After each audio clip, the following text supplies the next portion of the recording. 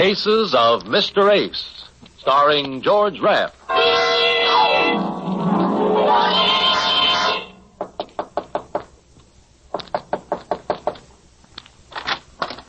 Yes? My name's Eddie Ace. Oh, yes, you're the private detective. Yes. There was a message at my office from a Dr. Gale. Asked me to come right over here. Is he in? I am Dr. Gale. Come in. Please. So, you're Dr. Gale. Shouldn't I be? I didn't expect you to be a woman. Now, what can I do for you? I want to retain you to talk to me. To talk to you? You'll be amply repaid for your time. Well, you don't have to bribe me. All you have to do is tell me what I'm to talk to you about. Your experiences? Why? You see, I'm a psychoanalyst, Mr. Ace. I'm planning a book dealing with criminal psychology. And I intend to do something different. And there I need your help. I want the material fresh and unbiased, so to speak. From the point of view of a private detective. Of more specifically, an Eddie Ace. You make me feel very important. Is that a trick of a psychoanalyst? No. That's a trick of a woman. What do you say, Mr. Ace? All you want me to do is to come here whenever I'm finished a case and tell you about it. Mm-hmm. The strange people you meet, what they said, how they reacted, what they were after. I guess you know what you're after, Dr. Gale. All right. When do we begin? I'm listening, Mr. Ace. I'm listening.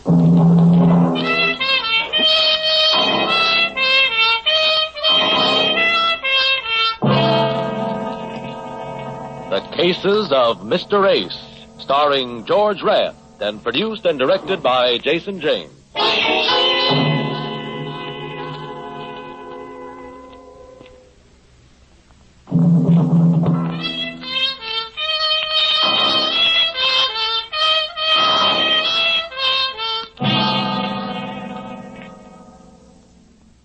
You're sure my typewriter won't disturb you, Mr. Ace? I don't think the typewriter would bother me, but I'm not so sure about the typist. When you arrived, you said you didn't expect me to be a woman. You were right. I'm a psychoanalyst. Shall we begin, Mr. Ace? I see what you mean. Yeah. Well, it all started with a killing that was no business of mine. The murder of Frederick Miller. You know, the corporation lawyer. His body had been found in his apartment. 3 bullets in it. As I say, it was no business of mine until I arrived at my office over on 6th Avenue in the morning after the killing. A man was waiting to see me. He was very small, very dark, very smooth. He smiled and showed me all his teeth. He had a lot of them. I opened my door, and he followed me in. Ah, merci, monsieur. Sit down. You're French. You are very observant, monsieur. What can I do for you? Permit me. My name, monsieur, is Fauré, Pierre Fauré. I have selected you to perform for me a very important service. Oui, a service. Such as... Oui. Now we come to it. Last night, monsieur, I performed a most impulsive act. I killed a man. I see. You're a big boy now. You must learn to control yourself. You are right. But that is how I am. I killed him, and I do not feel regret. I feel only pleasure when I look into my eyes and see him die again and again. That's better than a double feature. I had warned this man, monsieur. Twice I had warned him to stay away from Sally, my wife. He would not. So I killed him. It is simple. You make it sound reasonable. Who is the lucky lover? A pig named Miller. It is in all the papers. Oh, such a fuss. All for one pig named Miller. Frederick Miller, eh? Oui. Cochon. Well, what are your plans? That is why I have come to you, monsieur. I am now on my way to the City Hall of Justice. Giving yourself up? Oui, but it is not serious. When I explain to the man in charge of the justice why I killed this Miller, he will let me go. Yes, sure. He's cute that way. Why did you come to see me? To hold for me 2 things, monsieur. One, $500. And 2, this little key. This key, eh? Oui. You will hold it for me until after the man in charge of the justice has heard my case. When I return, you will give it to me. Suppose you don't return. Oh, it is certain. How do I know? Because I am a Frenchman. But I say, if by some silly mistake I am detained, then you will give it to my lawyer. But only if I am detained by what you call a conviction of guilty. Why not give it to your lawyer now, yourself? He still remains to be selected, and I do not wish to surrender myself to the justice dispenser with the key on my person. I see. And this 500, what do I do with it? That? You keep it, monsieur, for your trouble.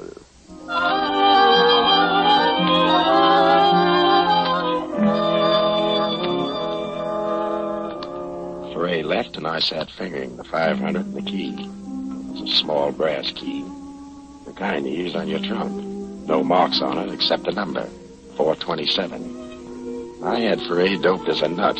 Anyway, Foray confessed to the killing of Miller. And the final editions told how Timothy Hogan, the wild Irish criminal lawyer, came forward with an offer to defend the prisoner. The next morning, Hogan came into my office. I had a hunch he would. And as sure as I'm sitting here in your office, Mr. Ace, I'm certain that Pierre Foray did not kill Miller. He confessed. Confessed? Ha! So there you have a darling confession. A Frenchman, a crime of passion, and he gives himself up. No, not Foray. Not after talking to the man. And what's your best guess? Think, man, think. Can't you see it? Maybe I'm looking in the wrong direction. And that you are. Foray is covering up for someone he loved. His wife? Aha, that's the thought, Mr. Ace. That's precisely the thought. And that's why the case attracted me. There's no money in it. But it's sentimental and violent, and I'm Irish. Well, it could be. But if he's covering up for his wife, how are you going to get him to sing? I must. If I can get him to recant a confession from his wife, I could get her an acquittal with a twist of the wrist. Good heavens, man, look at the elements. Self-sacrificing husband, outraged and betrayed wife. She comes forth at the last minute. Why, it's better than Mother McCree. I'll have the jury swimming in their own tears. I like your script. How are you going to get it on the stage? Aha, that is the problem. And there I need your help. I know this much. Yesterday, before he gave himself up, Foray came to you. What did he tell you? Nothing. He gave you something? Nothing. Oh, I don't think you're telling me the gospel truth, Mr. Hill. I'm not. I see. Very well. I tried to persuade Foray to give you his permission to talk to me. That's better. But in the meantime, Mr. Ace, in the meantime, you might try to sound out the wife for me. Very, very discreetly, understand? But sound her out. You hiring me? Yes. Will you see what you can do? I'm practically there now.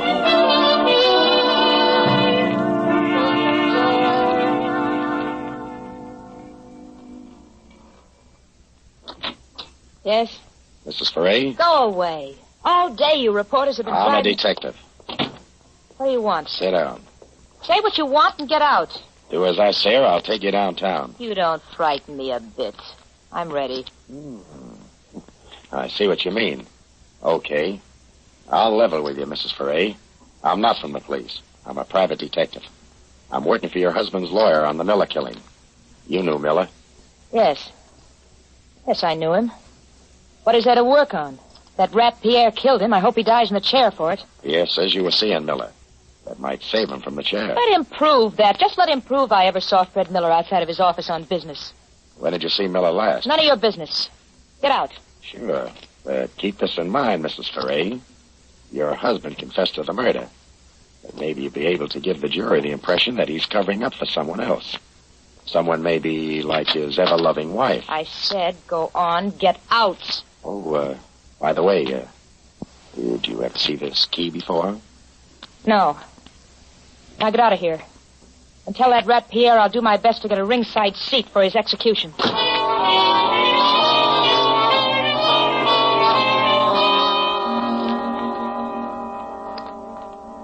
I went went back to my office, opened my door, and then I saw him. A man was sitting behind my desk. He got to his feet. He didn't introduce himself, but I could tell by the bulge in his right pocket that he had a very good reference. You are Mr. Ace. What do you want? The key, Mr. Ace. What key? Please, Mr. Ace, do not act childish. Give me the key. I'm bigger than you are. But if you force me to use this gun, I shall be liver than you are. The key, please. He pointed a stubby little revolver at my head. I gave him the key. He thanked me politely enough and left. I counted 10, then raced down the hall to the fire exit, slammed down the iron stairs, and picked up behind him as he was leaving the building. He went straight to the Times Square station. I went right behind him. He went directly to the lockers. I was right behind him. He inserted a key in the locker number 427, threw the latch, pulled the little door open, and then...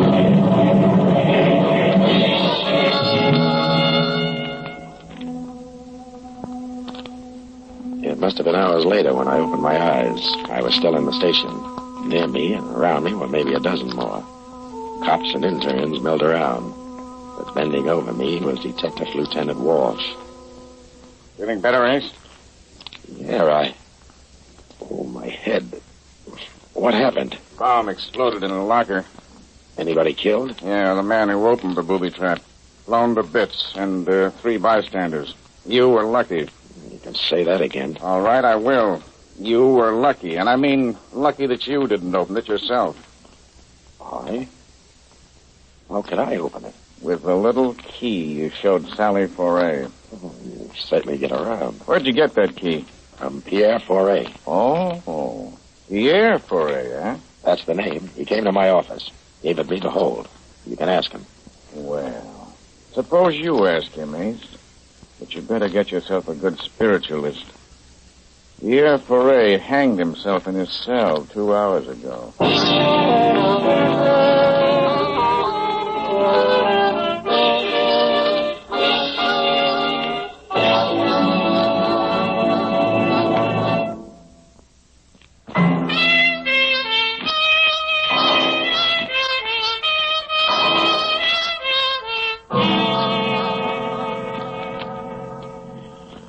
Walsh took me down to police headquarters. He talked to me for 2 hours. He didn't learn a thing, but I did. Pierre was visiting his cell by Hogan and Mrs. Foray just before he strung himself up. It was Hogan who found his body when he went back to talk to him again. I asked Walsh what he knew about Hogan, and he didn't know much. I left police headquarters and went around the corner to Jenny, the bail bond. Jenny had been around New York longer than the city charter and runs the biggest bail bond mill in town. I asked her what she knew about Timothy Hogan. She didn't know much offhand, but promised me a rundown by morning. I said I'd call her and left it at that. Outside, the rain was just beginning to wash the town. A hack pulled up. I opened the door, bent to get in when the butt of the gun came down across my skull. And that was that. It was the cold water that brought me out of it. I opened my eyes. The ceiling and the chandelier spun around. I closed them again. Leo, douse him again. Ace. Ace, you hear me? Get up. The man said get up, and the man meant it. The man was big enough to lift me to my feet with one hand. I tried to open my eyes. There were battleships tied to the lashes, but I made it. 2 other mugs flanked me, with Mike in front of me. The rug was wet with blood and water. The water and the rug were theirs. The blood was mine. Somebody must have taken a bad working over. I began to figure it must have been me, but I couldn't remember. In fact, I didn't even know who Ace was when Mike barked the name. You hear me, Ace? Give me a drink of water. Leo, give him a drink.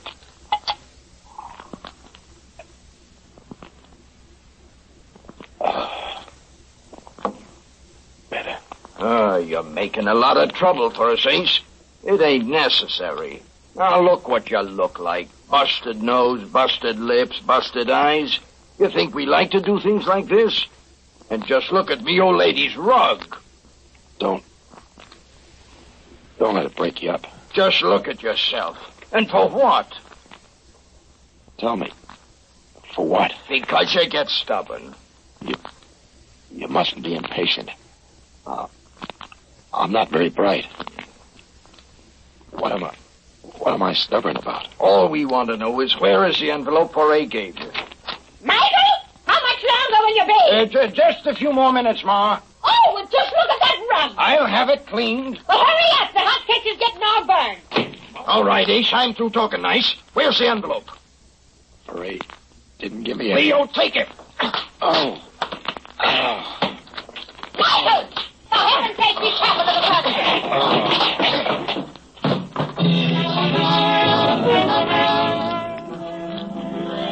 And the last I remember, there was the old hack screaming about her furniture. I know I smashed a chair when I went down, and that made me feel pretty good. I felt the water hitting my face again. I got my right eye unstuck.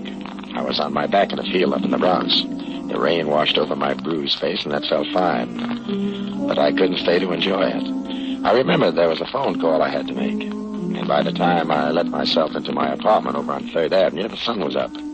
I looked into a mirror. I never saw a guy before in my life. But even if he was a stranger, I had to do something for him. I wrapped some ice in a towel, held it over my face, and then I picked up the phone.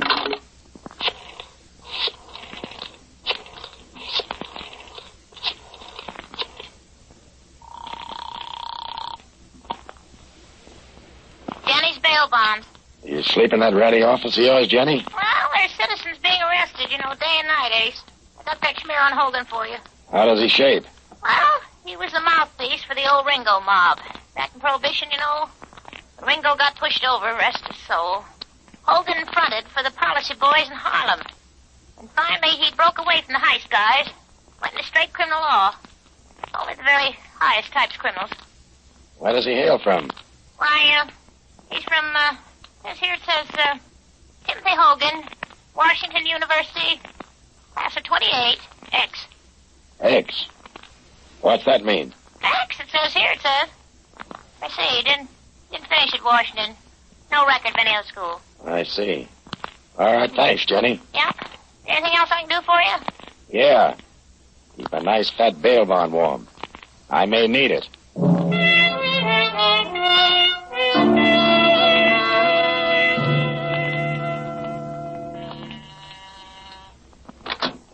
Who is it? What? Oh. Well, don't let the face frighten you, Mrs. Foray. I'm just breaking it in for Boris Karloff. What happened to you?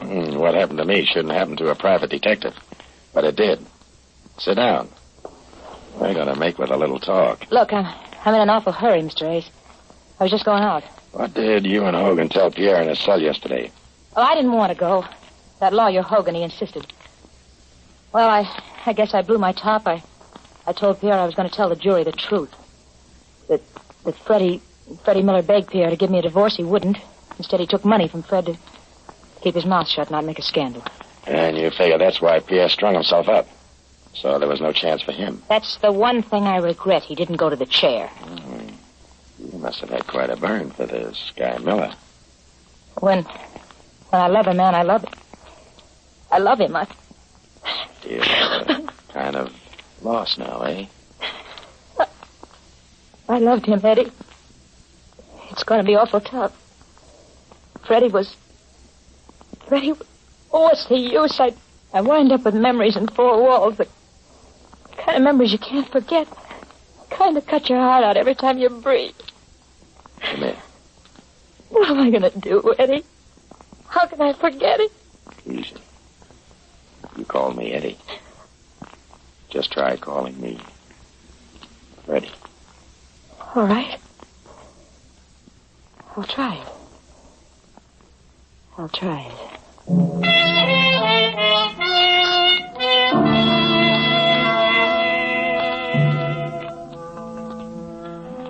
A little later, I remembered that Sally was just on her way out when I arrived. I asked where she was headed for. She hedged a little, but then I saw the court orders on the desk. She was going down to the First National Bank to open Pierre Foray's safety deposit box. I went with her. The small vault contained some jewels, an insurance policy, and a bulky package wrapped in brown paper. The jewels are mine. I'll take them with me. Maybe we better see what's in this package. I can't imagine what it could be. Money. $1,000 bills. Must be 50 of them. $50,000? Well, where Where did you get all that? Not in the private eye business. In this envelope. I think we better open it in the presence of a lawyer. Look, I'm going upstairs to see if anybody's around that looks familiar. Here, take this nickel. Yeah. Call police headquarters. Lieutenant Walsh. Tell them to meet me right now at Timothy Hogan's apartment. This is important for both of us, Angel. So don't trip. I'll wait for you outside.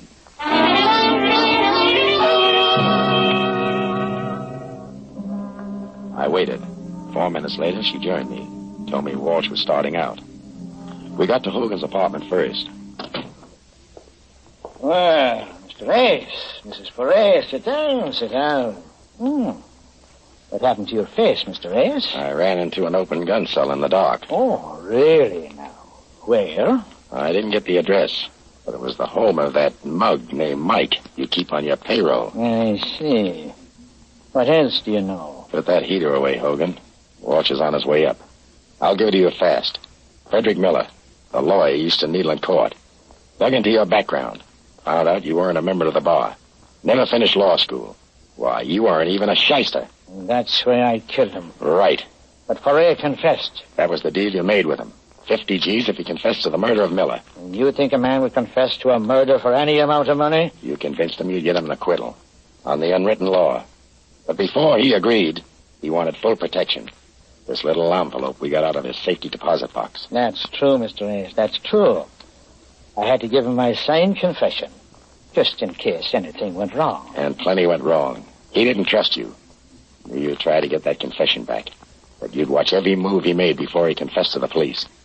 That's why he came to me. Gave me a key to a booby trap. He figured you'd try to get that key from me. Open the booby trap. And get your head blown off.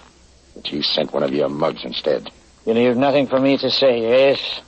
Is there anything else you'd like to know before I kill you? Yeah. How did you manage to kill Foray in his cell? That, my friend, that is the trade secret which I cannot divulge. Too bad, Hogan. Right guy like you. I know that Walsh will feel the same way about it. But he's a city cop. Mr. Ace, you are priceless. But you made just one little mistake. You see, Sally here wasn't in love with Miller. You didn't even know him. Sally was and always has been in love with me. That true, Sally? Here's your nickel, Eddie. I didn't make that call to police headquarters. So little Sally wasn't 3-timing. She was 4-timing. You know, Ace, it's remarkable you've stayed alive as long as you have. Can you give me one good reason why I shouldn't kill you? Can I skip that question and take the $32? Go home, Sally. Yeah, I'm sorry, Eddie. Believe me, I am. Go on home and sharpen your stiletto. Going somewhere, Mrs. Foray? Look out, Walsh. He'll shoot. Oh, no. That's a darling break. Tim. Sally, did you double... No. Did you cock? No. No, I didn't, Tim. Honest, I didn't. I'm the dying. It's easy. Tim. Stop wailing, Sally. He can't hear you. He's dead. And I wish he'd killed you. A brilliant man like him shot down like a dog, and you stand there. Okay, Walsh. From here on out, it's your party. The confessions in the envelope will give you the score. Sally is right. He was a brilliant man.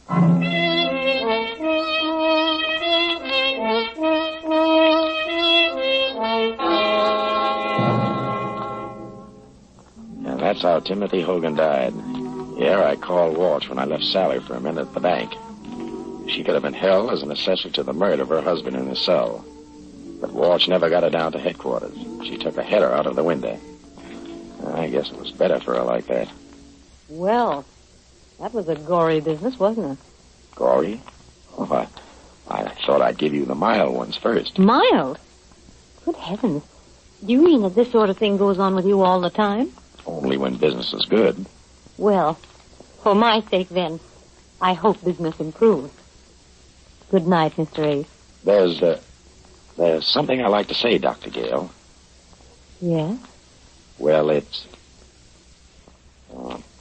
never mind. Maybe next time. Or maybe the time after that. You're reading my thoughts marked private. Good night, Dr. Gale.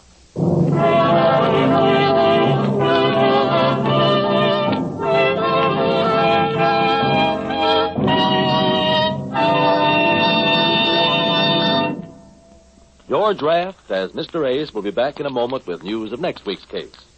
But now, a word from our sponsor. Thank you. Next week, I have another appointment with Dr. Gale. I'm going to tell her about a murder that shouldn't have happened, not even to a corpse. And, George, we'll all be waiting to hear that. In the assisting cast tonight, you heard Jeanette Nolan, Kathy Lewis, Theodore Von Eltz, Leo Cleary, and Stanley Farrar. The music was composed and conducted by Sandy Courage. This is Carlton Cadell speaking and inviting you to listen again to George Raft in The Cases of Mr. Ace.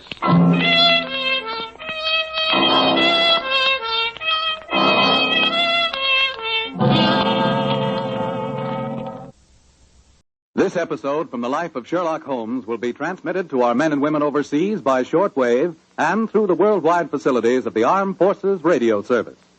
Petri Wine brings you Basil Rathbone and Nigel Bruce in the new adventures of Sherlock Holmes.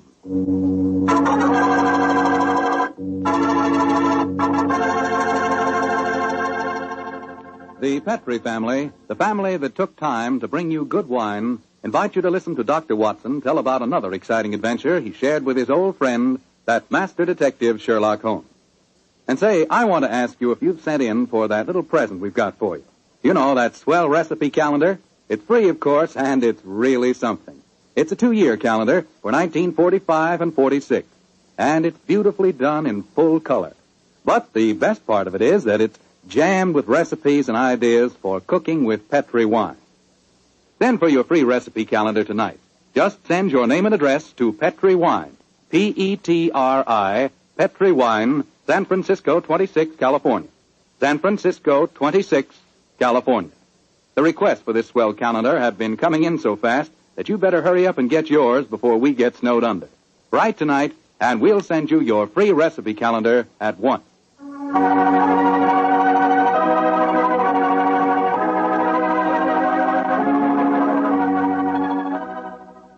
And now for our weekly visit with the good Dr. Watson. Let's see if he's waiting for us.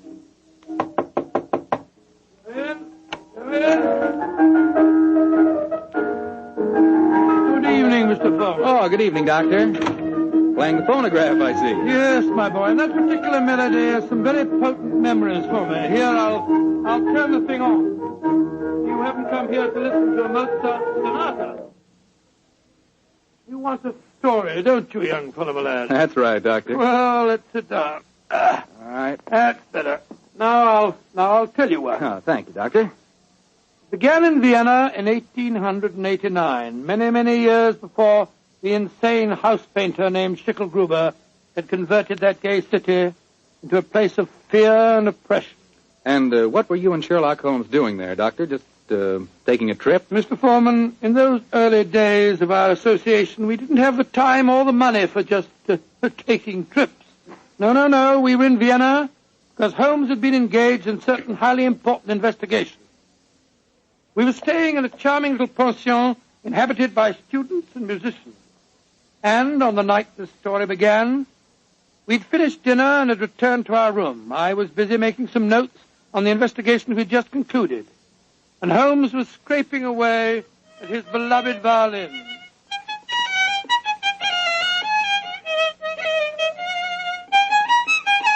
Confound it.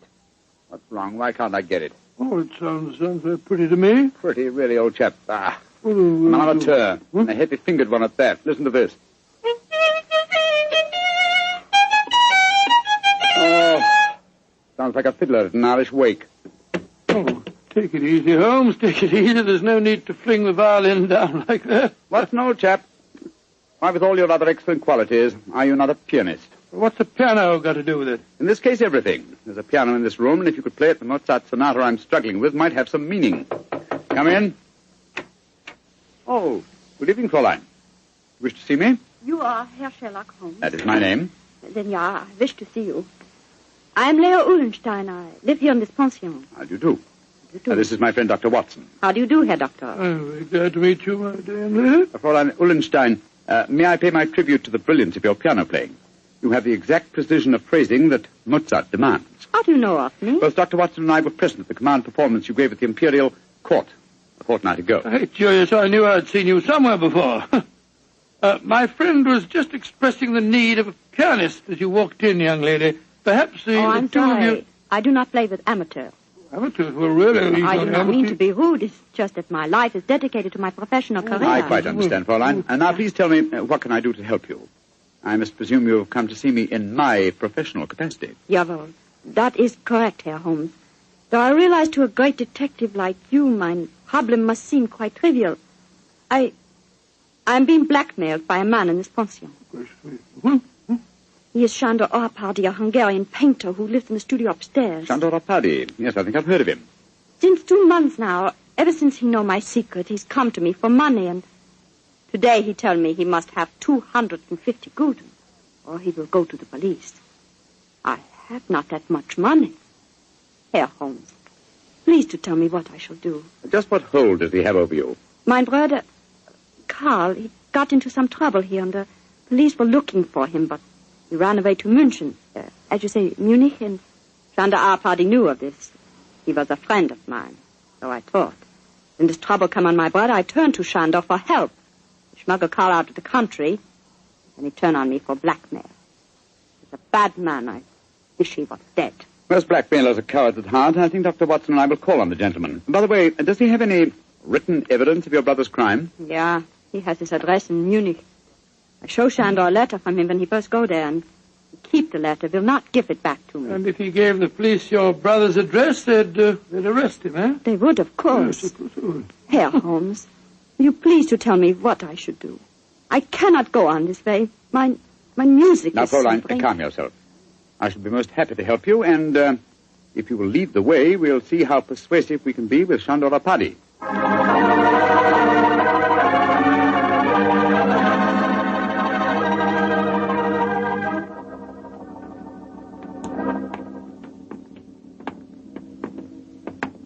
That is the studio, Herr Holmes, at the end of the corridor. I see. Now, remember, young lady, you'd better let me do most of the talking.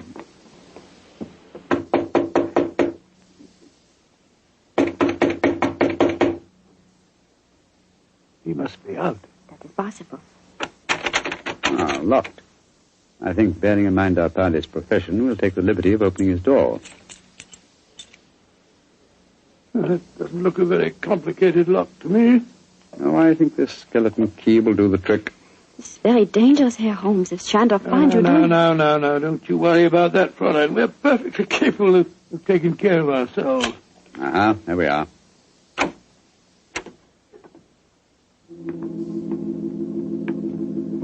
Close the door behind you, will you, Watson? Can't see a thing. I'll strike a match. Oh, Gott nehme. Quick, Scott, look at him. Slumped over his desk. Light the gas, will you, Watson? Right you are, Holmes. There.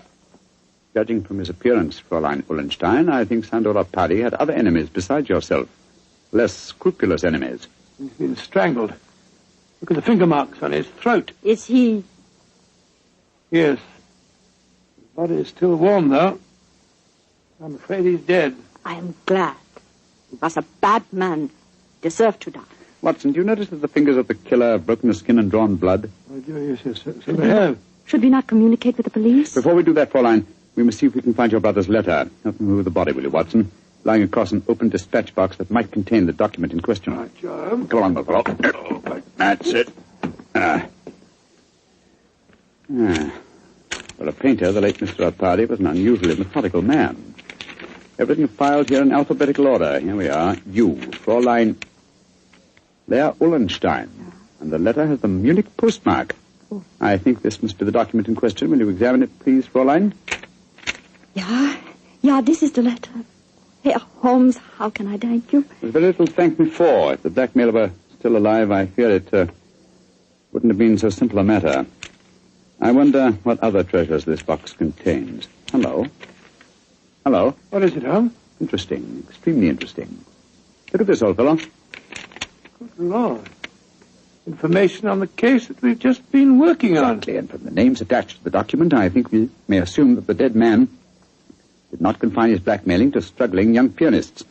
He was after big game, too. Yes, we'd better be careful, Holmes. I don't think that we should go for the police just yet. No. We'll start by having a little talk with the other residents of this pension. Fräulein, who lives in the room adjoining this one? I too, Herr Holmes. And the room across the landing? Lai Tong-fo, the great Chinese actor, he's performing here in Vienna. I see. Then I think we'll start by calling on him. Return to your room, Fräulein, and we will let you know later what we've found. In the meantime, say nothing to anyone of what has happened. I will do everything you tell me, Herr Holmes, and please, once again, please let me thank you for what you've done for me. You know, Holmes, I'm not sure that girl didn't strangle Pardy herself. A pianist would have unusual strength in her fingers. And we know that she had the motive. And look how unnaturally calm she was when she realized the man was dead. I disagree with you, old fellow. Huh? I think what you refer to as unnatural calmness is really the cold detachment of the true artist. Well, I have a feeling we should keep an eye on her, just the same. We will, Watson, we will. And now I suggest we pay a visit across the landing to the distinguished Chinese actor, Mr. Ling Tu-fo.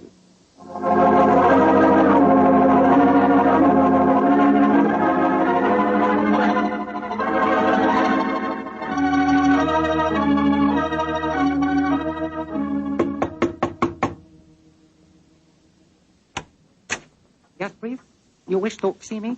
If you could spare us a moment, sir. But of course, gentlemen. Please to come in. My name is Sherlock Holmes. This is my colleague, Dr. Watson. How do you do, sir? How do you do? I am greatly flattered to meet you. You are not here to see me in your professional capacity, I hope, Mr. Holmes? Oh, no, not exactly. I just wanted to ask you a few questions. Please, to ask me anything. Do you know Chandora Paddy, the painter who lives across the hall? I know him by sight. We nod to each other on the stairs. Nothing more. I see. Have you been in your room most of the evening, may I ask? But yes, I have been sitting here quietly for the past few hours, reading over the Analects of Confucius. No, Confucius. May I ask, sir, whether you've heard any unusual noises this evening? Sounds of a struggle or a cry from the direction of Sandor Pardy's room, for instance? I do not think so. Wait, yes. I think I did hear laced voices in there and the sound of a cry. About how long ago was this? Oh, an hour ago, perhaps more. Is anything wrong? Has trouble come to Shandor? Shandor? I thought you said you had only a nodding acquaintance with the gentleman. Well, he is a well-known artist. It is only natural I should call him by his false name, Mr. Holmes, even though I do not know him. Has something happened to him? I'm afraid so, but I can't tell you any more about it at the moment. Thank you for your cooperation. We shall see you again, no doubt. Good evening, sir. Good evening, gentlemen. Good evening. That fellow wasn't telling us the truth, you know, Holmes. He seemed very shifty to me. Well, where are we going now? Downstairs to the porter's desk. There's only one entrance to this house, you'll remember. The porter may be able to tell us of any unusual comings and goings in the last hour or two. Come on, old chap, don't dawdle. There's a great deal of work ahead of us.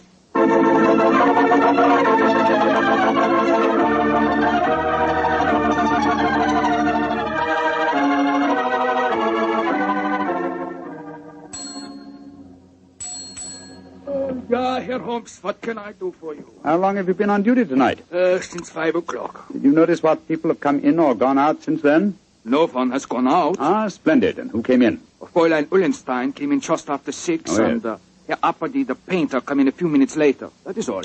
Who lives in the other ground floor apartments besides Dr. Watson and myself? There are only 2 other apartments. In the one to the right of the corridor lives Madame Janssen. She's a Swedish lady, a sculptor. And in the other? Signora Violetti, the Italian opera singer. Oh, thank you. Thank you very much. I'm much obliged to you. I'm happy to be of service, Herr Holmes. Where are we off to now? Back to our rooms? Oh, we'll call on Madame Violetti if she's at home.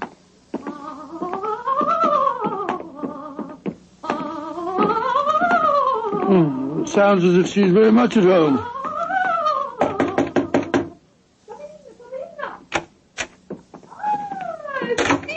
Sherlock Holmes, and he's a friend have come to see me.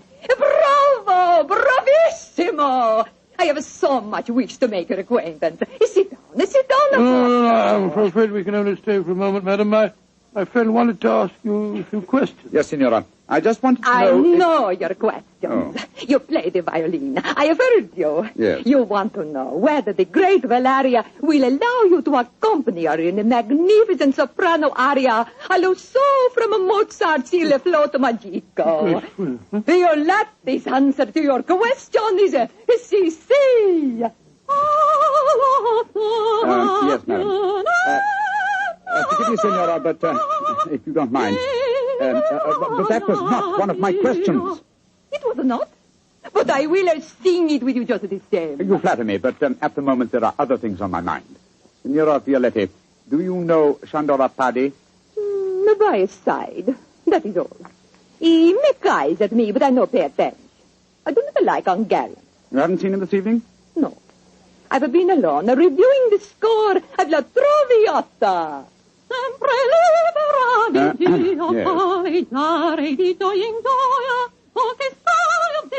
I am to sing it next week here in Vienna. I hope you will both be present. It would be a great treat for you. I'm sure it would be, Signora. Now, if you'll excuse us. Oh, it is sad you must go so soon. But come and see me again, and I will sing for you both before you leave Vienna.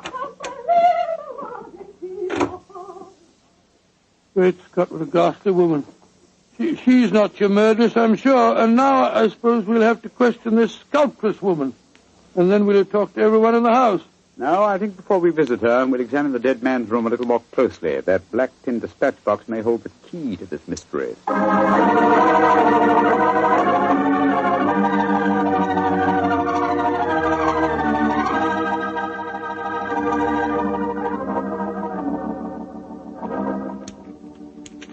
Idiot! Numbskull! Why didn't I go through these papers thoroughly at first? They certainly tell an interesting story. Our party had obviously been blackmailing Madame Janssen, the sculptress. Yes, and also our friend, the Chinese actor, Lai Tung-fo. Then Lai Tung-fo was lying when he said that he didn't know our party. Obviously. By George, 3 of the 4 people living in this house in his power. Hello. What's the matter? What have you found? Footprints in the cigar ash on the carpet. Prints of a small foot, leading us to this closet. Somebody must have been hiding in there. Yes, very possibly. Uh-huh. Take a look at these, Watson. Strands of hair. Long black hair. Where were they? On a hook in the cupboard. Someone bracing themselves back so as to be out of sight could easily leave such evidence. I've got it, Holmes, I've got it. The long black hair, the long nails that caused the peculiar marks on our party's throat, and the small footprint. It was a woman. Possibly, but which one? Fräulein Ullenstein and Signora Violetti both have blonde hair, remember? And it must be that sculptress woman. Not necessarily. Who else, not a woman, might have small feet, long nails, and long black hair? By Jove, the Chinese actress. Precisely. Come on.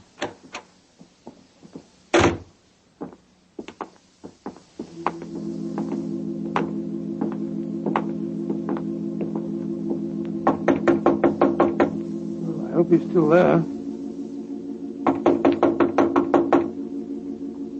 Come on, sir. Come on. Let's go in. Holmes, look at him. He's praying. His head's in his hand. Oh, my dear fellow, I'm afraid prayers can do him no good now. He's been strangled. Strangled with his own cue.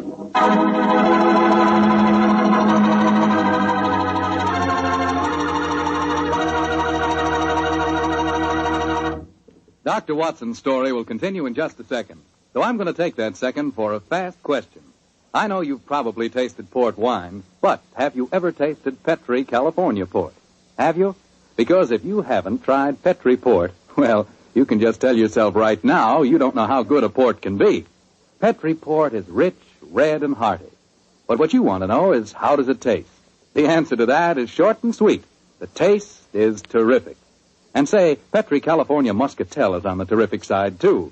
Petri Muscatel has the flavor and fragrance of real, juicy Muscat grapes.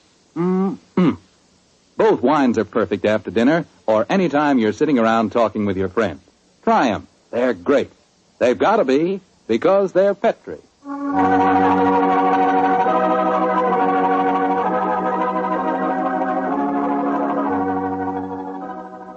And now, back to tonight's new Sherlock Holmes adventure.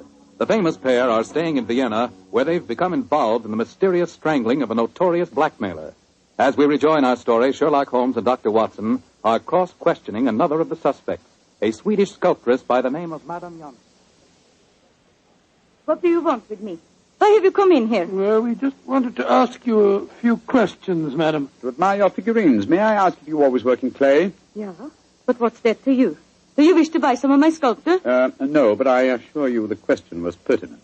Tell me who you are and stop wasting my time. My friend is a private detective, madam. A detective?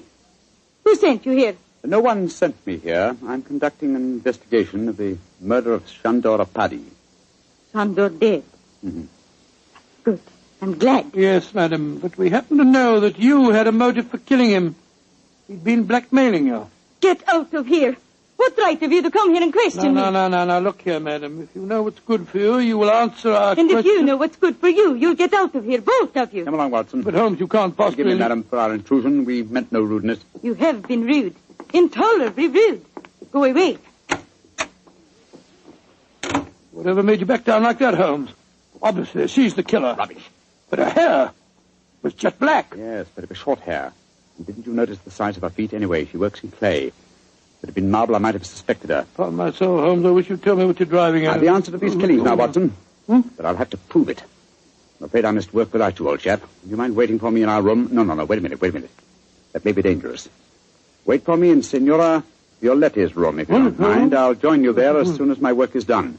Pretend that you have returned because you were so enchanted with her voice. Oh, good Scott, Holmes, you can't ask me to be alone with that dreadful woman. Please do as I say, Watson, and don't question me. There isn't a moment to be lost.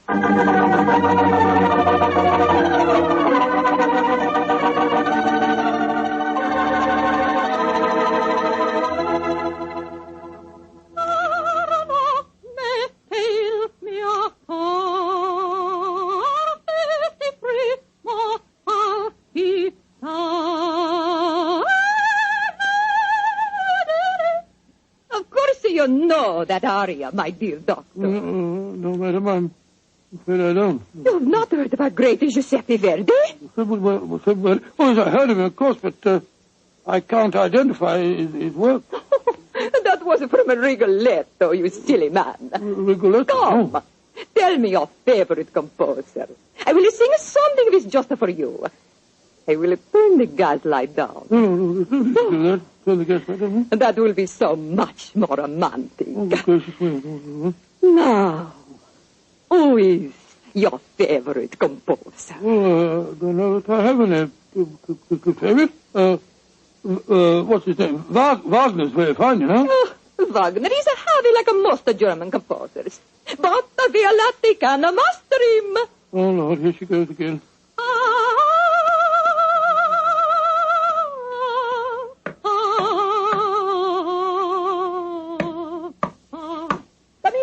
Come in. I cannot see who it is. Come into the light. It is I. Great heavens, the Chinese actor. I am sorry to make commotion, but as we say in my country, those who return from grave speak with double knowledge. Oh, you devil! You devil! I kill you once! I kill you once! I kill you again! Thank you for the confession, Senora Violetti. You can testify to it, Watson. Holmes! No, you don't, Senora. Your nails are too sharp for my liking. I'll kill you two, both of you! I'll kill you! Watson, catch her. She's fainted, Holmes. Fainted, eh? What an undramatic exit for a most dramatic lady.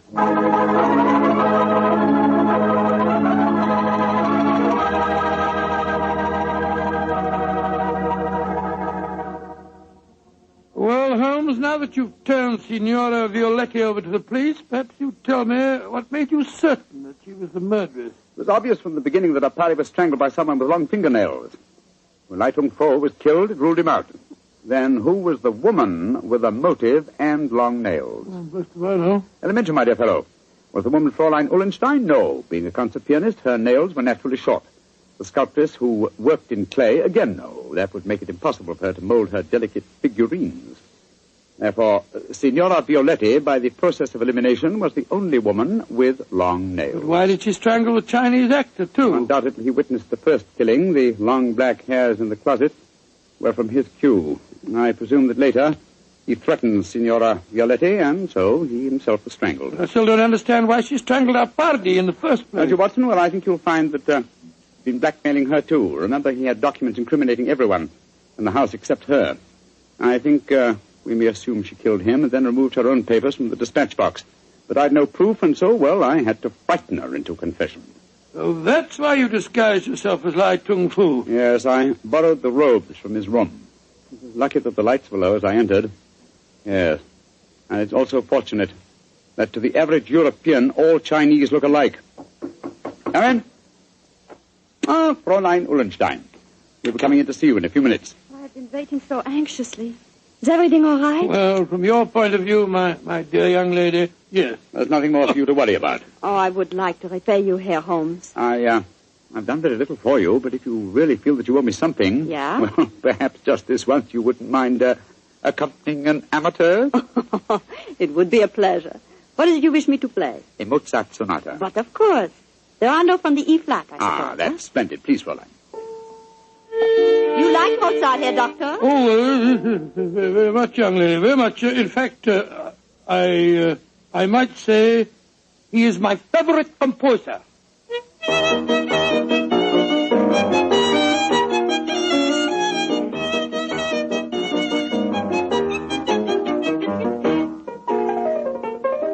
Charming.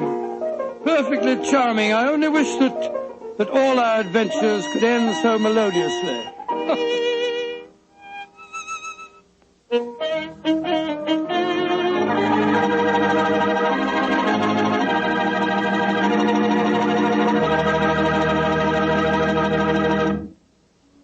Tonight's Sherlock Holmes adventure is written by Dennis Green and Anthony Boucher and is based on an incident in the Sir Arthur Conan Doyle story, A Case of Identity. Mr. Rathbone appears through the courtesy of Metro-Goldwyn-Mayer and Mr. Bruce through the courtesy of Universal Pictures, where they are now starring in the Sherlock Holmes series. This is Bill Foreman saying goodnight for the Petrie family. This is the Mutual Broadcasting System.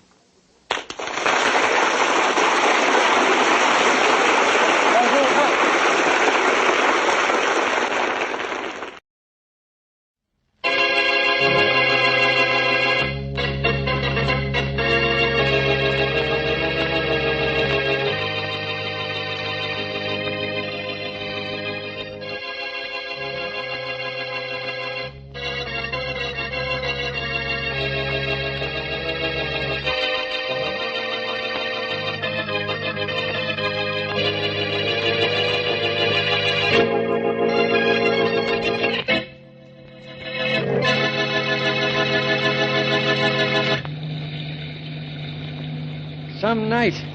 Some rain, Jack? Yeah, it is, Tom. What kind of a night to be hauling $100,000 in cash through the countryside? All you gotta do is protect the dough. I gotta drive this truck. And I ain't sure if we're in the country or the city. This rain's so thick I can't see 10 feet in front of me. It is a heavy rain, all right. Yeah, it's some black night, too.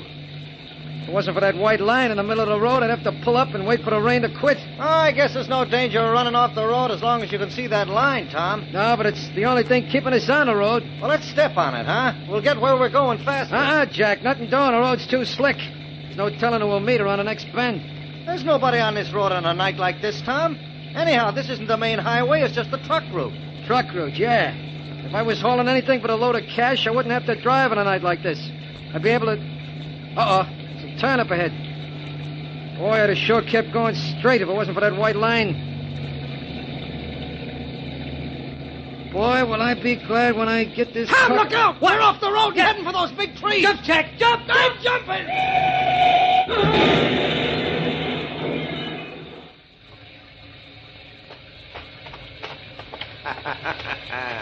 What a plan, Harry. What a plan.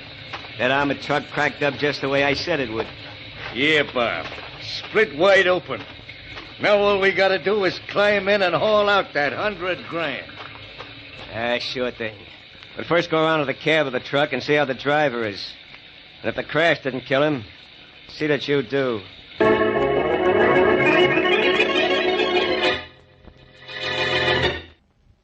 Now on to Dick Calmer as Boston Blackie. Enemy to those who make him an enemy. Friend to those who have no friend.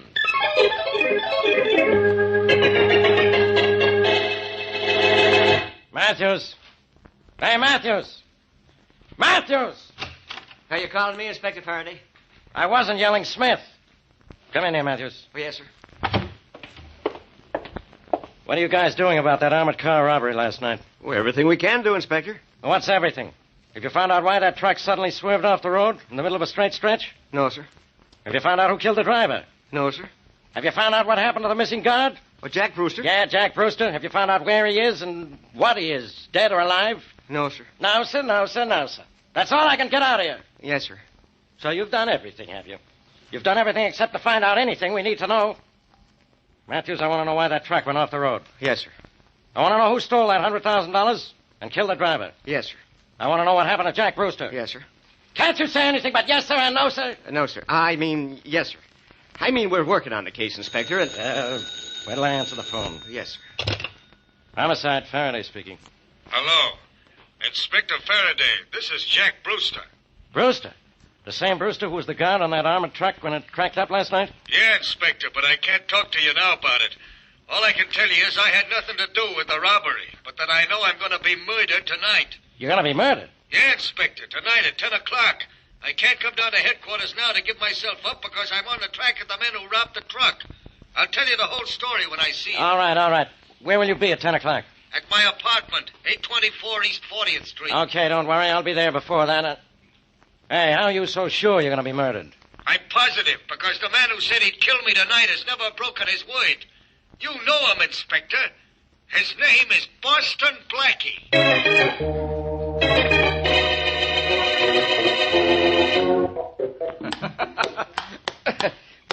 You didn't know I was this good at ping pong, did you, Blackie? Married? If I'd known that you were this good, I'd have set up the table long ago.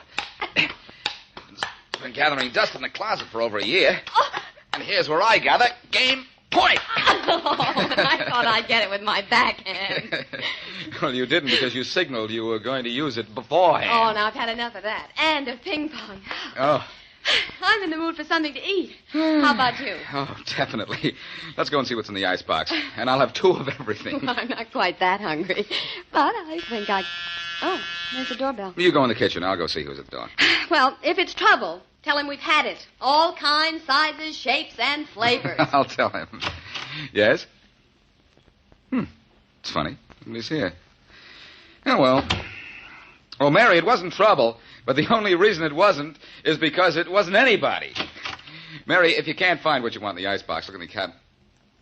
Hey, Mary. Mary, where are you? Mary! What goes on here? Mary! Maybe she didn't come into the kitchen. Hey, Mary, where are you? What are you doing? Playing games? Hello, Blackie. What? Hello? What are you doing here? How did you get in? I walked in. The door wasn't locked. Did you ring the bell a minute ago? Yes, I did. But I lost my nerve and was down the hall when you opened the door. What made you come back? I saw your face when you opened the door and looked out. I knew then I could trust you. Well, thanks. Trust me with what? Blackie, I have to talk to you. I'm Doris Brewster. My brother is Jack Brewster. Jack Brewster? The guard who disappeared when that armored truck ran off the road and crashed last night? Yes, and it's about him that I... Excuse me. Mary, is that you? Oh, yes, Blackie. I just stepped across the back hall to borrow some sugar from the woman next door. Who's in there with you? We've got company. Come on in. Oh, okay, in a minute. I'm sorry, Miss Brewster. What were you saying? My brother asked me to come to you, Blackie. He had a friend call and tell me you'd help us. You see, he's innocent, no matter what the police think. But he knows who is guilty. Well, why doesn't he go to the police and tell them? He says he doesn't dare, that they'll arrest him and never give him a chance to clear himself. I was told to see if you'd come to his apartment at 9:30 tonight. Here's the address. You know, Miss Brewster, I don't see any reason for me to get into this at all. All I can tell you is that Jack is innocent, and he can prove his innocence with your help. Isn't that reason enough?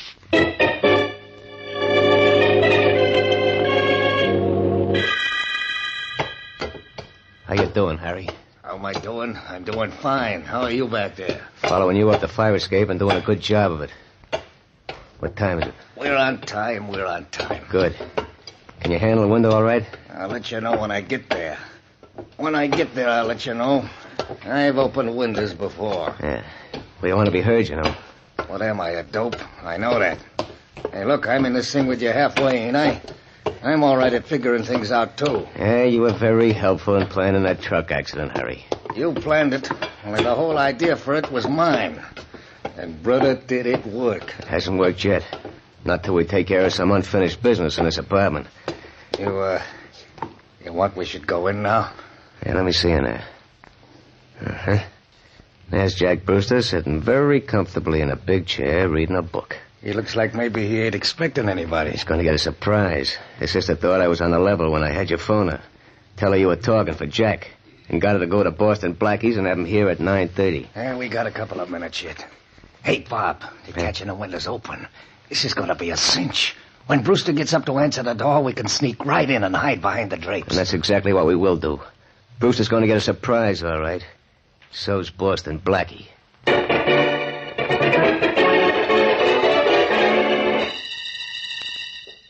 now for the 9:30 news. Here in the city, residents are signing a petition to coordinate street repair operations. Who is it? So that the city's thoroughfares will not be torn Oh, just up a 3 or minute 4 while I times turn in off one the spot by radio.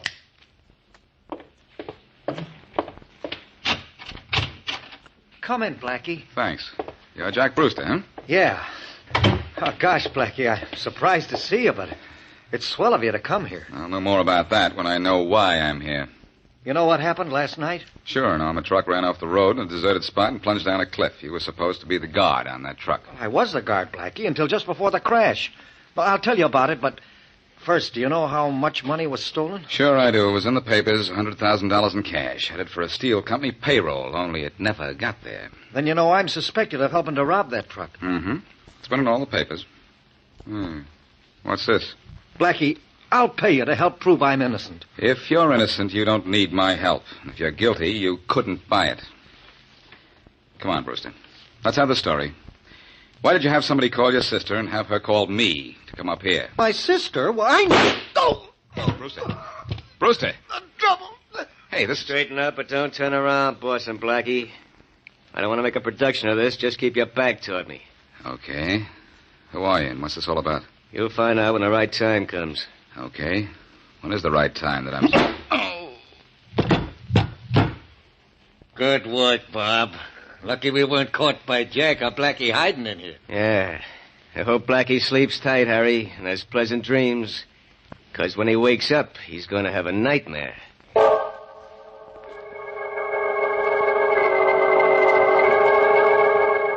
Come on, Blackie, wake up. Oh. Wake up! Oh, don't tell me that's Faraday. If it is, somebody hit me again. Somebody hit you hard enough already. I'm Faraday, all right, but what's been going on here is all wrong. What has been going on here? Yeah, let me help you up and show you. There. How's your little head? Hurt? What do you mean, little head? Oh, brother. Blackie, it's going to take more than jokes to get you out of this. Look over there. Exhibit 1, a dead body. Jack Brewster, huh? Exhibit 2, this is the murder gun, and I found it in your hand. Lucky you. Exhibit 3, this package of money I found in your pocket. Don't tell me, Faraday. I know it has numbers corresponding with the armored truck loot.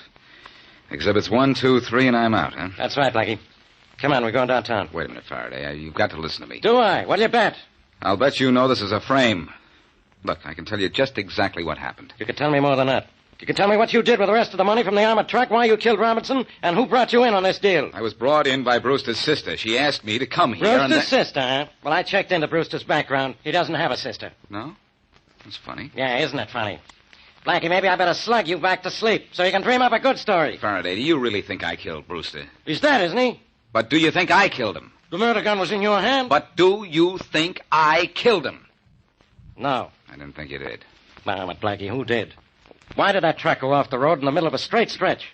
Who killed the driver? Who robbed the truck? And who tried to frame you for Brewster's murder?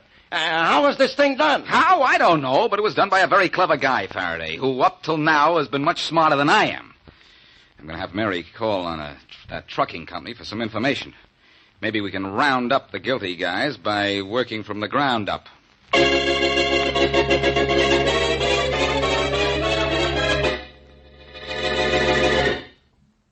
Now back to Boston Blackie.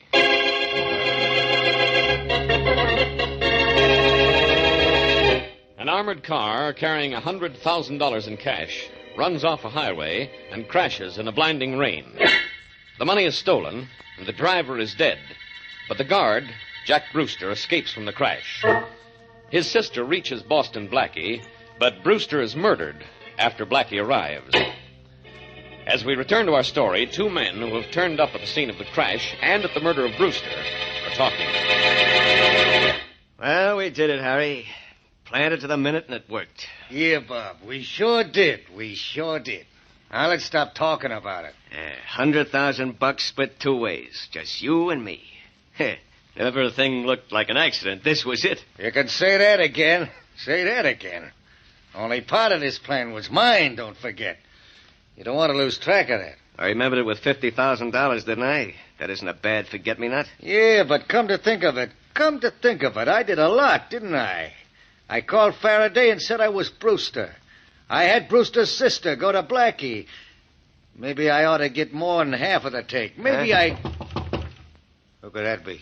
Yeah, it could be most anybody. This is an office, ain't it? Maybe it's the boss. Bosses don't knock. Come in. Hello. Who are you? My name's Mary Wesley. They told me in the front office that you two gentlemen are in charge of the route and the time that the armored trucks leave this garage. That's right, miss. Well, Boston Blackie sent me down here. He wants to know which of the men in the company knew the route the truck was going to take. Oh? Well, tell Blackie I knew it. The name is Robinson, Bob Robinson. Uh-huh. My assistant here, Harry Baker, knew it, too. And I'll let you in on a little secret you can go back and tell your friend Blackie. Yes? You can tell him that I knew the route that the armored truck was going to take. So did Mr. Baker here. And so did about 50 other people who work in this place.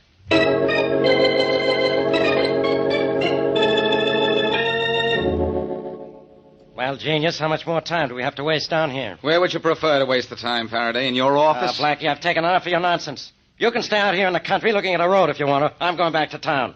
What's there to see here, anyhow? A 2-lane road with a white line in the middle. Let's wait here for Mary, Inspector. She can't be too long now. You know I sent her to the armored truck offices to get us some information. Yeah, you told me that. Okay, you sent her. You wait for her. I can't see any reason that armored car went off the road at this particular spot, despite what you think. And with those little words of wisdom... There's a car headed this way, Faraday. I can hear. You can? My, wonders never cease. Hey, that isn't Mary in that car. Who said it was? Nobody.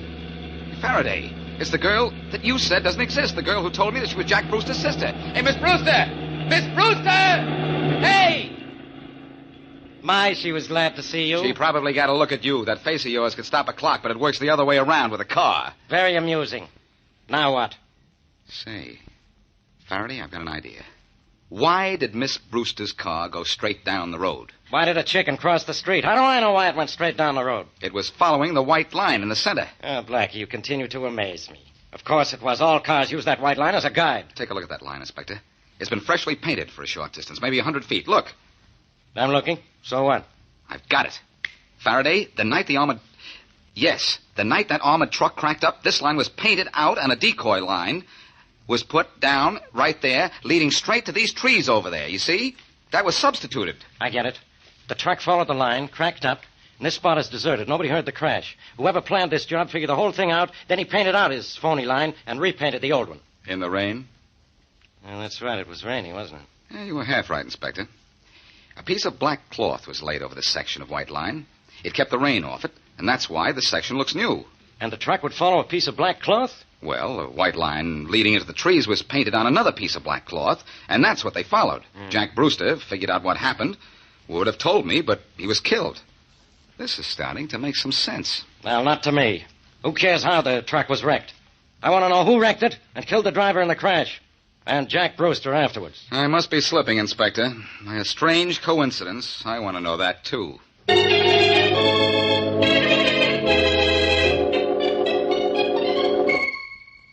Oh, I'm glad you tried phoning my apartment before you came down to the spot where the truck cracked up, Mary. Yeah, so am I, Blackie. I went to the trucking company as you suggested. What'd you find out? Nothing. In that case, I could have asked Faraday to go. Well, I did meet 2 men, one named Robinson and the other named Baker, and they told me that everybody in the plant knew the route the truck was to take. It was posted on a bulletin board. Sure it was. It always is. But, Mary, it was posted the night the truck left the garage. This job was planned for some time. It had to be. How do you know that? A white line told me. I'll explain it to you a little later when I see you. Oh. What I want to know from you is, who knew in advance the route that truck was taking? Robinson and Baker, the 2 men I spoke to. They're in charge of that. Oh, really? Well, maybe it's time I took charge of them. I'll be talking to you. Okay. Bye. Whom are you calling, Blackie? Well, the missing sister. You turn up at the most unexpected times, the most unexpected places. How did you get in here? The hard way. You left the door open. Oh. Well, now that we have that out of the way, suppose you explain about you. Who are you, anyhow? Jack Brewster's half-sister. Half-sister? Oh, no wonder Faraday couldn't find any trace of you.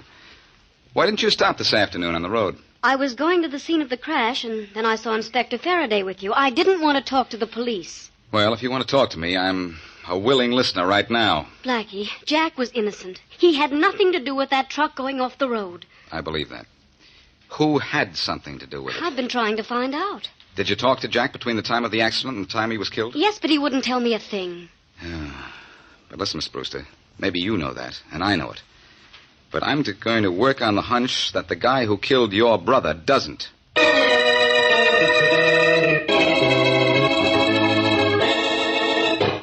You work here 2 more weeks and quit. Get that, Harry? Sure, Bob, I got it. And you stay on for another month and you quit, huh? That's right. Maybe I'll purposely make a mistake and I'll get fired just so it won't be obvious. And I'll meet you somewhere and we'll really start to live. Suits me fine, Bob. Suits me fine. I think I... Hold it. Routing Department, Robinson speaking. Robinson, this is a certain guy. You don't say. Don't play, Robinson. I'm calling you for your own good. I'm hip to that caper you pulled with the armored truck and the white line. Oh, you do know something, don't you? Jack Brewster told his sister, and she told me. You owe me $35,000. How do you figure that? That's roughly a third of the $100,000 you and your sidekick grabbed. The extra couple of G's I want for breakage. Ah, how do I get it to you? How about the spot where that truck cracked up? It's nice and quiet out there. That's good enough. How about midnight tonight? Suits me. See you out there, and don't forget to bring company. $35,000 worth of company. Okay. But that ain't the only thing I'm going to bring.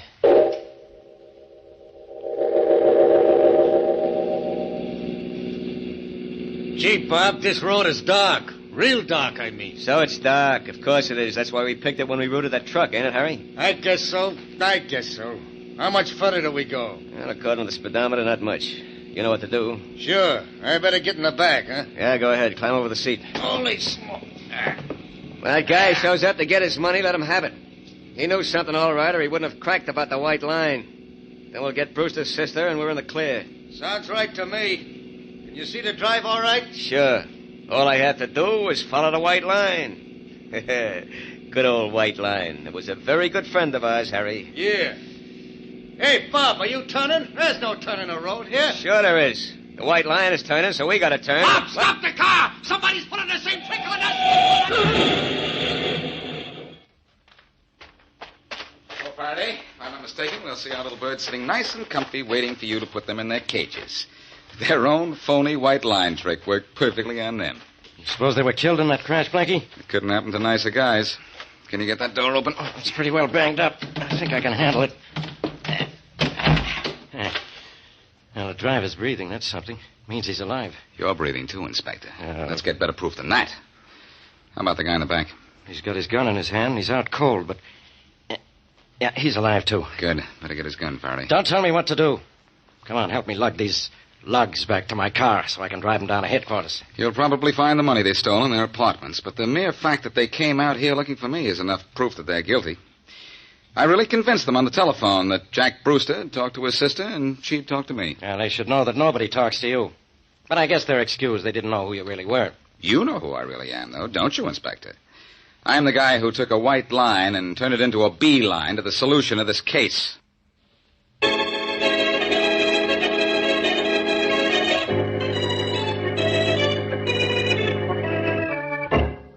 Is there anything we can get you, Miss Brewster? No, thank you, Miss Wesley. You and Blackie have been wonderful. I can't help thinking how stupid I was, though. Everybody says that about himself at some time or other. I wouldn't worry about it. Yes, but I fell right into the trap those two men planned. You mean about coming to me and getting me to your brother's apartment at 9:30? That wasn't too stupid, Miss Brewster.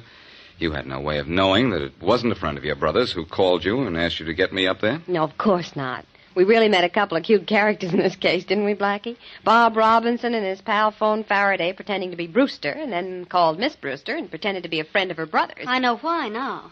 They wanted to be sure Blackie was at my brother's apartment when they killed Jack. And they wanted Faraday to find Blackie there. Oh, I said they were cute, didn't I? The cutest thing they did was that white line on the road idea. It's the most unusual gimmick I've come across in months. It would have been foolproof, too, except for the rain. After the rain, part of the white line on the road, the part that was covered by the cloth they set down, looked different from the rest of the white line. That's what started you on the right track, wasn't it, Blackie? Yes, and the track led right to Robinson and his friend. You know, switching their own idea by making them run their car off the road gave us practically all the proof against them we needed. Yes, I'd say that when their car crashed, it was their plan that really cracked up.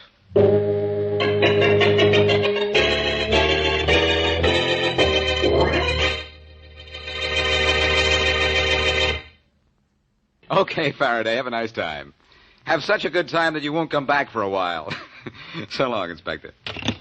Faraday going away, Blackie? Yes, Mary, he's taking a little vacation. He called to say goodbye and warned me about Deputy Inspector Wells is taking over for him. What's the matter with Wells? Nothing, except that he's got ambitions to take over Faraday's job. Oh? Well, you ready to leave here? I've been ready for 20 minutes. It isn't every man I'd call for and then wait around till he got ready to go out. Well, I'm not every man, Mary. I just think I am when there's a crime around that's crying for a solution. Let's get out of here before there's... What were you saying? It doesn't make much difference now, darling. Know what you mean. Only, take it easy on that darling stuff. That could lead me into trouble. Oh. Hello. Hello, Blackie. This is Sergeant Matthews at police headquarters. Oh, how are you, Matthews? Fine. Blackie, we just got a tip at headquarters that the Murdock gang is organized again, and they got something hot going on tonight. I knew Faraday'd want you to know. Huh. Any idea where or how the Murdock bunch is going to operate? No, but maybe Deputy Inspector Wells knows more about it. Yeah, we'll see. Thanks for the tip. I'll be seeing you, Matthews. Mary, Blackie, didn't I hear you promise Inspector Faraday not to fool around with any police cases when he was gone? Yes. And didn't you promise me that you'd take me out tonight? Yes, but, Mary, I'm afraid I'll have to break both promises if I'm going to break up the Murdock gang.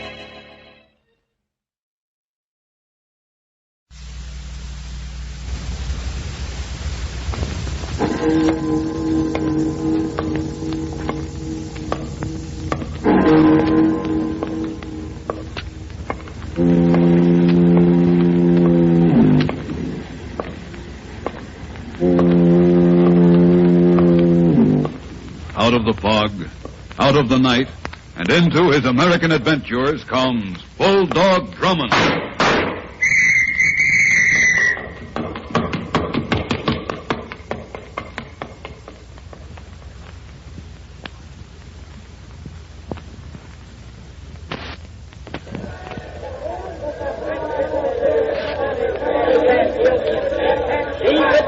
Once a year, there comes into every man's life, even a detective's, the time when he recaptures the spirit of his boyhood. Hurry, hurry, hurry!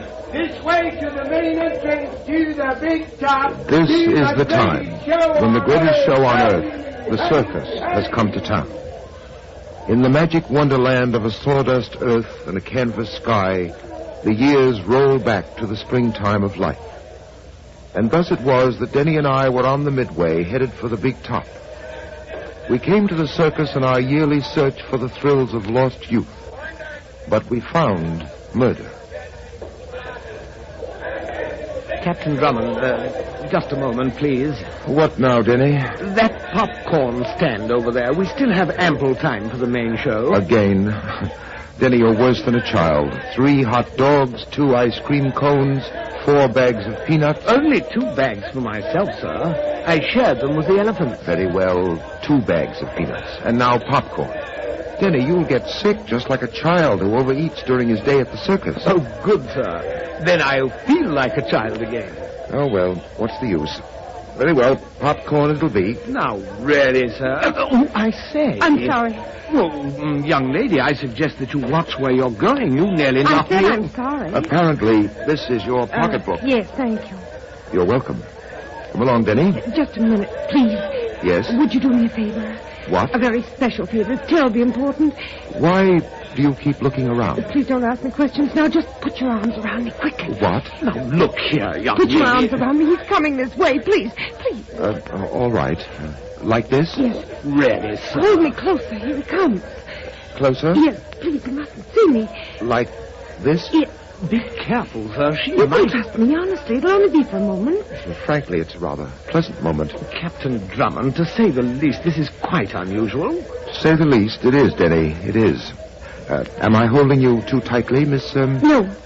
I didn't get your name. Please, you mustn't ask me questions. I warn you, sir. She's up to something. He's gone.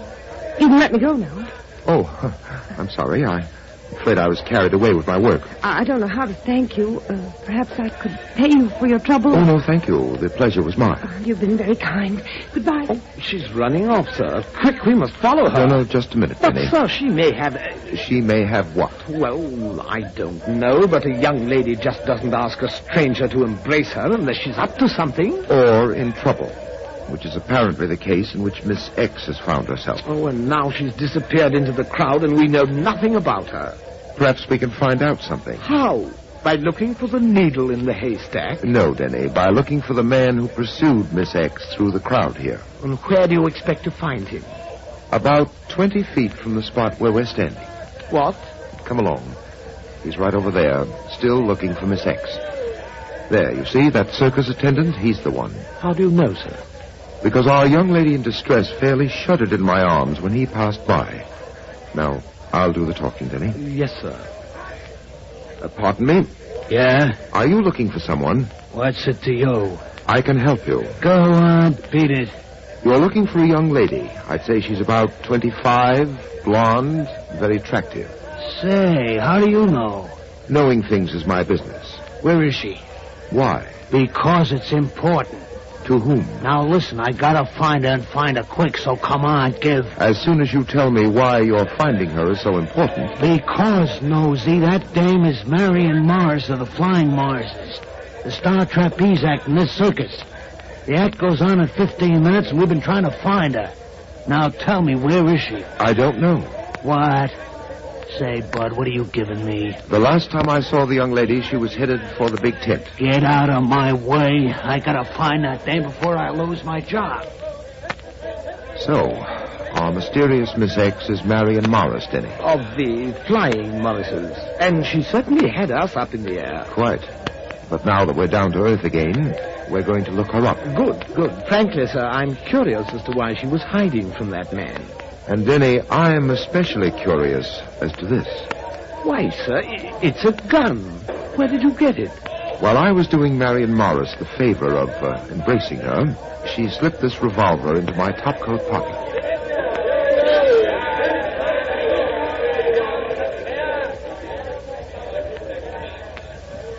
There's their dressing room wagon, Denny. Oh, the Flying Morrises, continental death-defying aerialists.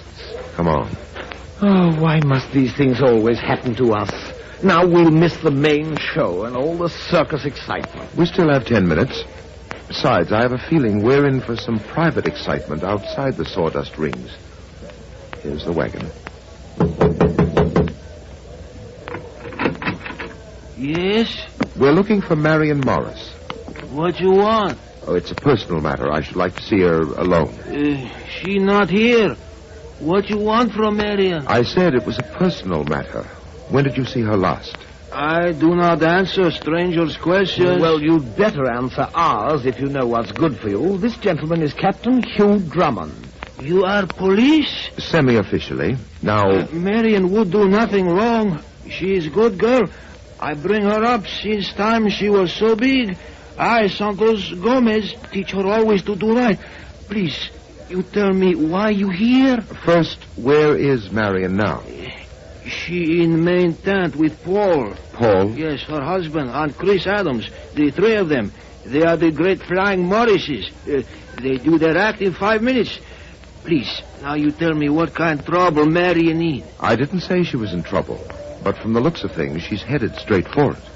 What do you mean? This revolver. Yeah. Where you get it? You recognize it? I know someday it bring trouble. Gun bring only disaster. I tell him only wicked man have need of gun. I tell him. This revolver isn't Marion's. No. Marion is good girl. He make trouble. He have gone to kill. I know. Come on. Who is he supposed to be? If this revolver isn't Marion's, whose is it? That gun is his. Her husband, Paul. I tell him gun only make trouble.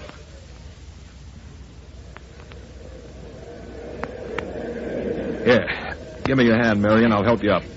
Come on. That's it. Chris Adams, the gallant young man on the flying trapeze. Oh. I was just being helpful. You're too helpful, Adams. I don't like it. I told you 100 times, Marion's my wife. Then why don't you treat her decently, as a wife should be? And I don't like your concern about my manners toward my wife. Now listen, you... Chris, please, not now. And where were you two before showtime? I know you're sneaking off to meet each other. That's a lie. It's no use, Chris. You won't believe anything we say. Let's not argue now. Why, Mrs. Morris? Do you object to our audience below? This isn't part of the show. Can't we wait till later? There may not be later. One slip from up here and down and out goes one of us. This trio could very easily become a doubles act. I suppose that's occurred to you two many times, how simple it would be to get rid of me. Oh, stop it. Very well. Some fool once said the show must go on. But I've often wondered why. Ladies and gentlemen, your attention, please. Ladies and gentlemen, I call your attention to the high trapezes, suspended 70 and 80 feet above in midair. I call your attention to the flying monitors, the greatest aerial act of the century. The flying monitors will now thrill you with their acrobatics. Death-defying acrobatics that require superhuman nerves and skill. For as you can see, there is no safety net below them. Ladies and gentlemen, I give you the daring, flying monitors. Ladies and gentlemen, I give you the unhappy flying Morrises. Oh, please stop. Let's get ready. May I have the rosin bag? My hands are damp. Of course, here. Well, I'm sorry. Now, how did that happen? Paul, you dropped that rosin bag purposely. Did I? Paul, Chris, you trying to... Never mind, Marion. This towel will do. Let's get going. Mustn't keep our audience waiting. Oh, by the way, Chris, I'll go first today. But what... You'll do my routine, including the double flip. Paul, you can't do that to Chris. I said he'll do the double flip. Chris hasn't done it in months. He might be killed. Yes. That's right, Marion, dear. If Chris does that double flip in my place, he might be killed. Paul, you can't do a thing like Well, that. here I go. So long and good luck, Chris. Chris, Don't worry, Marion. I can handle it. I don't know what's got into him. This is my last day with the act. It's better that way. He'll be back in a few seconds. It's my turn now. Careful. I'll be okay. Here he comes. All right, Chris, get into your act. Here goes nothing. True words were never spoken. Paul, you're trying to have Chris kill himself. Really, Marion, such concern. Oh, please, you must believe it. There's nothing between Chris and me. Of course. And you love me, don't you? Don't you love me? How could I? There's your precious Chris. Now let's see how he comes out on the double flip. He made it. He made it! Yes, he made it. Well, now we can have that little talk later after all. I'll get up to the next platform. Give Chris my congratulations. Oh, well, I did it. Thank goodness. Ready for your swing? Yes. Ready down there? Ready! There he goes. Now get set. I'm set. Marion, wait! Look! Oh! Oh, Paul! Oh! His trapeze is He's broken! getting Chris. He can't hold on. Paul!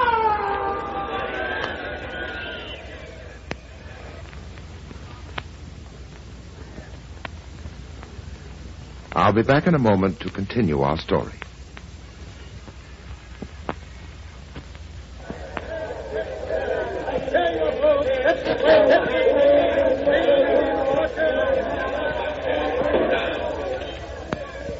The greatest show on earth unfolds a drama packed with thrills and excitement.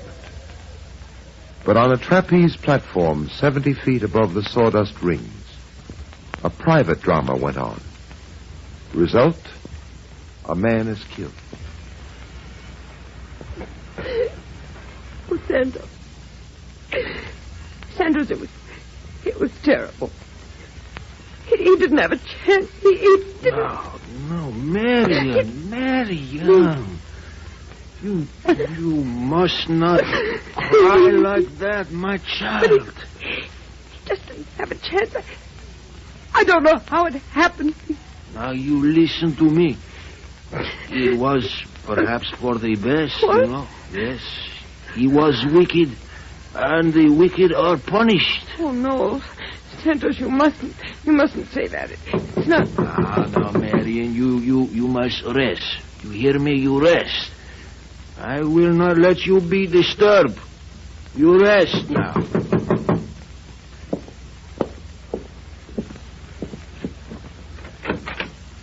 Yes?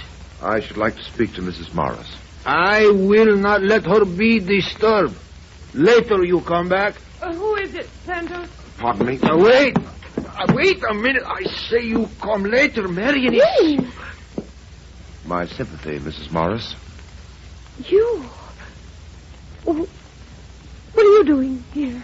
This man is Captain Drummond, Marion. Oh. Yes, he say that you put Paul's gun in his pocket. Mrs. Morris is quite aware of the details. Captain Drummond, I can explain that. I wanted to get rid of that gun. I was afraid that my husband would... That your husband would what, Mrs. Morris? That he would kill Chris Adams with that gun. Captain Drummond, Paul was jealous. He was insanely jealous. And there was no reason for it. You must believe me. I had to get rid of that gun before something terrible happened. Marion, tell truth. I know. Oh, yes, undoubtedly. Yes, it is the truth. Captain Drummond, it is. You must believe it. Hey, you leave Marion alone. She has great tragedy when her husband died in accident. But Paul Morris's death wasn't an accident. What are you saying? It wasn't an accident. Both ropes supporting his trapeze had been filed down to give way under heavy strain. What you say?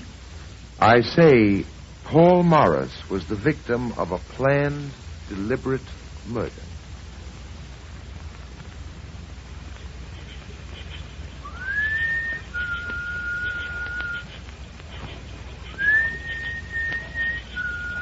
Over here, Denny. Over here. No sign of Chris Adams anywhere, sir. I searched the entire circus area. What about you? No luck either. I've been spotting his dressing wagon over there for the past hour. He hasn't shown up. Denny, it's about time we had a look into that tent. Come on, we're through waiting. Well, in the vernacular, sir, Adams has taken it on the leg of mutton. On the lamb, Denny. Well, whatever it is, sir, he's gone. There's no doubt in my mind that he's the murderer. He's the one who filed those trapeze ropes. That's a valid possibility. Possibility? It's a certainty, sir. The motive is well established. He hated Paul Morris. So did Santos.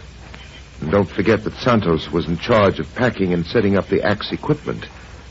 As a matter of fact, Denny, Mrs. Morris doesn't escape my suspicion either. But neither Santos nor Mrs. Morris ran away. That much is in their favor. Yes, that and nothing more. All right, come on in. We'll see what this dressing room has to offer. Pull on that light over there. I say, sir, what if Adam should return and find us here? But, Denny, you're the one who's convinced he's flown the coop. Yes, but, you know, sir, just in case. Then his presence will be most welcome. In the meantime, let's have a look around. See what you can find in that trunk over there. I'll look into this one. Yes, sir. Nothing in here, sir. Nothing but his circus attire. There's a valise over there near the dressing table. Check on that. Well.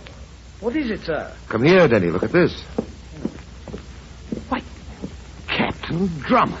Is this what the well-equipped aerialist carries about? A carpenter's file. Well-equipped murderer is more like it. I told you all along, sir. Adams is the murderer. There's Exhibit A. So it seems. Don't move. You're both covered. Why, sir, I said don't move. It's the circus attendant who pursued Mrs. Morris through the crowd this evening. So it is. You know, Denny, we've quite forgotten to take this gentleman into consideration. All right, cut the jabber, you two. What are you doing here? We might ask you the same question. Yeah, you might. Only me and this shooter asking the questions. Hey, what's that you got in your hands? As if the gentleman didn't know, Denny. Cut the act. What is it? A carpenter's file. And a murder weapon. Murder weapon? The gentleman appears genuinely surprised. Come on, give. If you insist. This file was evidently used in bringing about the death of Paul Morris this evening. And you found it here in Adam's tent? That's the general idea. Hey, what are you two doing mixed up in this business?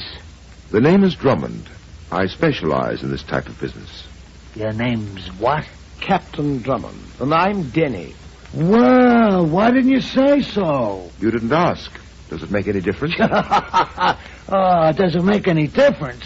I'm tailing this guy Adams myself for the Acme Insurance Company. Name's Al Monahan. What? You're a detective? Yeah. This guy Adams had a trapeze act with a dame in another show last year. The dame's a nice kid named Evelyn Roberts. So one night Evelyn takes a 60-foot dive and she's out of this world. To the cops, everything looks legit. And Adams collects the insurance on the act. But Acme don't like the way the case smells, so they retain me to bloodhound Adams, which I do.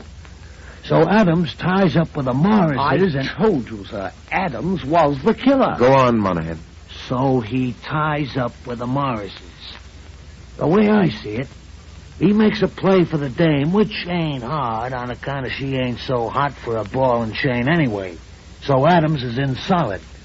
Morris takes a nosedive thanks to Adams. The dame knows from nothing, and Adams works her for a grab of the insurance dough. Well, aren't you going to tell Mrs. Morris?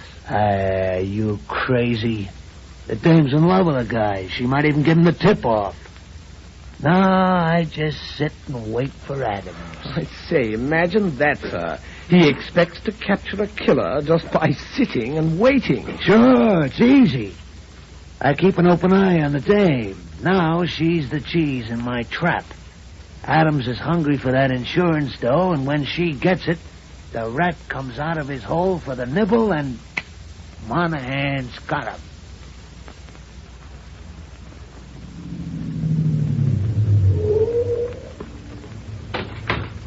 Take the car around back to the garage, Denny. I'll go up to the apartment a while. Yes, sir. Captain Drummond. Adams. I thought you'd never get here. I've been waiting outside your house for hours. And I've been looking for you. I know it, but it had to be this way. I've got to talk to you. All right, you can talk to me down at police headquarters. No, you don't understand. You've got to help me. The way you helped Paul Morris? Believe me, I had nothing to do with it. Oh, yes, it was an accident. Like Evelyn Roberts' death. Evelyn? I know all about it. Evelyn's death was an accident. I was completely exonerated. It won't be that simple this time. Now you're up against an open and shut case of murder. But I don't With understand. evidence complete, down to the murder weapon. The carpenter's file found in your trunk. But that's impossible. Don't you see? That murder wasn't planned for Paul Morris. What? Paul made me switch parts with him tonight. He was doing my routine. I perform on the upper trapeze. That murder was planned for me.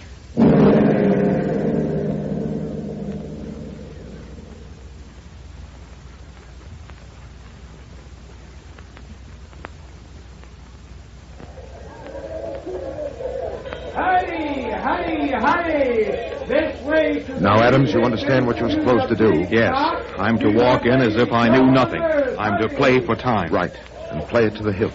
Frankly, sir, I don't understand all this, letting Mr. Adams walk into a trap, probably to certain death. He'll be protected. May I ask how? You'll see, Denny.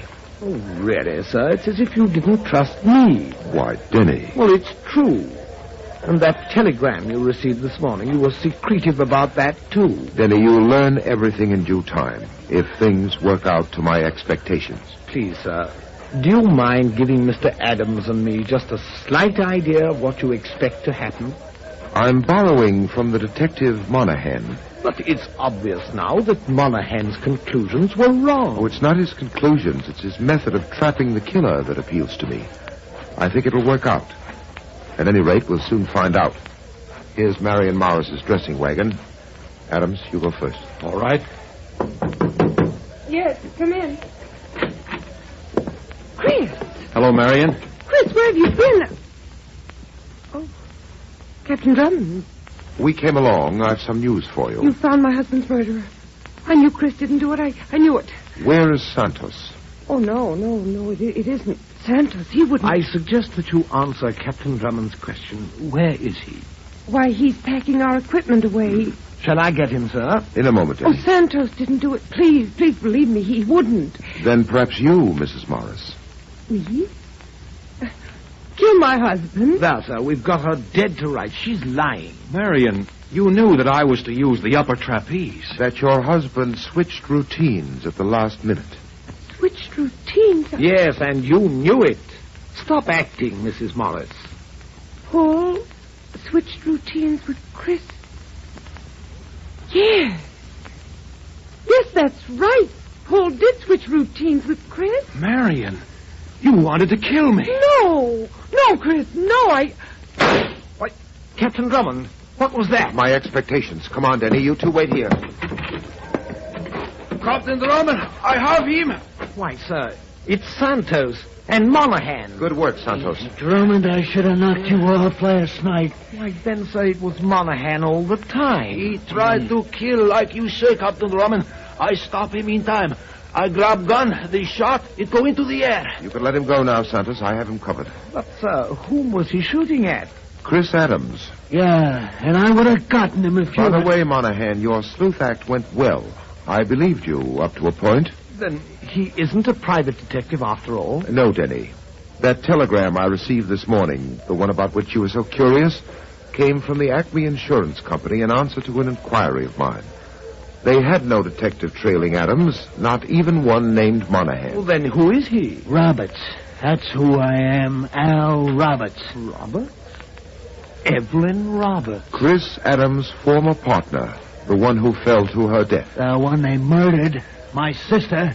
They lied. The cops, all of them, they lied. He murdered her. I'll get him yet. As usual, sir, I'm surprised at the outcome. How did you know that Monahan, or rather Roberts, was the killer? I didn't. I was just curious as to where he fitted in this case. But what prompted you to check on him in the first place? Just a hunch, Denny. And also his philosophy of sitting and waiting for a killer. What do you mean, sir? A good detective just doesn't sit and wait for things to happen. Oh, on the contrary, sir, I consider you the finest of detectives. Thank you, Denny. And I was about to suggest, after we deliver Roberts here to the police, that you join me in some sitting and waiting. Denny, what are you talking about? The big top over there, sir. I suggest that we sit down peacefully in the stands in the big top and quietly wait for the circus to begin.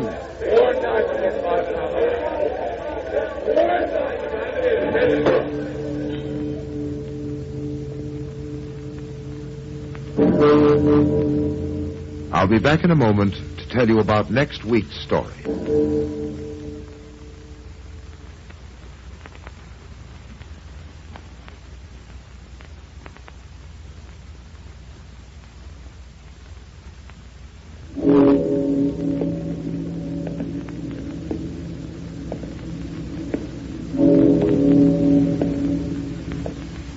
A mysterious phone call arouses my curiosity. And so Denny and I are off on a strange story that begins with a stabbing and ends in murder. I call this story The Deadly Stand-In. Be sure to listen, won't you?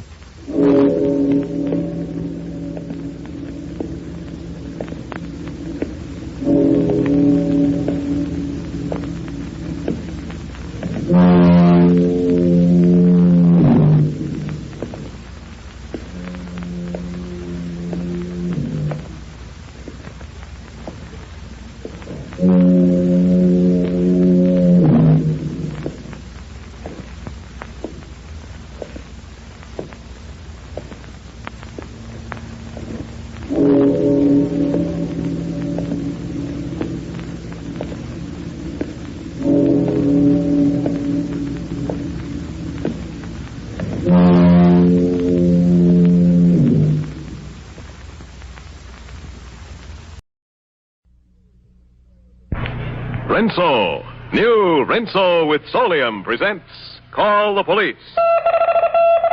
Attention homicide section, flying squad detail. Murder suspect in your zone.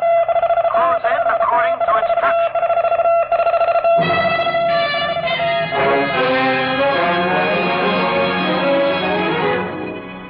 Between you and the evil outside the law stands the policeman of your community.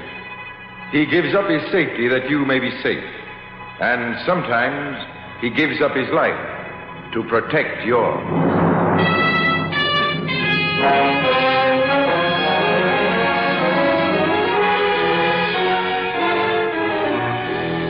New Rinso, the soap that contains Solium, the scientific sunlight ingredient, brings you Call the Police, a new series of realistic radio dramas inspired by the courageous work of police departments all over America.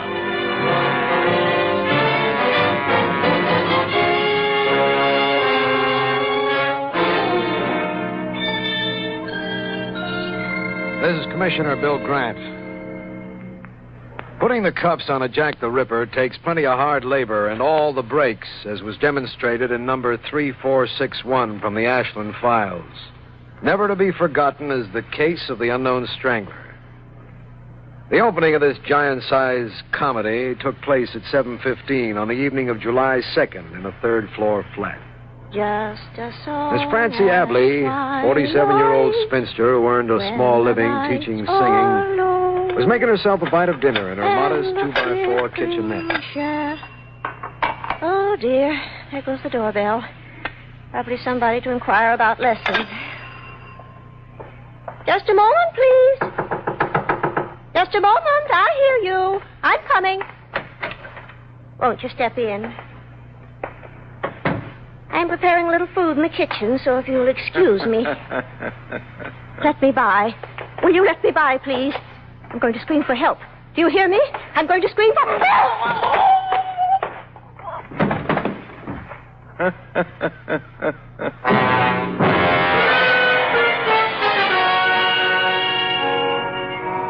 That was the curtain raiser. We found the dead woman 2 hours later, and nothing, absolutely nothing, to give us any insight into the motive behind the crime. 56 hours later, the curtain went up on the second chorus of the Dance of Death. On the night of July 6th, an aging lawyer by the name of Joel Crocker creaked up the steps to his ancient office. What? I didn't know there was anyone waiting for me. I'm terribly sorry, sir. If you'll just come along into the inner office, leave the door open, if you please. It's cooler that way. Now, just have a seat. Now, how dare you? How dare you strike me in my... How dare you?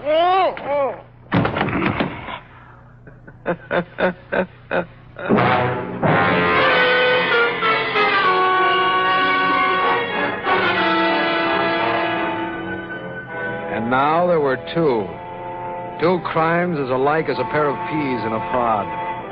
Illogical death without reason or motive. The newspapers didn't catch on for 12 hours. Then suddenly they made the tie-up between the Abley and Crocker murders, and every sheet in town was off to the races. Unknown strangler takes double toll. Police helpless to stop homicidal murderer. Where will the killer strike next?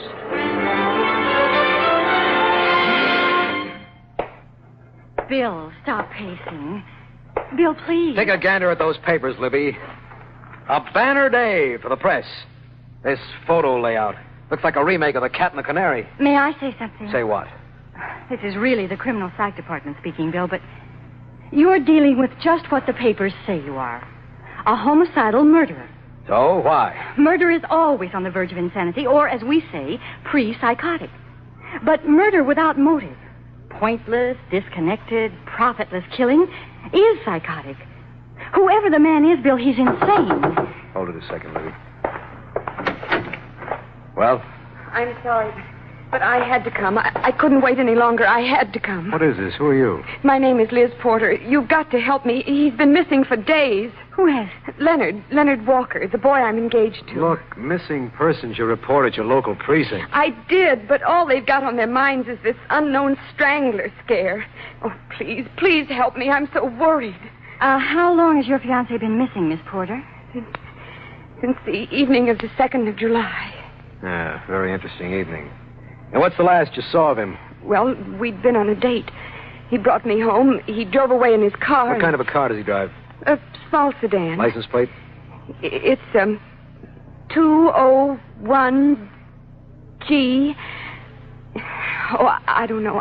I just don't know. My mind's in such a fog. Have a chair, miss. Thank you. Hello? Reggio. Well? Now, don't blow your top. Thanks for carrying, but it's already blown. What's the news? Bad. Another strangler victim. Another? The strangler again, Libby. Oh, Bill. What address? No address. This one was staged in a car on a side road off Highway 11. Young guy about 25. No identification. Young guy killed in his car. What about the license plate?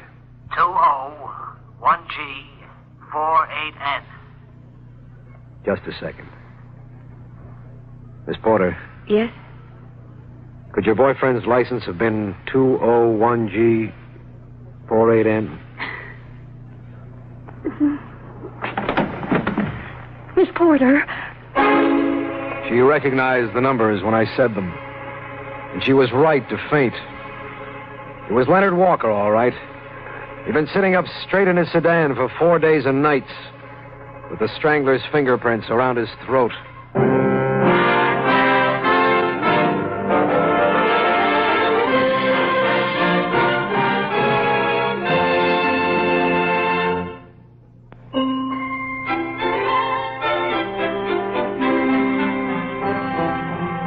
When I get down to the office these hot summer days, I shed my coat the moment I get there, and the rest of the boys do the same. Everybody knows that a man looks fine without a coat if he's careful to wear a clean, nicely washed shirt. Well, you know, I'm kind of proud of the way my wife washes my shirts, but the credit's only partly hers. The rest belongs to Rinso. New Rinso, that's the new Rinso with Solium, actually gets white clothes whiter than brand new, and washable colors even brighter than new. So I go around every day wearing a shirt that's whiter than a new one. And that's a fact. New Rinso with Solium, the scientific sunlight ingredient, puts sunshine in your wash. And I think it sort of puts sunshine in a man's whole outlook, too, because he knows he looks so good in a Rinso washed shirt. So, ma'am, how about it? Why don't you wash your husband's shirts and all the rest of your wash with safe, soapy-rich New Rinso?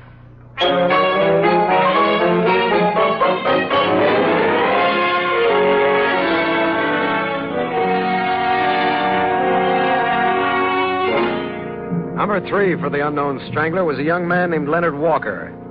3 motiveless, clueless murders in as many days. I channeled every available man into the hunt for the strangling maniac, but got nowhere until... Bill. Yes, Libby? Remember I told you yesterday I thought I knew the way out of this? Well, now I'm sure I do. I'm all ears. I want you to meet someone, Bill. He's outside now. His name is Dr. Bernard Rayburn. He's an expert on abnormal psychology. What can I lose? Show him in. Won't you come in, Dr. Rayburn? Thank you. Dr. Rayburn, this is Commissioner Grant. How are you, Doctor? How do you do? Miss Tyler seems to think you can give us a lead on this strangler, Doc. I can tell you that he's an obviously schizophrenic type. Meaning? Among other things, that even he, very probably, doesn't know that he's the strangler. How does that work, Doc? On a principle of phasial changes. One minute the man may appear quite rational, whereas at the next he can become a monstrous personality. And remember nothing at all of his actions when he shifts back again to the rational phase. Yeah, I get the picture. And it's a tough one to deal with. Yes, I agree, Commissioner. But I think by an analysis of his crimes, one might arrive at something very like an identification. And you? Could you make that analysis? I can't promise you anything, but if you'll give me your records and notes covering the murders, I'll try to assemble some facts. They may even include a fairly dependable sketch of the killer's physical appearance.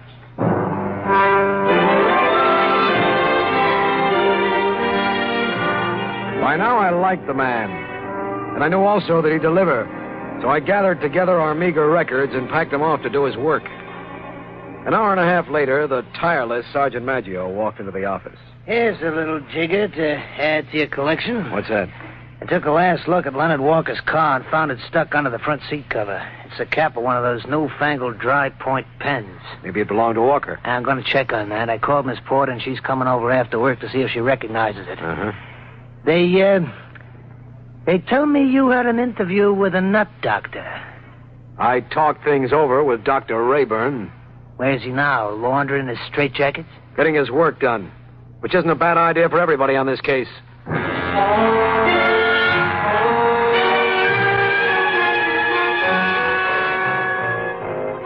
The next day was the 8th of July, and a very eventful day it was. Because at a little after 7 that evening, a schoolteacher named Miss Rosie McMahon was hurrying across the lonelier stretches of Burgoyne Park to beat an oncoming storm. Who are you? What do you want? No. No. Come here. Go away. Come here. Let me alone. Let me alone. Help! Help! Okay, boys, that's him, Trap. Take it easy now, Bo. You made a mistake. Let me loose. Let me loose. Sorry, but you tried it once too often, Strangler.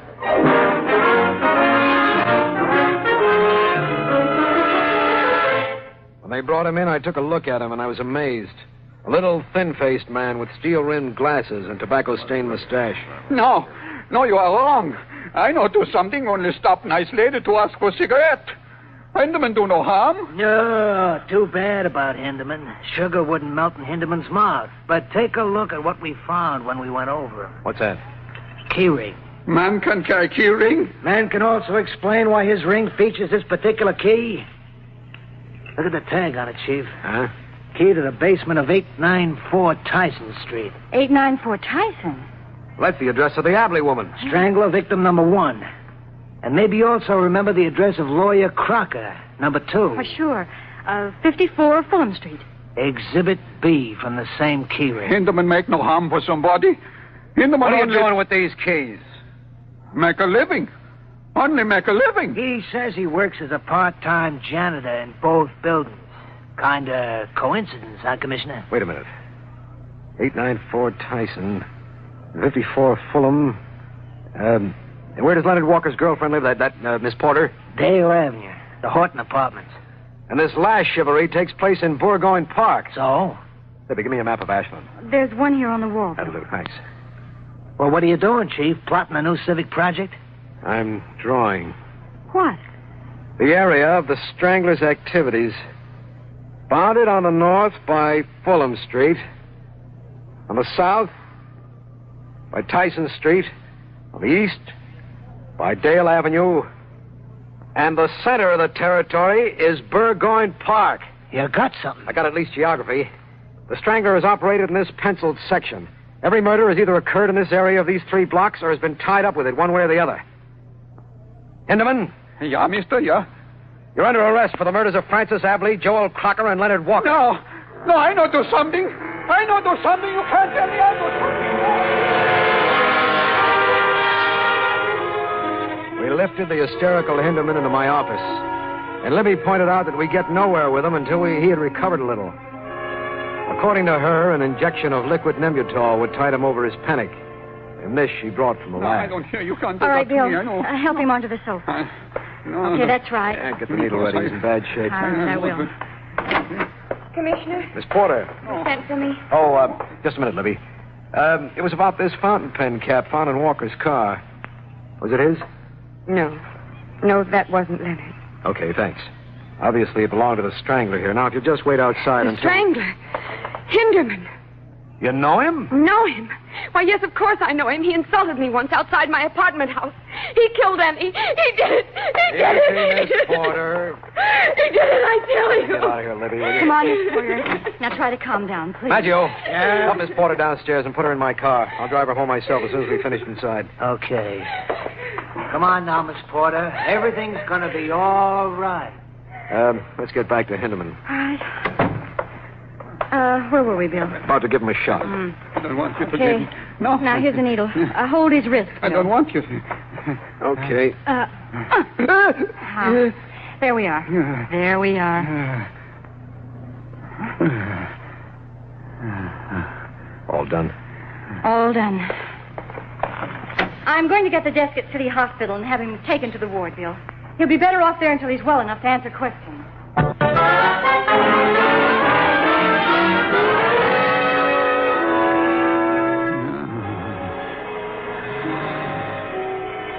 He was sleeping peacefully, this man whose one love was murder. I looked down at him, fascinated by the sheer evil of his face. And then... I leaned forward, hovering over him to catch an unconscious confession. When suddenly, his head came up under my chin, the bony skull catching me square on the button with the power of a mule's kick. My eyes bugged as the room started to do a swirling tarantella. And then... down I went, swaying off into Never Never Land, without a care in the world.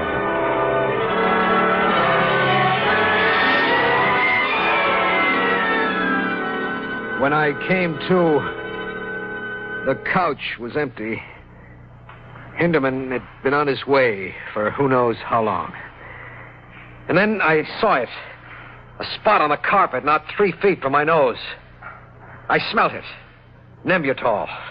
In those few minutes while we were lugging Liz Porter outside, Hinderman had emptied the needle and filled it again so that we gave him an injection of aqua pura, H2O, water.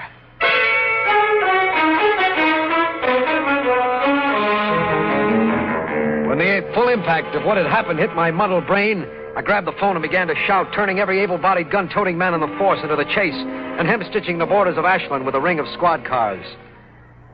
After that, Libby and I staggered out for something to revive us. She was trying to cheer me up, I remember, telling me not to despair when suddenly, just as we neared the car... Bill. Huh? Bill, look. Look. Look. I looked. Through the window of my car, I saw Liz Porter smiling out at us. On second glance, I saw that the smile was really the toothy grimace of her last attempt for that final gasp of air that hadn't come. Elizabeth Porter had met the Strangler, face to face.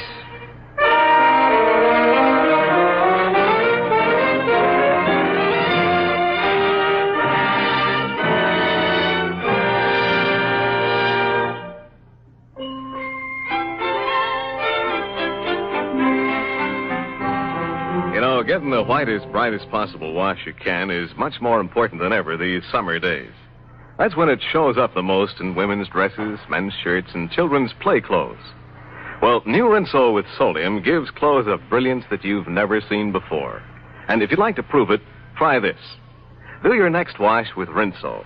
Then compare it with any other wash you've ever seen. You'll find that your white clothes are actually whiter than brand new.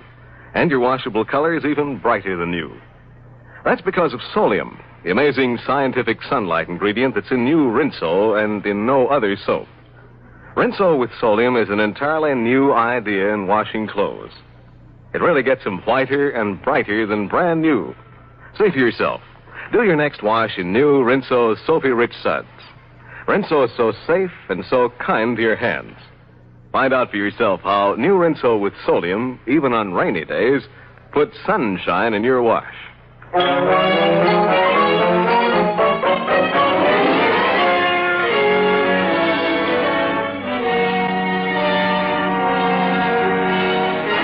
There was no reviving Liz Porter.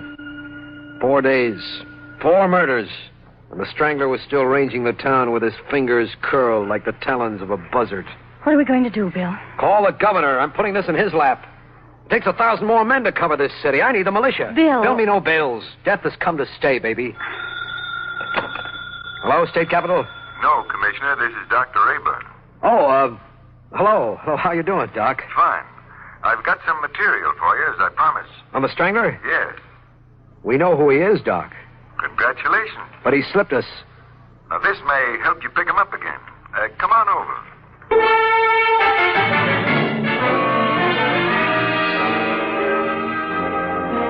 Rayburn lived in a comfortable brownstone on Chestnut Street. We sat over his dining room table drinking cold beer and examining what amounted to the work of genius. Now, take a look at this sketch, Commissioner. Yeah. Who is this, Doc? It's a picture of the Strangler. Huh? It's not exactly a camera portrait, Grant, but it's been discovered recently that all mental illnesses have similar physical correlatives.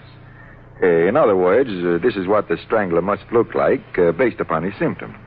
I get it. You're okay, Doc. You're okay. You can study it for a moment while I get my other notes. I did study the sketch. And the longer I looked at it, the more I realized that it looked nothing like Hinderman. But I had the strange feeling that it looked like somebody I knew. Now, here are the balance of the notes. I want to jot in a couple of remarks, then you can have them. He took out his fountain pen and began to make additions in the margins. And as I stared at him, the short hairs on the tender part of my nape stood up as sharp as quills. It's a nice suit, Doc. This one? Yeah. You could damage it, you know, carrying that pen in your pocket without a cap. I know. I'm a careless man at best. I lost the cap the other day. Where? Why, I don't know. I think I do. You think you do? Yeah. You lost it, Doc, where it was found, in Leonard Walker's car. Leonard Walker? He was one of the victims, wasn't he? Number 3, to be exact. How could I have lost it in his car? I never laid eyes on him. Here's the cap. Maggio found it yesterday. I'm afraid you laid more than eyes on him, Doc. I'm afraid you laid hands on him. Let me see that thing. Thanks. It is mine. There's a crack down the middle. I dropped it and stepped on it the day before it disappeared. Grant. I know, Dr. Rayburn. Me. This street, Chestnut Street, comprises the 4th side of the square in which the Strangler is operated. Also, take a look at the picture you drew. Yes. Yes, it does look like me. How could I have missed it? So, diagnose for me, Doc. My diagnosis stands. Advanced schizophrenia. And who's my Strangler? I can hardly believe it. I am. Prescription, Doc? Get me to headquarters. Quick.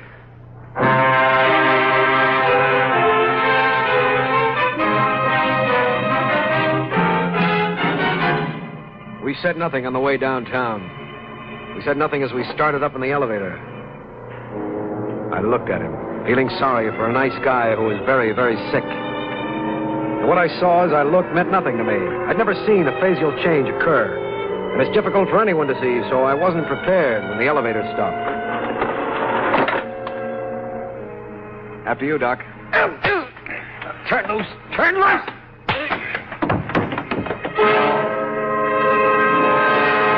I went down, falling across the elevator entrance.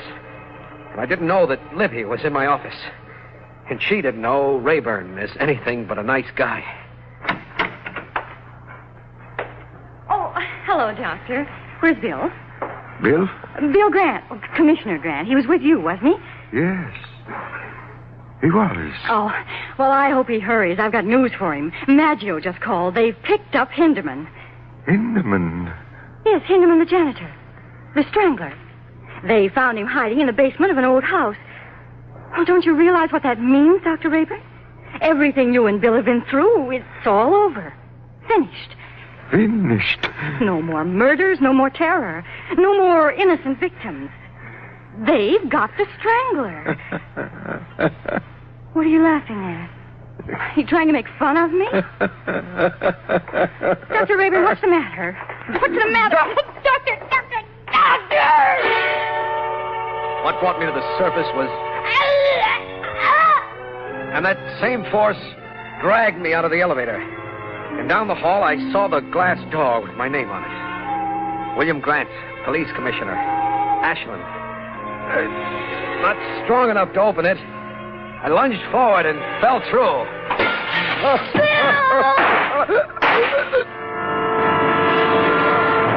He swung around.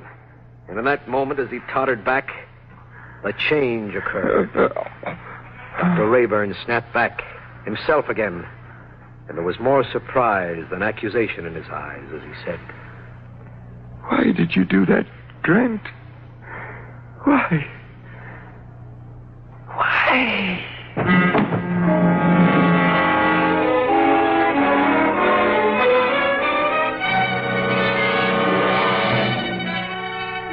And the terror was over. And Libby and I, we tried to forget. So, Hinderman was all coincidence. Sick enough, but definitely not the killer. That's about it. Now, let's not talk about it, huh? This thing. It can happen to anybody, and you never know a thing about it. It doesn't happen unless you're the type, sweetheart. And you get warnings, don't worry. Such as? Well, you take me. Hmm? The last year or so, I've felt a peculiar sort of thing. Tightening of the pulses, heightening of the blood pressure, quivering around the heart. Really, Bill? Yeah. It comes on at certain times. What times? Times when I look at you, baby. Bill. Now stop. Oh, Bill Grant.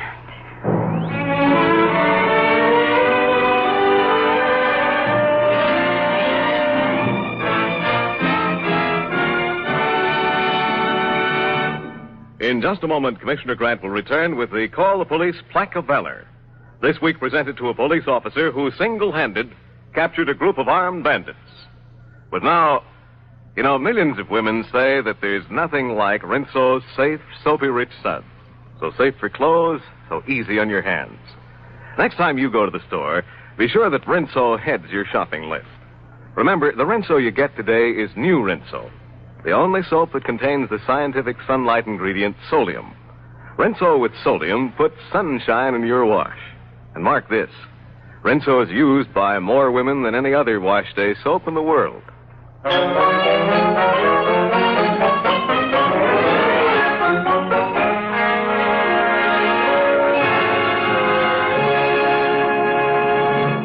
This is Bill Grant. It's with considerable pride that I present this week's Call the Police Plaque of Valor and Cash Award to an heroic Deputy Inspector of Police, James MacArthur of Cleveland, Ohio. MacArthur's deed of valor was reported by San Giaimo, chief police reporter of the Cleveland Press. Shortly after midnight, the police broadcast announced that a robbery was in progress in a coffee shop in downtown Cleveland. MacArthur, who was cruising in the district, sped to the scene of the holdup. Without thought to his personal safety, he ripped open the door and confronted a group of armed bandits. As MacArthur stepped into the room, 3 bullets whizzed past his head. He drew his revolver and fired. One of the gunmen went down, wounded. The other 3 tried to escape, but MacArthur blocked their exit at gunpoint. The 4 bandits were sentenced to 10 to 25 years in Ohio State Penitentiary. His swift action, his cool courage and gallant devotion to duty are in keeping with the highest traditions of the police forces of America. Congratulations to Deputy Inspector James MacArthur, Chief George J. Matowitz, and the entire police department of Cleveland, Ohio.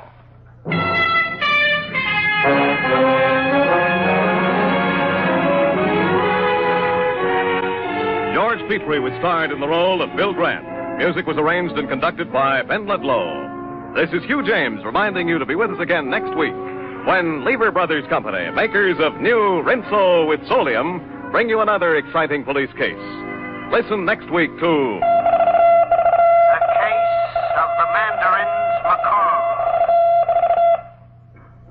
Doctors proved it.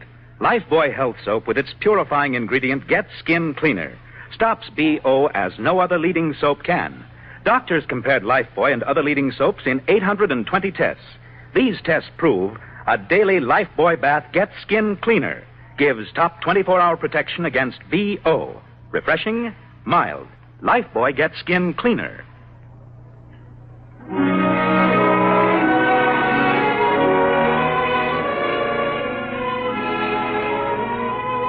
Be sure to listen next week to Call the Police.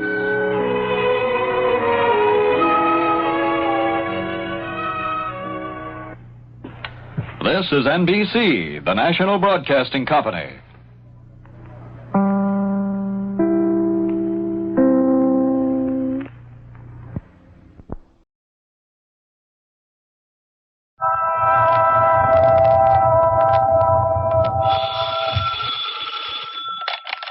Hello, Yukon 28209.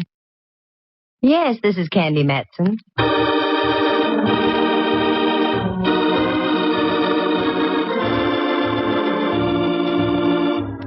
The National Broadcasting Company presents Candy Matson, Yukon 28209.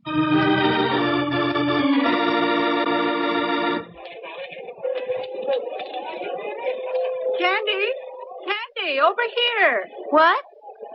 Why, Myra Fisher. What are you doing here in a department store with your work clothes on? I work here, dear. I'm a wage slave. Well, I must say on you it looks good. What do you slave at? I'm head of advertising and promotion. Well, quite a spot, hey, girl? Well, it was until this morning. Oh? Now my neck is in the fire. What'd you do? Forget to proofread one of your ads? Nothing so trivial, dear, believe me. But am I glad to have bumped into you? Maybe you'll change your mind when I tell you I've been shoplifting. No, I'm serious, Candy. Could you spare a moment and come on up to my office? Why, sure. And wipe that frown from off your brow. It's wrinkling your makeup. Well, yours would wrinkle, too, if you had a missing Santa Claus helper on your hands. Well, now, there's a situation. And it almost broke Candy Matson's heart when someone told her there was no Santa Claus's helper, one Jack Frost. Listen, here she is now to tell you about it. That's right, what the man said. I ran into a deal where we had a missing Santa Claus helper, Jack Frost. The gent with the icicles was supposed to talk to the tiny tots at the Brownstone, one of San Francisco's larger and classier department stores. I'd gone down there that afternoon shopping. I wanted a bow tie for my old pal, Inspector Ray Mallard of the San Francisco Police Department. A bow tie that lit up and spelled Cossack when you pressed the button on the battery. That was when I bumped into this gal, Myra Fisher. We went up to her office on the 6th floor, and she sat me down. Cigaretted me, too. You think I'm fooling about this Jack Frost thing, don't you, Candy? Well, now, look, dear, we all have our little peccadillos. Yours just merely happens to be a missing Jack Frost. You'll get over it.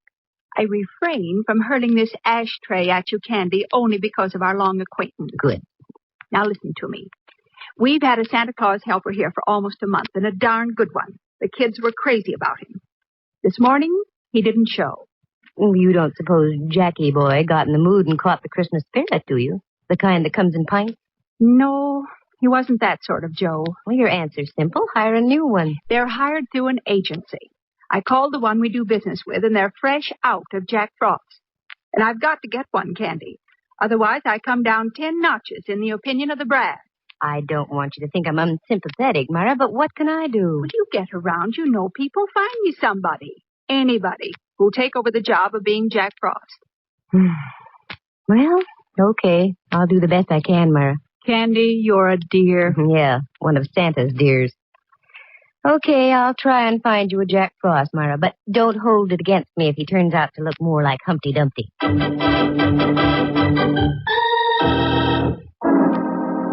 I went home and looked up the Webster definition of soft. It said soft, easily yielding to pressure. That was me, Candy Matson, girl dope. Here I had all my Christmas shopping to do, and I agreed to find a substitute for Jack Frost. I had no idea where to start. So I changed into something red and green for a stop and go, also for Christmas, and went over to see my friendly advisor, Rembrandt Watson. Rembrandt is a photographer, and excellent, too, now that he doesn't have the sherry shivers or the port palsies. He lives on California Street, just kitten rompers from Old St. Mary's, with a statue of Sun Yat-sen for company in a park next door. Candy, doll. How delightful. Do come in, won't you? Thanks, Rembrandt. Oh, Pat, you're acquainted with my friend Diogenes Murphy, aren't you? Oh, yes. Hello again, Mr. Murphy. Well, good afternoon, lad. You look prettier than you did the last time I saw you. Uh-oh, here comes the blarney. Young lady, Diogenes Murphy, the honest Irishman, never says a word he doesn't mean. Now, how do you think I managed to sell so many used cars at my place out on Viennes Avenue? Because you're an honest Irishman. You're so right, lad. Incidentally, if you need a good car, I can get you one at a very reasonable... Diogenes? Oh, sorry, I got carried away. I didn't mean to barge in on you like this, Rembrandt. Don't be ridiculous, dear. No, don't be. Think nothing of it, lad. I'm on my way now. Rembrandt and I were only discussing the situation of the world. And to what conclusion did you come? It stinks. The bottom of the afternoon to the both of you. Oh, he's quite a boy. Yes, I'm very fond of Diogenes. What brings you around this way, dear? Jack Frost. Yes. Now, getting on with our conversation, what brings you around this way, dear? Jack Frost. Maybe the needle's bad. Shall we try again? I know how you feel. I reacted the same way myself. I'll give you the pocket-sized edition. The brownstone department store is without a Santa Claus helper, Jack Frost. He didn't show up for work this morning. I said I'd find him a new one. Oh, that's very sweet of you, Dove. Very dumb of me, Dove. I know of only one character who even remotely looks like Jack Frost. I met him up in Alaska when I was traveling with the USO. Won't do you much good down here, will it? No, that's why I came to see you, Rembrandt. Don't you keep a cross file on models you've used in photography? As a matter of fact, I do. Here in this little book. Let's see. Men, thin, extremely. I have just one, Pietro Tarantello. Would you care for a Sicilian Jack Frost? In Sicily, yes. Hey, what's that? Where? On that chair next to you. Oh, that's the afternoon paper, dear. Diogenes left it, I imagine. Yes, but on the front page. Here's the whole story about the missing Jack Frost on the front page. Ooh, what he got in his Christmas stocking. A slug through the head. That's no way to treat Jack Frost. And here's a picture of the guy without his false icicles. What the ham? Looks like he stepped right out of an 1890 Shakespearean play. I hate to say this, Rembrandt, but he resembles you. I take back what I said. Rembrandt. Divorce yourself from that tone of voice, Candy. I don't like it. Rembrandt, I've got an idea. You usually do. You like little children. Can't stand them. You like to talk to people. I abhor conversation. You like to be charming. Lost me charm. Gay. Lost me gay. With the help of a few icicles, Ducky, you're going to be Jack Frost.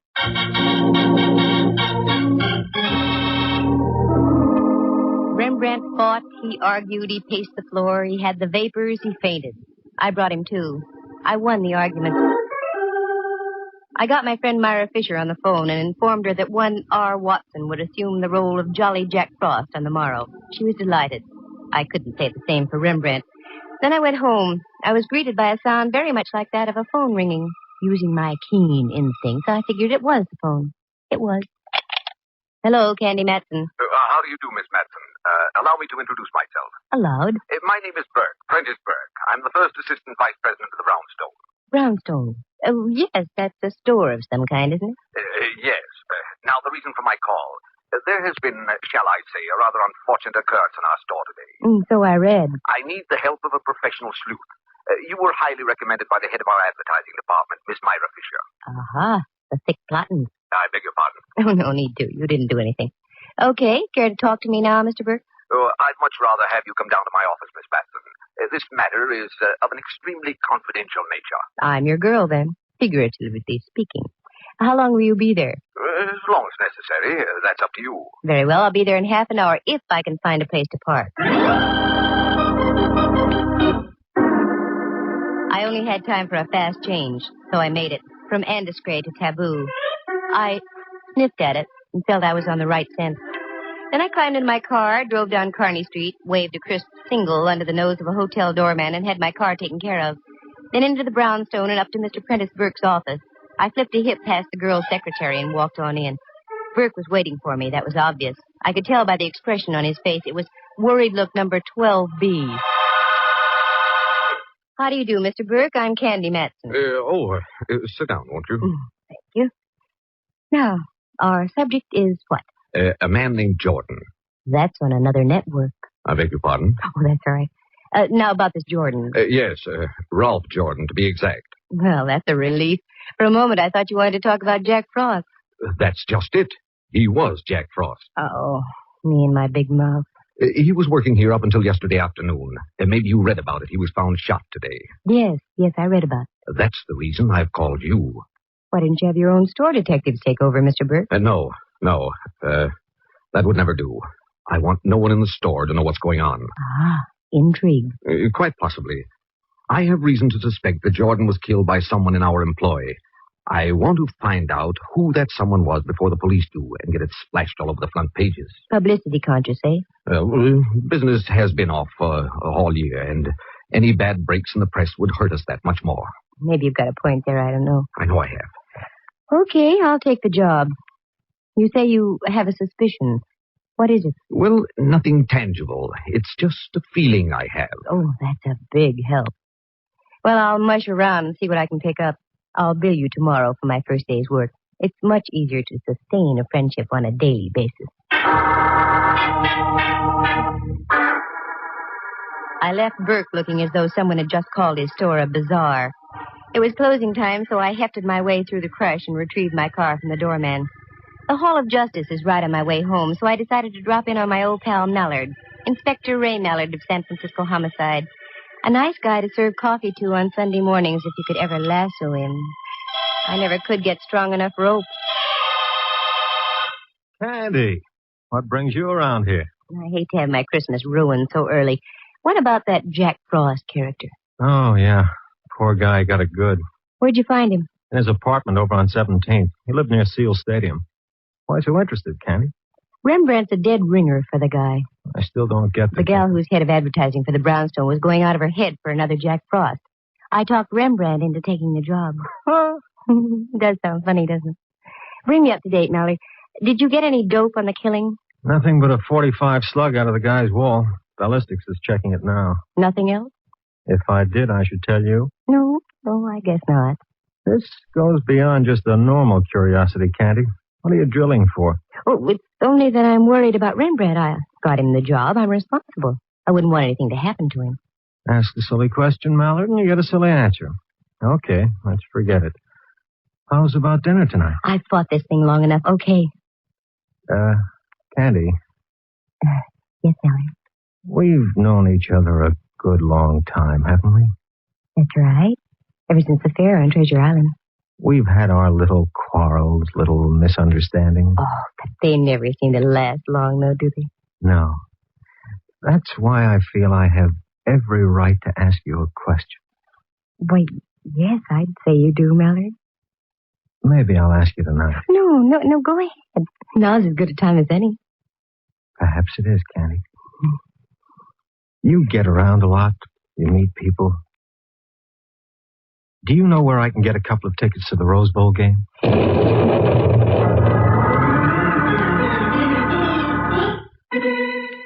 My brain lit up like a Roman candle. I stormed for the door, turned back, stood there, my jaw waggling helplessly. Then I stuck my tongue out at Mallard and left. It was the only thing I could think of doing. Oh, he can make me so mad. But inside half an hour after I got home, I started to laugh. Felt much better. Just as I was puttering around getting ready, the apartment buzzer buzzed. That Mallard, much too early. But I was wrong. It wasn't Mallard. Well, Myra, what a surprise.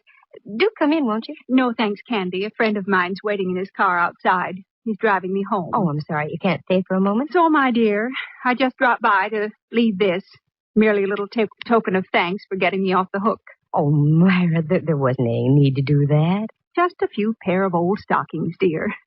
Getting me my new Jack Frost means more than you know. Here, please take them, along with my very deepest thanks. Thanks so much. A girl can always use them. Are you all set with my friend, Mr. Watson? Oh, yes. He came in this afternoon and filled out his withholding tax and so on. Very nice. I think you'll find him very efficient, Myra. Oh, what's the matter? Pardon me. I didn't mean to frighten you. Oh, Mallard. Silly of me. I must have jumped a foot. Oh, that's all right. He frightens me, too. Myra, I'd like to have you meet Inspector Mallard. Inspector, Miss Fisher. How do you do? Oh, fine, thank you, now that I've caught my breath. Do forgive me, Candy, but I must rush. See you soon, I hope. Tomorrow, Myra, I'll be down to see how my lad's doing as Jack Frost. Thanks for the stockings. Well, Aren't you going to invite me in? No, I'm not. Here's my coat right here. What's our hurry? Come on, let's go. I'm starved. I thought we could have a cocktail here before we left. You thought wrong. 2 tickets to the Rose Bowl. From now on, you earn your cocktails, Mallard.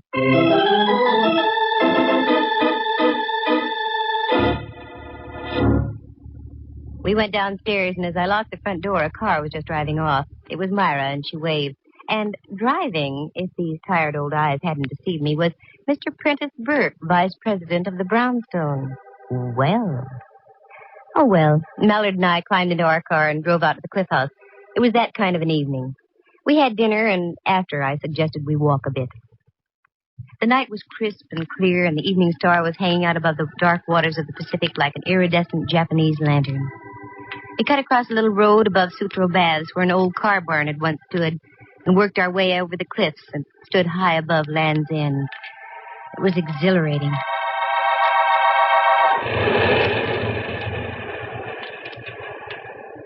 Penny for your thoughts, Candy. Inflation is still here. All right, take it 2 pennies.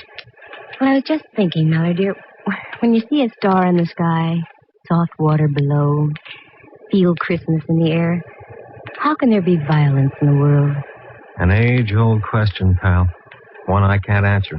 I'm too small. Hey, you're cold.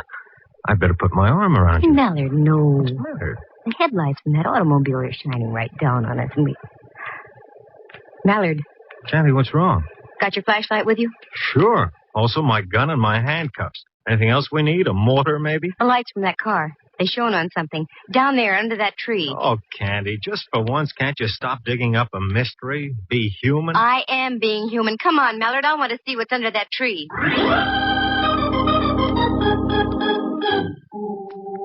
We scrambled around through the brush, slipped into some sliding sand, and rode the crest down to the tree. It wasn't easy to get around some of those brambles, but get there I fully intended doing because what I saw was red, bright red.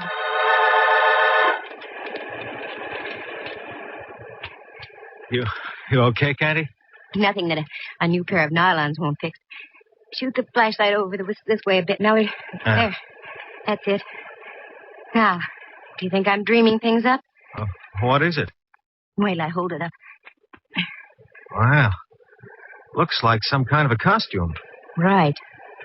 And look, if those aren't bloodstains, I'm a Labrador retriever. No, you're Candy Matson. Those are bloodstains. How was your boy dressed when you found him? Torn slacks, sweater, shoes, no socks. This was most likely his costume, then.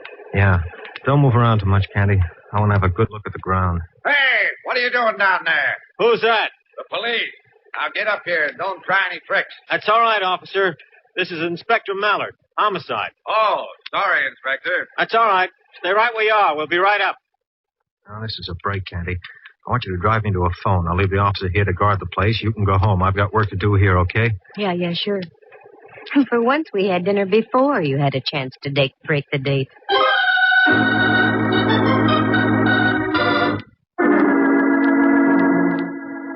This baby was hard to reconstruct. Was the guy knocked off out there at Land's End, or was he bumped off at his apartment?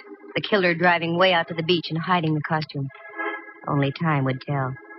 I went home, climbed into bed, and logged about 8 hours, enough to give me fuel for the next day. In the morning, I went down to the brownstone. The shoppers were already swarming through the place. I spotted a floor walker and strolled over to him.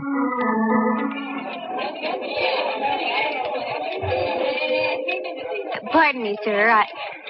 I said, pardon me, sir. I'm very busy, young lady. Make it as brief as possible. You do work here, don't you? Of course. You are the floor walker assigned to this section? That is correct. Come to the point, please. Well, I've a good mind to report you. As you wish. As I said, I'm very busy. Now, what is it you wanted to know? The words are like gall in my mouth now, but where do I find Jack Frost? Right over there, in the back, 2 aisles over. Thank you. Not at all. Very much. Of all the high-handed characters, people like that make me steam. I was getting up a full head of dander, but it simmered out before I had a chance to boil over. Because as I rounded a corner, I saw Frosty Boy, or Rembrandt, if you choose, up on his platform with the cutest little blonde kid sitting in his lap. Well. Look who we have here. A great big boy. Hello there, son. Oh, Jack Frost. What is your name? Topper. Topper. My, what a fine name. How old are you, Topper? 5.5. 5.5. Well, you must go to school, Topper. Which one? Garfield. Garfield. That's a good school. Now, tell me, what would you like to have me tell Santa Claus to bring you for Christmas, Topper? An electric train and a baseball bat, and I like to be in the seals for Lefty Old Duel. Well, I'll see what I can do to arrange that, Topper. I'll tell Santa Claus. Bye now. Goodbye, and thank you, and Merry Christmas. I hope you can make the boy's wish come true. O'Doul could use him. Candy, I'm so glad you're here, Dove. Duck around into the back room for a moment. I've got to talk to you. Aren't you working, Frosty boy? I got 10 minutes off every hour. I'll take the break now. Right around there, Candy. Okay. I'll see you in a moment.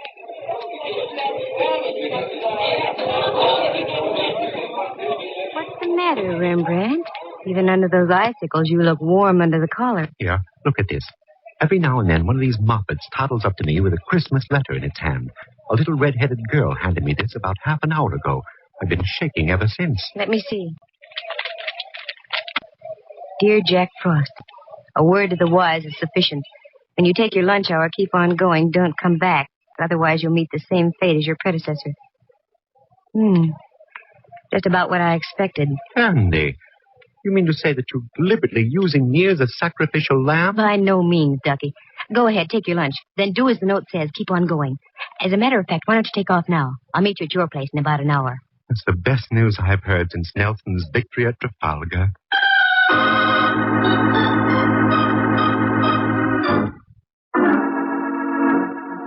I whipped upstairs, reported to Prentice Burke, got my first day's check, and on my way out told his secretary she'd better get Burke some smelling salts. Then I went back down on the floor again. Sure enough, there was my boy, the floor walker. I wanted to have a few more words with him. Oh, you again. If you don't mind. I was just up to see Miss Myra Fisher. She wasn't in. Have you seen her down here? No, and what's more, I won't see her all day. She phoned saying she was feeling ill. Most inconsiderate, I must say, during the holiday rush. Yes, I must say. Could you give me her address? She's a friend of mine. I've got to see her. Her address? Well, yes. Write it down here on one of my cards for you. Myra Fisher, 227F, Union Street. There. Thank you. You're so kind.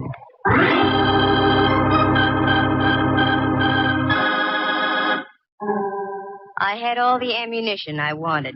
A check signed by Burke and a card written by the floor walker. His name was Simon Liggett. With that, I ducked into a phone booth and called Mallard. Homicide, Mallard speaking. Good boy. This is Candy. What did you find out at Land's End last night? A couple of very juicy footprints. They give us nothing. Did you make any casts of them? Why, sure. Mind if I borrow a couple of them for a few hours, Mallard? Well, I don't see how it will hurt. Sure, okay. Thanks, Mallard, dear. I'll be by in a moment. And, I want to borrow you, too.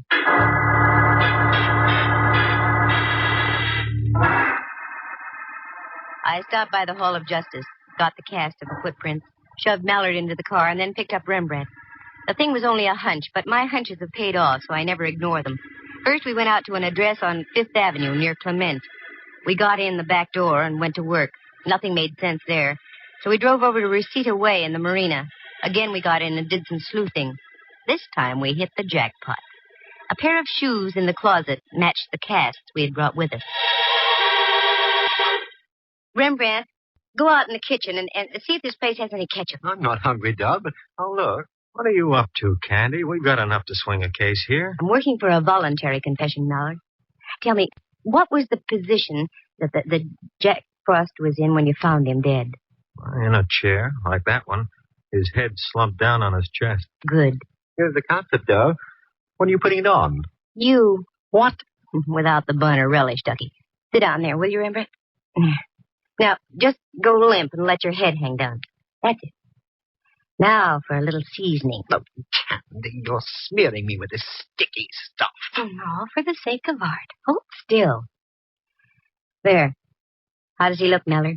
Why, Candy, it looks like the same guy, the real thing. Good. Now, Rembrandt, you just sit like that. Don't move. Mallard, you duck into that closet over there, and I'll hide in here. We've got a good view of the front door from both places, okay? Okay. There are times, Candy, when I admit I admire your genius. Genius, schmenius. Come on, let's hide.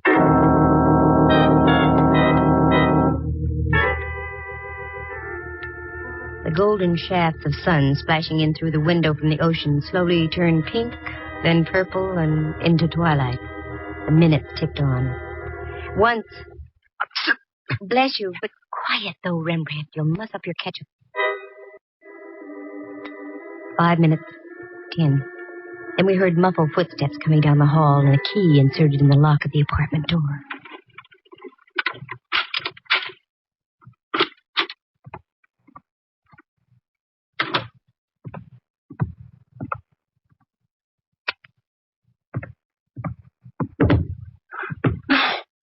Oh, no. It can't be. The old fool I killed. No. Okay, buddy, that'll be about enough. Oh, no. You... Get him, Mallard. He's ducking. I'll get him. Nice tackle, Mallard. All right, Mac. You're going to remain peaceful, or do I have to give you a little tap? No. I'll be quiet. You got me. I did it. I did it to the both of them. I killed them. I killed them. I killed both of them. Both of them? Yeah. Look behind the sofa. The sofa. The girl. Jack Frost. The sofa. The sofa? Right behind the sofa. Wait a minute, Mallard. I had to do it. I couldn't. But then they were going to do it. Oh, Mallard. More trouble, Candy? I killed both of them. I'm glad I did. Yes. An old friend of mine. The late Myra Fisher.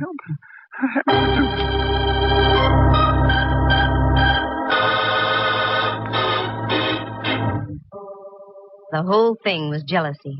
Not the jealousy of a man for a woman, but the jealousy of a man for a job. Simon Liggett had been with the Brownstone for almost 20 years. He'd worked himself up from the stock boy to a place where he'd been promised the job of head of advertising and promotion. He almost got it, except at the last moment, Prentice Burke gave the position to Myra Fisher. That had only been 2 weeks before. He knew that Myra was on a probationary term, so he did everything he could to undermine her. Little things like changing ad copy, sending out false stories to newspapers. He figured that if he could keep the store without a Santa Claus helper, he'd break Myra's back and get the job by the first of the year. He paid a visit to the first Jack Frost and tried to bribe him into quitting, but the guy would have none of it. There was a struggle. Liggett lost his head and whipped out a gun and shot him. He was still in his costume, so Liggett stripped him, put some old clothes on him, drove out to Land's End, and ditched his costume. Then he felt sure there would be no Jack Frost the next day. But that's when Myra met me, and I talked Rembrandt into taking over. By this time, Liggett was in a frenzy and would stop at nothing. He trailed Myra and Burke to Myra's home, killed her, took her body over to his place, and ditched it behind the sofa.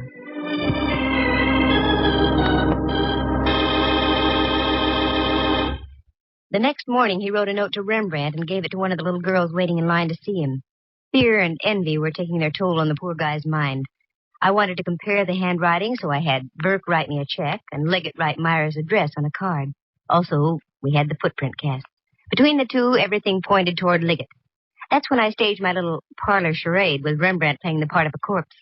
The sight, with Rembrandt's resemblance to the dead Jack Frost, would shatter anybody into a confession. But Christmas, in spite of everything, is a lovely time of year. And there is a Santa Claus. 3 of them for me, as a matter of fact.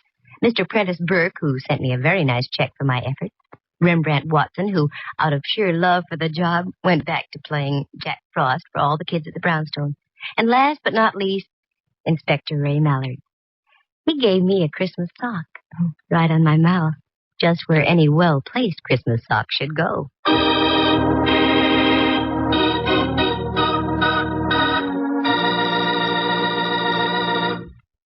Listen again next week at this same time. For excitement and adventure, just dial Candy Matson, and a Merry Christmas to you all. Yukon 28209.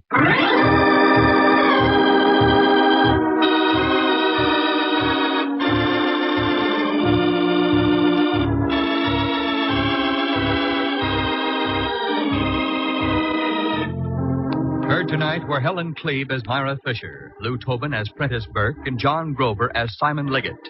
Jack Thomas plays the role of Rembrandt Watson, and Henry Leff is heard as Inspector Mallard. The program stars Natalie Masters as Candy and is written and produced by Monty Masters. Sound effects were created by Bill Brownell and Jay Rendon. Eloise Rowan is heard at the organ.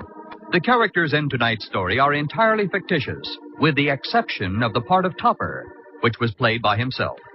Any resemblance to actual people is purely coincidental. The program came to you from San Francisco. Dudley Manlove speaking.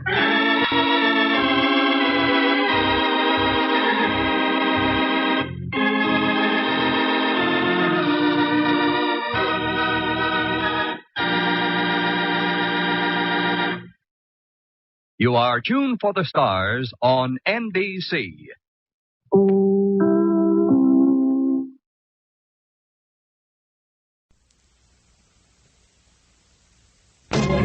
And injuring 22 others.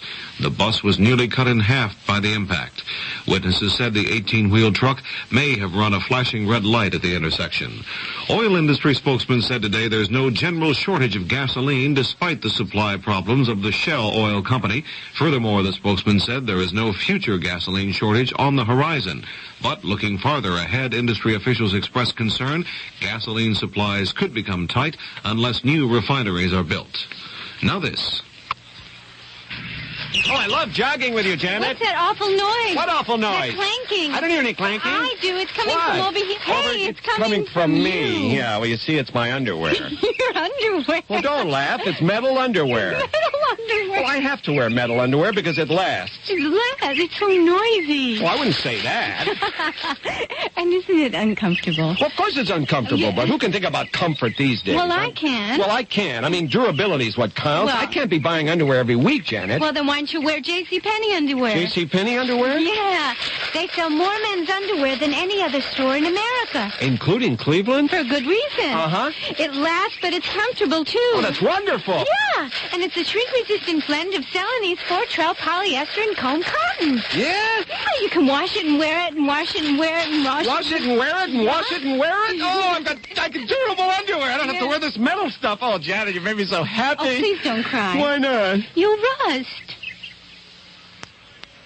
The London Daily Telegraph reports from Peking that a wall poster in the Chinese capital urges President Carter to pay attention to the state of human rights in China. The paper quotes the poster as saying China is a quarter of mankind, and the Chinese people do not want to repeat the tragic life of the Soviet people in the Gulag archipelago. The report says the poster was signed by the Human Rights Group, a signature not seen before on posters in Peking. This is Doug Poling, CBS News. Take a break from your shopping and share some of the real holiday spirit with the city of Pittsburgh. Every noon hour beginning December 13th and continuing through December 22nd. Choirs from Pittsburgh schools will carol in the lobby of the City County building. Choirs from St. Paul's Cathedral High School, the School for the Blind, Peabody High School, and Sacred Heart will be among the schools participating. Come hear the carols and see the Holiday Flower Show December 13th through the 22nd. First in community service and first in news. KQV News Radio 14. The weather forecast for Pittsburgh and vicinity: rain tonight changing to freezing rain Saturday morning and to snow midday Saturday. It will diminish to snow showers Saturday night and flurries on Sunday. Right now, the winds from the north at 12 miles per hour, the barometric pressure 29.85 inches, and it is rising. The relative humidity 100%. It is raining all around the Pittsburgh area, and we have a temperature reading of 37 degrees. And now it's time for Mystery Theater. The CBS Radio Mystery Theater presents...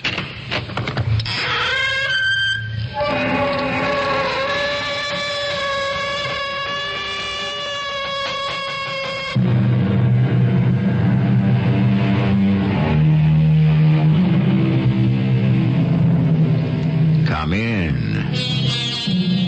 Welcome. I'm E.G. Marshall. No form of medicine is so dramatic and so mysterious as the art of the surgeon. Surgery has not changed a great deal since Hippocrates laid down the basic principles. Life is short and art is long. The crisis fleeting. Experiment risky. Decision difficult. Not only must the physician be ready to do his duty, but the patient and external circumstances must conduce to the cure. That's the crux of Dr. Matthew Bard's problem. But what is an aneurysm? It's a blood vessel that is dilated, like an inner tube, for example. If the walls of the tube are weak enough, it swells out like a blister and eventually can explode. And if you operate now? I'm not pulling any punches. It's a 50-50 chance. And if you don't operate? There isn't any chance at all.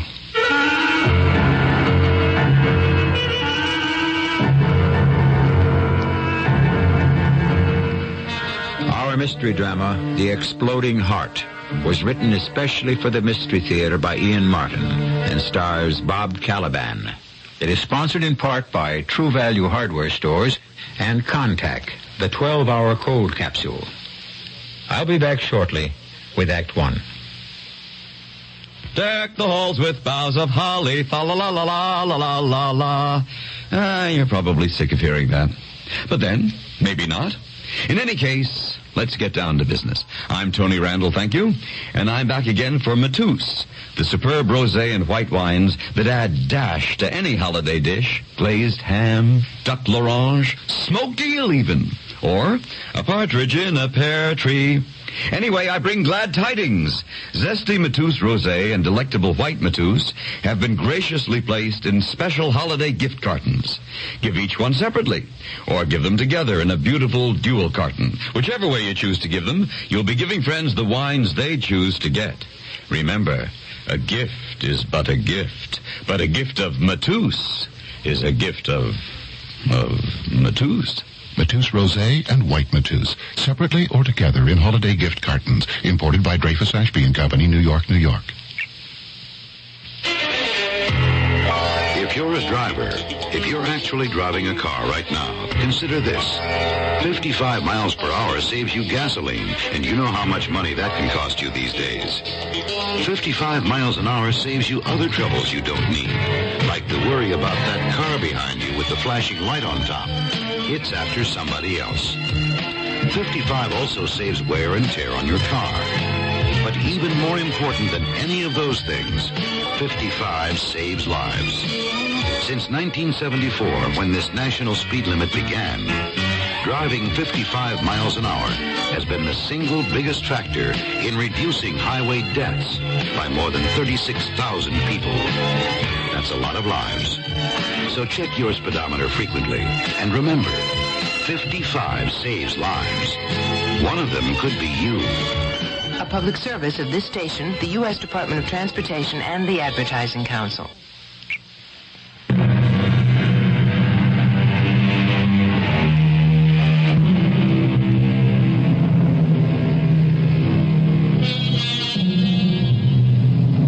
A short 25 years ago, surgery had come a long way in its techniques from the time that Hippocrates formulated his famous oath. Not so far as today, or this story would never have been possible. In the year 1979, Dr. Matthew Bard is a towering figure in the field of surgery. In the early 1950s, he was just beginning to establish his name and his career as Chief of Surgical Services at Williams Memorial Hospital. It was there that the biggest crisis of his life arose, a crisis that was solved by him with supernatural help. Dr. Bard, will Dr. Bard please contact the first floor desk as soon as he is free? Well, that's your page, Matt. You want to get it? Oh, nothing vital, Dr. Harkness. What was it you wanted me for? Oh, nothing too vital either, depending on how seriously a fellow takes his game. I was wondering if we could get 9 holes in before the light goes. I'd love to. My golf is so rusty, I don't think I could break 100 anymore. Well, we have kept you pretty busy the last 6 months. You owe it to yourself and your patients to take a little time off. That's a pretty good offer coming from the Chief of Staff. The Chief of Staff knows a good thing when he's got one. I don't want any chance of my top surgeon falling apart on me. Look, I'd like to, sir, but I'm afraid tonight is not the night. I have a big dinner date with a certain young lady. Well, that's an item, all right. If the wedding bells are in the offing, I hope you picked a local girl so you'll settle down here and we can keep you. Wedding bells are involved, all right, but not for me. My sister Kim. Tonight's the night I meet the guy who snared her. Yeah, she's a lovely girl and she deserves the best. Who's the fella? Are you ready for this? J. Norton. Well, that's a distinguished family, all right. Uh-huh. This hospital wouldn't be here if it weren't for Norton money. Or this town. Norton Mills is what keeps it going. I just wish he wasn't so rich. Who? J. Norton. Kim's boyfriend. Why, do you have anything against money? No, except maybe that I've never had that much so far, and it scares me when it comes in gobs. Well, don't you worry about young J. Norton. I've met him once or twice. He's a big, good-looking fellow, and I'm sure he'll make your sister very happy. Give him my regards. I will, sir. And don't mind me. I'm just disgruntled that I'm in the way of losing my built-in housekeeper. What am I going to do without Kim? Why don't you find a girl of your own? Now, that's easier said than done with my hours. Station 1, paging Dr. Matthew Bard. Will the doctor pick up the... Well, I guess I'll let you get on with it. You better answer your phone. Maybe we can get some golf in this weekend. I'll count on it. Paging Dr. Bard. Station 1, please. Dr. Bard speaking. Station 1, Nurse James. Matt here. What's on your mind, Jimmy? Your sister was on the line, but she just hung up. Any idea what she wanted? I think just to be sure you hadn't forgotten an important dinner appointment tonight. Would I do a thing like that? Oh, you certainly would. Jimmy, you're a bully. Well, I only do it to those I like. Go on home now, Matt Bard. You know, if you were 5 years younger, I'd marry you and take you home with me. Do you know if I were, I might just take you up on that. I better do as you say, Jimmy. First, I've got to check out this J. Norton, and he'd better check out good.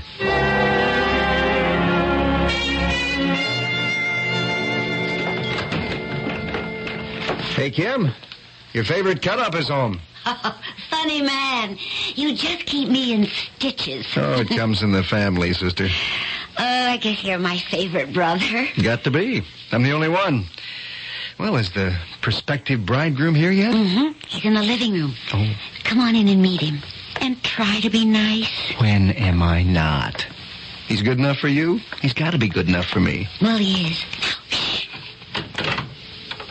Here he is. And here I am. With my two favorite men in the world. It's a pleasure to meet you, Doctor. For me, too. I've heard enough about you. I'll bet I've heard more about you. From the same source. Not just Kim. From lots of other people, including my father. Your father? Sure. He knows everything that goes on at Williams Memorial. It's his pet project. He thinks very highly of you. I'm flattered. You should be. He's a good man to have on your side. But don't ever let him get on the other side. He's a tough old boy. Oh, I don't think Matt plans to ruffle his feathers, do you, Matt? Huh? I mean, you don't have any bright notion of trying to stop Jay and me from getting married. Why should I?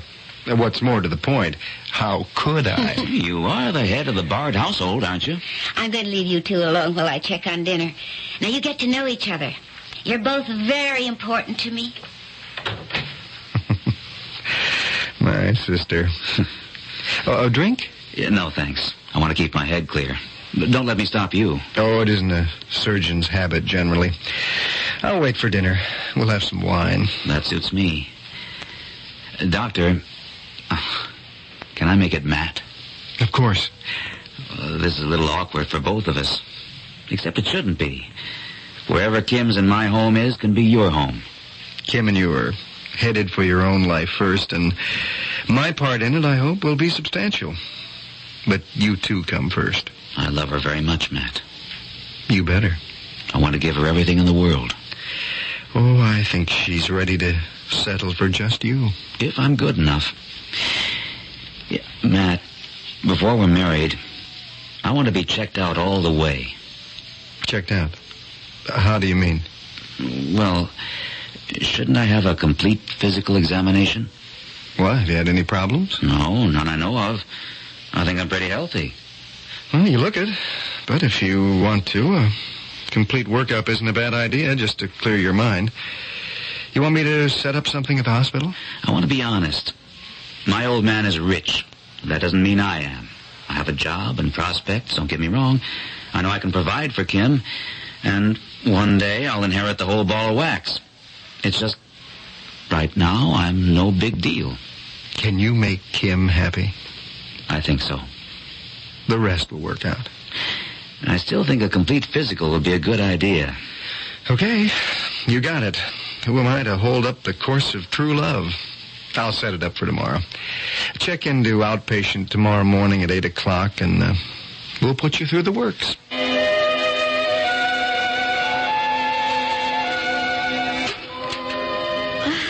Here's your toast, Matt. Oh, I thought this was a morning off.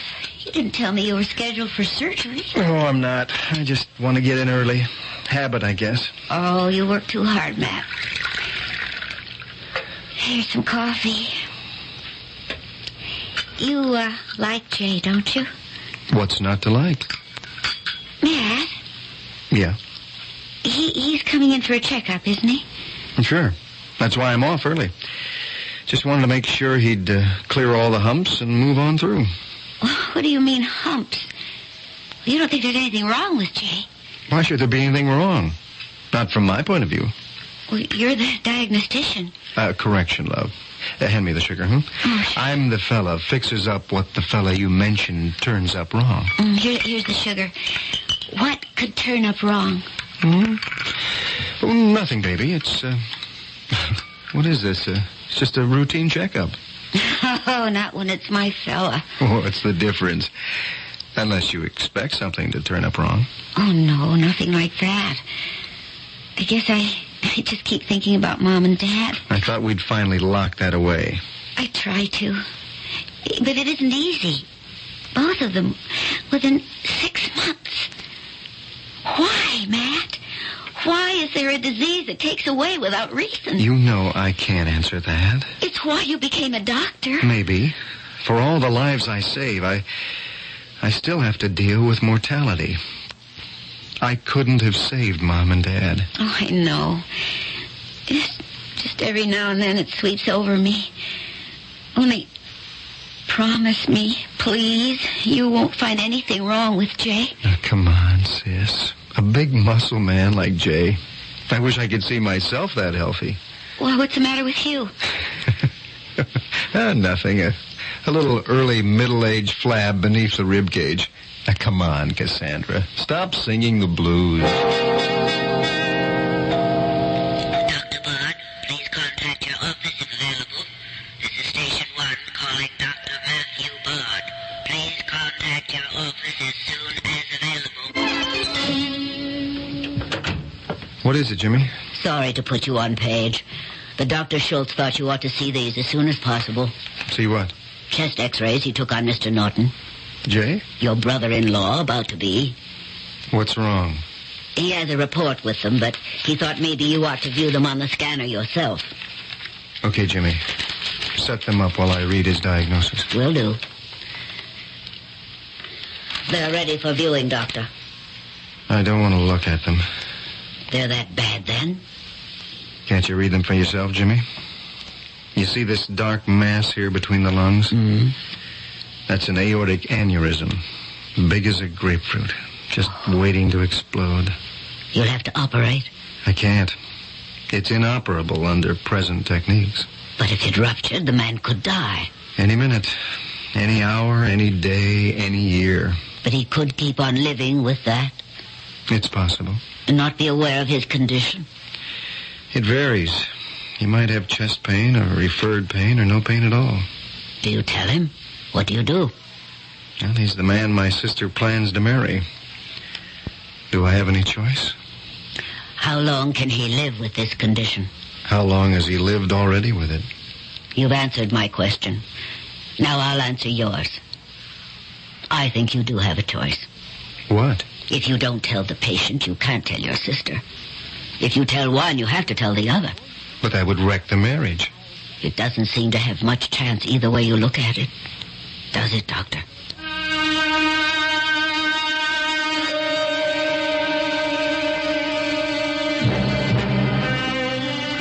All of us at various times face the decision whether to pass on bad news or to keep it to ourselves. The physician is no different, except in his case, the decision is almost always an overwhelming one, which can affect not only his patient, but the lives of everyone around him. Dr. Matthew Bard faces such a decision now, and beyond it, an even more tremendous one. I shall return shortly with Act 2. Merry Christmas, Merry, Merry Christmas from your Kmart Christmas store. You know, Christmas is one of the most dangerous times of the year for home fires. So now's the time to give your family the gift of safety with the new First Alert smoke detector with escape light. Unlike other smoke detectors that warn you by sound only, the new First Alert has a bright, built-in escape light that turns on when the alarm sounds. So it not only warns you, it lights your way to safety. And this is important in case of a power failure during a dangerous night fire. The First Alert smoke detector with escape light is easy to install and comes with 2 replaceable 9-volt batteries. So protect yourself this holiday season and all year long by installing a First Alert smoke detector with new escape light from Kmart. Christmas smiles like every place at Kmart's Christmas saving place. You've changed, Bernard. You're not the man I married. What do you mean, Francine? Remember the way you were, vulnerable. You made mistakes. But now look, you're confident. Everything you do turns out right. It's that book you sent away for. It's just a catalog from the Consumer Information Center. It lists more than 200 federal publications you can send for on building, fixing, eating. Buying, selling, working, playing, living. And more than half of them are free. Yes, Francine, the man you married is gone for good. All right, Bernard. But would you make just one more mistake for old time's sake? All right. For you, I'll just replace that window glass like I used to. Whatever you do, learn to do it better. Send for your free catalog. Just write Consumer Catalog, Pueblo, Colorado, 81009. Francine, send for that publication on first aid. What was that address? Pueblo, Colorado, 81009.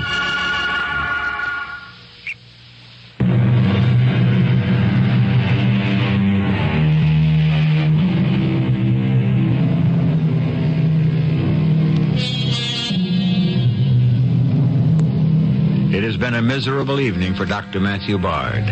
Fortunately, he has not had to face Jay Norton, since he wasn't directly involved in the physical examination. Nor has he had to face his sister Kim, since some emergency procedures have kept him at the hospital.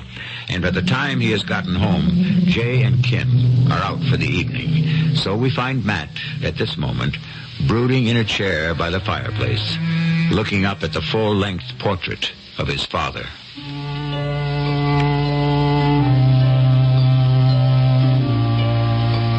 So, what do I do, Dad?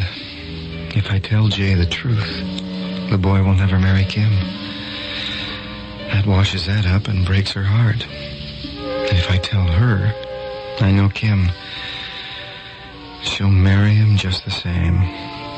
But what chance does a marriage have when it begins knowing one partner is sentenced to death? And if I don't tell her, her heart is going to be broken anyway, sooner or later. More likely sooner.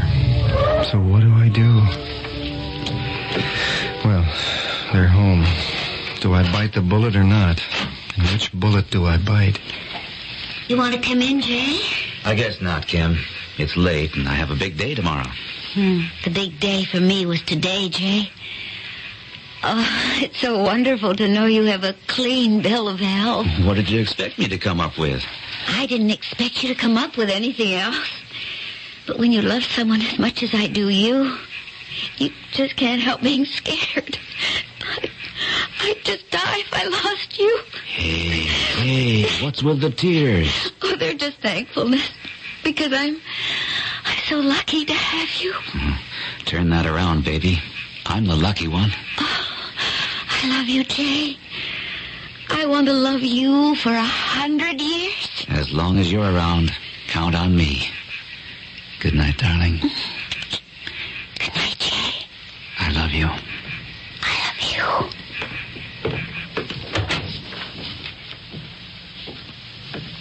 Matt, I thought you'd gone to bed and left a light on in here. No, I just got back from the hospital. Oh, you must be tired. I'm glad glad I didn't ask Jay in. Yeah, I'm glad you didn't, too. Why? Something wrong? No. No, what could be wrong? It's just that I'm so tired. I'd have been yawning in his face. Matt, you don't look well. You all right? Of course. I'm fine. Well, you work too hard. It's my life. I wish you could find someone to give you the kind of life you're missing. Oh, I'll find her. Whoever she is, one of these days. Oh, Matt, I'm so lucky. Jay's really a terrific guy. You do like him, don't you? Of course. I can't wait to have children. Big, healthy hunks like him. I bet he's the healthiest specimen your old clinic has seen in a long time. I didn't examine Jay, you know. But you know they gave him a clean bill. So I understand. You know it's silly of me. Now, what could be wrong with a big lummox like Jay? But I swear, I worried all day long till he phoned me with the good news. You shouldn't go borrowing trouble, kid. I can't help it, Matt. Ever since Mom and Pop... I mean, it was bad enough the way it happened to Mom so fast. But 6 months later to have that lousy, creeping thing hit Pop... Look at him. I hate that painting of him. Why? Because he looks so alive. As if he were ready to step right out of the frame. But he isn't. And he won't be here to give me away the way I always wanted. Easy, sis. Come on, easy, honey. That's what made me so afraid about Jay. I thought Mom and Pop were indestructible. And all of a sudden, poof, just like that, they were gone. Nothing we can do about it. Yet. Now, don't think Mom and Dad didn't zonk me out. It's almost worse being a doctor, a surgeon. I wanted to cut the malignancy out for them, but there was nothing I could do. I only hope in my whole life nothing like that can ever happen again. I don't think I can take it. Hey, easy does it. Okay. The vapors are blown away. I won't put you through anything like this again. And I didn't mean it about Dad's portrait. I mean hating it. I meant the other, though. He does look alive. I wish he were. I could use his help right now. For what? Oh, just a case I have. I can't think of anyone who might be better able to give me the right answer. Dad was that good a surgeon? The best. They never came any better. He was the same kind of father. Oh, I don't know where that came from. Well, that comes from being completely relaxed and happy and ready for bed. Good night, Kim. Sleep well. What about you? Aren't you going to turn in too? Oh, not for a while. Well, you need the rest more than I do. I don't think I could sleep. I've got a little problem gnawing at me.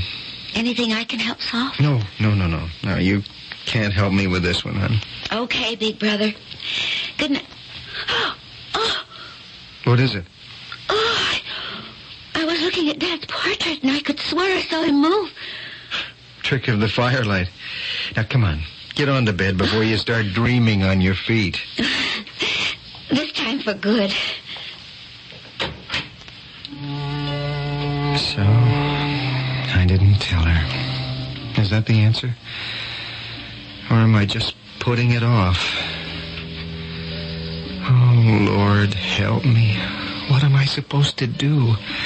What's the right thing to do? Well, Matt, the first thing I'd recommend is to get your face out of your hands. Father? Dad? Don't look to the picture. It's a blank. I'm sitting here, in the chair, opposite you. The way we used to sit, so many evenings. To hash out problems, medical or otherwise. Yes. Want to hash this one out? Oh, you know it.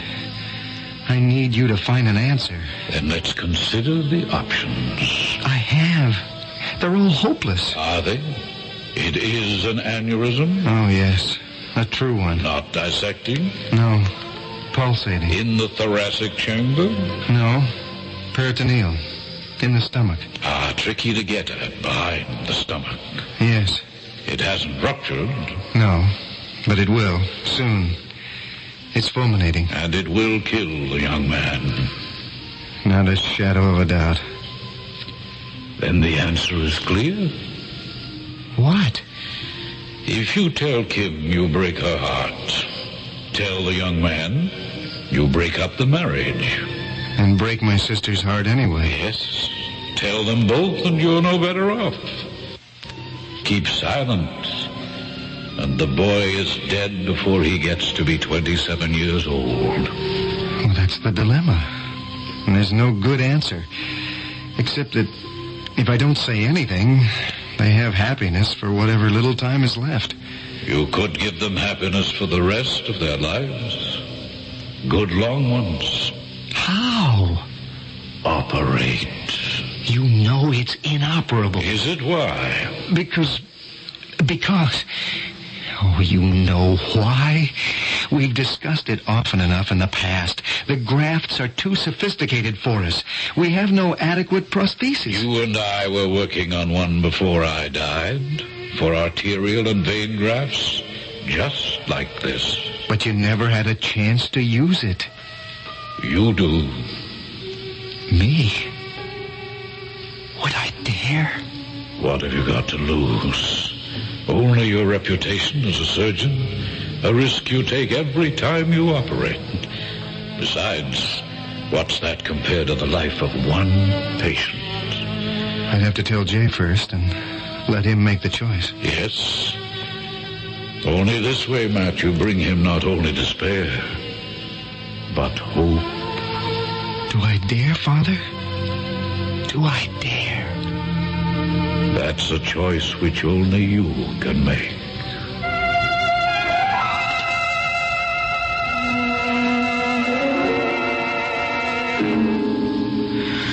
I don't know what to say, Matt.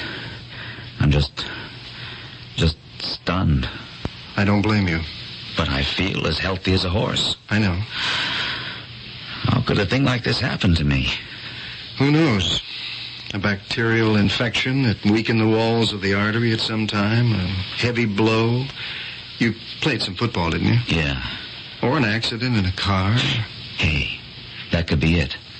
A kid a couple of months ago tried to run a light in front of me.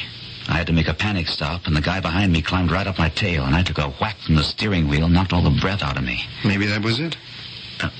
What is an aneurysm exactly? Well, it's a dilation of blood vessel because there's some weakness in the wall of it. Like an inner tube, you know. And if there's a weak spot and the air pressure is strong enough, it pushes out a sort of bubble that gets larger and larger or bursts. But how come I can't feel it? At the moment, it's not pinching any nerves or pressing on any internal organs. If it does, you'll have pain. And if it explodes? Hemorrhage. You could bleed to death. Or there could be a fatal compression of any of the vital organs near it. Couldn't you operate then? In 25 years, maybe, but not in 1957. Even if we did, it would probably be too late. And if you operate now? I'm pulling no punches, Jay. It's no better than a 50-50 chance. But if there's no operation?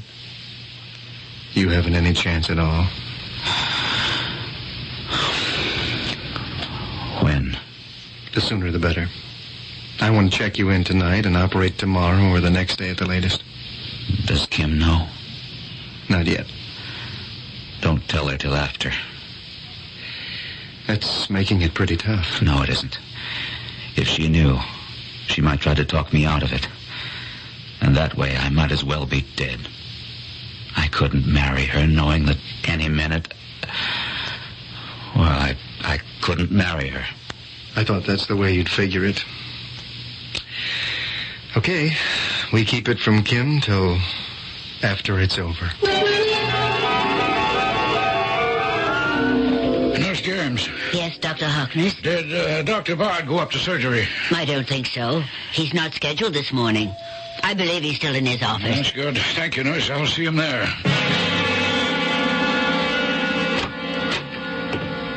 Good morning, Dr. Harkness. Matt, I've just learned that you plan to operate on Jane Orton. The first moment I can. We're only holding for blood cross-matching now. You can cancel that. There'll be no operation. Why? Matt, I can understand your personal concern, your, what shall I say, quixotic desire, but it makes no sense. And as Chief of Staff, I can't countenance the wild risk that you plan to take. You may be thinking of a human being, and I hope before God I feel the same way, but I have other considerations that bind me as Chief of Staff. I don't believe this operation is warranted, and if it is, neither you nor I as individuals can sanction it. It's up to the medical board. Unless they agree, there will be no operation.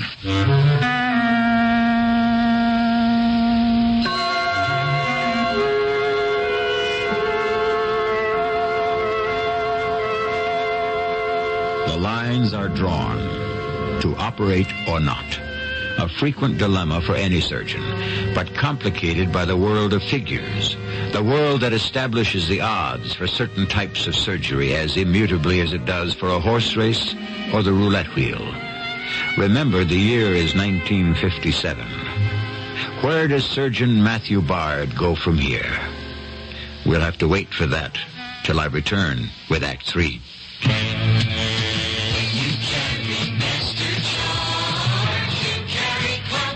They should pass a law. When it's time for Christmas shopping, you get paid every day. So many gifts, so little cash. I can't wait for payday, so I don't.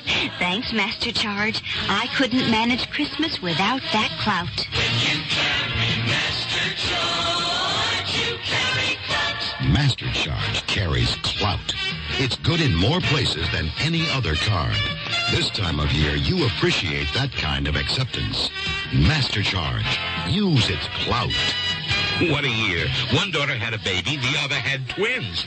Now it's Christmas, and I've got a pregnant shopping list. But this father-in-law, grandfather, doesn't panic easy. Thanks, Master Charge, for all the clout. When you carry Master Charge, you carry clout.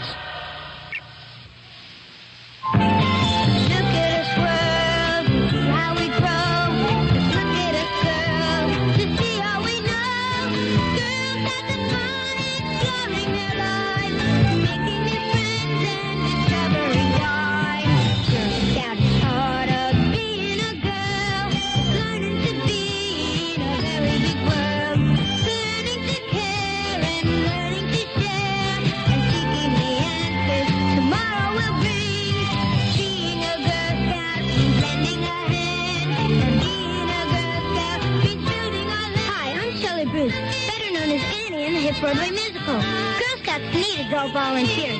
Call your local Girl Scout council today. Girl, that's part of being a girl. Learning to be in a very big world. Learning to care and learning to share. And seeking the answers tomorrow will bring.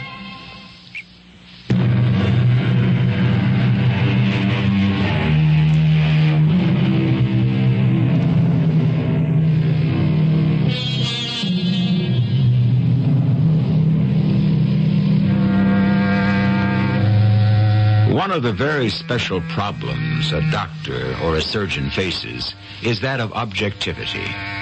Is any given decision, any action he takes, sheerly guided by the facts of the case? Or does some personal attitude creep in? Some fear or fancy that is not justified by the evidence? The surgeon is, after all, a man, not a god. And perhaps the thing he has to guard against most zealously is any thought that he has special knowledge. That's why this interview with his superior, Dr. Harkness, the Chief of Staff, is so fraught with difficulty for Dr. Matthew Bard. I can't agree, Dr. Harkness. You haven't any option. Of course I have. In my opinion, the operation is mandatory. In the opinion of most of the rest of the world, the percentage figures do not support your optimism. Each case is individual. This one certainly is. What does that mean? Matt, your judgment isn't clear on this operation. It simply doesn't hold water. We say the chances are 50-50. That isn't really carried out on any graph. It's a rule of thumb. The truth is that the operation itself hasn't been tried that many times. Perhaps at some future time, but not in 1957. When you go in on something like this, it's a no man's land today. All right, but at least it's a chance for the patient. An alternative to sitting under a sword of Damocles, knowing that death is inevitable, only just not when. Perhaps never. Very few of us know what we live with inside our bodies. But in this case, I do know. The threat, but not the answer to it. There is only one answer. No. Now use your head, Matt. You know who Jay Norton is. If you operate and fail, as most indications say you might, how can I answer to Jay's father? Our whole new research wing, which we must have, depends on his good graces. If his son dies on the operating table, can you imagine that he'll contribute the basic expansion money we need? I'm not interested in politics. I'm interested in a man's life. So am I. Give me mortality figures, a special risk, a new procedure, anything to suggest this operation is justified, and I'll back you. But as it stands, I have to tell you it can't be done. And it won't be done as long as I'm chief of staff of this hospital. I question your right to stop me.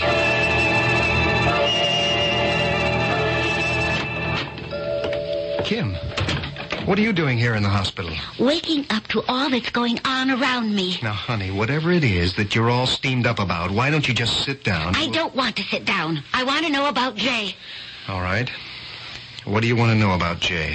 He has an aneurysm. Aortic, right? Right. And it's fatal. Terminal. Whatever term you want to use. As far as we know. How do you know about all this? Dr. Harkness just called me. He wanted to try to explain. And did he? Not very well. What's to explain?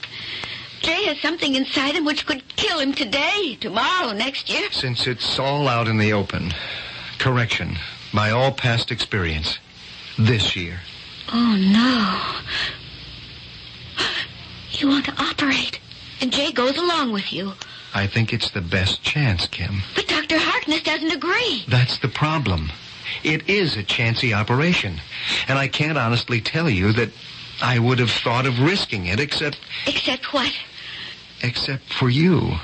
Except for Jay, whom I like.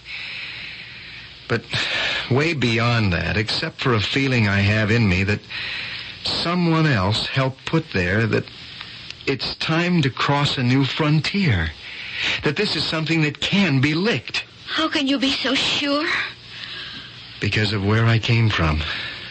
Because Dad gives me the courage to try and be damned. But if Dr. Harkness won't allow you to operate at Williams... Then I'll find a hospital that will. I want to buy you a future, Kim. But you're not accredited to any other hospitals. Where else do you operate? Then do you agree with me that I should? Oh, yes. Both me and Jay. Good. Then I'll find an operating room to set him free. But if you can't do it in your own hospital, what... Dr. Bard. What? Yes. Yes, of course. Prep him immediately. I'll want whole blood. Has he been cross-typed? Good. Then I'll be right up and make the cut down. Alert OR. We'll operate immediately. What is it, Matt? I said it could happen any time. Well, it has. The aneurysm? It blew up? It's ruptured. Oh. Now all the questions are answered. There isn't any room for doubt anymore. We have to operate.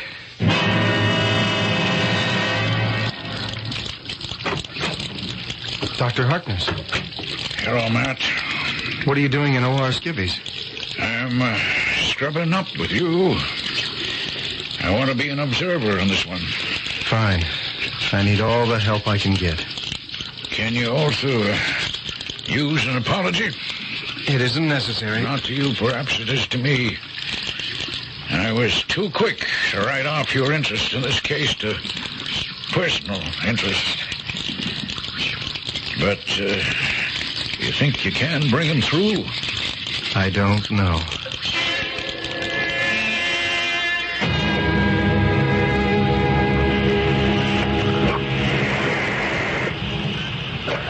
the patient, Jimmy? Stabilized at the moment. What do you have, Schultz? Respiration shallow. BP 120/60. Better get this show on the road. Can do. Is he prepped? Ready to open. What are we waiting for? Scalpel.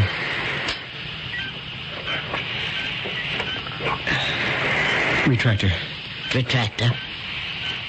Get it on the other side, Jimmy. Have it, Doctor. Scalpel. Scalpel. Fasten here like steel springs. There. Retractor. Retractor. I'm opening the peritoneum now. How's he doing, Schultz? Marginal. I'm not all that happy. Better move it. I will. There isn't as much blood as I had suspected. The trouble is all in the posterior peritoneum. When I get behind the stomach is when the trouble begins. Suction. Suction. Gently now. As soon as I can see, we... there it is. It's bleeding profusely. Of course. Clamp, nurse. What are you doing, man? Cutting off the circulation from the renal artery down. Well, that gives you less than an hour to complete the operation. I'll be lucky if we have that long. There. Now, we'll clamp above and excise the shattered artery. Thank you, nurse. What are you going to replace it with? I made up a prosthesis. We graft the artery to the top of it and the bottom and suture it home. Yes, but will it work? Research and common sense says it will. For the rest... Matt. What is it, Schultz? He's throwing premature beats. Is he on whole blood? Yes, Doctor. I'll give him all he can take. Scalpel. Scalpel, Doctor. Keep it all coming, Jimmy. We've got to work as fast as we can.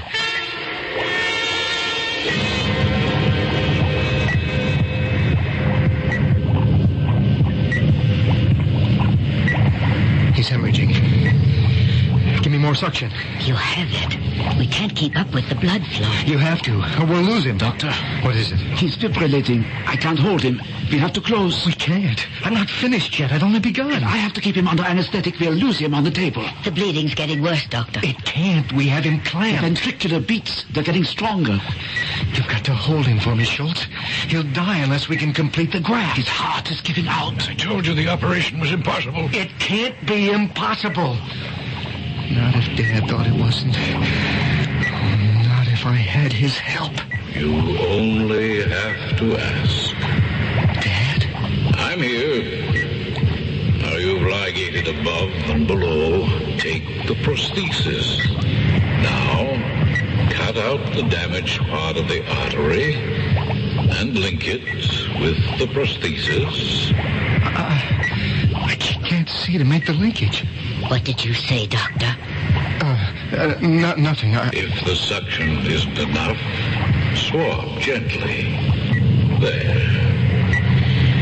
Now you can see to make the graft. What did you say, Doctor? I said a sponge. And hand me the graft. That's it, Matt. It isn't so difficult if you have faith. Why are you here? Because I'm always here, son. I'm part of your heritage. As long as you don't deny me. What I learned, I passed on to you. Just as you will pass it on to whoever comes after you. Dr. Bard. Huh? The patient. If we don't close soon, we'll lose him. We're not going to lose him, Jimmy. He stopped fibrillating. I have a good beat. Sure we have, Schultz. It's going to be all right. There. The graft is set. Suture. Suture. Sits home just like it belongs. Now, let's get this anchored below. How is he, Schultz? Steady. We're just about home. Thank you, Dad. What did you say, Doctor? Oh, nothing, Jimmy. Maybe I've got into the habit of talking to myself. But it won't happen again. There won't be any need to.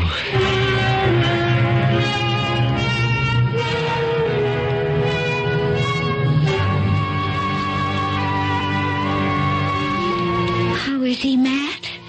He's going to be fine. Good as new. Oh, thank God. Oh, thank you, darling. Oh, Matt. Oh, I wish you really could give thanks where thanks are due. What do you mean? Well, you'll think I'm crazy, Kim, but I've got to tell someone.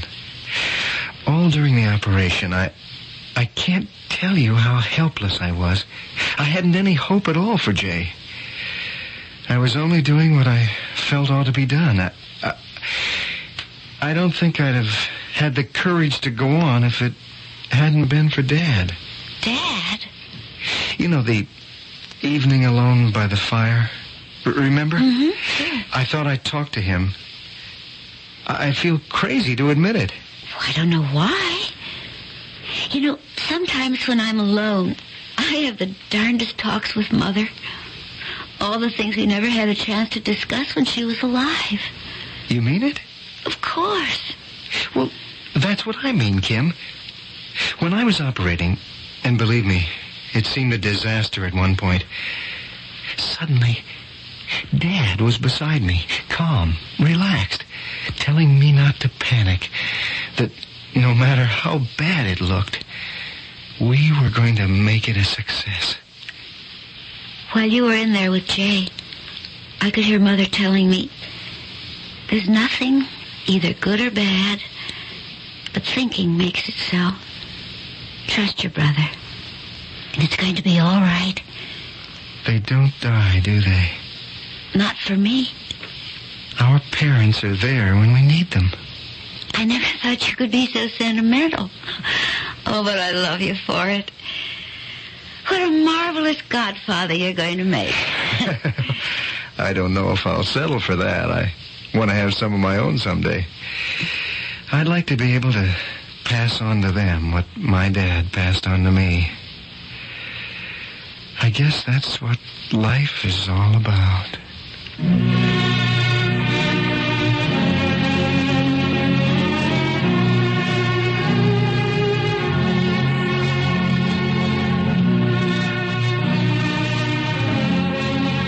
What is life all about? Do you want to argue, question, protest, fight, accept? Go ahead. It's your prerogative. I can't give you any answers. Only one suggestion. For those who believe they have found the answer, leave them be. For most of us who are looking for something, it's marvelous to realize that some people have found it. I'll be back shortly. This year, help someone permanently capture the fond memories of Christmas. Hi, Pat Summerall for True Value Hardware Stores to suggest you give a Panasonic portable cassette recorder for just $34.95. It's the fun, easy way to record all the excitement of Christmas morning around the tree, or to capture the voices of relatives and friends. The Panasonic cassette recorder features one-touch recording and tone control, has a built-in mic, and runs on house current or with optional batteries for use at home or away. Or give the Panasonic Mr. Thin AM/FM pocket radio from True Value Hardware Stores. It's just 5/8 of an inch thick. It has a film cone speaker with a rare earth magnet to help provide high-quality sound. And it's just $49.95 at participating True Value Hardware Stores.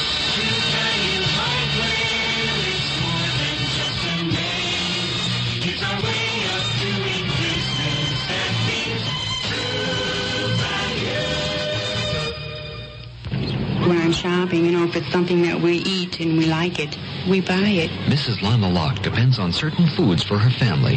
My kids really like that Kraft macaroni and cheese. They really do.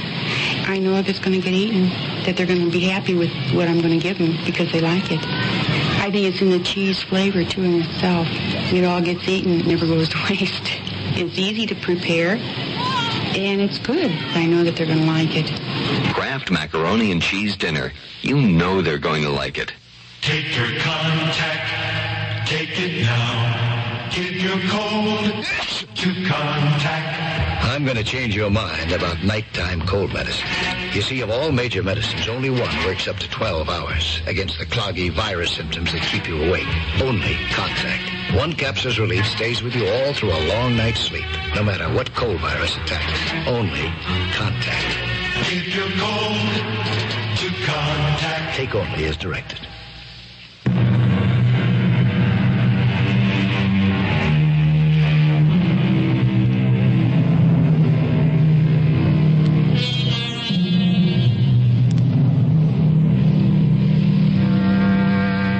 occurs to me that in the presentation of this story, we may have seemed touched by the brush of little Orphan Annie or other characters in imagination who rose to heights of fortune.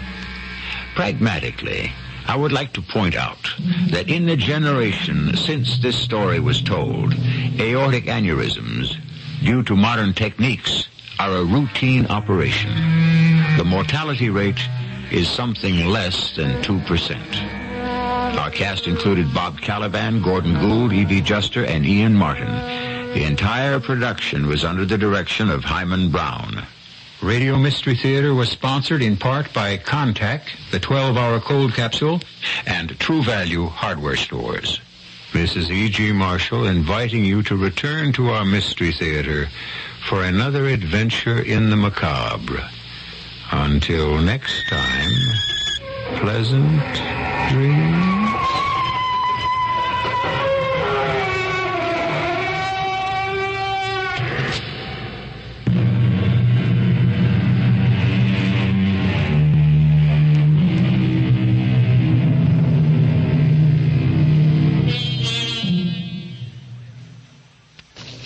KQB News Time is 10:59.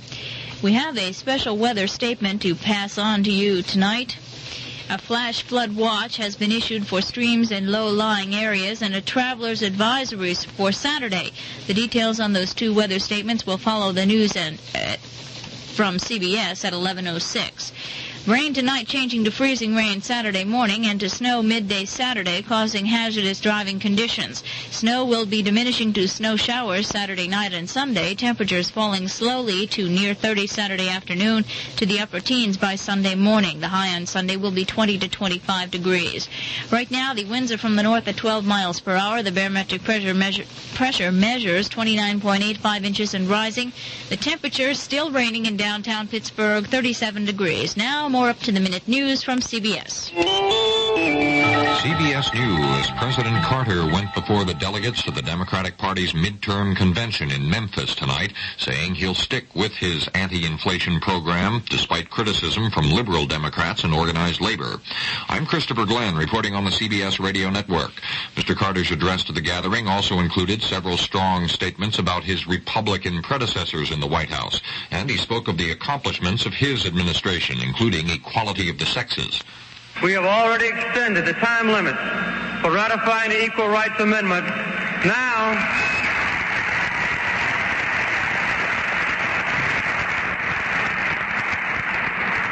Now let us join forces to wipe out discrimination based on sex and make the Equal Rights Amendment the law of the land.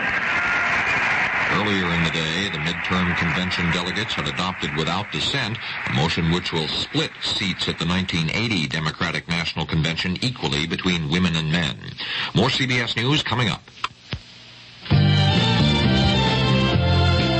Yesterday I felt like taking on the world, so I wore my Taking on the World perfume. But today I feel like being soft and gentle and letting the world come to me. I feel very Chantilly today. Very Chantilly today. Sometimes I like a really sporty fragrance, but today I feel like wearing something very feminine and romantic.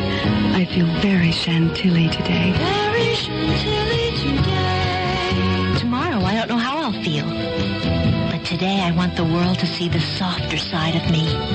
I feel very Chantilly today. Very Chantilly today. Chantilly, the perfume Rubicon created for all her soft feelings. I feel very Chantilly, very Chantilly today.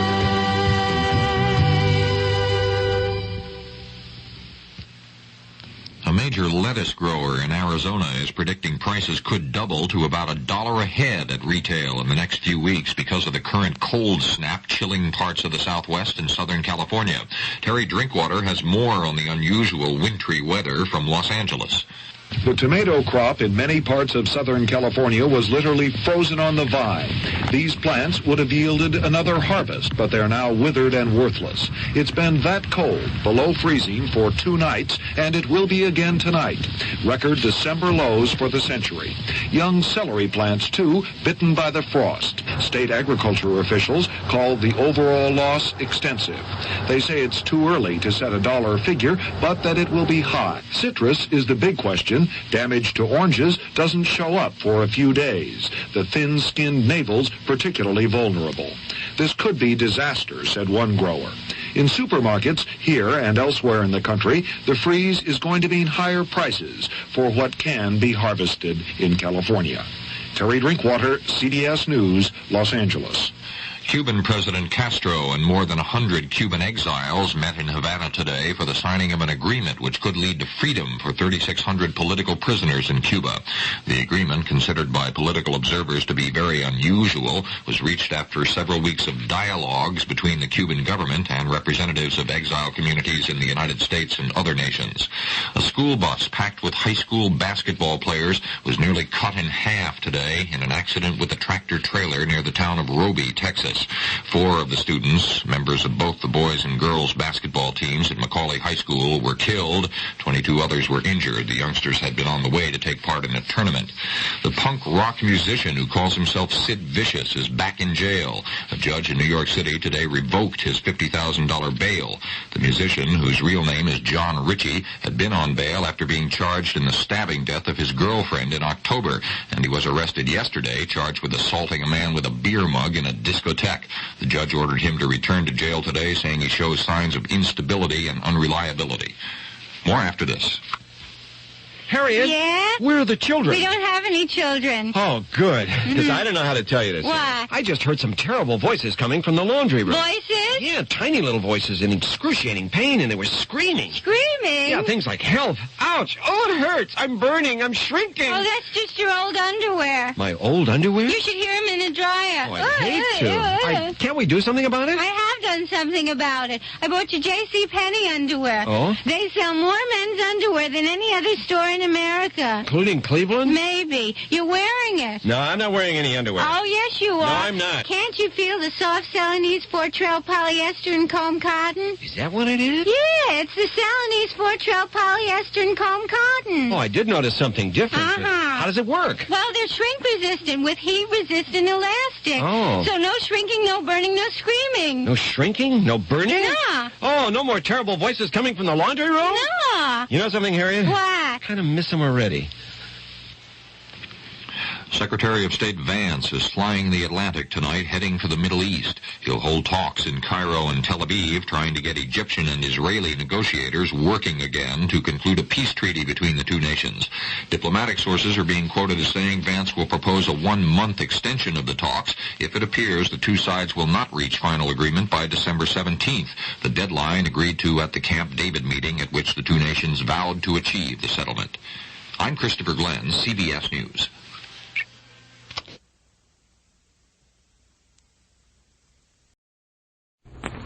Ceiling unlimited.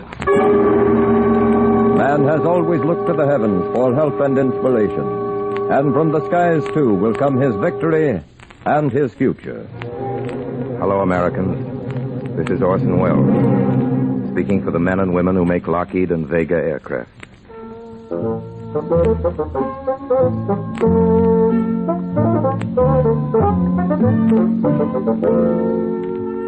If you will turn back the pages of your favorite magazine to the advertising section of a recent issue, you'll find a striking message sponsored by Lockheed and Vega's brothers in aviation at Vultee. A message based on a most provocative illustration. The fellow with a familiar small mustache, the lunatic fringe of hair, the paranoiac eyes, reaching for the globe, while 4 phantom figures watch him anxiously. King Philip II of Spain, Louis XIV of France, Napoleon, the Kaiser, looking on in envy as the madman reaches out to put a strangling grip upon the world. And underneath the caption, simple and significant, Hitler came the closest. Well, that's true, of course, he did. And how do you think the others feel about it? Philip, Louis, Napoleon, the Kaiser. The other 4 who might have ruled the earth. Where are they now? Into what far corner of oblivion have they retired? What are they thinking as the tide of centuries rolls by? Please, Excellency, if I may ask it, why have you invited us to attend this conference? Ah, Monsieur Napoleon, restless as always. Are you uncomfortable, perhaps a little warm? Believe me, you'll get used to it in time. Another century or two. But, Senor, for a conference like this, where are the others? Caesar and Charlemagne. Yeah, and Genghis Khan. Oh, I could have asked a dozen others like yourselves, but most of them are rather old. You four, I thought, would be the most compatible, having so very much in common. Monsieur, I trust you do not class me with these paltry fellows. Senor Napoleon, you speak of Philip II of Spain. Look to your manners, sir. I am the oldest here. The oldest? Yes, the oldest, not the most important. I have more pages in the Encyclopedia Britannica. Excellency, is not that true? Quite true, Monsieur Napoleon. A most absorbing record filled with the greatest victories. Barring Waterloo, of course. Waterloo. Why must you always remember Waterloo? No man ever faced a judge. The world was leagued against me then. What of my world, monsieur? Have you not heard of the Grande Alliance? All those nations banded against Louis XIV? Yeah, me too. In 1918, I'm fighting the whole world. Senores, believe me, it is not how many, but how strong those stubborn ducks. How can you reckon them against Gentlemen! Thank you. You understand, of course, I do not underrate the work that any of you did for me on Earth. Of course, comparisons are always odious. To whom could you compare us, sir? Well, there is a man on Earth today, a genius of a fellow, an organizer. He plans to turn the whole world like a mill and grind out what he needs. What, the entire world? Oh, yes. And even that might not be quite enough for him. He even looks on me with something of disdain. He thinks my red flannels are a bit old-fashioned. I'm afraid he hopes one day to take my place. To rule here in your place, monsieur? Who is this man? If you will turn your attention to the wall, look at the map. A map? Oh, I had not noticed this before. Natürlich, Wilhelm. It wasn't there. Caramba, this is a strange map, senor. Yes, Philip, a very special map. It breathes and pulses with the world. It trembles, shudders, sometimes even cries aloud. If I may say it, sir, this is a devilish clever thing. Monsieur Napoleon, you flatter me. Look at the map. Some parts are turning red. Why do they turn red, monsieur? Surely at times your ignorance is monumental. It's blood that turns those countries red. The blood of men and women, flowing as only rivers flowed in your benighted days. All this is blood. Look at the map, Monsieur Napoleon. Starting there from Germany, see how the bloody torrent races on. See how it sweeps upon the Czechs. You hear those cries? Those are the cries of Lidice, despoiled and ravaged, ground to dust beneath an army's iron heel. Yeah, this is very systematic. That distant thunder now, that's Poland, Warsaw. Such a proud and lovely city, crumbling in upon itself.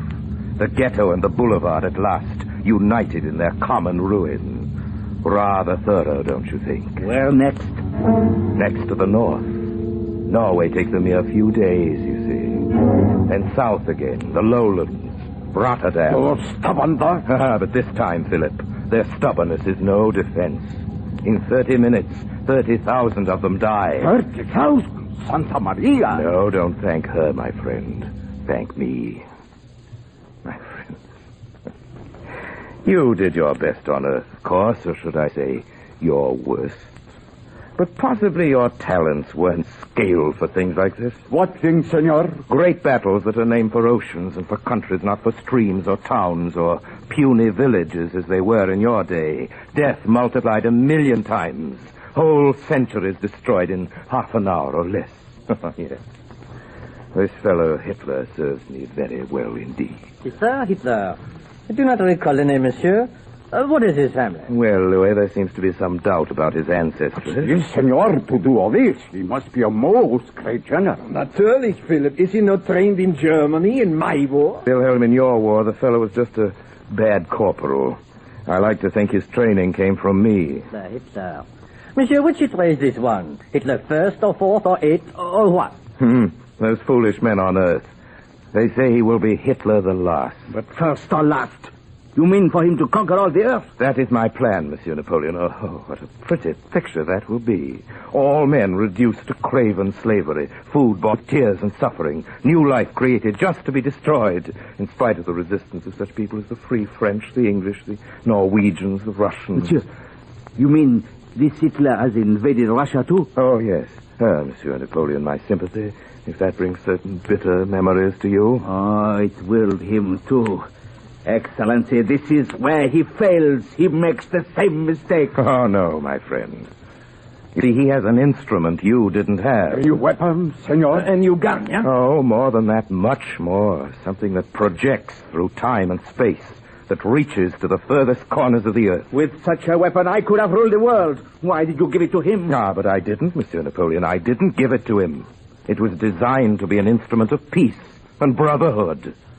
But mankind put it squarely in his hand and begged naively for their own destruction. But, Excellency... Of course, they didn't realize it at the time. That's precisely where my Hitler's genius lies, to take an instrument they meant for good and warp and twist it to my ends. Those silly, stupid men on Earth. They thought they could escape me in the skies.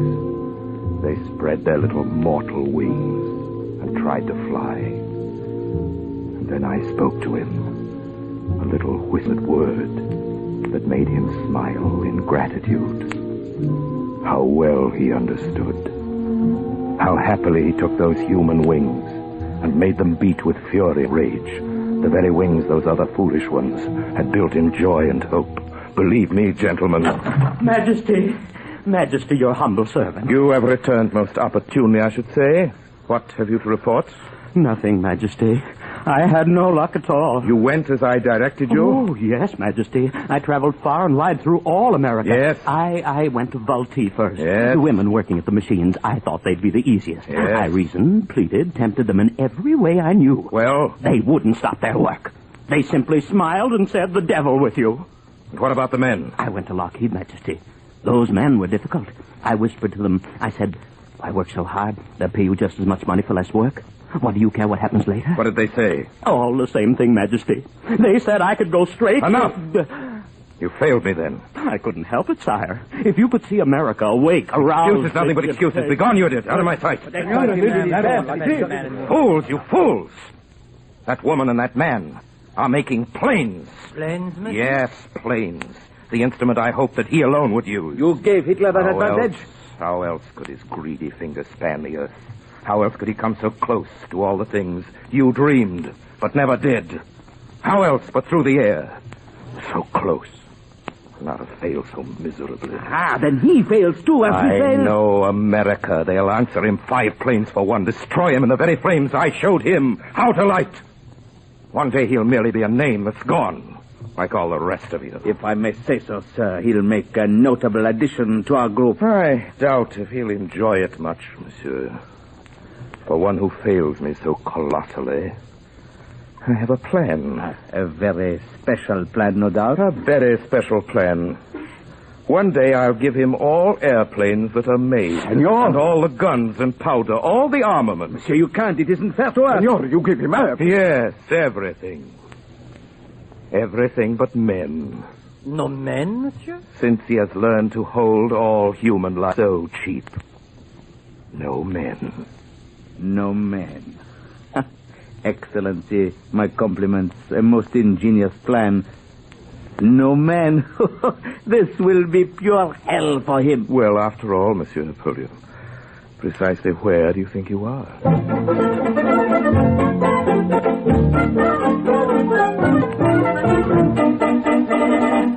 Any further orders, Majesty? Or is that the end of it? Is it the end or just a new beginning I must make? You see, I know the world rather well. Don't I, world? You're tired, aren't you? You're weary with the sight of blood and suffering. You wish the war were done and over with. And what will happen when it is? Shall I tell you, world? Shall I tell you what you'll do? You'll sit about a table and contrive a peace and document it with the same mistakes you made before. You'll tell yourself that never can there be a war again. And you'll relax. Oh, yes. You'll grow quite fat and lazy in the luxury of your delusion. That's when I'll be back again. That's when I'll add another figure to the 5 you met tonight. A man who will not fail me as the others have. A man who'll... Ladies and gentlemen, excuse me. I think I've had enough playing the devil. And just for a moment, I'd like to be Orson Welles, taxpayer and citizen. Let's give the devil his due. He's given us a lot of trouble in the past and promised us a lot more for the future. Unless, of course, this scourge of fire and brimstone that we suffer now will shock us to eternal vigilance. But will it, Americans? Will it? What is our defense against it? The answer, I believe, was stated in the text from which our fable sprang tonight. Hitler came the closest by using the air. Remember, Americans. Remember, world. And never again be unprepared. Never again be caught with folded wings while madmen fly across the sun and put the shadow of despair upon the earth.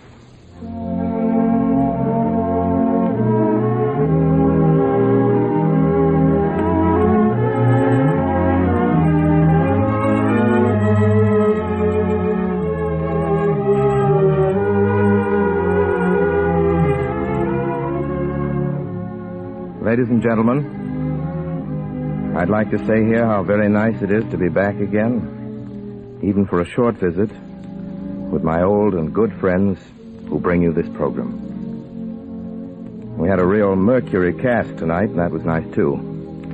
Here it is. Napoleon was George Coulouris. Philip, Pedro de Cordova. Louis, Joe Kearns. The Imp, Lou Merrill. Hans Conried was the Kaiser. This is Orson Welles speaking for the men and women of Lockheed and Vega. I'm proud to speak for them. Thanks for listening. And until next time, I remain as always, obediently yours.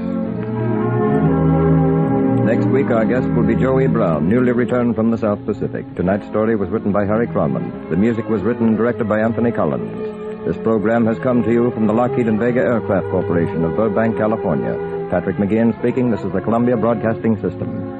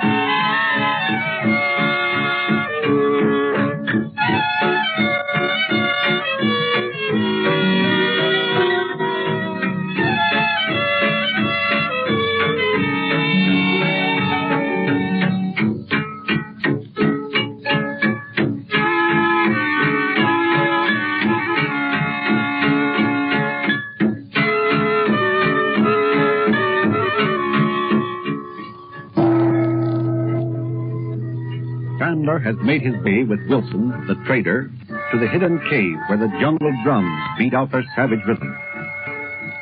Wilson tells Chandler the primitive legend that these natives are the survivors of an ancient pagan race of cat worshippers. Overcome by terror of the sinister jungle rites, Wilson rushes to the cave. And Chandler, advancing to the altar, sees the body of a woman lying on a golden couch. As the drums thunder through the cave, Chandler cries out, "NADJI, they've killed you." Meanwhile, the present act opens on the beach, near the temple. Chandu, the magician.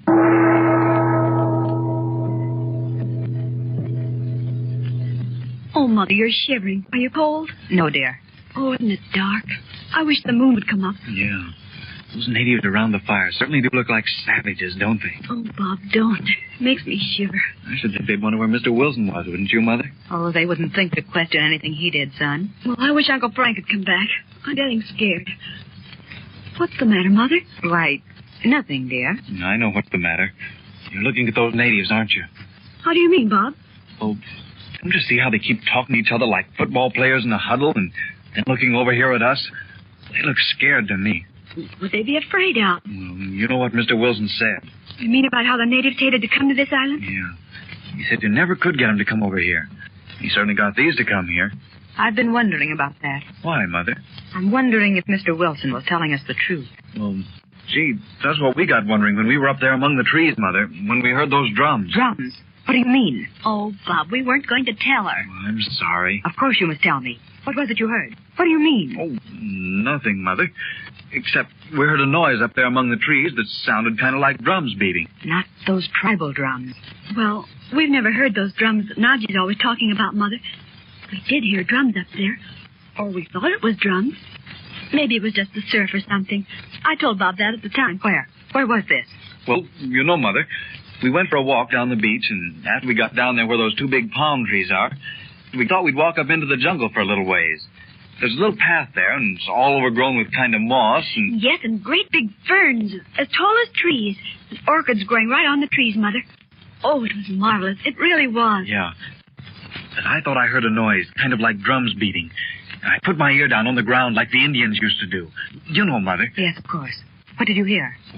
I heard this funny sound like drums beating. Only it wasn't like regular drums. Oh, Bobby.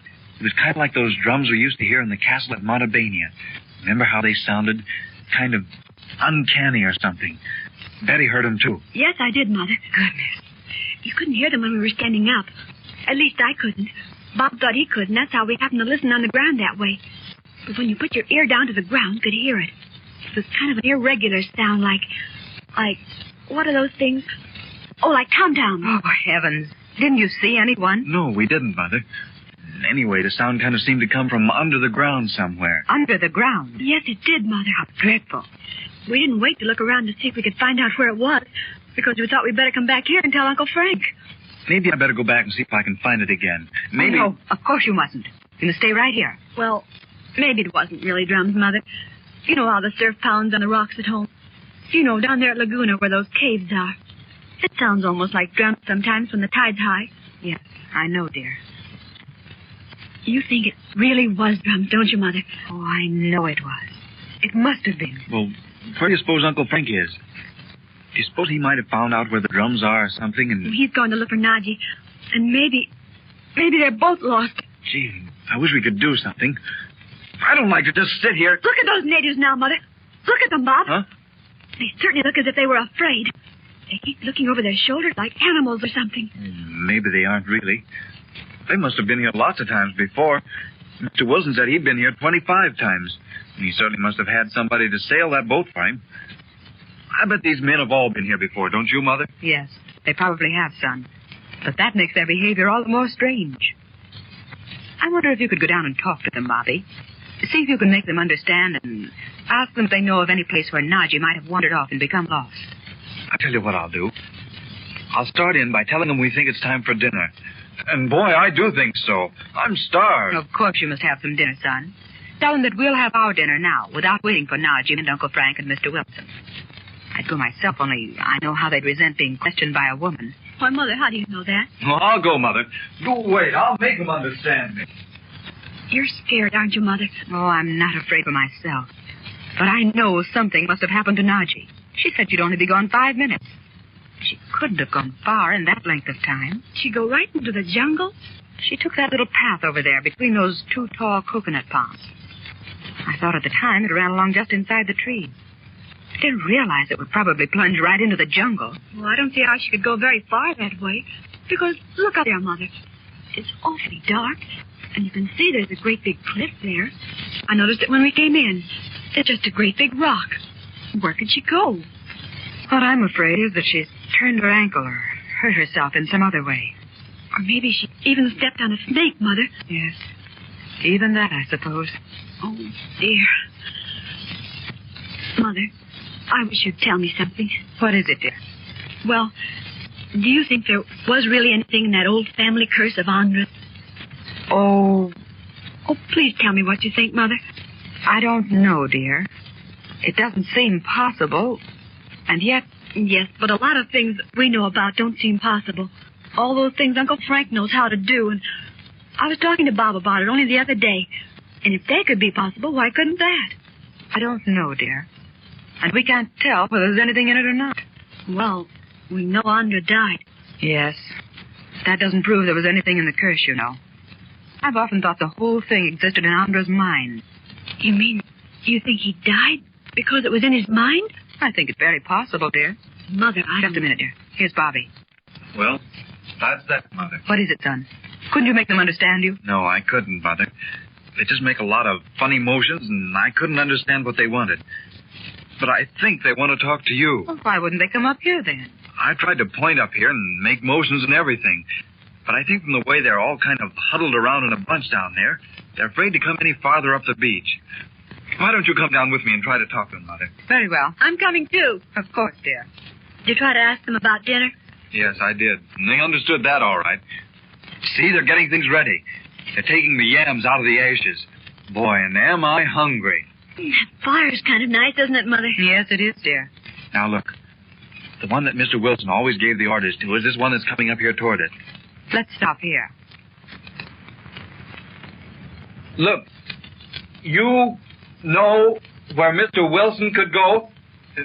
Mr. Wilson. You know, Wilson. He doesn't understand what Bob means. Look, he's just pointing out to the sea. Yes, and look at all the others. I know what they mean. They want to get in the boat and go back to Suva. Suva! Is that it? He understood that, Mother. He's nodding his head. What's he doing that for? Pointing at his foot and then over at the sand. Oh, don't you see, son? He means that footprint. They must have seen it, too. Boy, you wouldn't think there'd be anything about a footprint to make him so jittery. Say, what are they going to do? Well, they're all walking right away from the fire. Listen. You must listen. Can't you go and find Mr. Wilson? Oh, Mother, he doesn't know what you're talking about. Why, look at those other natives. They're getting into the boat. Oh, Bob, don't let them take the boat. We mustn't try to stop them, Bobby. We don't know what they might do if we made them angry. If they take the boat, we must let them. Bobby might get hurt. Well, we mustn't let them know we're afraid, Mother. You know, all the books about natives tell you that. Well, I don't see how they could help going. I'm afraid. They can't be very dangerous. They're scared to death themselves. They're going to run away. That's what they're going to do. The whole gang of them and leave us here. They're shoving the boat off. Even this one that was talking to us is going, and they're going to leave us here. Do you think they'll take the big boat and go right back to Suva? Why wouldn't they? They're scared to death about something. You can see that. Their eyes are popping right out. Hey, where are you going? Oh, please, wait. Wait until Mr. Wilson comes. Oh, Mother, they aren't going to pay any attention to us at all. But I don't understand what could have happened so suddenly to frighten them so. I haven't heard anything or seen anything, have you? No. I haven't either. They were just sitting there around the fire. Oh, look, here comes Mr. Wilson. Hi, Mr. Wilson. We were just beginning to get kind of worried about you. Did you see Uncle Frank? Or NADJI? Sure, I saw him. Hey, you blackie, wait for me! Where are you going? What's happened to my brother and NADJI? Mr. Wilson, where are they? The princess met that old fellow she called VINDION in there. What? Oh, but wait. Mr. Wilson, you can't mean VINDION. Yes, I do. Gee, no, VINDION's drowned. That ain't nothing to what you'll find out before you get away from here, I tell you. Oh, what do you mean? You can't tell whether the people they got in there are alive or dead or what. Well, did you see Uncle Frank and NADJI, Mr. Wilson? Of course I saw them. I went in there with Chandler. We saw that princess laying there on a kind of gold couch in front of the altar. She's dead. Oh, are you sure? You bet I am. Are you sure it was NADJI? Sure.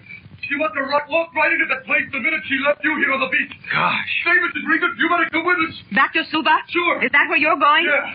And it won't be a minute too soon for me either. You better come along with me. Chandu will never get out of that cave alive. Say, wait a minute. Why don't you tell us what happened? You mean those people have captured Uncle Frank or something? They probably have by now. Say, are you coming with me or not? Because I'm going to get out of here. Well, you don't think we're going to go and leave Uncle Frank and NADJI in there and not try to do anything for him, do you? Why don't you and Betty go on back to Suva and let me stay and see if I can find Uncle Frank? Of course not, Buddy. This man must be insane.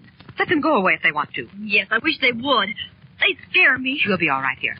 Uncle Frank will probably be back in a little while. Well, how do we get back to Suva? I don't know, sir, but I'm not going to go with that man. Are you coming or not? No, Mr. Wilson. We're going to stay right here. You're going then, you fellas. You better not go near that cave. Them chaps got the princess, and they got Chandler, and they'll get you.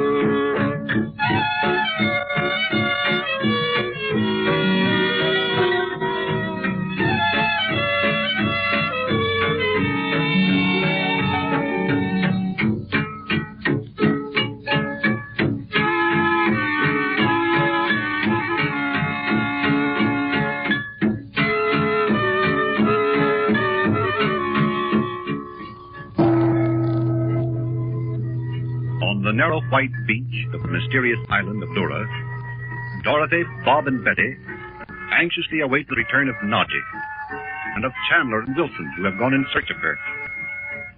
Suddenly, the native sailors and servants are seized with terror and take to the small boat. As they launch it, Wilson bursts out of the jungle and, running down the beach, climbs aboard. To the frantic questions of the regents, Wilson only answers that NADJI is lying dead in the cave, that Chandler will never return alive, and that they had better come back with him to Suva.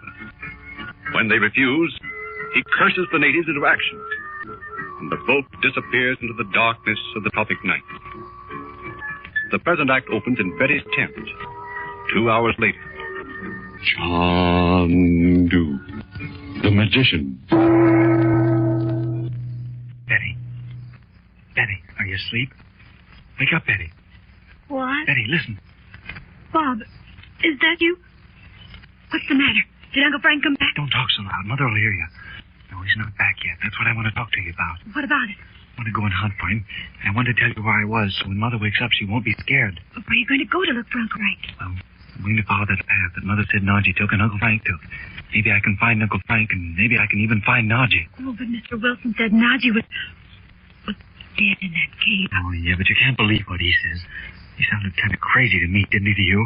Well, yes, he did. Or anyway, he sounded like he was just scared to death. But I don't see how you could imagine he saw NADJI lying in there dead if he didn't. Oh, Bob, isn't it awful? Of course it's awful. If I don't think we ought to just stay out here and do nothing when maybe if we could help Uncle Frank. I mean, if I could, why... No, you mean we. Because why can't I go, too? Oh, no, you can't. You've got to stay here. Well, listen, Bob. Don't you suppose that Mr. Wilson could have been mistaken about seeing NADJI in there? Because why wouldn't it be awfully dark if it's cave? Yeah, I know. That's right. We don't know what he meant, especially what he said about those cats. I thought he said cats, too, Bob. Well, he did say cats. You don't suppose he could mean some kind of big animals like lions or... I mean, like tigers or leopards or something. I've read those explorers books, and they always called animals like that cats. Do you suppose that's what he meant? Gee, I don't know. I didn't think about that. I wonder if he did. Well, if there's anything like that in there, it'd be pretty dangerous, Bob. I know it would. But you don't suppose if we were in there, Uncle Frank would stop on that account, do you? I mean, just because there were animals in there? No, of course he wouldn't. Anyway, Mr. Wilson got out, so if he got out, why couldn't we? Now, don't say we, because you're not going. But, Bob, I'm going alone. The only reason I came to tell you was that I didn't want Mother to be scared to death when she wakes up and finds I'm gone. I'm sure Mother's asleep. Well, I'm not sure, but I think she is. Don't you think that's kind of funny? Because how could she go to sleep? And Mr. Wilson said NADJI was dead. Maybe even Uncle Frank was dead, too. Do you know what I think? What? What do you mean? I think there might have been some kind of, well, drug or something in that coffee she had for dinner.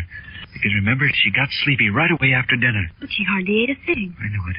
She said we had to eat, but she just pretended to eat herself. But she did drink some of that coffee that those natives left when they ran away. They had dinner already before they went. I know they did.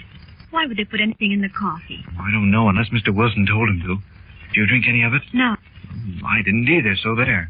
Well, I did go to sleep, though. I didn't mean to, but I did. Well, I guess you couldn't help it. Well, I've got to go. The moon's up now, and it'll be a little bit lighter among the trees there. There's only one thing I don't like about it, and that's to leave you and Mother here alone, because... Now, that's just why I ought to go with you, Bob.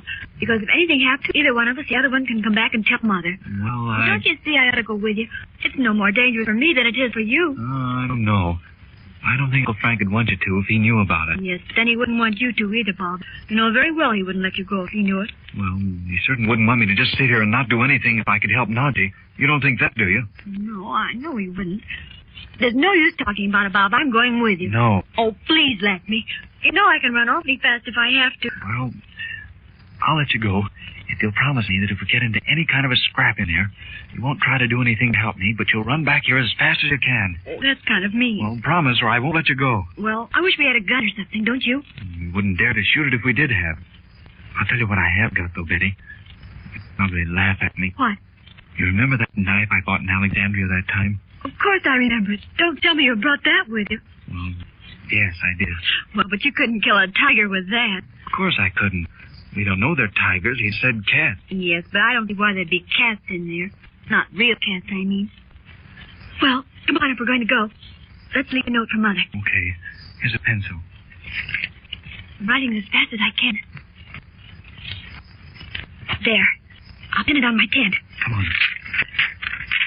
Oh, don't walk so heavily, Bob. You'll sure wake Mother up. Come on. Let's run. It's only a little ways to the edge of the trees here. Now, wait a minute. This is the path, isn't it? Of course it is. It's just like that other path we found, all covered with moss. Oh, Bob, it's awfully dark in here. Well, I'm going to turn on the flashlight. What if somebody sees you? Yeah, I know. But if I don't, we may get off the path and get lost. There. See, it goes right up there, right up that way. Well, let's walk as fast as we can. You know, I was telling Mother just a little while ago. I don't see how NADJI could go this way, because, see, there's a big cliff there. Don't you see, silly? That might be where the cave is.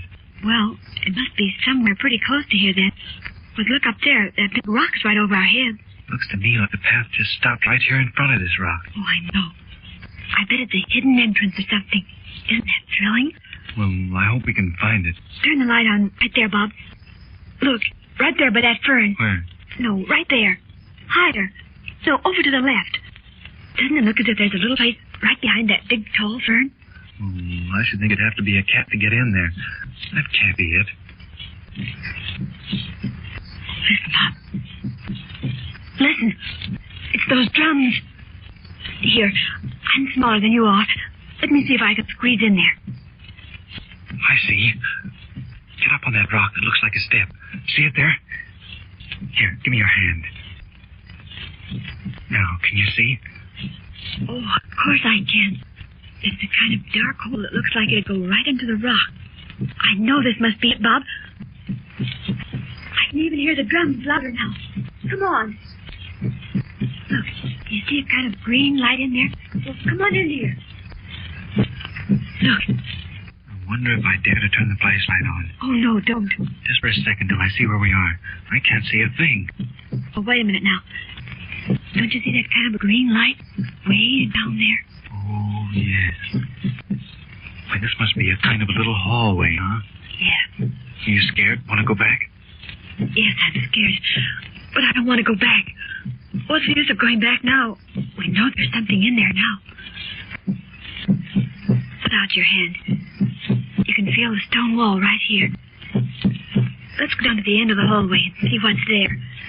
And then if we want to go back, we can. Here, take my hand. Now remember, you promised if we got into a scrap, you'll go away and leave me. I know. Come on. Oh, look there, Bob. It is cats. Huh? See their eyes shining in that green light? Gee. Why, they're all over. How could cats be all over the walls? Why, there must be hundreds of them. Look at that green fire on the altar. Do you know what that's like, Bob? I'll say I know what it's like. It's like that fire that was on the altar in the castle in Montabania. Remember? Where they had the cat-headed gods on each side of that little altar? Where we found Dimitri. Oh, I know it is. Look how bright the fire is now. Yeah. Well, that's one good thing. They're real cats. They're not tigers or anything. What do you suppose they're here for? Gee, I don't know. What do you suppose Mr. Wilson meant by saying the cats caught NADJI and Uncle Frank? They aren't doing anything but sitting there. And you know what else he said? He said he saw NADJI lying on a gold couch in front of the altar. I don't see any couch, do you, Bob? Yes, I do, Betty. And there is somebody on it. Oh, Betty, you'd better go back. I will not. I didn't promise to go back unless you got into a fight. I'm not going back now, even if I am scared almost to death. Well, I want to go up and see if that really is NADJI. Well, come on, I'll go. Come on, hurry. Let's not be afraid. There's not anybody in here. I know there isn't. Uncle Frank isn't even here. Did you ever think of that? That's right. Well, come on. Now, don't let's get lost from each other like we did down there in the catacombs. I won't. It does look like NADJI. I'm going to go right up to her. I'm not afraid. Why should we be afraid of NADJI, even if she... Bob! It is NADJI! Oh, look at her lying there so... Oh, but she's not... I mean, she's just asleep. Look how she's dressed, Bob. She's dressed in old Egyptian clothes like you see in pictures. You know that. And look at that couch. It looks exactly like the pictures they showed us in the newspapers. The couches that came out of King Tut's tomb. Yeah. How would NADJI get those funny clothes on? Why should she be asleep in here? I wonder if I could pick her up and carry her out. Both of us could, I bet. Where do you suppose Uncle Frank is? I don't know. I bet he'd want us to get NADJI out if we could and worry about him afterwards. Well, I don't see why he didn't see her if he came in this way. I wonder if there's more than one way to get in this cave. We came right up that little path. Come on, let's see if we can pick her up. Oh, just touch her hand, Bob. How cold it is. Oh, do you suppose she really... Oh, please! You must go away! You must go away at once! Why, that's NADJI. Where do you suppose she is? This can't be NADJI. Of course it's NADJI. NADJI, where are you? Chandu! Are you in here also? Oh, why did you not leave me my face? NADJI, come here. Where are you, Chandu? Here I am, Nadji. Come here, will you? I've just found... Listen to me. Listen to me, Nadji. There is a man in here asleep. Did you see him? I know he is there, Chandu. But do you know who it is? Surely. Where do you suppose they are? I don't see them at all, do you? No. Listen. Of course I know who it is, Chandu. Who could it be but Andra?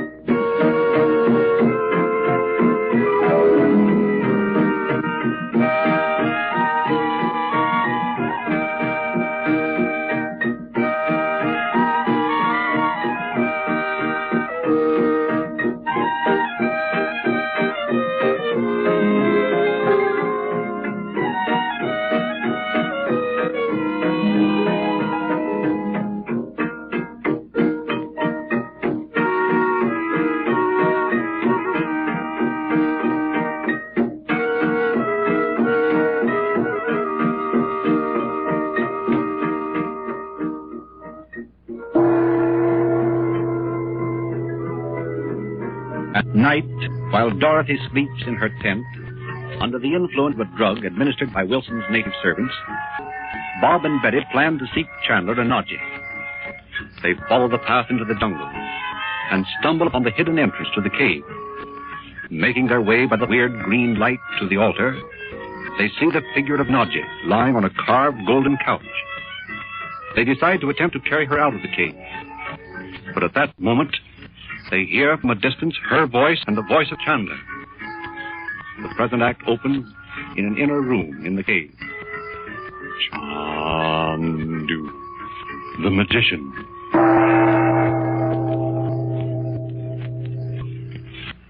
NADJI, where are you? Where are you, Chandu? In the small room at the right of the doorway that leads from the room where the altar is. The one with the seal of Solomon over the doorway. Oh, Chandu, you should not have come here. And this room, why did you enter it? The seal of Solomon is... What do you mean, NADJI? Why should the seal of Solomon prevent me from entering this room? You do not know its mystic meaning, then? Of course. I know many secrets about it. But come, tell me, who is this man who is lying here on the stone bench? And how does it happen the girl who lies before this altar looks exactly like you? Oh, NADJI, when I saw her, I thought it was you. I thought these natives had killed you. What is it, dear? Come here and let me show you this man. I know the man is here, Chandu. But when I called to you just now, didn't you say the man was Andra? You should have known him, Chandu. I know he looks exactly like Andra, of course. But it can't be. It's just a startling likeness. Oh, you cannot understand, Chandu. And there is no time for me to explain, because you must go at once before they return. Who do you mean? Who is coming back? The tribal priests, and they must not find you here. You mean it's really true? I do not know what you have suspected, Chandu. Why, I suspected nothing until Wilson told me what he thought. That Mr. Wilson who brought us here, Chandu? Does he know? Where is he? I don't know how much he knows, Nadji. But for years, he's been investigating a native legend that this cave holds the secrets of the ancient Lemurian race. Oh! He's never been in here before, though, until tonight. He is here now? No, not now. Let me tell you what happened. When you disappeared out there on the beach, Dorothy and I waited a little while, and you didn't come back. So naturally, we were alarmed, and I started to look for you. I wandered around in the jungle out there for a time, and presently Wilson came along and said Dorothy had decided something had happened to me, and she sent him to find me. But how did you learn of the cave? We couldn't discover any path that branched off the one we were following. So we searched the rocks against the cliff out there, and presently found the entrance. But all this is nothing now that I've found you. But where is Mr. Wilson? When he saw the figure of that girl lying on the couch out there before the altar, he was so terrified he ran away. But I'll tell you this, Nadji. While we were standing in the little passageway outside the cave, he told me someone had engaged him to bring you over here from Suva. Do you know who it was? No, Chandu. I know only this. For many years I have been visited by an ancient sorcerer. Dorothy saw him once in Cairo. I know. She told me. That was the night he told you if you persisted in your friendship for me, my life's work would be of no avail. Is that the man? Yes. But it wasn't VINDION? No, Chandu. It was another who bore in his heart the ancient wisdom. On the night he spoke to Dorothy and me, he disappeared, and it was said he returned to... What? You mean he came back here? Do you really think that? Oh, I do not know, but that is what was said. But who told you this? Someone from India? I cannot speak of this to you, Chandu, nor to anyone. Oh, I beg you to go away and leave me here. Of course I won't. Oh. What is it you think keeps you here, Nadji? Who is that girl out there who looks so strangely like you? Since you have guessed that this cave holds the secrets of ancient Lemuria, Chandu, I will tell you it is true. But what has all this to do with you? These amazing series of caves. And those cats out there. You have seen the cats? You understand their meaning? That's the only thing I do understand about this whole affair, Nadji. These priests, whoever they are, seem to worship the cat goddess Ubasti. But that doesn't explain what you're doing here. I am here because I have been summoned, Chandu. I cannot tell you more. If you had not heard me when I cried out, you would not have known I was here. Ah, but I did hear you. And I'm going to take you away. I'm going to take you out of here. There's something horrible and malignant in all this.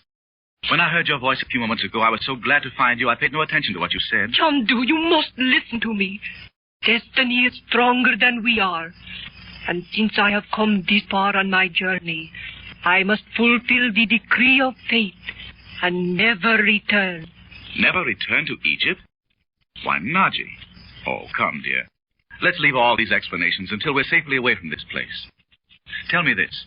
Are these two people hypnotized, or are they really dead?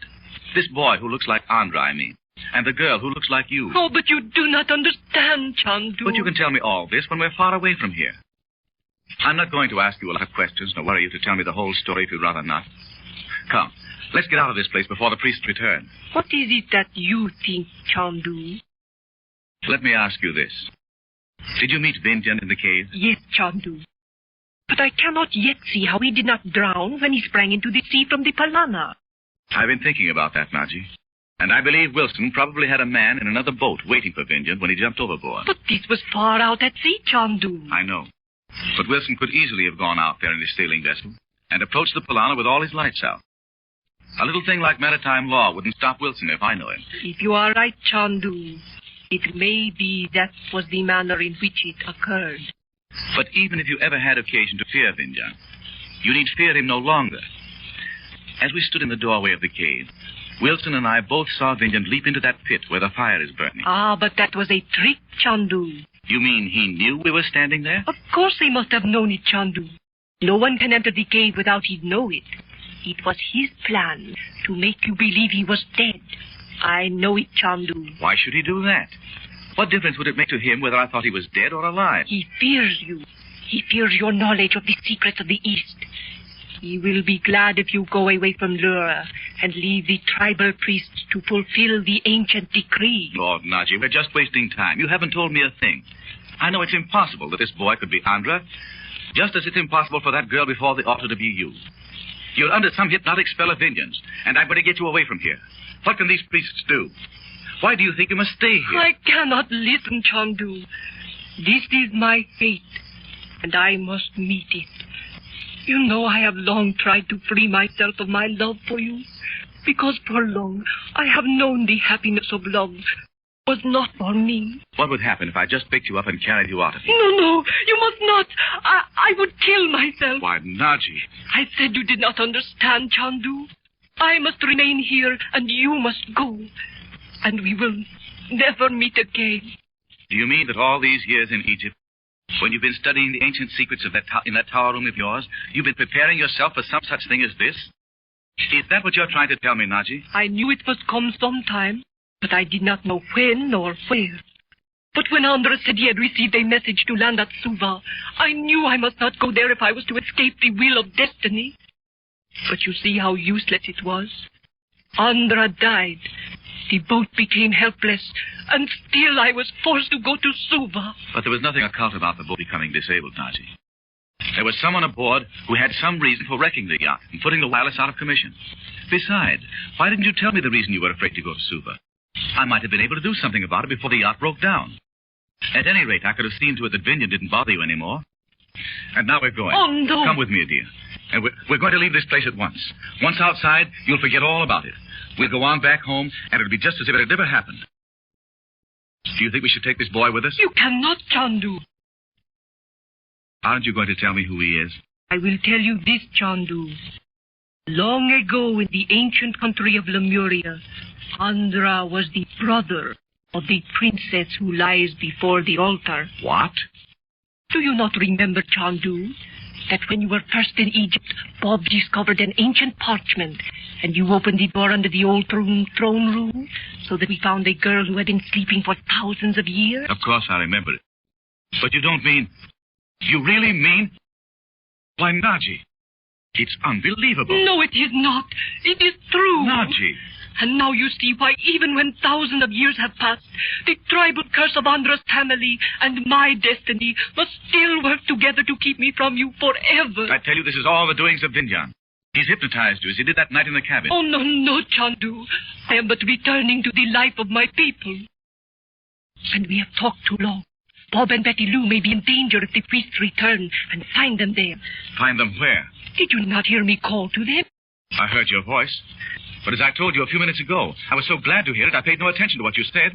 Where are Bob and Betty? When I saw them, they stood before the altar. And if they do not lay their hands upon the sacred symbol, nor touch the diamond of the girl who lies before the altar, they may find their way from the cave unharmed. What are they doing in here? I think they thought to... I know. They've come here to find you and me. Oh, how foolish. Where are they? I must get them out of here at once. Oh, Chandu! It must be that they have profaned the sacred symbols by their touch. Go quickly or you will be too late. Bob, Betty, where are you? Wait there for me, NADJI, and I'll come for you as soon as I find the children. Bob! There they are, just beyond the altar. Betty, come here. Stop, Uncle Frank. Don't come any closer to us. Look out, Uncle Frank! Look out for the cat!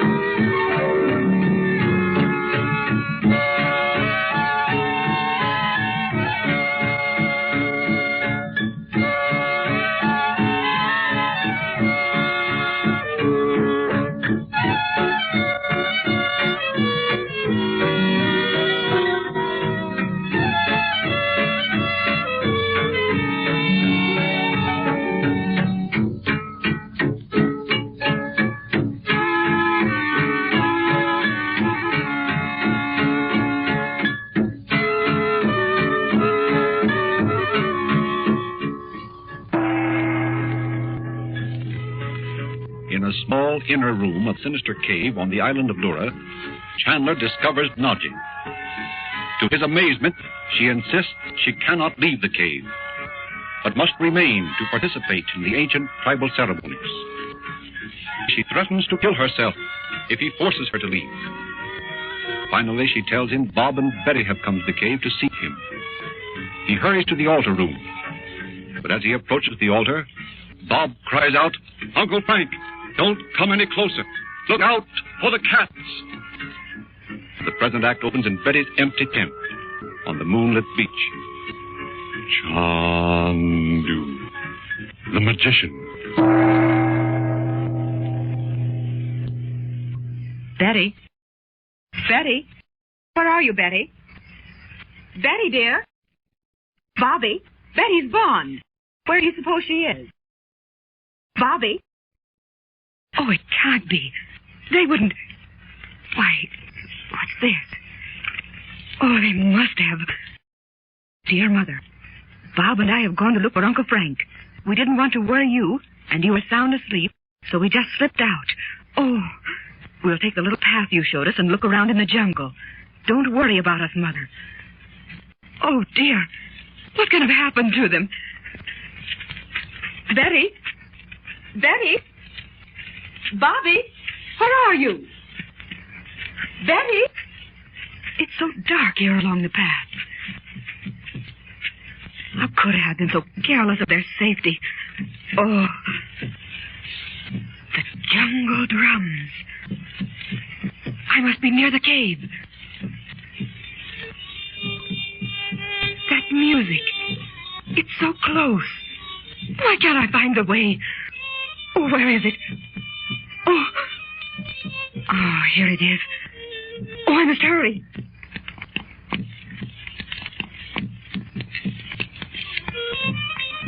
I bow before the altar of the great goddess Vasti. Vindion. In the green light that burns forever, Who has entered the cave? Oh, thou hast found thy way into this cave, sister of him they call Chandu.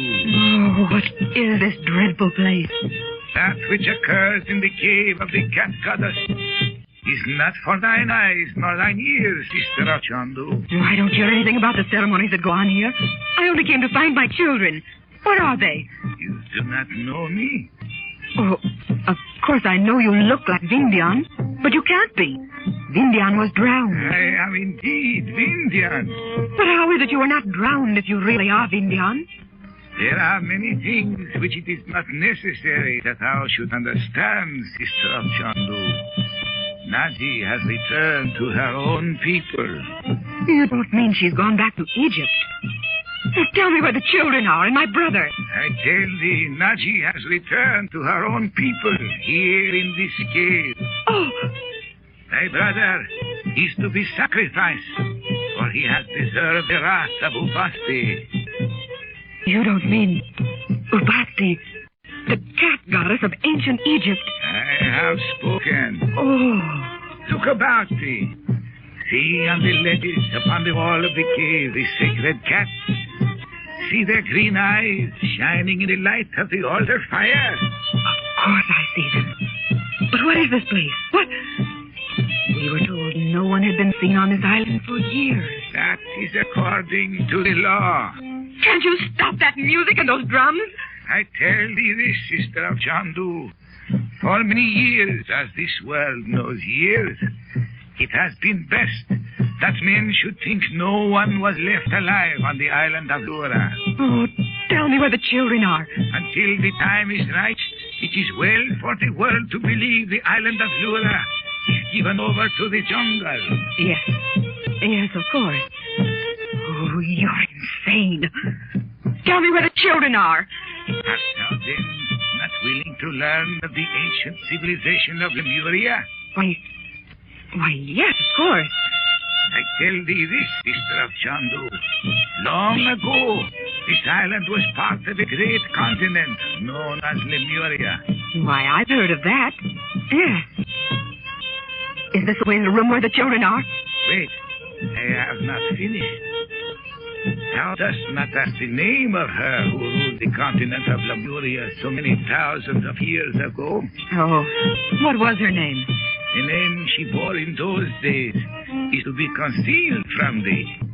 But the name she wears now is NADJI. What? Oh, Vindion, please. Thou hast not forgotten him they call Andra. Of course not. You were the one who killed him. You put poison in those cigarettes, and he smoked one of them and died. No, Sister of Chandu. The death of Andra was but one of the unfortunate ways in which the work of Lemuria is halted for a time. I don't understand. For thousands of years, it has also been written that NADJI must return to her people. But her people aren't here. Andra is here. Oh, Vindion, you've forgotten. Andra died at sea. To thine eyes he is dead. But already thy brother knows something of the secrets of death in life. My brother? You don't mean they killed him? Not yet.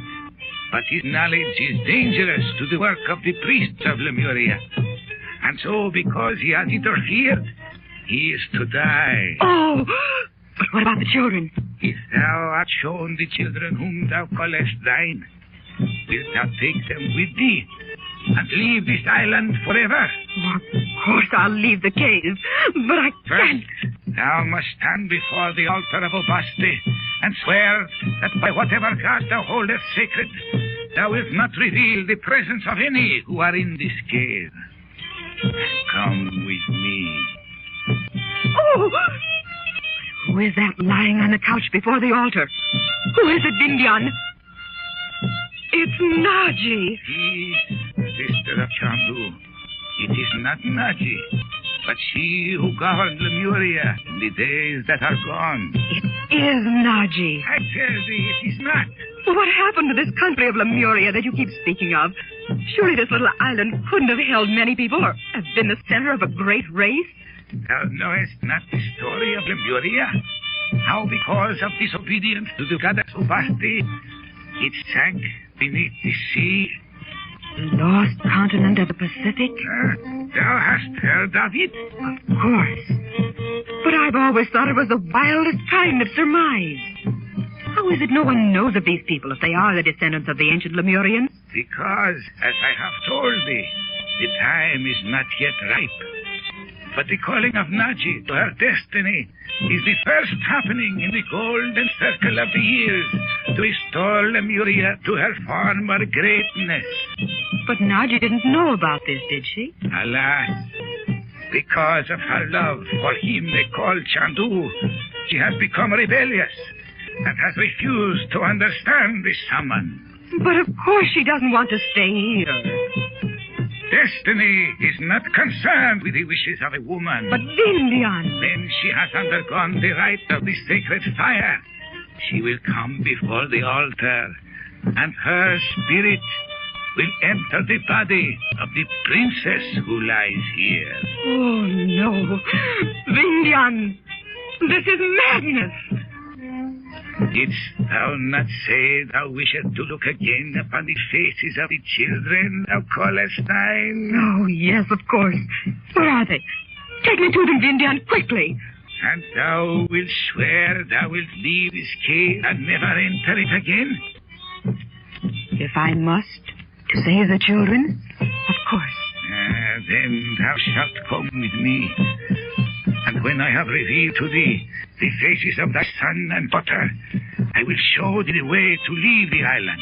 You mean you have a boat hidden somewhere along the beach? I tell thee only that thou must come with me, and many things shall be revealed to thee. Very well. I'm not afraid. Which way?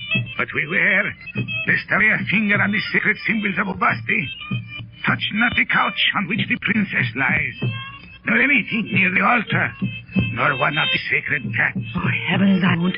I promise.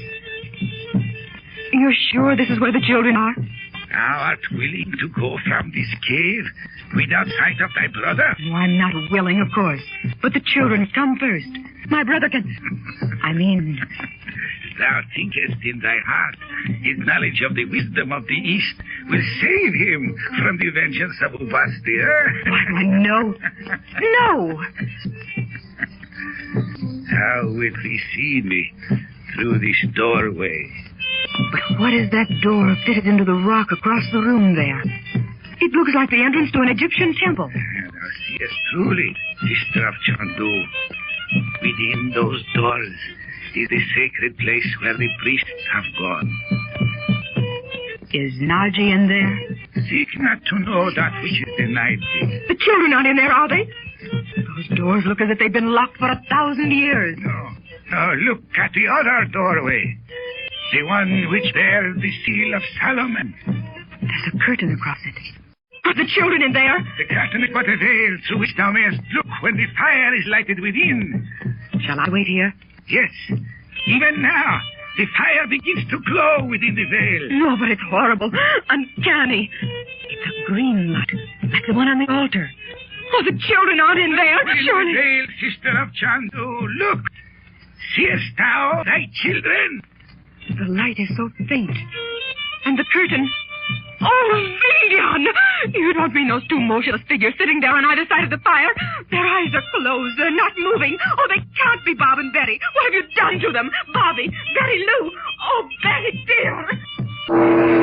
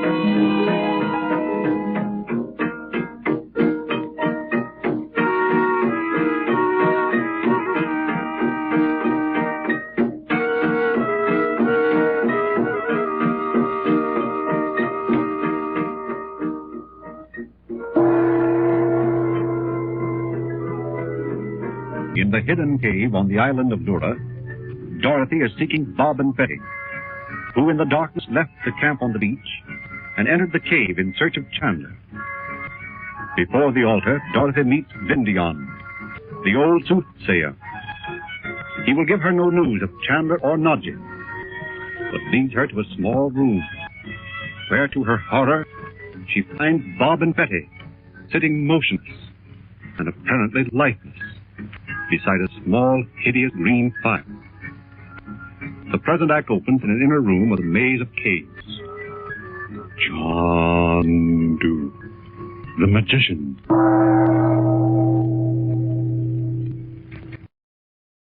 Why have you returned, Chandu?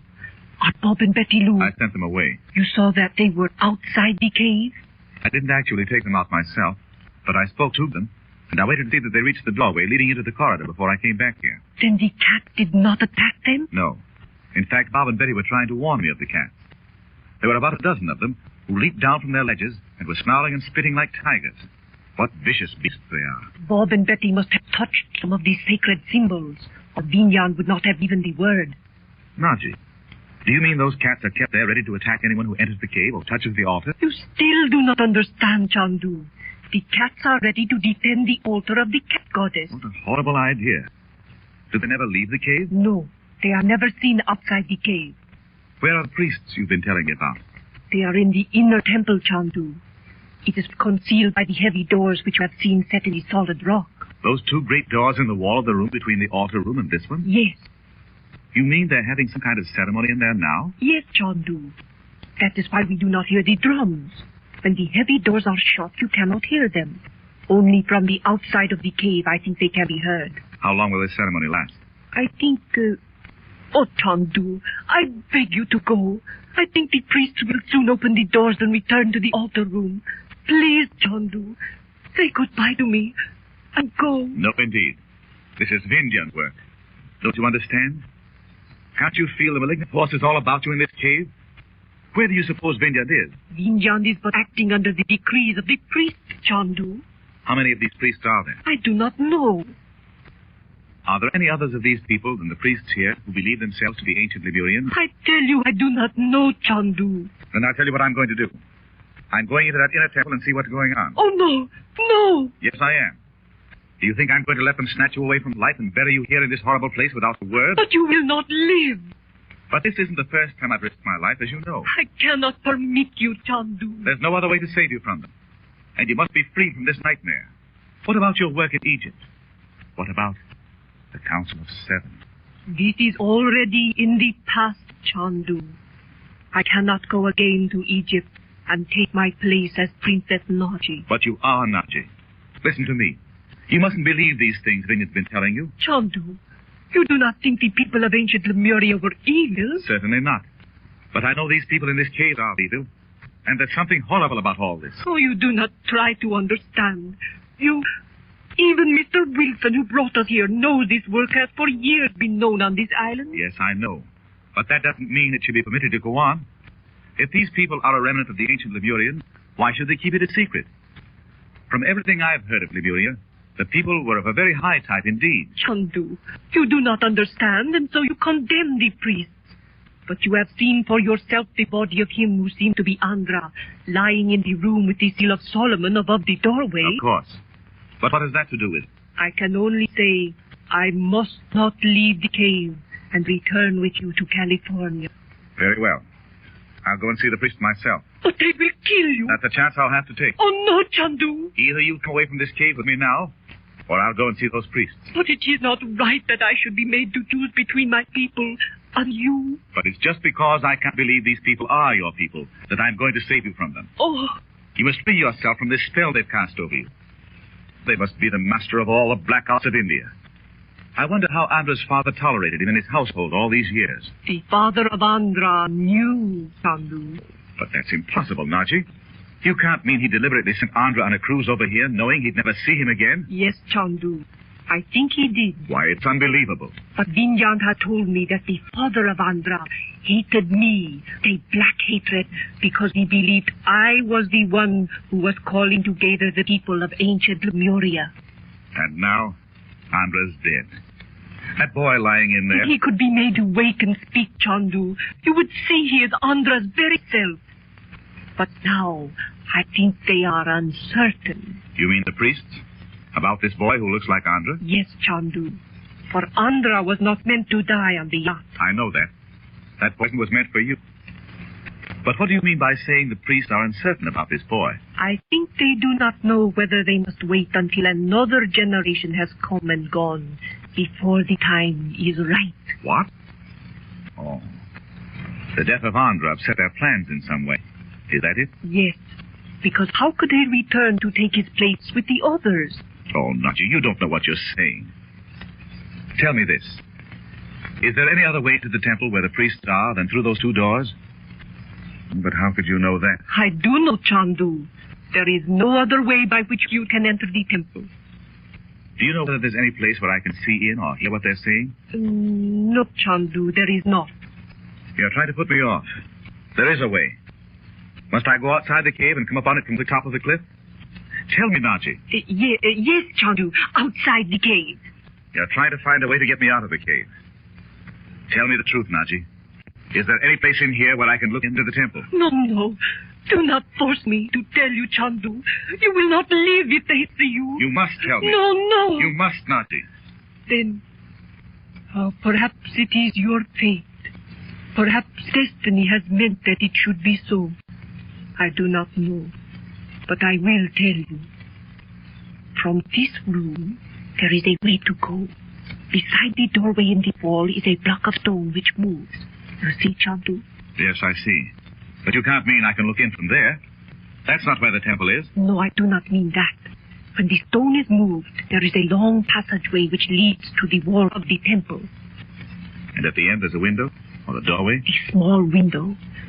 Oh, if I had not seen it for many years, I could not tell now, Chandu. You mean you remember this? You haven't been in this place? I do not know how I remember, Chandu, but I know it is there. You will find it as I say. And how is this block of stone moved? The one that conceals the entrance to the passageway. It slides down to form a step. The entrance of the passageway is 3 feet above the floor of the cave. You see, I know it all from 1,000 years ago. Listen, NADJI, I want you to stay here and wait for me. Will you? I will be here, Chandu. But I'm going in there, and when I'm inside, I want you to close the stone door after me.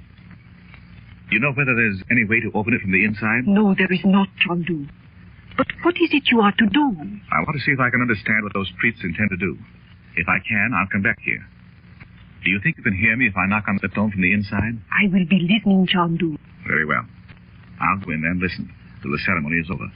When they start out, I'll come back here. I want to meet them as they come out of the door. But what is it you are to do? Leave that to me. Now remember, put the stone back in place after I'm inside. Then wait close to the wall for my signal. Come, let's see how the stone works. Is it over here? It is there, beside the doorway. Are you sure you didn't read the directions for putting this stone in some of those old records you used to study in Egypt? I am certain, Chandu. This is the way.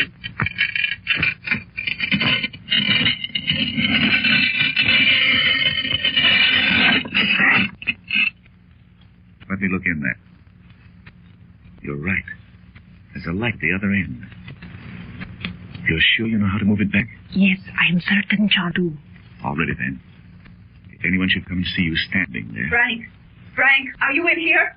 Oh, please. Dorothy, what's she doing in here? Oh, she must not stay. Frank, can you hear me?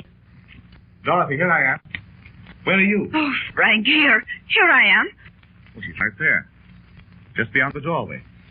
In here, Doc. In here. I must go and find her. Wait here. Promise you'll wait. If I may, Chandu.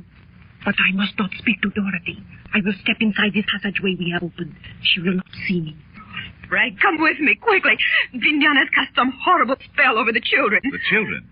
Did they go out of the cave when I told them to? I don't know what happened, Frank, but they came in here to look for you. I was asleep, but... Never mind now.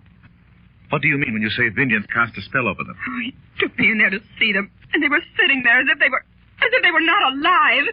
Then he said something to them in a language I couldn't understand, and they both stood up. Frank, it was horrible. They looked at me, and they didn't know me. They don't know me now. They're in there now, walking about aimlessly. I don't know what to do. Oh, Frank, come quickly. You've got to help me. Of course, Doc. You know I will. Where are they? In that room. Oh, and Frank, Andra's in there. He's lying there on the couch as if he were asleep. What hideous kind of place is this? Oh, Frank, when you see Betty... Come, quick, Doc. Tell me where they are. I tell you, they're in the room with Andra. In the room with Andra, guarded by the seal of Salaman. It is beyond thy power to help them now, Chandu, the magician.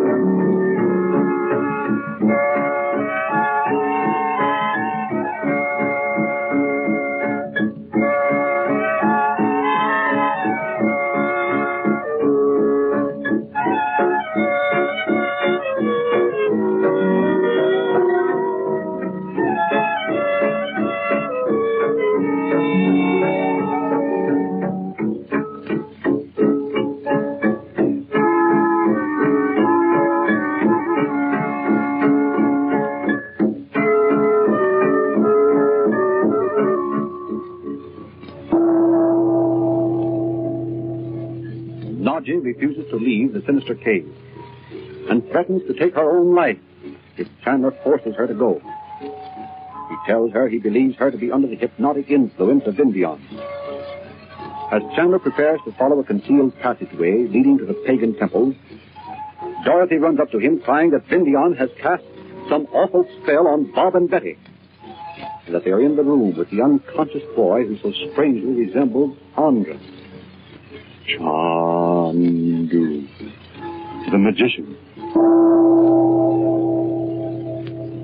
Oh, hurry, Frank, hurry. I'll show you where they are. I know where the room is, Dot.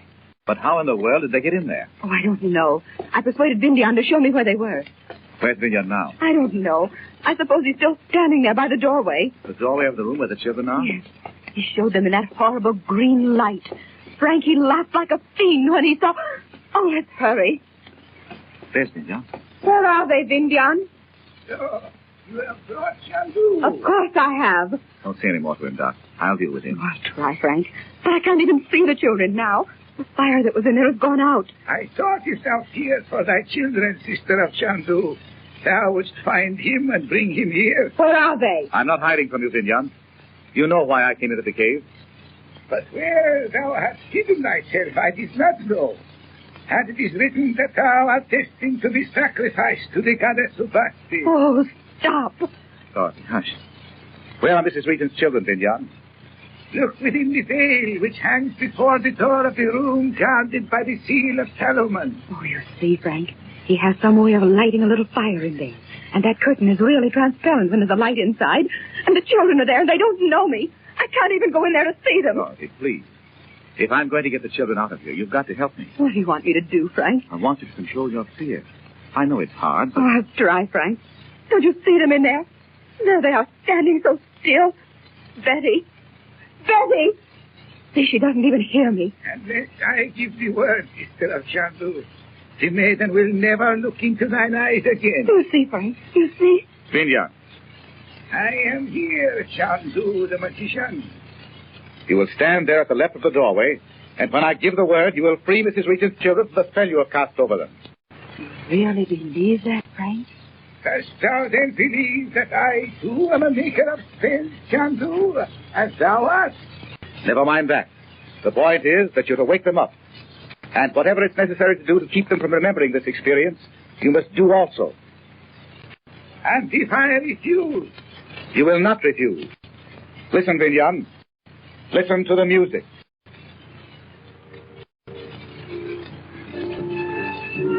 Listen, I tell you, Vindion, to the music of the East. Remember, I have the power of the 3 times 3. In the name of that power, I call upon you to awaken these children and to erase from their minds the memory of this hour. I am not without power of my own, Chandu. Silence.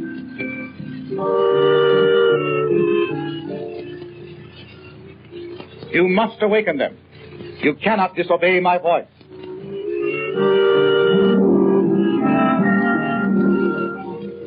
I will count 3, and then I will repeat the incantation of Caestus. 1. No, I will awaken them. Bid the music cease, Chandu. I am but obeying the words of the priest. Do not. Oh, hurry, please.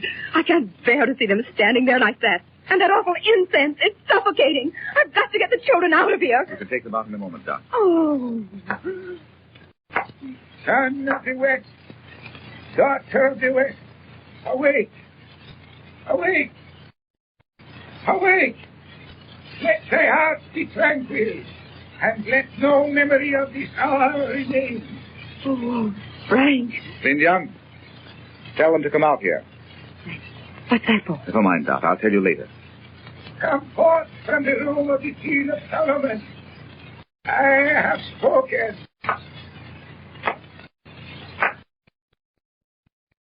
World. Betty. Betty.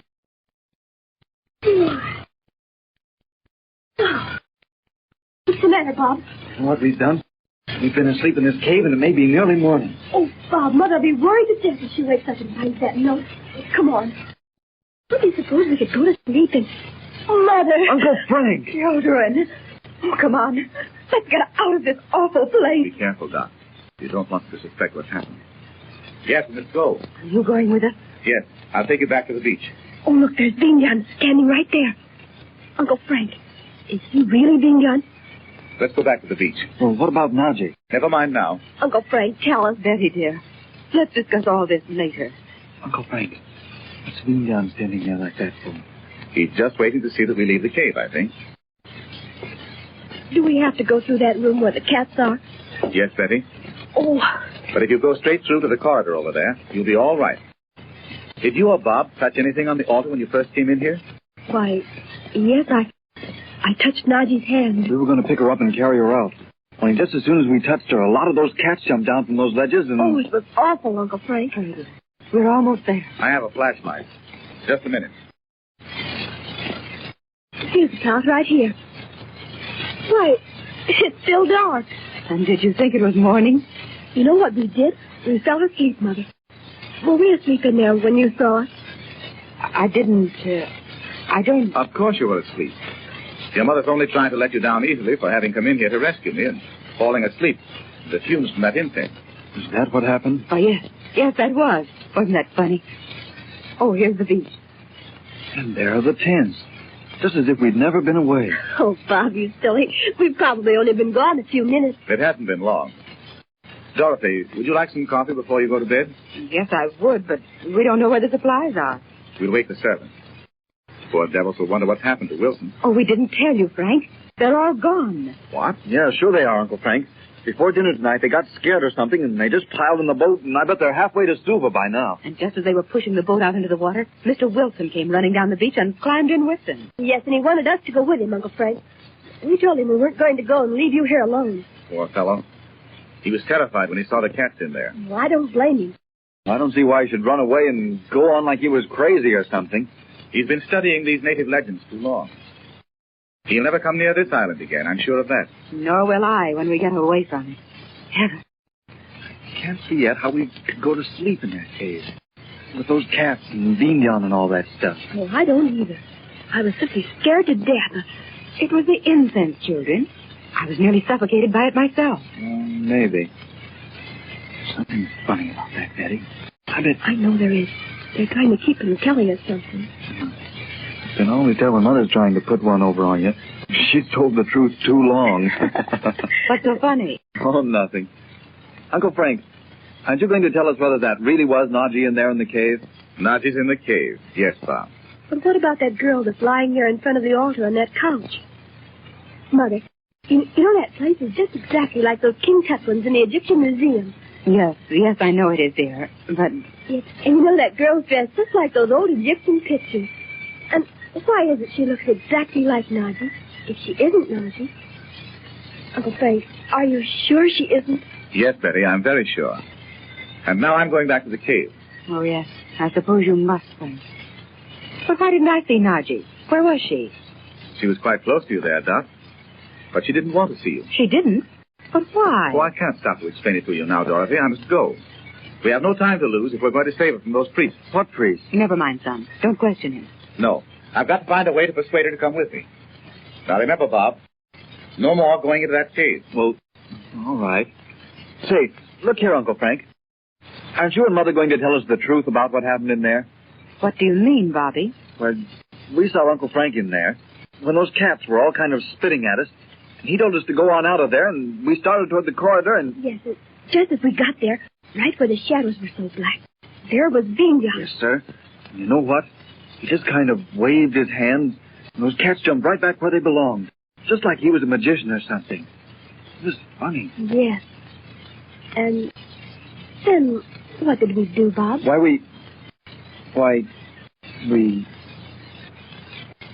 did we do? I can't remember what we did. Come now. Let's don't talk about this anymore tonight. Betty and I'll make some coffee and see what we can find to eat. How would you like that, Bobby? I'd like it. Aren't you going to eat something before you go back there, Uncle Frank? No, I'm going right away. Blackie's coming.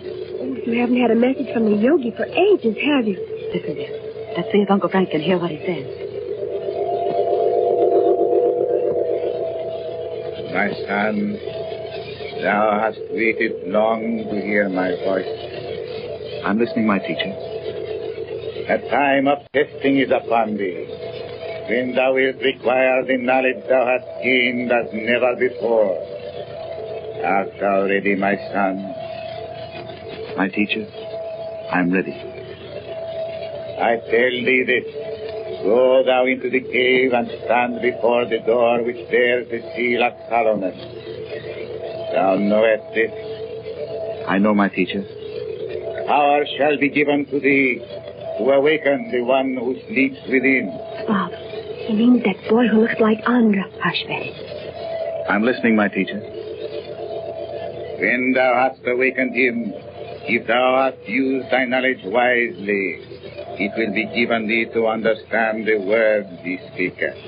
Oh, thanks. Am I to question him, my teacher? Thou art to listen to his words. I say again, thou wilt understand. For it is written that he shall speak to thee in the voice of him thou callest Andra. Farewell, my son. Await the call.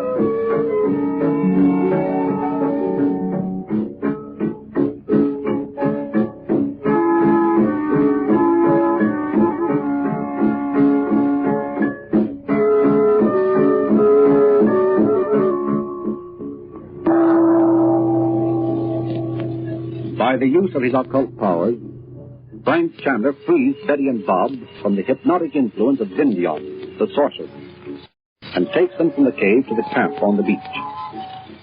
As he is about to return to the cave to attempt the rescue of NADJI, the psychic summons is heard, and the yogi's voice tells Chandler to awaken the boy who sleeps in the inner room. He adds that if Chandler uses his knowledge wisely, the boy will speak to him in the voice of Andra. The present act opens a few minutes later in the cave. Chandu, the magician.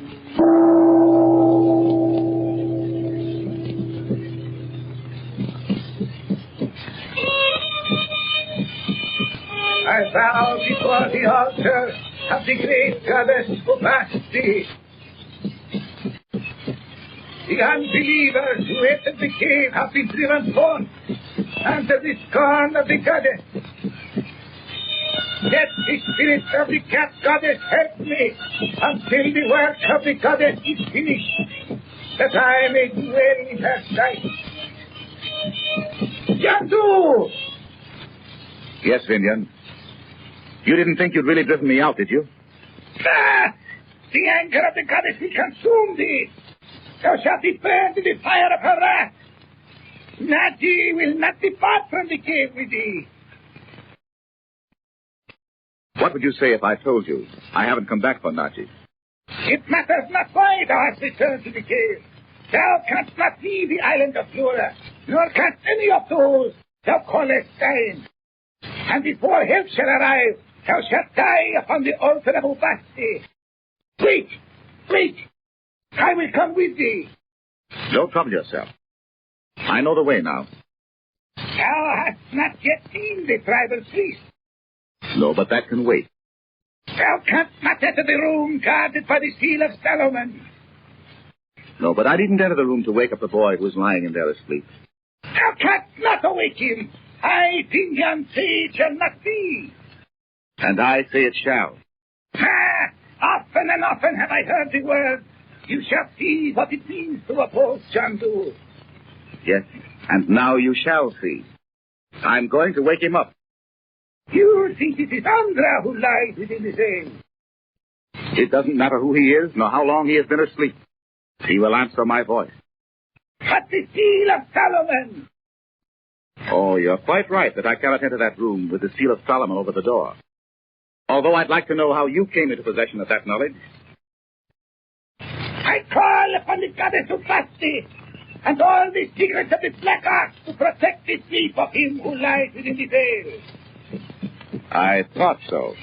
All this talk of yours about Lemuria is just a blind. No. This is the sacred place of Lemuria. Perhaps. But you, how Andra's father tolerated you in his household all those years, is more than I can understand. I call upon the Prince of Darkness. I call upon the Black Spirit who rides the wind. In the name of the Spirit that lives in the Ring of Solomon, I defy the one who would awake the sleeper. In the name of the 3 times 3, by the power of the secrets of the East, I command the sleeper to awake. I call upon the name of Amen-Ra, priest of the temple of ancient Egypt, and I say unto you, awake, awake, awake, and come to me from the room in which you are guarded by the seal of Solomon. Stay where you are, VINDION. You are without power to move or speak, and the words spoken to me by the one who awakes shall not reach your ears. You shall not hear them. Amen-Ra. Amen-Ra. True. Come with me. Sit here. Amen-Ra. You are to speak to me. Amen-Ra has commanded it. Who are you? One who knows the secrets of the East. You are to speak to me in the voice of him we call Andra. That is not my name. Never mind. I'm to ask you some questions, and you're to explain. Amen-Ra possesses the wisdom of the East and West. Yes. Remember, because Amen-Ra has commanded it, you are to answer my questions. What is it you would like to know? Is it written that in the days to come, you are to live again as Andra? I am a prince of Egypt, and I am not to die. Amen-Ra has mastered the secrets which make it possible. But you have lived before? Yes.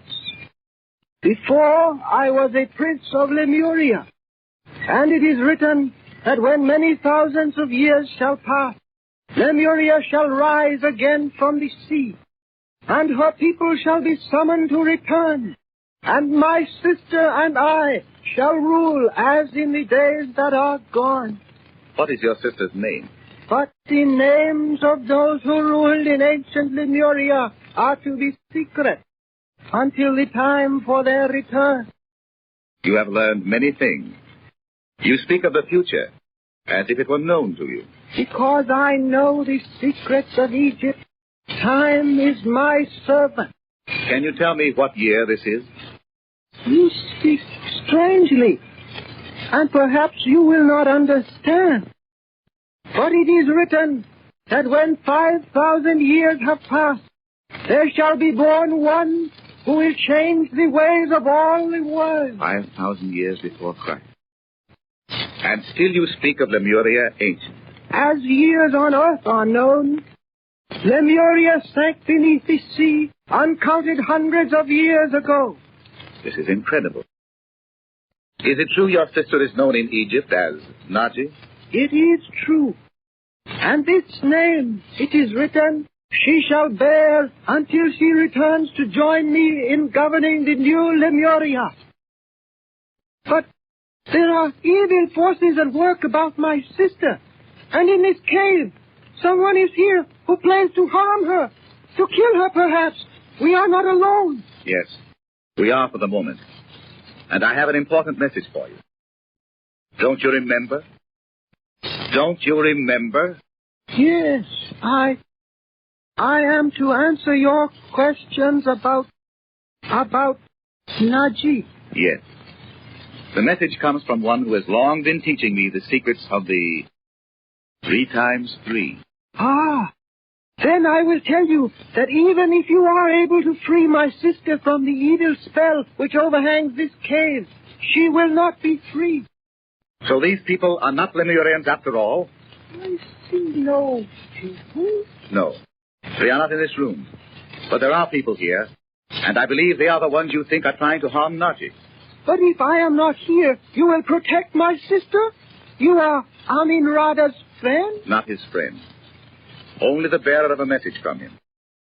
But I promise you I'll protect your sister if you are not here. If you can free NADJI from the black magic which holds her in this cave and take her to Surabaya, you will find the answer to many questions. And you will find also great trouble. And my sister must endure a time of suffering when the sky will be black and her knowledge will fail. Perhaps this has already occurred. Perhaps you are remembering something which has already happened. No, but it is written that I am not to be with NADJI. It is my fate to fail her when she needs my protection. And this must always be.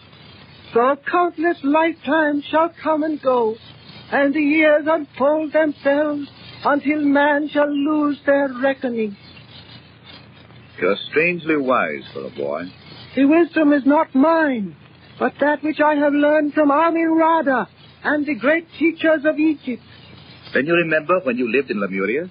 Sometimes it is given to me to see these things, and to look upon the face of one who is destined to be my friend and the friend of my sister throughout the ages. Does NADJI remember these things too?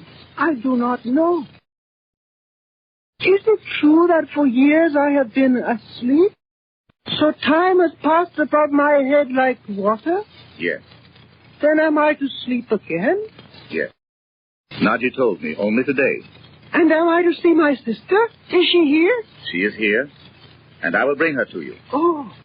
You must not be surprised if she appears strange or is dressed in the manner of another day. Then she is living while I have been asleep. Yes. You will bring her here? Yes, if I may. Vindion. Tell me where NADJI is. May the green fire of the cat goddess consume the Chandu. Silence. Where is NADJI? Thou knowest where she has gone. What? Oh. Why, she stepped inside that passageway when my sister came here. It's closed. I can open it. It slides down.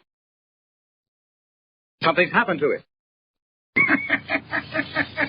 NADJI is inside the passageway, and I have closed the only way of escape. If she is not released, she will die, for there is no air within. Let her out. Show me how to open it. No. This time I tell thee I have defeated thee, Chandu. And I say unto thee, I will not release NADJI unless thou shalt depart from the cave.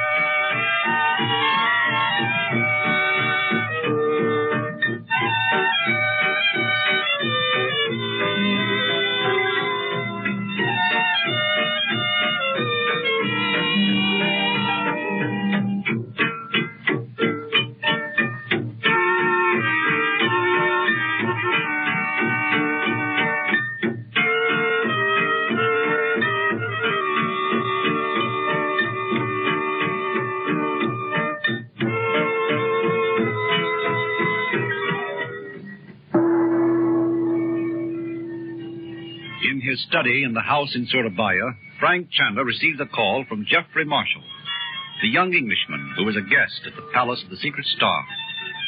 Marshall tells Chandler a witch doctor in Africa pronounced an incantation which compelled him to come to Java, to the Palace of Vitras, and he has been unable to leave. Chandler promises to help him, but as they talk, a weird hypnotic sound is heard, and as if in a trance, Geoffrey rises and walks from the room.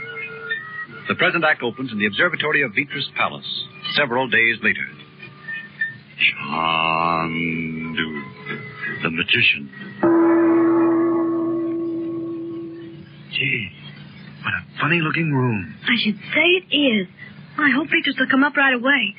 It kind of gives me the shivers, doesn't it, you, Mother? It's just because it's so unusual, dear. I'll say it's unusual.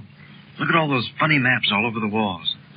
You suppose it's all right for us to look around, Mother? Oh, I'm sure it is. Vitras wouldn't have told us to come in alone if there was anything in here he didn't want us to see. I wouldn't touch the telescope if I were you, though, son. No, I guess I'd better not. Isn't it funny how light the room is? Still you can't see where the light's coming from? Oh, you can, too. It must be coming from up there in the dome somewhere. Oh, no, it is not. Because if it was, what would happen to the light when he opened the dome? Yeah, that's right. I wonder if all those big books on the tables against the wall are astronomy books. Sure they are. They're probably charts or something. What's the matter, Mother? I wish Vitras would come. He'll be here in a minute. The servant said he would. I wish Uncle Frank had come with us. I think this place is spooky. Why didn't he, Mother? He was busy there. Besides, I don't think Vitras asked him. I think he just asked Mother and you and me. Well, I shouldn't think he'd do that. That's kind of funny. Mother, what are you looking at? Nothing, dear. But I have the strangest feeling that someone's watching us. I don't see why they could be watching us from. There aren't any windows. There's not even a keyhole in the door. Just got kind of a bolt on it. And there's surely nobody up on the roof. I know. I remember once before I had this same strange feeling of eyes watching us. You mean at home, Mother? No, Bobby. It was in Algeria. The night we went out to the ruin where Father had been. You remember? Oh, I do, and I remember. Oh, there you are, Vitras. I'm sorry indeed to have kept you waiting. But why have you not seated yourselves so that you would be more comfortable? We've been looking at these interesting maps on the wall. I thought you would find them interesting. Of course, you know our very existence is bound up with the movements of the stars and the planets. Why, what makes you think that, Vitras? In the West, you do not believe in the influence of the stars on human destinies? Oh, I didn't mean I didn't believe in it. I only said I never thought of it before. I wondered what made you think that was true. Many things. Mrs. Regent, you are interested in examining the records of some of my discoveries? Yes, indeed. I don't recognize any of these maps. That is not strange, madame. I should be greatly surprised if you did. What are they mapped out? I hope I can explain that to you in time, Miss Betty. Your brother is engaged tonight, Mrs. Regent? Yes, he is. And he wouldn't tell us what he's doing. Bobby. Uncle Frank got a lot of letters on the boat this afternoon. Indeed. And now, will you be seated while I show you some drawings? Mrs. Regent, I think you will be especially interested in them. Will you tell us first what that map is? That one? No, the one next to it on the left. Why do you select that particular map, Mr. Regent? I don't know. Why? I wondered if you had any reason for choosing it. That, my dear young man, is Lemuria. Is it really? Isn't that exciting? Well, can you beat that? May I ask why you are so surprised? Perhaps you are among those who doubt that Lemuria ever existed. Oh, no. I never even heard of it until we were on that island of Vlora, and I wouldn't have known anything about it then. Bobby, Vitras can't possibly be interested in what occurred on that island. Oh, no, I guess not. Do you think that island of Vlora really is Lemuria, Vitras? You think the word Lura is all that is left of the ancient word Lemuria? Oh, no, I didn't think of that. I wonder if it is. Well, never mind about that island, Betty. What? We came over to see some of Vitras' drawings and look at the telescope. Why don't we do it? Is it dark enough yet to look at the stars, Vitras? We shall look at the stars in a few moments. But since you are all seemingly interested in Lemuria, perhaps you would like to have me show you some pictures of it. Well, of course you don't mean actual pictures. I don't mean photographs, if that is what you call pictures. But I do mean drawings and sketches of Lemuria as it really was. But how can you know they're authentic? I've always understood in the legends I've read of Lemuria that it sank into the sea thousands of years before recorded history began. That is the accepted belief. But do not forget, there are those who know the truth. Then you really think these drawings actually came from Lemuria itself? I do not think, madame. I know. Here in the Palace of the Secret Star... Yeah, that's another thing I meant to ask you. Why do you call it that? Because if you mean that star thing on the roof, there's nothing very secret about it. Bobby, please, son. It is right for him to question, Mrs. Regent. He is a young soul and has far to go. Is it not natural, Mr. Regent, that an astronomer would name his dwelling place for a star? Yes, but why do you call it the Secret Star? Perhaps it is but a fanciful name. A little too fanciful for others to understand. Never mind, children. If you will come over to this table, I will show you the drawings. Not many people who are alive today have seen them. It's very kind of you to show them to us. I am glad to show them to you, Mrs. Regent. Do I imagine that you seem a little, not quite nervous, perhaps, but certainly not tranquil as usual? I'm sorry. Perhaps I am a little nervous this evening. It's nothing, though. Shall we look at the drawings? The book is too heavy to hold comfortably in your hands. I will open it here on the table if you will all draw closer. Look, there's that funny thing on the cover. The Seal of Solomon. I am not surprised that you should know it, madame. But your son... Well, we saw it in that cave on the island. It was right up over a door. I didn't know what it was. I thought it was just two triangles put together. Does it really mean something? More than I could explain, Mr. Regent, even if I should speak and you should listen until the sun rose. Well, let's see the picture. Oh, yes. A curious-looking paper. It's almost like parchment. The secret of making that paper is among those things that perished when Lemuria sank into the sea. Oh, look at that funny-looking building. What do you suppose it is? I bet the building wasn't funny-looking. It's just the way it's drawn. You're kind of looking up a hill at the building. What was it, do you suppose, Beatrice? It was the palace of the Lemurian king. Gee. Sometimes, Mrs. Regent, those who are sensitive to such things, as they watch the pages of this book, may see one or another come to life, as if he who watched were walking in the streets of these forgotten cities or kneeling at the altars of forgotten gods. Oh, but... Keep still. Let's see what this is going to be. I don't quite care. Wait. Listen. What is that strange sound? Look at the pictures. Why, Mother, it's just like we were there ourselves, isn't it? Walking right up the steps. Look at all those men with swords. I wonder if they're Lemurian soldiers. Gee, it must be a big day in Lemuria. The place is just swarming with soldiers. Look, we're going right into the palace. See that symbol carved in stone over the entrance? It's the Seal of Solomon. What is this, Beatrice? Do not turn your eyes away. You will see that concerning which wise men have speculated for countless thousands of years. There's something about this that scares me. I wish that... Bob, I wish we hadn't come. Don't be scared. I think this is keen. Just think of seeing what really happened to Lemuria, when maybe we're the only people in the world that know about it. Yes, but if we are, why does he show it to us? I don't know why. I'm glad he is. Oh, Bob, isn't this a beautiful hallway we're in now? Look at those banners or whatever they are hanging on the wall. Yeah. It gives you kind of a funny feeling walking along between those rows and rows of soldiers, doesn't it? Yes, it does. Oh, here's another doorway. Look at all the people in there. It's the throne room. I wonder if we're going in there. I hope not. I'd rather watch them from here.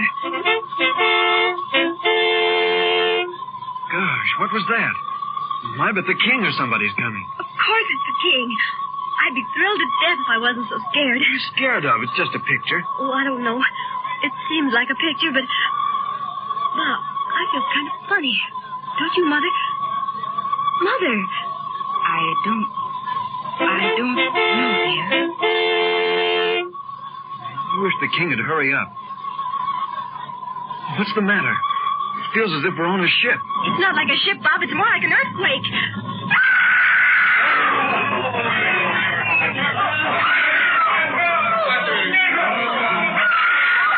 All this way! Children, look out!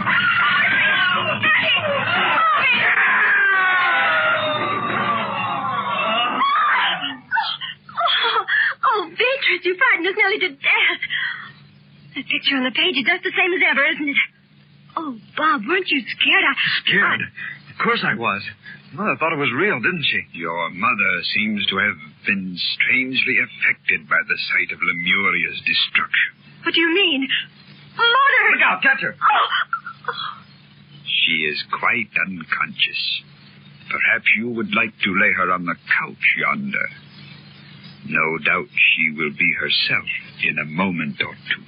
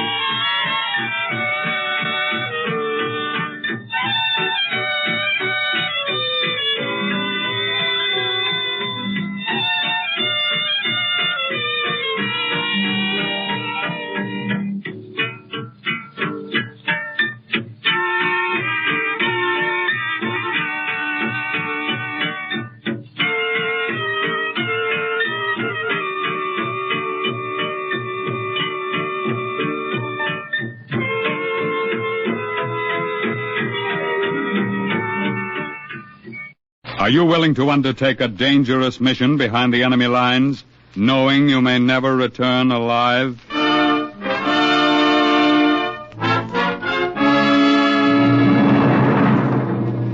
What you have just heard is the question asked during the war to agents of the OSS. Ordinary citizens who to this question answered, yes. This is Cloak and Dagger.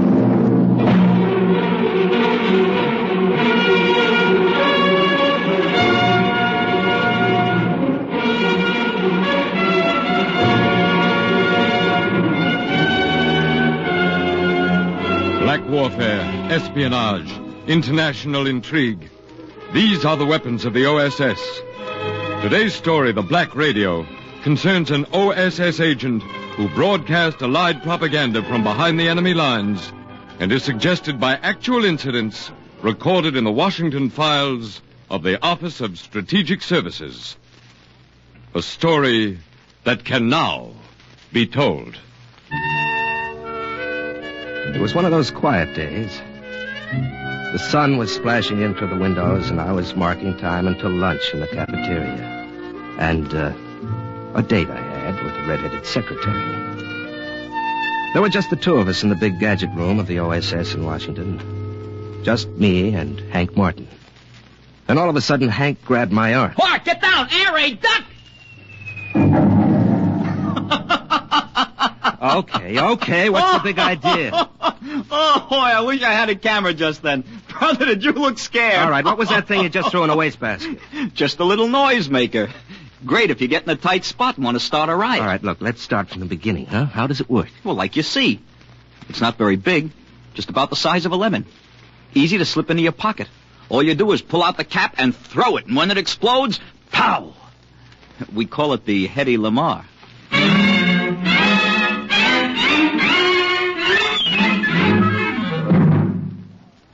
Major Lange, I have a job for you. Yes, sir. When our armies cross the Rhine into Germany, the Freiburg will become a strategic city. The less resistance we get from the people when we make that advance, the less lives will be lost. Up to date, we have no report of any underground or partisan movement there. Mm-hmm.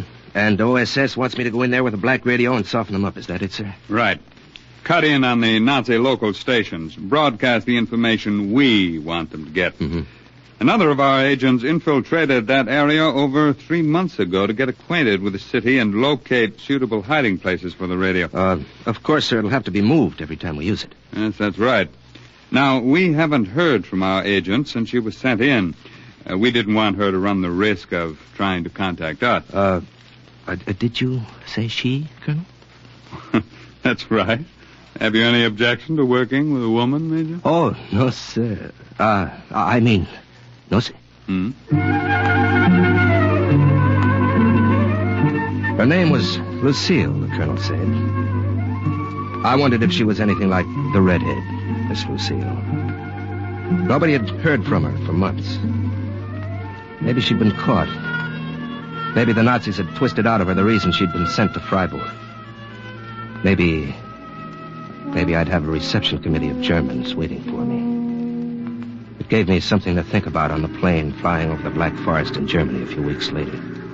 There's your rendezvous point straight ahead, Major. Straight ahead and straight down, you mean? Running in. Ready? Ready? Go. Good luck. I tossed the radio out first, then I jumped after it. No matter how many times I jumped, it was always the first time. The feeling of falling. Sick feeling. Like a dream. I came to with a jolt. A sharp pain across my thighs from the pull of the strap and the crack of the chute. Then, air all around me. I looked down on the black forest that was blacker than ever at 0400. 4 o'clock in the morning.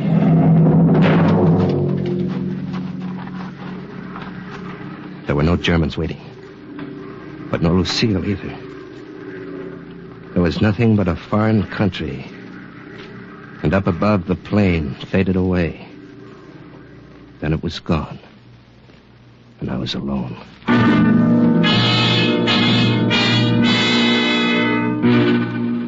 The radio had floated to Earth about 50 feet away. I checked it, made sure it was all right, buried my parachute, and wondered what to do next. There was a milk wagon coming down the road. I could hear the milk can swaying with the movement of the cart. I could see a shadowy figure holding the reins. I dragged the radio behind a clump of bushes. And then I waited for the wagon to pass.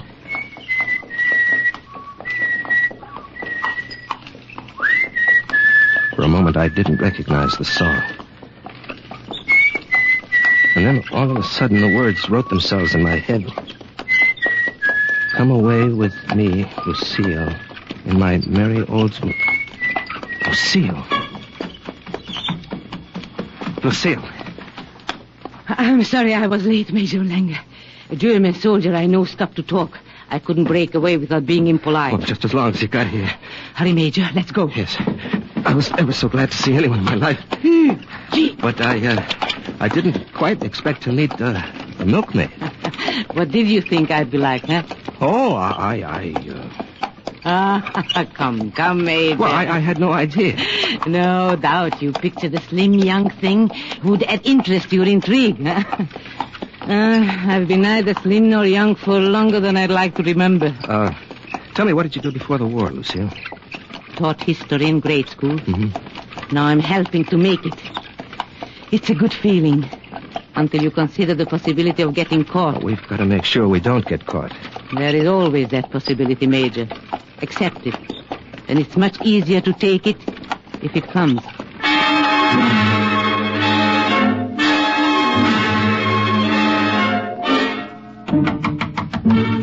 Yeah? Who is it? May I come in? Well, what do you want? It's your neighbor across the hall. I wish only to make your acquaintance. My name is Gruber. Am I disturbing you, Herr Lange?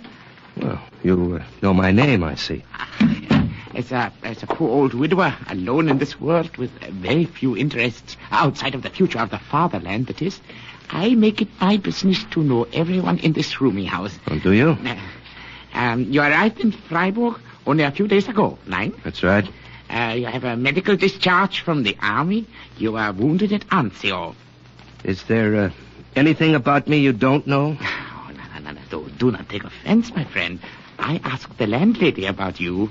It was she who told me. Your information is right, Herr Gruber. Yeah. I was wounded. Yeah. I spent 2 months in a hospital. Yeah. And I'd like to be left alone. Yeah. Oh, you are bitter. Yeah. A civilian life will not be easy, but you must mix with people, make friends. Don't keep too much to yourself. Now, here, I brought with me this bottle of schnapps and 2 small glasses. Will you not join me? Well, Here. To the future, Herr Lange. Well, I'll drink to that.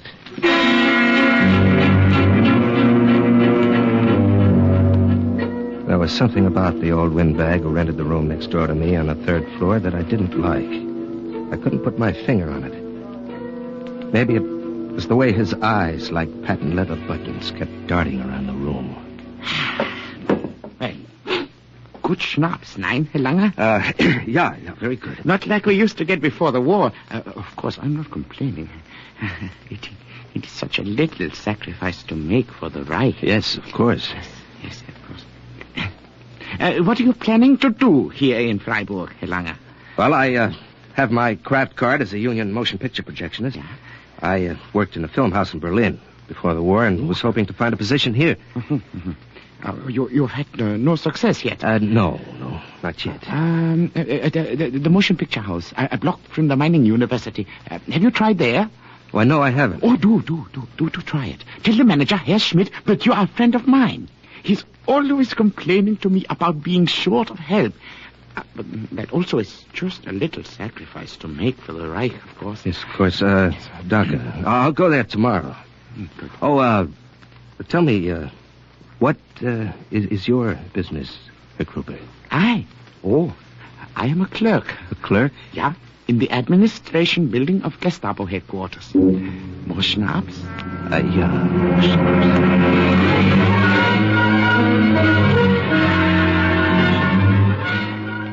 I may not have liked the old windbag, but I took his lead anyway. I went to the movie house near the university and got myself a job there on a day shift. And I counted the hours until the Thursday, when I'd meet Lucille at the deserted car barn we'd agreed on. On Wednesday, I was in the projection room running a half-hour newsreel, most of which was a close-up of Hitler making a speech in Berlin and foaming at the mouth. I looked down over the heads of the audience, wondered if all of them were as enthusiastic about the Fuhrer as they pretended to be. Wondered how much it would take to push them into starting their own underground. Wondered how many of them would be listening to their radio the next night, listening to me. Herr Langer? Yeah, Schmidt? I came to tell you... turn that speaker down, will you? I came to tell you you only have tomorrow afternoon off. Tomorrow afternoon, but I don't understand. Zerbrechen Sie sich nicht den Kopf. I will want you tomorrow night instead. Oh, but tomorrow night is impossible. I mean... Langer, you have a good job here. If I ask you to take the night shift this once, I see no need for argument. Oh, but, you see... Is what you have to do that important that it cannot be postponed? 9, Schmidt. Not so important. I'll be here. The next night at 20 minutes past 10, the feature film went off. I set the machine. The newsreel would run by itself for half an hour. No more. That didn't give me much time before the reel would run out. Just a half hour to get to the car barn, broadcast, and get back. Well, that's it, Lucille. 730 kilocycles, but I can't seem to get reception. They are signing off. This is Reichsstation KLD signing off. Until tomorrow morning, Heil Hitler. Well, here we go. Keep your fingers crossed. Don't turn off your radios, people of Freiburg. This is for you. I am your voice of freedom, bringing you news as it actually exists, not as the propaganda ministry would like you to believe. Mark, that's good. Wonderful. It wasn't 50 sons of Freiburg who died at the Anzio beachhead, but 500. You mothers Wives, sweethearts who have not heard from your men. You think the mails are slow? Is that why you haven't received letters? Your men will never write again. They were killed at Anzio. Women, they are taking your men away. What do you have for compensation? You have no food. You're cold.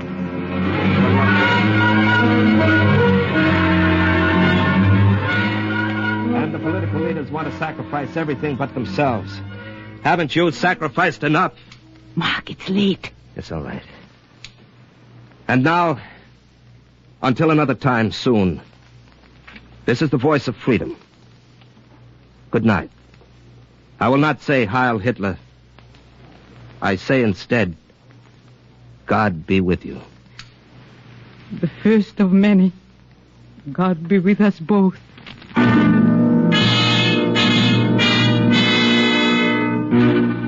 We dismantled the radio. I lifted it into the back of the milk wagon, ran as fast as I could back to the theater, and slid in through the side door. And then I heard it. Hey, Langer, where were you? Oh, Herr Schmidt. Well, What business had you to leave the projection room during the newsreel of the Führer? I only hope the authorities do not hear of this. Our leader cut off in the middle of his speech. Where were you? Where was I? I was in the washroom. I was just going up to see if you had fallen asleep. Also, los, go fix the machine quickly. When did this happen? Happened just a minute ago, natürlich. It's a wonder you couldn't hear all the disturbance from the washroom. Also, mach schnell, los. Yeah. I ran up the stairs to the projection room. God must have been with me that first night. If the machine had broken down 5 minutes earlier, Herr Schmidt would have known I'd left the theater.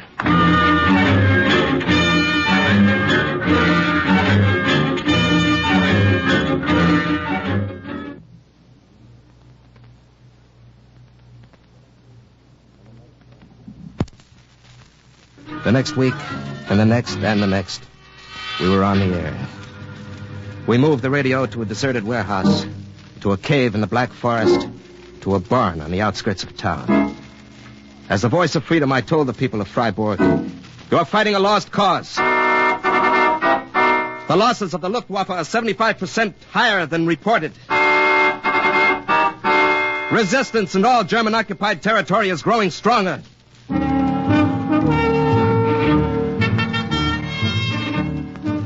People in the city looked the same. Were as respectful as ever to the Nazi soldiers that walked the streets. None of them showed by so much as a look or a word that they ever heard those broadcasts. And then I received my first indication. I saw you through the window of the coffee shop, Herr Langer. May I join you at your table? If you'd like. Oh, thank you. So, have you been listening to your radio lately?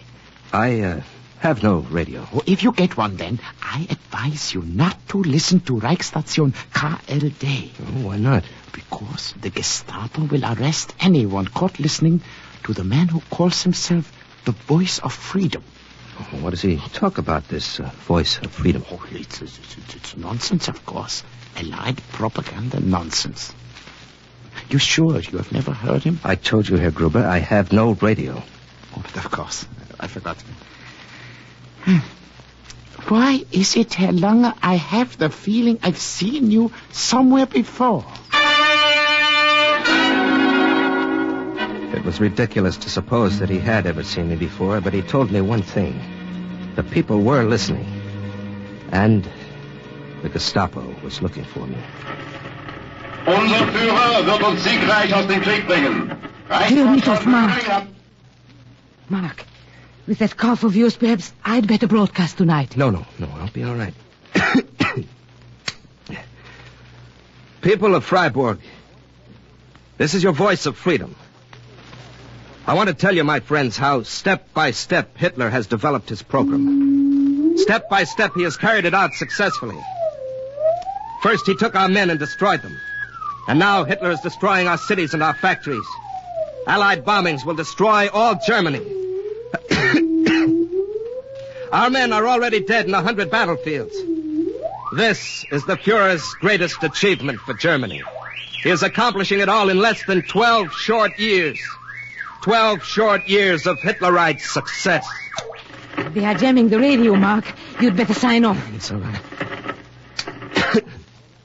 This is the voice of freedom saying good night. I will not say Heil Hitler. I say instead, God be with you.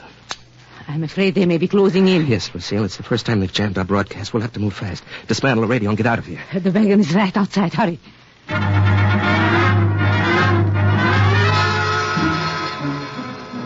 Less than 5 minutes later, we'd left the basement of the schoolhouse near the cathedral. It was quiet in the streets. Too quiet. As if the city were holding its breath. Waiting for something to happen. Good night. Until Friday. You know the place. Yes. Let me take the radio tonight. Oh, back to your room with it under your arm. What foolishness. Yes, but Lucille, you always take the risk of being caught with it. I have the milk wagon to hide it. And the barn to bury it. We'd better not stand here any longer. Good night again. And take care of that car. I started to walk quickly in the opposite direction. If German triangulation had found the general location of the radio, the neighborhood would be swarming with Gestapo any minute. The headlights of the official car came out of nowhere around a corner and blinded me. Halt! Stay where you are! Halt! Halt! I started to run. Halt! Halt! I ducked into a doorway, up the stairs to the roof, across the roof, down some stairs again, back into the street. Somehow, I'd shaken them. I was free of them. I had to find somewhere to go, somewhere to hide. The movie house where I worked was close by. I went in through the side door. Hunched down in a seat, anonymous in the darkness. I was one of hundreds of people watching the TRAMP. And then something happened to the film and the soundtrack went sour.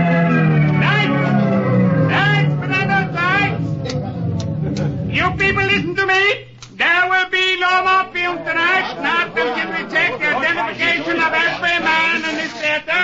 One by one. But we're looking for a man who is seen coming into this theater through the side door. A man who is wanted for questioning by the Gestapo. You will file out the exit one by one and row by row with no talking. Women to the right, men to the left. There will be no more... Maybe my forged identification would pass inspection easily. But the men who were chasing me had a general idea of my height and weight. I couldn't take the chance. I put my hand in my pocket and pulled out a round disc about the size of a lemon. The noisemaker OSS called the Hedy Lamar. I yanked out the cap and threw it.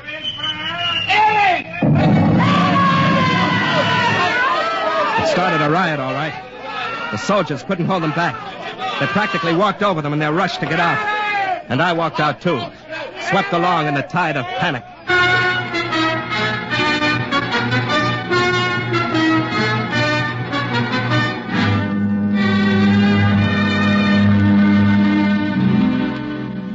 Guten Tag, Herr Lange. You're Gruber. Just on your way to work, I see.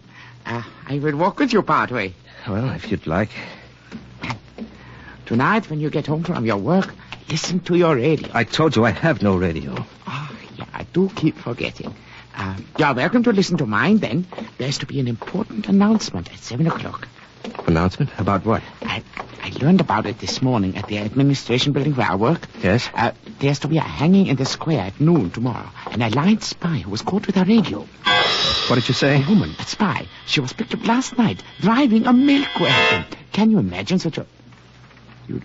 are you ill, Helena? I haven't been well. Cold. They haven't caught the man yet. The one who calls himself the voice of freedom. But I have no doubt they will soon. They're offering a large reward. Are they? That's a very bad cold, Helena. Tonight, when you return from work, remind me to give you some of my cough medicine. It's very... I turn off here. People say...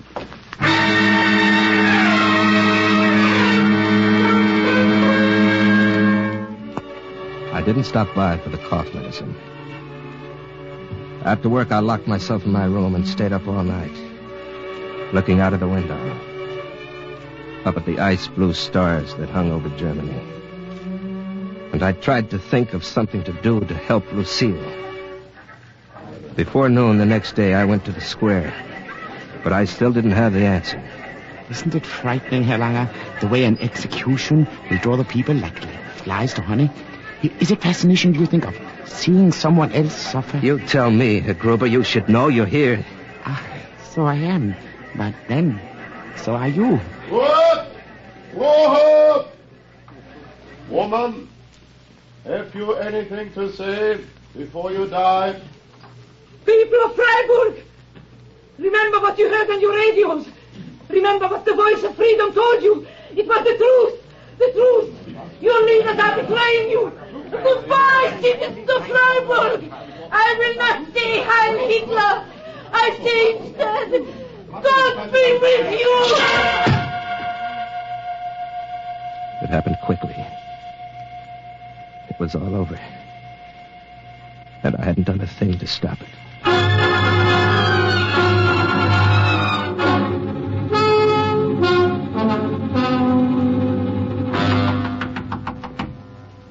Yes, who is it? Only I, Herr Gruber. Go away, will you, please? Go away, I don't want to talk to anyone. Upset, are you, my friend, about the hanging this afternoon? No, I just don't feel well. Now, don't torment yourself this way. There was nothing you could do to prevent it. She did not expect it. What are you talking about? Trust me. You have no one else to trust. The Gestapo is going to check and cross-check every man's papers. Every man in Freiburg. Are you sure you can stand a thorough investigation, Langer? You're crazy. Are you accusing me? You are the voice of freedom. I suspected it for a long time. I was never sure. I was afraid to step forward soon. Now, look. No, listen to me. I know you don't like me. I have not liked myself for years. I'm afraid of my own shadow. Afraid to think. Afraid. But no longer. Herr Gruber, look. I am a discharged soldier from the Wehrmacht. I have your face looked familiar. It was not your face. But it was something about you. Your voice. I thought I recognized it. And then I started to think. I, who have been afraid to think for years. You came to Freiburg about the same time the broadcast began. You were too ignorant of what was going on. And then, yesterday, you coughed, as he had. I was almost sure then. Now, today, I watched your face when she was hanged. And then I knew. Herr Gruber. Trust me. You have no one else.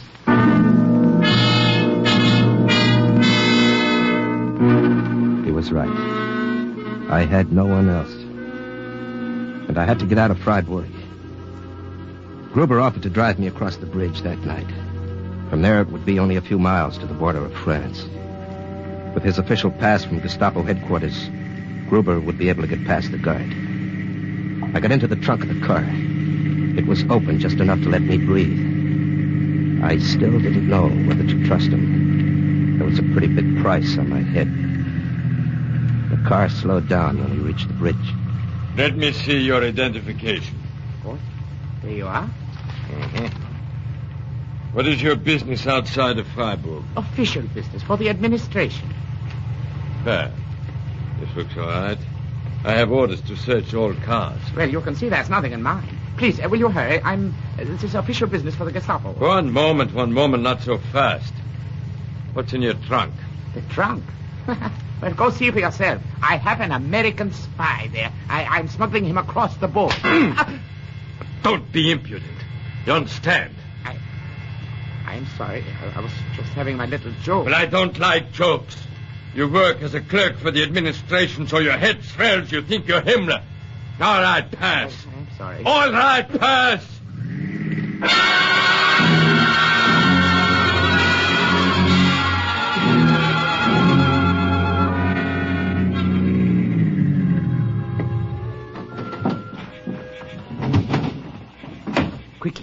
Quickly, get out here. I want to apologize for the things I thought when you told the guard what you did. It was the only thing I could think of at the moment that would prevent him from searching the trunk. Well, goodbye. Yes. And thank you, my friend. No, wait. Look, don't feel the woman died for nothing. She did not. You and she, have given us the courage to look at ourselves in the mirror. We will continue to talk in whispers, yeah, but after you have gone, there will be many of us who will no longer think in whispers. Yes, well, you go. Goodbye. Wiedersehen.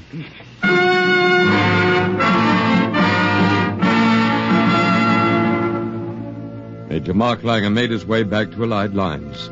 And when Freiburg was taken over some months later, it offered little resistance, thanks to the strong underground that had been encouraged by the Black Radio. And thus, once again, the report of another OSS agent closes with the words, "Mission accomplished." Listen again next week for another true adventure from the files of the OSS on Cloak and Dagger.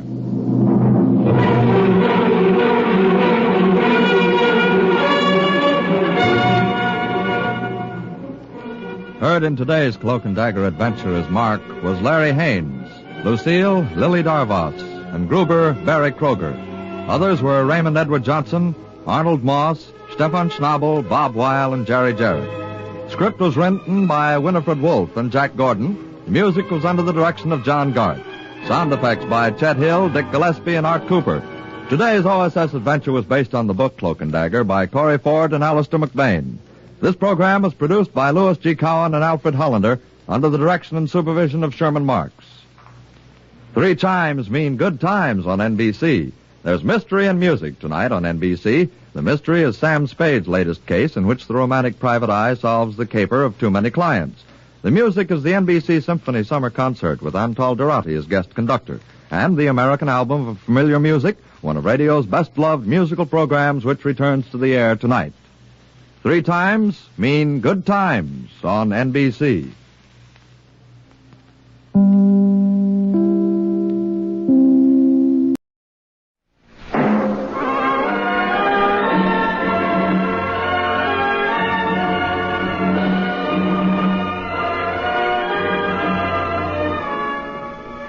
I have flown.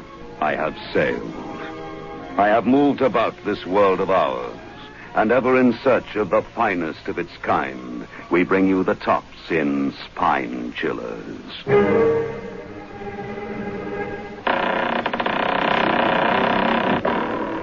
The creaking door.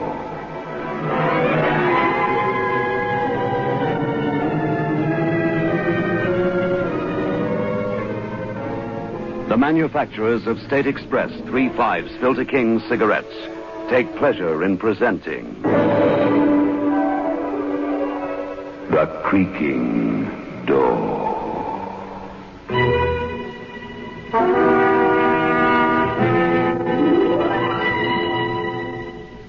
Good evening, friends of the Creaking Door.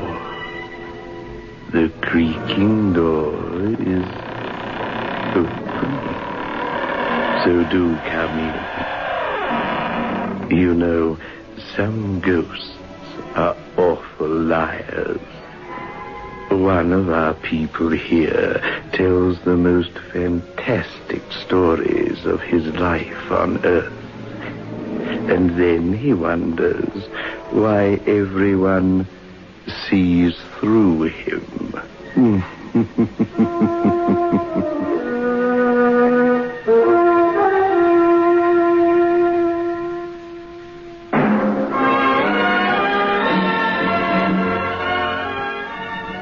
In world class. Get the taste of new smooth State Express 3.5s today. We promise you, it's the smoothest cigarette you can get.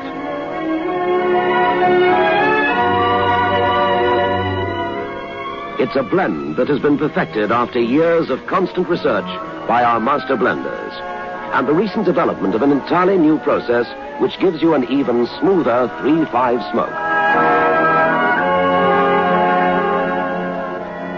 We promise you, it's the smoothest cigarette you can get. Move in world class. Get the taste of new, smooth State Express 3.5s today.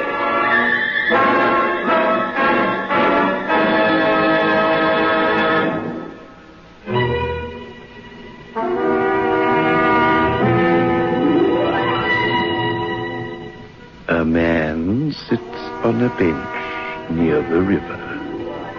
His suit is crumpled and ancient. His shoes broken. Now and then he sips from a bottle of cheap wine that has become his only friend. But he doesn't sip with good cheer and happiness. He drinks in horror.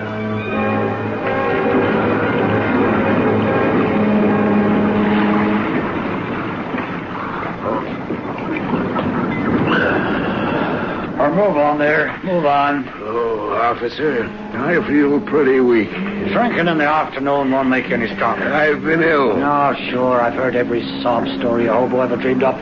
You know what's wrong with you? They used to call it lack of moral fiber back there in the war. You're just a spineless lump of humanity, not able to get the courage to jump in the river. Now get going or I'll run you in. Oh, very well. No hard feelings. I know you're just doing the job the city pays you for.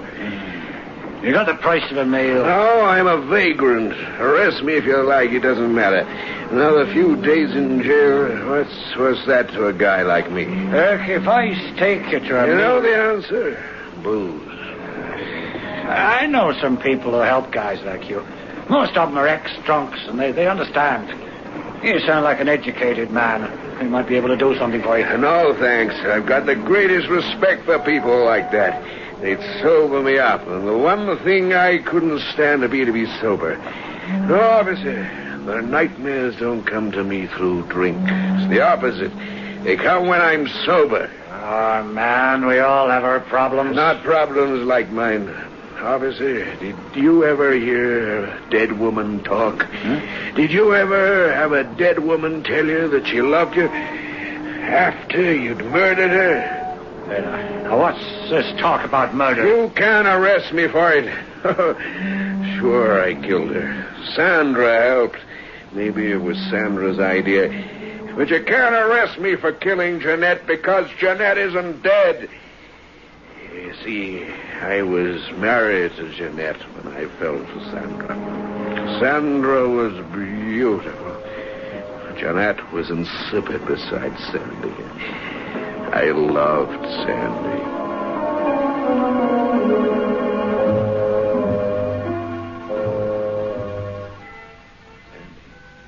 Yes, Sam. I love you. Me too. How could it happen to a man like me, 35 years old, married, not really living, and then one day... Oh, it happens, darling. It happens all the time. One of the big things of life. The biggest. And it happens to you and me. Why do you love me? I don't know. Yes, I do. Your hair, your lips, the way you walk, the swing of your skirt, the touch of your fingers in the dark. Did you love your wife that way? No. Jeanette was the girl next door. Everybody expected us to get married. Well, we did. It was like most marriages. Oh, we didn't even fight. Just petty bickerings, deadly dull. It was never like the thing I feel for you.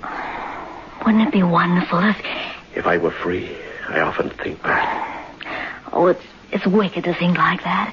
After all, Jeanette deserves her happiness, too. She isn't happy with me. How could she be? And she might divorce you. Yeah. I'll tell you what I'll do, Sammy. I'll wait until we have one of our usual rows and ask her. You never know.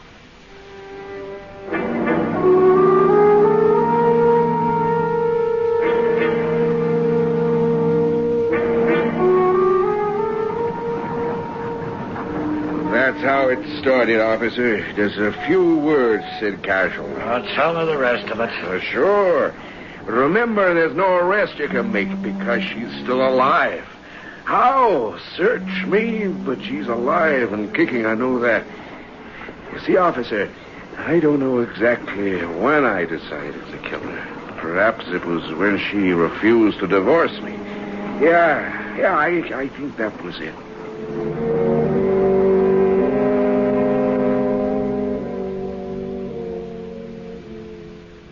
I wish you'd remember to wipe your feet when you come into the house, Sam, dragging mud all over the carpet. Sorry, Jeanette. Oh, sorry, nothing. I have to clean up after you, don't I? Yeah, you have to clean up. And try and take a little care. And we need new drapes for the living room. Okay, just pick 'em out, honey. You don't care, do you? You're tired of me and the house, tired of everything. Who is she, Sam? Who's who, Jeanette? Do you think a wife doesn't know? You must be crazy if you do. I know. I knew immediately. Some cheap little floozy. Well, why should you care? What does it mean to you? There's no love lost between us, and you know it. Suppose there is another girl, and she can give me what you can. I expect you want a divorce. That's the next step. Well, I don't see any point in going on like this, do you? Did you ever see any point in it? You can forget it. Because you may not be the husband of my dreams, Sam, but you happen to be my husband, and I'm not making a free gift of you to some You cheap better little... be careful what you say. You don't know her. I don't want to know her, thank you. Now, that ends the entire sordid conversation, and I refuse to discuss it again.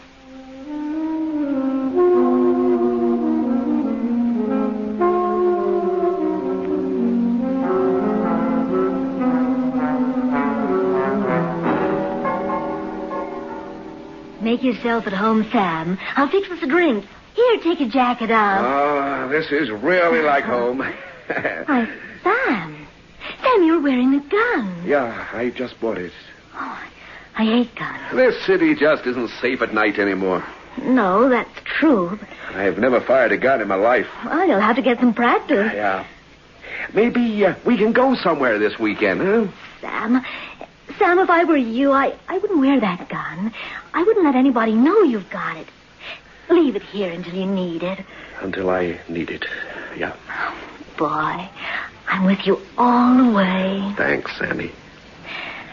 Well, here's to us. Yep, here's to us. Shut away from the world in our little hideaway. That's how I want it, Sandy. I don't like people a lot, you know. I want us to be together for always.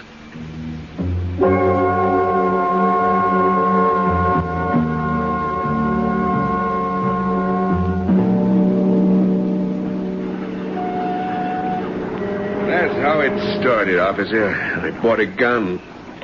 I expect I'd made up my mind to kill her then. But I fooled myself that I didn't have to. She might see things my way. And she never did? No, she never did. Women are funny creatures. You can say that again. A woman, some anyway, like being married. They like having the status, if you can call it that, even when they hate the man. Crazy. Yeah, it's pretty crazy.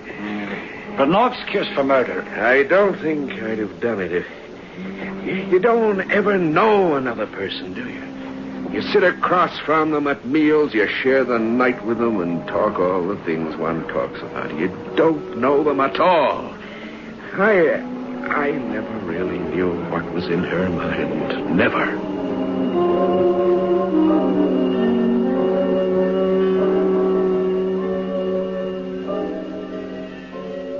You were late home tonight. Yeah, that's right. Seeing your little sweetheart? Oh, lay off me, will you, Jeanette? I hoped we could go to a movie, that's all. You hate me. You show it every day. Why should I take you to a movie? Because we have to live normal lives, that's why.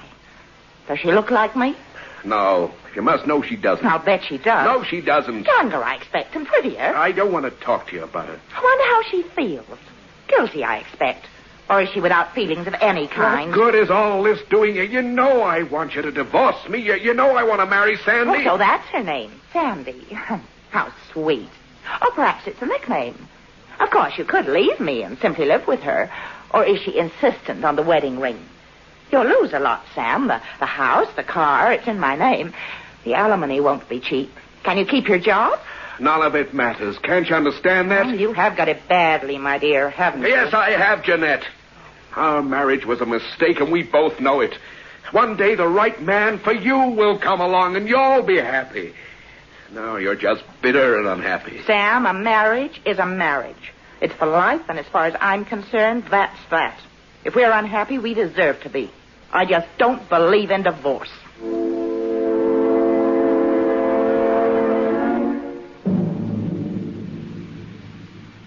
Don't be depressed, Sam. Don't be sad about anything. If she was gone. Yeah.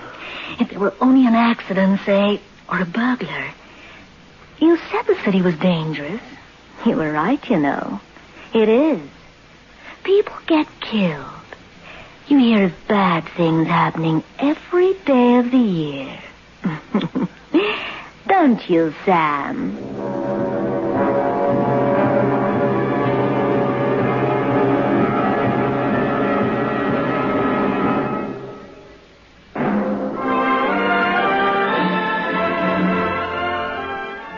Move in world class. Get the taste of new smooth State Express 3 5s today. We promise you, it's the smoothest cigarette you can get.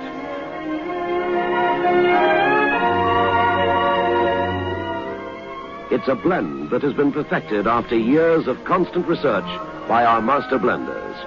And the recent development of an entirely new process which gives you an even smoother 3-5 smoke. We promise you, it's the smoothest cigarette you can get. Move in world class. Get the taste of new, smooth State Express 3 5s today.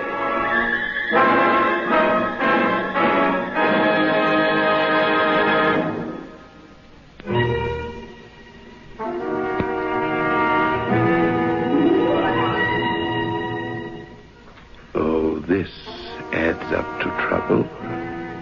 You know, many a man has felt just as Sam feels. Only a few use the gun, pull the trigger. Interesting people, murderers. I meet quite a few behind the creaking door.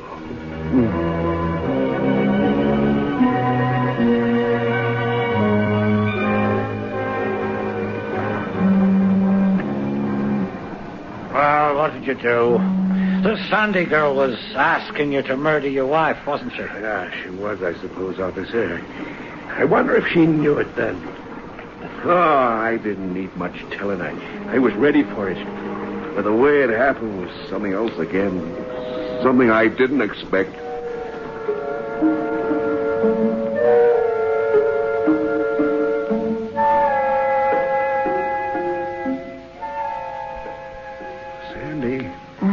Falling asleep. I'm happy. Cat that ate the cream. It's great being here with you.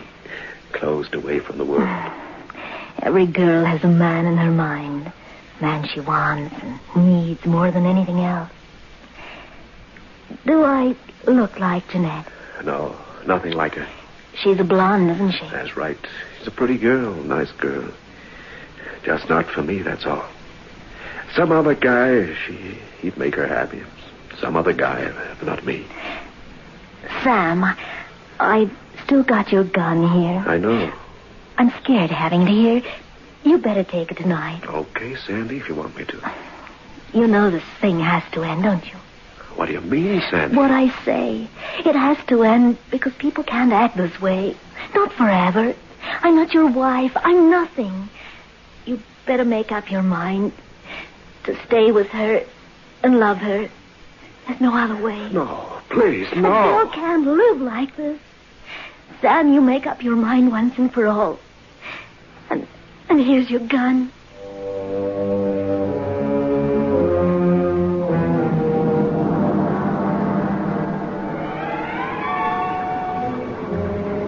I took the gun and I walked home.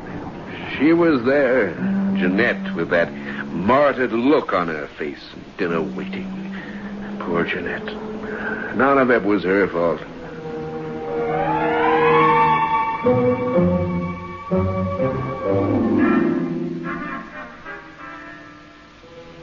I've made dumplings the way you like them. Thanks.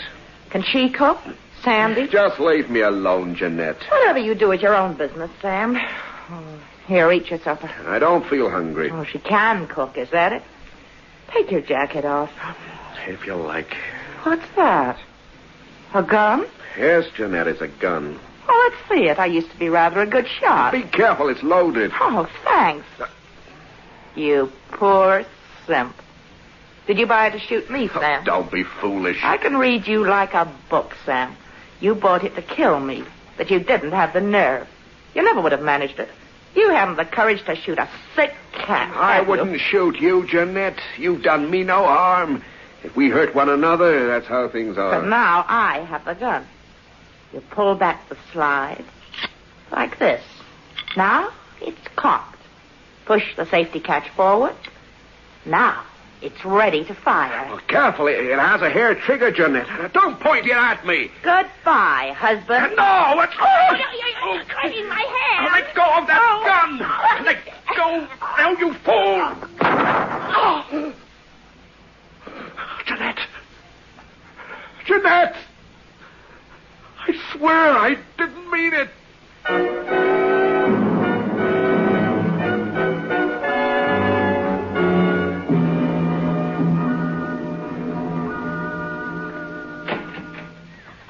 Hello, Sam. Oh, Sam, did she let you come here? She's dead. What do you mean? I shot her. Sam, tell me quickly. She was gonna kill me, and we fought over the gun, that's all. I didn't mean to, but nobody will believe me now. Of course not. Did you leave her just lying there? Oh, Sam, tell me everything. Yeah, I just left her where she fell. Give me your door key. What for? I must go to the police, that's Give all. me the key, you fool. I'm in the stool, you know. Accessory after the fact. I can hang, too. The key. Come on, quickly. Please, Jeanette. I'm Sandy. I'm not Jeanette. Oh, my mind's going. The key, quickly. There. What are you going to do? Never mind. Now just stay here and don't leave. Whatever you say, Sandy. Anything you say.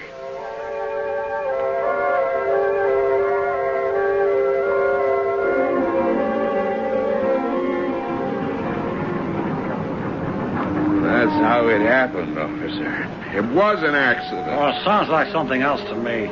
Where's your wife now? I don't know. How could I know? Well, this Sandy, what did she do with the body? I don't know. I was scared to ask.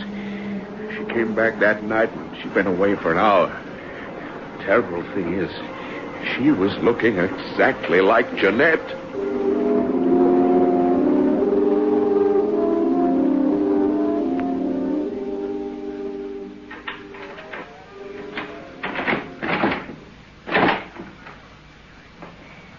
I was scared you'd go to the police, Sam.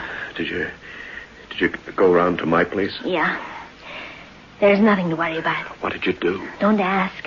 Just don't go there again, that's all. But what have you done? I told you, don't ask me. Some things are better not talked about. Is there any brandy left? Yeah, almost a bottle. Pour us 2 drinks. Stiff ones. We need it now. All right. We're going to drink it all, then sleep. Anything you say. Here. You are. To us. I'm too weak to live. Nothing I do. I love you. That's all you have to remember. Why are you doing your hair like Jeanette? Drink your drink, Sam. You're coming apart.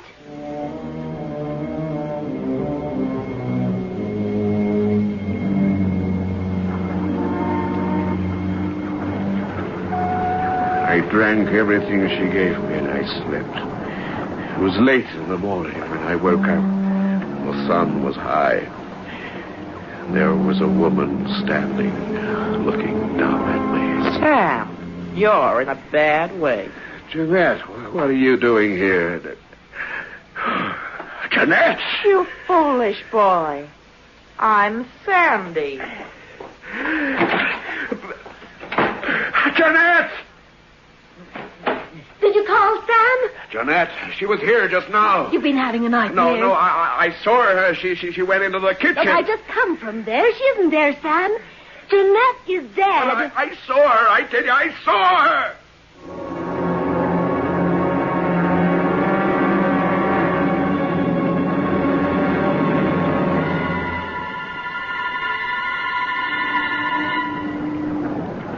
After that, I saw Jeanette everywhere. In the street outside my office, even sitting in my car. And Sandy changed her hairstyle and her clothes.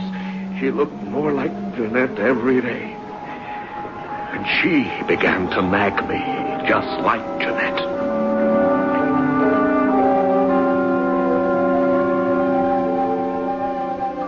your legs up, Sam. I can't clean the place if you sprawl there all day. Sorry. You must try to control these silly visions of yours. I know, but she's there. She's everywhere. I saw her just now, Sandy, as I came in. She was standing in the hallway just looking at me. Hello. Yeah, he's here. But nobody knows I'm here, Sandy. Well, obviously somebody does. Answer it. All right. Hello. Hello, Sam. No. You're dead. You're dead. Oh, give it to me, you fool. No spine at all. Hello? Hello? I rang off. It was her. I know it was her. Sandy, it was her. Clear off out of here. I can't stand having you around. Man who schemes to shoot his wife and lacks the courage and gets himself into a state of nerves like a child. Oh, go on. There's the door. Beat it. Oh, please, Sandy, give me another chance. There's just one thing I'll give you. The gun. Here, go on, take it with you. You may need it.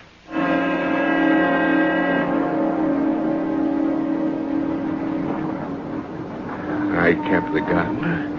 One of these days it's going to come in handy, officer. Have you got it with you now? Sure, I've always got it with me. Oh, you better hand it to me, then. No, I've got a permit. You've just confessed to a murder, laddie buck.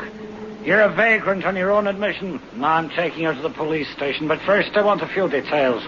I don't want the sergeant to get all the credit. And your name? Samuel Wallace. Listen to And me. your address? 31 Hansel Crescent. But it isn't fair. She isn't dead. She can't be. Oh, we'll soon find out after we've dug up the back garden. Now, the gun. And it's over. But it's my last hope. Don't talk foolish. You haven't got the guts to shoot yourself, and you know it. And it's over. Oh, I guess you're right. Here. That's better. Now, come along with me, son. Your troubles are over. My troubles are with me for eternity.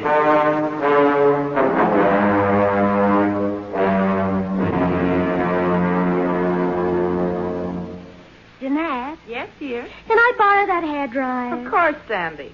I wonder if he's done it yet. He won't have the courage until he's quite mad. It's worth waiting for, though, isn't it? 50,000. Of course, Sandy. And the lovely thing about it is that nobody can ever find out. Nobody anywhere can ever find out how we did it. Yeah. Well, he deserved it. After all, he was going to shoot you. Well, of course he deserved it. I acted my own death rather well, of course, but apart from that, how can the man be such a cowardly fool? Yeah. Say, have you thought what might happen if he went to the police? Sam, he won't. He hasn't got that much courage.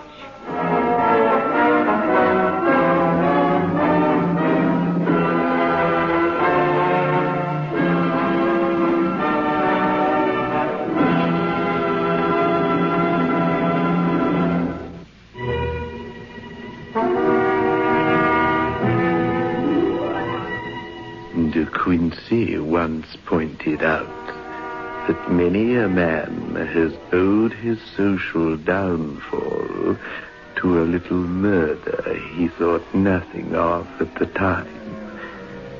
Poor Sam. Perhaps he would have been well advised to shoot both of them. One simply can't tell, can one?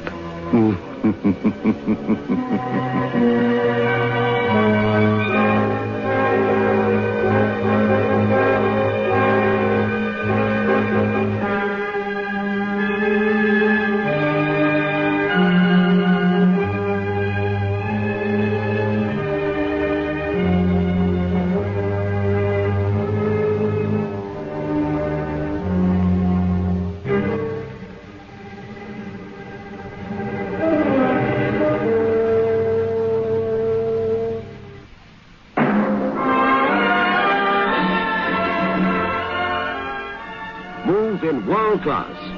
Get the taste of new smooth State Express 3/5s today. We promise you, it's the smoothest cigarette you can get.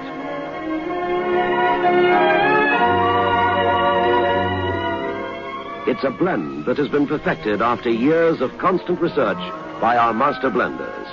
And the recent development of an entirely new process which gives you an even smoother 3-5 smoke.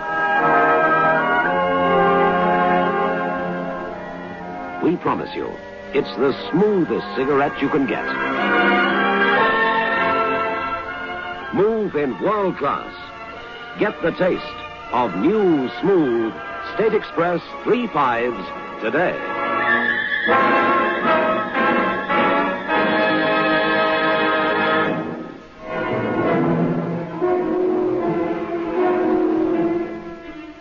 This is your host back again. Just a reminder of our rendezvous next week. Where are we going? Through the creaking door? Of course.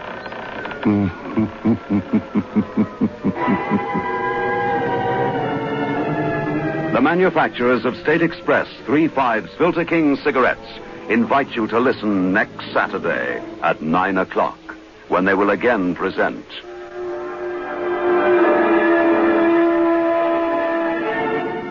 The Creaking Door.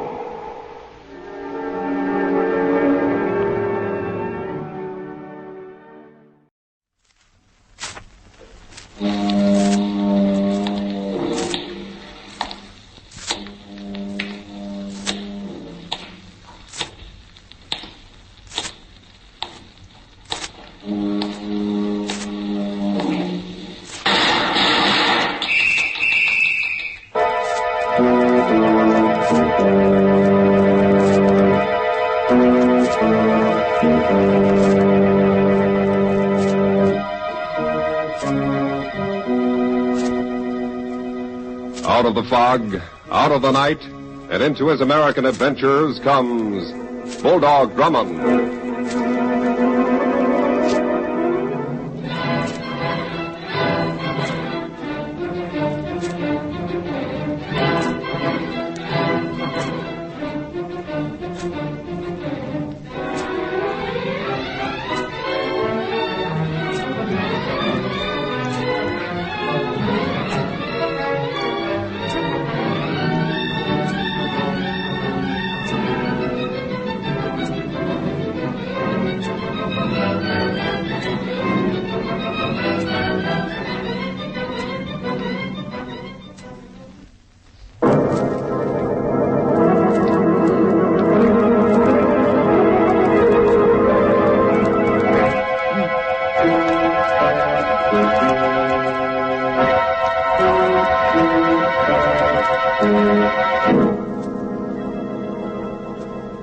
And now, to tell us about our newest adventure, here is Bulldog Drummond.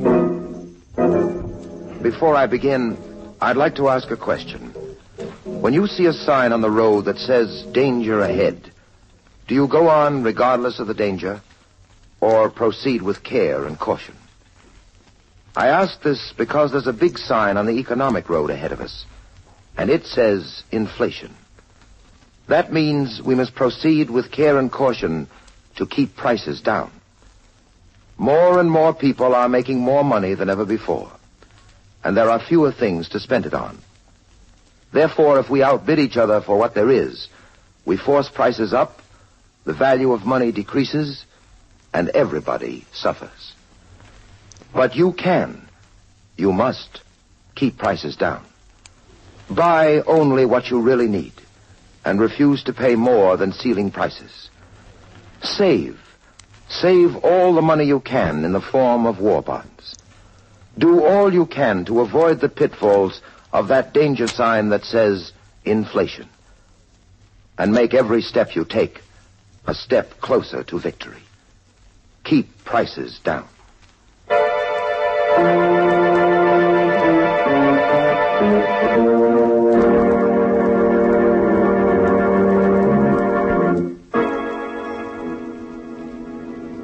And now for the story I call Dinner of Death. It began when two men were arrested for hijacking trucks. They were known as Barnaby Mullins and Spike Saunders. Mullins, who was released on bail, visited the office of the district attorney. Look, Mr. Mahoney, one of your assistants let me get this far, right into your private office. Will you listen to me for a couple of minutes? I'm too busy, Mullins. In court next week, I'll give you all the time you need, you and your pal Spike Saunders. Tell me something. How did you know where to pick me up? The police have ways of knowing things like that. What happened? Did Tommy Pepper turn stool pigeon? Cut it, Mullins. You're doing Tommy Pepper an injustice. He's a good newspaper man, a crime reporter who hates rackets and loves to show them up. Of course, I shouldn't talk that way about the celebrated racket buster, Tommy Pepper. Not the day before a big banquet in his honor. With you making the main speech of the evening. Is that all you came here to say? That's some of it. Is there anything special you'd like to hear? Yes, there is. I'd like a full confession from you. It would save the state needless trial expense. Confession? Look, Mullins, I'm making no deals with you or with anyone else. Confess or get out of here and take your chances in court. Okay. But before I start to talk, will you do me one favor? Name it. I got a few little business details to clean up before I start living on the state. Will you fix it to continue my bail for 48 hours? All right, Barnaby. You can have until the day after tomorrow at 9 a.m. Now, suppose you start talking.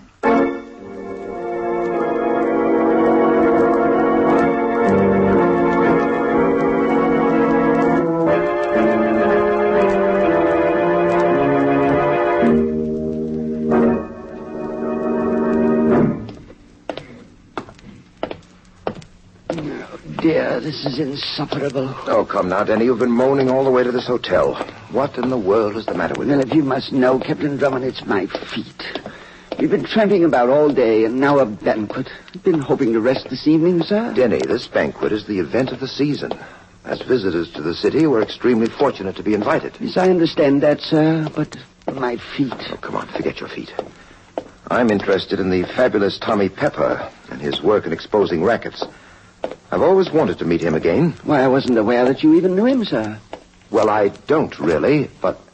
Watch it, Denny. Here he is. Hello. Captain Drummond, right? Yes, Mr. Pepper. We met some years ago. Don't tell me, I'll get it. At the Blackfriars Club, 1938, right? Right again. You have a remarkable memory. I never forget a face. I don't dare. It might be a guy just out of prison who had spent 10 years remembering I sent him there. Well, sorry, I can't oblige you there. Oh, pardon me. Tommy Pepper, this is Denny. Hiya, Denny. Very well, thank you, sir. Well, gentlemen, before we brave the mob in the banquet hall, how about the special private room? There are some hors d'oeuvres and a row of bottles. Will you join me? Well, thank you, Mr. Pepper. Shorten that to Tommy, will you? Good heavens, sir. There's a weird-looking chap following us, an enormous, hulking fellow.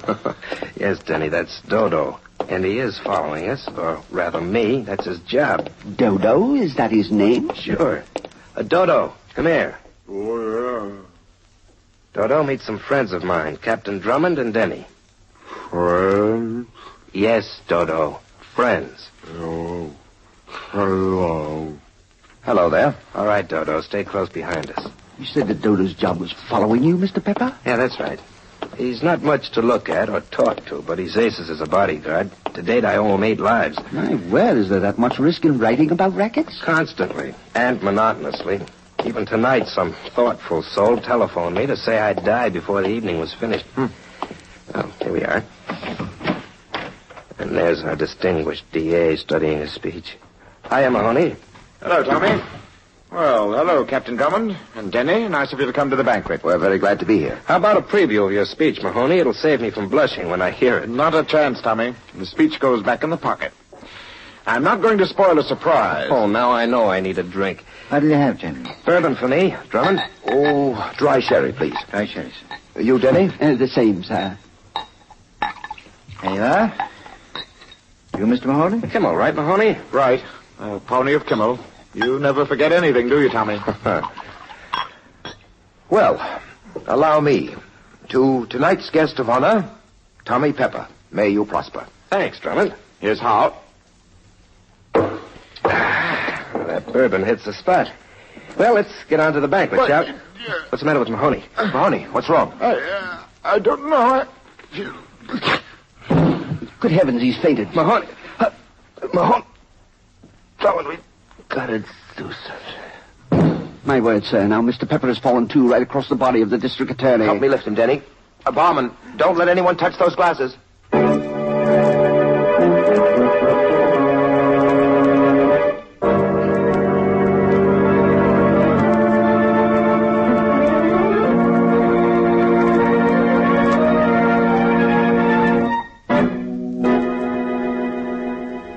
Our story continues in just a moment.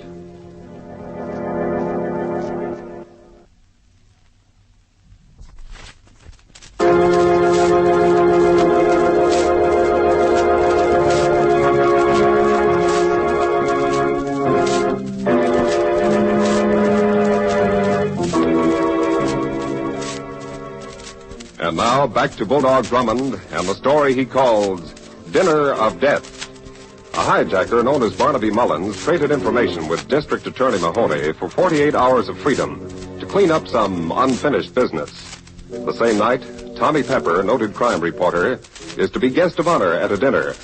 But after taking a drink, Tommy and the District Attorney collapsed. Keep up the first aid treatment, Denny. An ambulance will be here any moment. Yes, sir. Mr. Pepper. Mr. Pepper. He's coming too, Captain Drummond. Good. I can't say as much for Mahoney. No, sir. The DA's in bad shape. Wait a moment, Barman. No, it's no use. What do you mean? There's no pulse, no breath. His heart stopped. The district attorney's dead. Mr. Pepper's going to be all right, sir. Tommy Pepper, can you hear me? Drummond, what happened? Someone must have poisoned your drinks. Lie still now. In a moment, we'll put you in an ambulance and take you to the hospital. Mahoney, I saw him fall. Where is he? He's dead. Mahoney dead. Oh, that's terrible. Who did it, Tommy? Do you know? Might have been Barnaby Mullins or anybody. Lots of rats hated me and Mahoney. Tell me, who is Barnaby Mullins, and why do you suspect him? Well, it was Mullins on the phone today. He threatened me. I investigated his hijacking racket. Mahoney was to prosecute him next week. I take it then he's out on bail. Where can I find him? Well, he used to hide out at Cornwall Arms, apartment 4E. Thanks. Denny and I'll go there at once. Be careful. Mullins is tricky, dangerous, and desperate.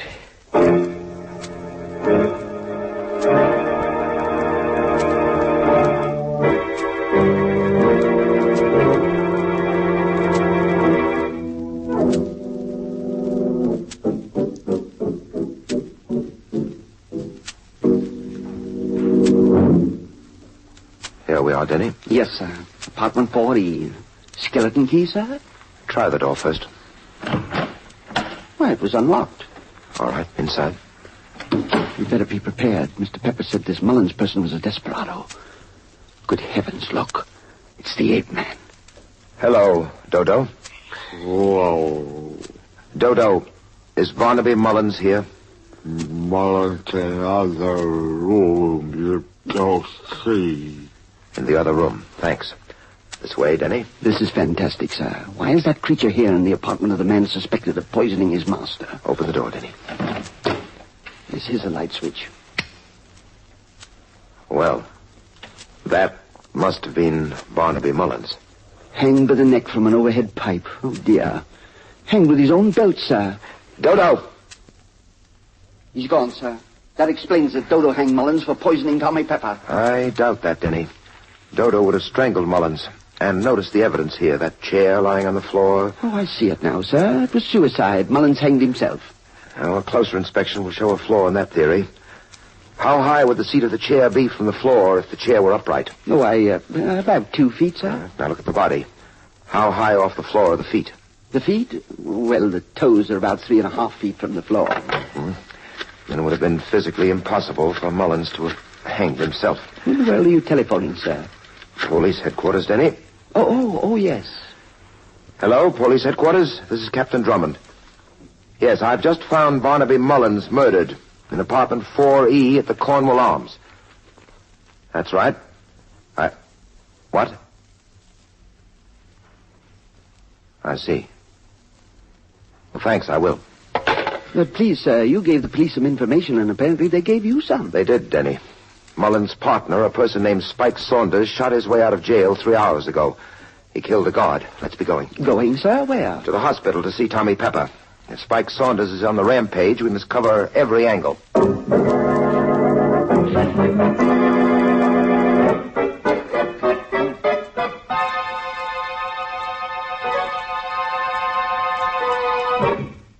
You know, I dislike to press a personal issue, sir, but my feet are killing me. Yes, Denny, I know how you feel. I'm sorry we couldn't find a taxicab to bring us here to the hospital. But it's impossible that this Spike Saunders would invade a place like this, especially with the police on his heels. That shot seemed to come from Tommy Pepper's room. Hurry it up. Yes, sir. The running is extremely difficult at this point, sir. All right, here's the room. Oh, dear. Mr. Pepper isn't here. There's a terrace outside. Look out there. I'm all right, Drummond. My word, he's under the bed. Yes, but still alive. Tommy, who fired that shot? I don't know. I was dozing when I heard one of the French windows open. It squeaked. To me, that meant danger, so I dove under the bed. Anything outside, Denny? Yes, sir. This gun. Apparently the assassin dropped it on the terrace as he ran away. Another narrow escape for you, Tommy. I'm an old hand at narrow escapes, Drummond. That may be, but I think you need a change of venue.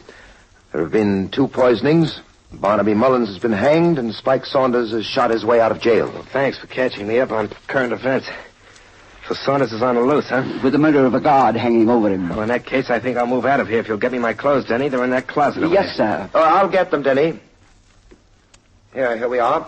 Shoes, socks, underwear. Let me help you with that hospital nightgown, Mr. Pepper. Thanks, Denny. Shirt, tie, trousers. I have them, sir. All right. Now, you can go along with Denny to our suite in the hotel.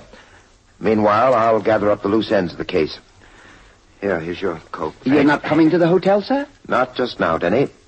There are a few details I want to clean up. Well, Drummond, thanks for your help. I'll see you soon, I hope. Yes, both of us will, sir. Plaster on the wall is soft, and the bullet didn't go far. Should be easy to dig it out. Peculiar angle of entrance. There we are. Oh, pardon me, sir. Why did you come back, Denny? Well, Mr. Pepper considered himself far too capable to need a chaperone on his way to the hotel. He insisted that I come back here. He went on alone, so I gave him my key. All right, we'll follow him in a few moments. Yes, sir. You see, I believe that Tommy Pepper will need not 1 chaperone, Denny, but 2.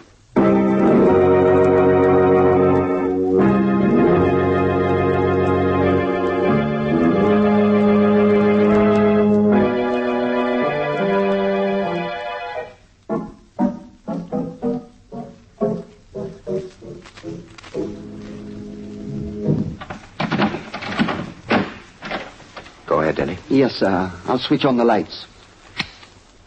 Well, we've had visitors. My word, the room is wrecked. Tommy? Tommy Pepper? He isn't here. He's been kidnapped, sir. From the look of the room, there was a fierce struggle before someone overpowered him and carried him off. Yes, it appears that way. Please, sir, what do we do now? At the moment, I believe we'll both raise our hands high. Raise our... What in the world are you talking about? There's a man at the door, Denny, with a gun. Good heavens, it's Dodo. Where's Tommy Pepper? That's what we'd like to know, Dodo. Tell me where's Tommy Pepper? Oh, dear. Listen, Dodo, Mr. Pepper came here for safety, but someone must have kidnapped him. Where's Tommy Pepper? He doesn't believe me, sir. Now, see here, Mr. Dodo. Spike Saunders escaped from jail. Probably took Mr. Pepper away. Spike Saunders free. Spike Saunders snatched Tommy Pepper.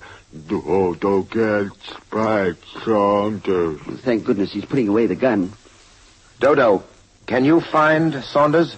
Dodo followed Spike Saunders lots of times. He hid in a car in a warehouse. We'll go along with you to help you. Dodo don't need help. Dodo go along. Oh! My word, sir, you knocked him out. Yes, Denny. Now you and I will visit the colony warehouse without a chaperone.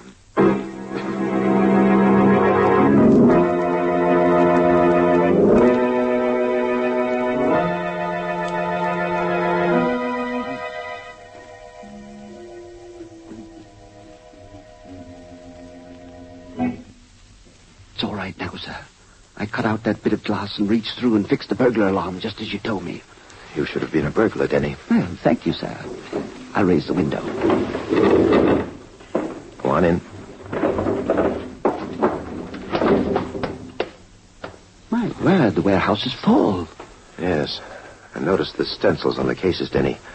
Hosiery, shoes, cigarettes, machine tools. Canned goods. My word, this must be the loot of those hijackers, Mullins and Saunders. Probably. Hold it. Get him up. No, dear. It's Tommy Pepper. Tommy, it's Drummond, Denny. Well, how'd you get here, Drummond? How'd you get in? Oh, there are ways and means, Tommy. Tell us about this warehouse. Oh, it's a storage depot for hijacked civilian goods. Nothing but the best, of course. If you'll stay with me, I think we can grab the other member of the hijacking team. Spike Saunders is coming in. My word, how do you know that? Been watching through a window. He just drove up outside in another car. Not the one he was using when he yanked me out of your hotel suite. What happened to you there? Well, I just got in when Saunders arrived. He slugged me and started to take me for a ride. It was my good luck that his car blew a tire. I was conscious by that time, so I got away. You're lucky? You're telling me. I wouldn't be alive today if I wasn't. Drummond, got a gun? Not tonight. Then lie low when the fireworks start. Saunders won't give up without a fight. Perhaps you better give me your gun, Tommy. Taking a criminal into custody is more in my line than yours. Oh, no, not tonight. I've been poisoned, shot at, and slugged, and I want revenge. Here he comes. Get him up, Saunders. Well, so what happens to me? I run into Tommy Pepper and into Doc. That's right, Saunders, and my gun was up first, so walk in a straight line toward my flashlight and keep him up. Sure, let's see your light. Oh, well, my finger must have slipped. Did it hurt you, Tommy? Nice shooting, Spike. You shot the flashlight out of my hand. Now it's my turn. Oh, no, you got me, a rat. Right in the breadbasket. All right, Tommy. You won your duel. Yeah, I almost lost it. All right, Drummond, you can have my gun. From here in, it's your show. Thanks. It's my show until we get to police headquarters, where we'll book you for murder. What are you saying? Yes, sir. What are you saying? Well, Denny, you see, this cycle of poisoning and murder began just after Barnaby Mullins made a sworn statement to the district attorney. Well, I'm following you, sir. I merely want to get out my flashlight. I don't like this darkness. Yeah, that's better. Your real talent, Tommy, was blackmail. You used the information you picked up about rackets to extort money from crooks. Will you confirm that? Confirm nothing. Denny. Oh, I'm sorry, sir. He knocked the light out of my hand. Drummond, you were too fast with your information. Now you haven't got a light. Making an arrest in the dark's pretty tough. Where in the world is he, sir? You forget, Tommy. I've got your gun. You're unarmed. One correction, Drummond. I just picked up Saunders' gun. He won't need it anymore. Hit the floor, Denny. Yes, sir. One other little point, Drummond. My gun has only one cartridge left in it. There were two. I used one on Saunders.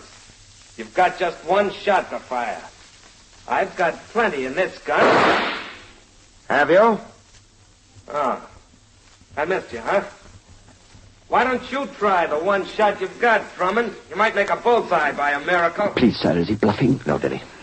There's only one live cartridge left in his gun, and Tommy's moving around in the dock.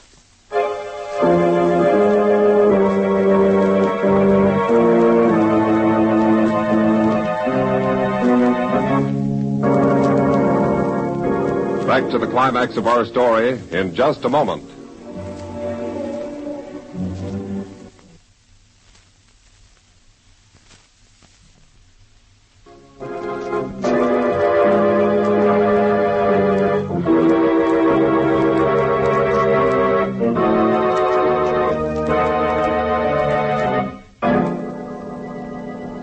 And now back to Bulldog Drummond.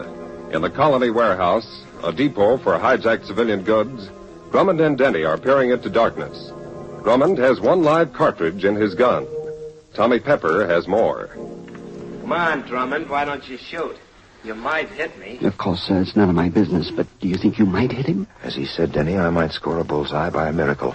I'm saving this last shot. But what can we do, sir? I think you'd better start creeping. Creeping, sir? My feet are aching terribly. Crawl, Denny, on your hands and knees while I talk to Tommy. You'll know where he is by his voice. Do you want me to find him, sir, and tackle him? No. Get behind him. Those wooden cases are stacked high. Get behind a row of them. Oh, I understand. Get behind a row of cases and behind him. That's it.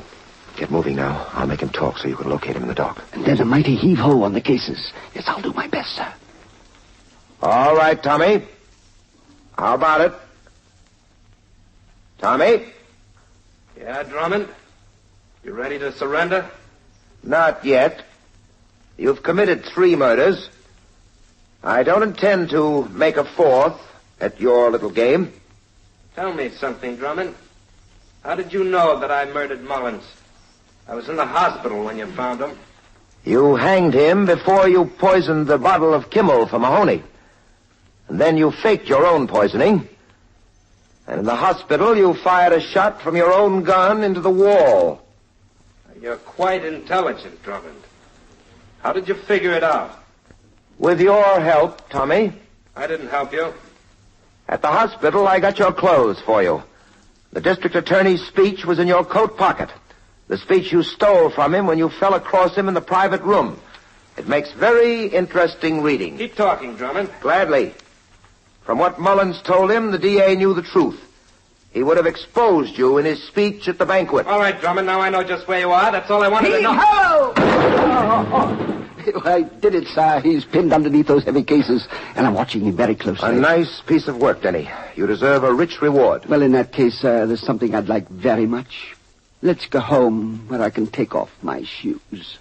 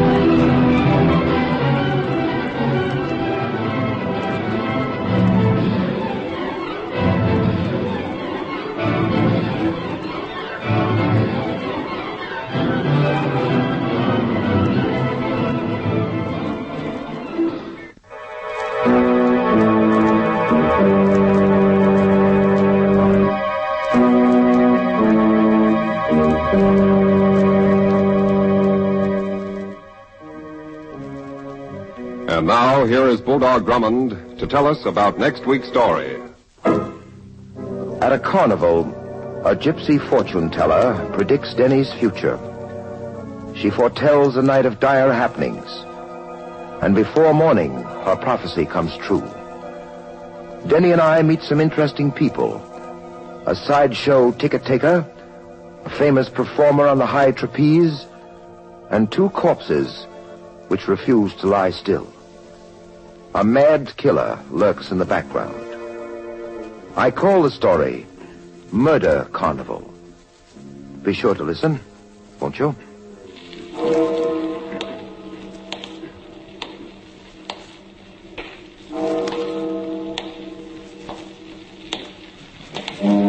And so, into the night walks Bulldog Drummond, seeking new adventure and excitement. The next adventure with Bulldog Drummond will be heard over most of these stations next week at the same time.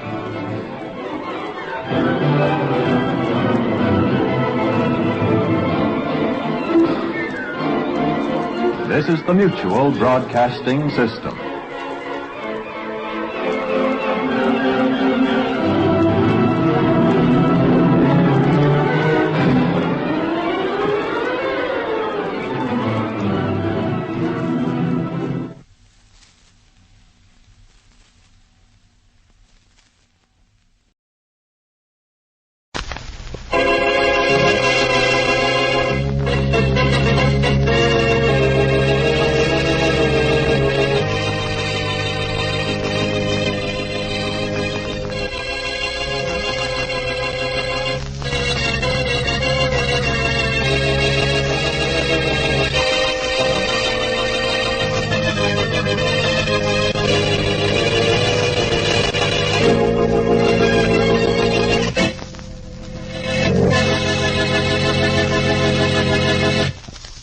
Okay, Faraday, have a nice time.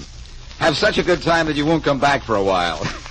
So long, Inspector. Faraday going away? Blackie? Yes, Mary, he's taking a little vacation. He called to say goodbye and warned me about Deputy Inspector Wells is taking over for him. What's the matter with Wells? Nothing, except that he's got ambitions to take over Faraday's job. Oh? Well, you ready to leave here? I've been ready for 20 minutes. It isn't every man I'd call for and then wait around till he got ready to go out. Well, I'm not every man, Mary. I just think I am when there's a crime around that's crying for a solution. Let's get out of here before there's... What were you saying? It doesn't make much difference now, darling. I know what you mean. Only, take it easy on that darling stuff. That could lead me into trouble. Oh. Hello. Hello, Blackie. This is Sergeant Matthews at police headquarters. Oh, how are you, Matthews? Fine.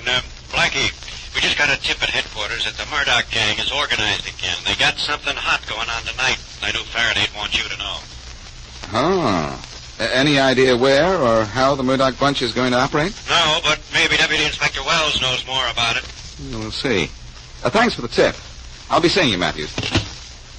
Mary, Blackie, didn't I hear you promise Inspector Faraday not to fool around with any police cases when he was gone? Yes. And didn't you promise me that you'd take me out tonight? Yes, but, Mary, I'm afraid I'll have to break both promises if I'm going to break up the Murdock gang.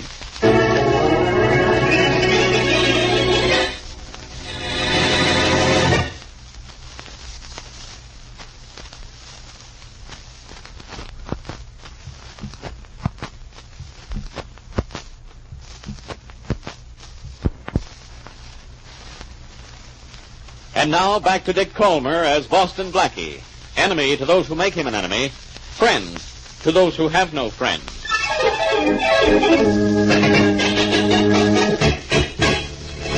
Tom, where is little Lenny? I ain't seen him since yesterday, Mr. Murdock. Well, we can go on without him. Now listen. Yesterday we get the combination to the safe, but there is $500,000 in jewels. Tonight we open the safe and we are back in business again. Ain't that diamond company where the safe is got more armed guards near it than the U.S. Treasury, Mr. Murdock? True, Tommy, but since we are opening the safe with the combination, the guards do not know we are around. Mr. Henry Carson, who is kind enough to give us the combination, also is kind enough to tell us where we turn off the burglar alarm. So we have nothing to worry about. That's great, Mr. Murdock, but I guess we give this guy Carson half the haul for helping us out, huh? No, Tommy. Mr. Henry Carson is very unhappy because he is talked into doing such a dishonest thing as helping us to rob the company which employs him. So we are going to repay him for his generosity by putting him out of his misery. Oh, we're gonna knock the guy off, huh? Yes, Tom. We will give him a sudden send-off. But when the police find his body, they will think that Mr. Henry Carson is just one more citizen who is so annoyed with living that he takes the easy way out.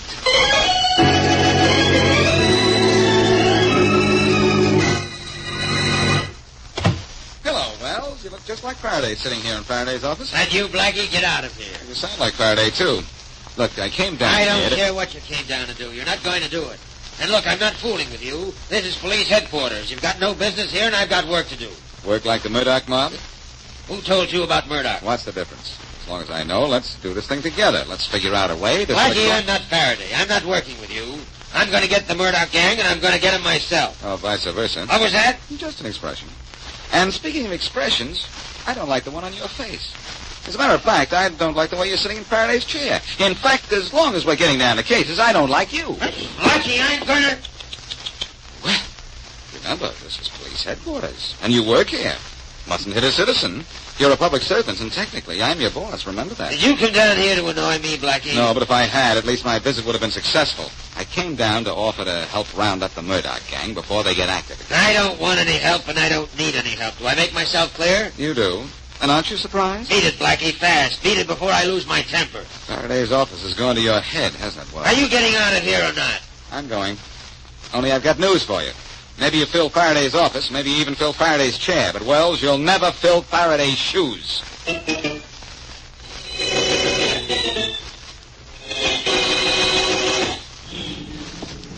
Blackie, don't be unhappy because Inspector Wells threw you out of police headquarters. Oh, I'm not bothered about that, Sergeant Matthews. What burns me is that Wells, of all people, has taken Faraday's place while Faraday's out of town. He wants Inspector Faraday's job, doesn't he? Well, that or he wants to show he's just as good an inspector as Faraday. Which he isn't. Which no one is.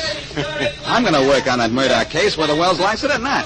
You know, Blackie, actually there is no case. All we know at headquarters is that some stool pigeon tipped us that the Murdock gang was going to work tonight. Could be a phony tip, you know. We've got number 4. Supposing it isn't, Matthews. I can't just sit around and wait for Murdock to prove that stool pigeon was telling the truth. Wait a minute. Henry Carson dies in 30-story plunge at Diamond Merchant at suicide. I thought maybe what that news kid was yelling might be something you might use, Blackie, but all it was some suicide or something. Yeah, I know. Look, Matthews, suppose you beat it down to headquarters and keep me posted. I left Mary Wesley at my apartment, and I'll go back there until you get some word, huh? How's that? It's all right with me, Blackie, only I wish I could help you more about that Murdock guy, like tell you where to find him, for instance. Oh, don't worry about that, Matthews. I'm quite sure that Murdock will out. Here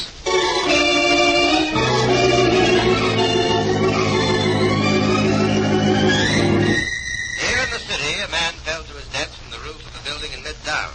The victim was Henry Carson, 51, executive of the Larchmont Diamond Company. Blackie, isn't that awful? It's not good, Mary. Why do people do such things? I don't know why people even listen to such things. Mind if I turn off the radio? It's all right with me. Thought a few minutes relaxation might help me think of some way to break... You want me to answer the door, darling?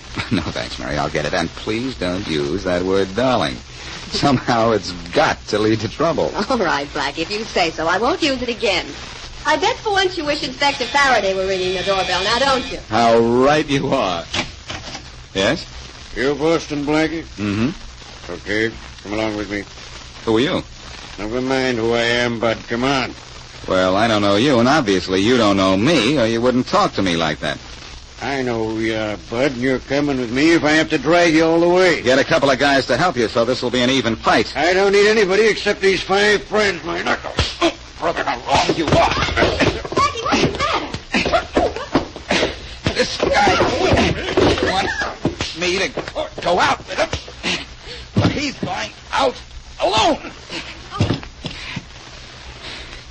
Well, I'm glad he fell out in the hall. Now I don't have to sweep him out.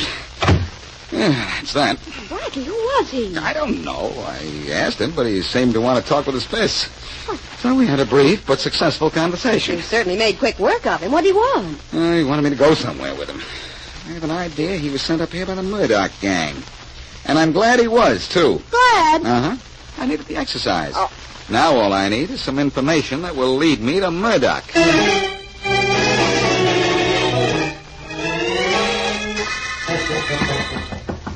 Come in. Hello, Inspector Wells. Dan, what happened to you? Can't you tell by looking at me? Why'd you tell me Blackie was that good with his hands? I'm new around here, remember? Sit down, Dan, sit down. I sent you to bring Blackie here so I'd be sure he'd keep off the Murdock case. What happened? Oh, Inspector, I went up to get Blackie and bring him in like you asked me to, but before I knew it, we were pitching fists at each other. It looked as if Blackie did all the pitching and you did all the catching. Well, that ain't wrong either. Fine detective you are. If you can't bring in Boston Blackie, how can you ever bring in a criminal? I guess I'll have to bring in him myself. Well, how are you going to do it? Blackie hit a policeman, didn't he? Well, there's a law against that. And I'm going to use the law against Boston Blackie.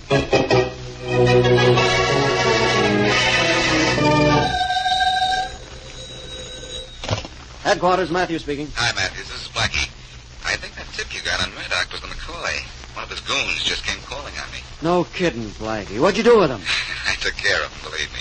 Yeah? And I got out of the apartment and sent Miss Wesley home so that I wouldn't be around if Murdock wanted to make sure I'd be taken care of. You're calling me because you figure I can't reach you. That right, Blackie? Uh-huh. And also because I want to know where Murdock is hiding out. I figure on calling on him in person. We still don't know, Blackie, only that's not the only thing we don't know down at headquarters. If we knew where he was, we'd pick him up. Thought maybe you had nothing on him. Matthews, can you meet me in an hour at the corner of Lincoln Square and the Drive? Well, sure, I guess so. What's up? I'll get you in a jam if I keep calling headquarters like this. The evening's early yet, and we may still have time to get to Murdock, and either of us, well, if we get some more information. Meet me at Lincoln Square, and we'll try and get an angle.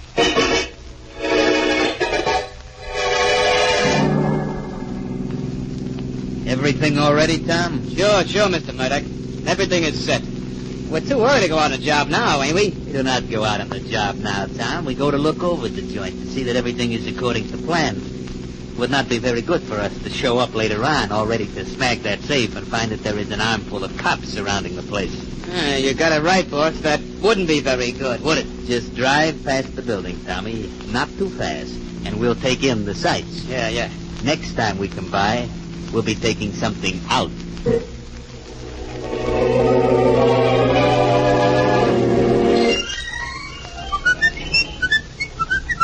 Blackie! Hey, Blackie. Oh, hi, Sergeant Matthews. I've been waiting for you. Yeah? Say, you look excited. What's going on? Got a lead on Murdock? Not exactly. Blackie, why did you beat up... What detective? Dan Wilson, the detective Inspector Wells sent to your apartment to pick you up. What? That big guy was a detective? Yes, Wells sent him to bring you in so he could talk to you about keeping your nose out of the Murdock case. Oh, this is great. Now I'm up to my neck in an assault case. But, Matthews, I didn't know that guy was a detective. I'd never seen him before. I know he's new, Blackie, but Wells is hopping mad. He's got some men out looking for you. Thanks for the tip-off. I'm really in a spot this time. How am I going to get on Murdock's trail if I've got to keep ducking cops? You got me, Blackie. I've also got a problem. Are you supposed to arrest me, Sergeant? No. Well, that's one thing in my favor. At least I haven't got 3 stripes against me.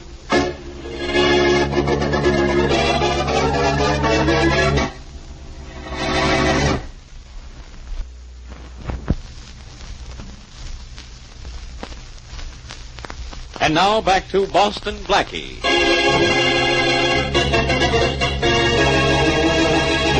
The notorious Murdock gang, once broken up by the police, has reorganized, and police have a tip that they will begin operations within a few hours.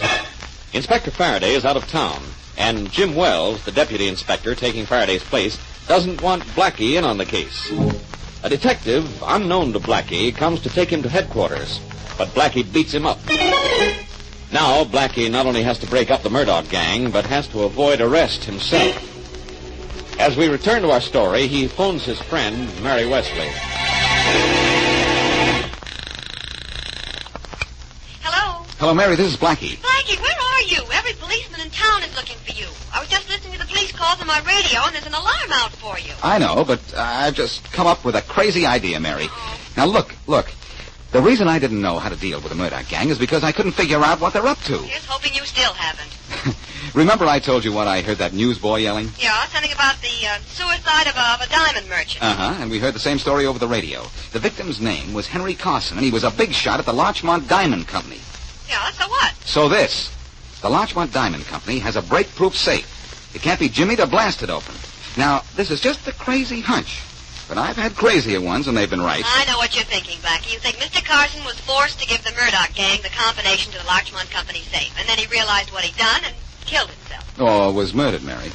I don't say there's any sense to any of this, but just the same, I'm going to the Larchmont Company and beat the Murdock gang to that safe. Oh, no, Blackie, don't. Go to the police with your hunch and let them guard the safe. No, Mary, I can't do that. Well, I may be absolutely wrong, but I don't want to send the police to the Larchmont Company and then have Murdock pull a job on the other side of town.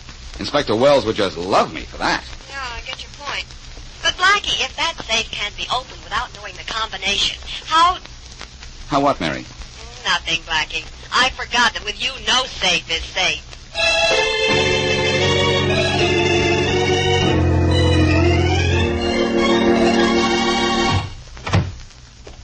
Inspector Wells, I've got a confession to make. Hang it later, Dan, and get out with the other detectives looking for Blackie. Look, Inspector, Blackie didn't know I'm a policeman. He didn't? Didn't you tell him? No, I guess I thought I was tougher than he is.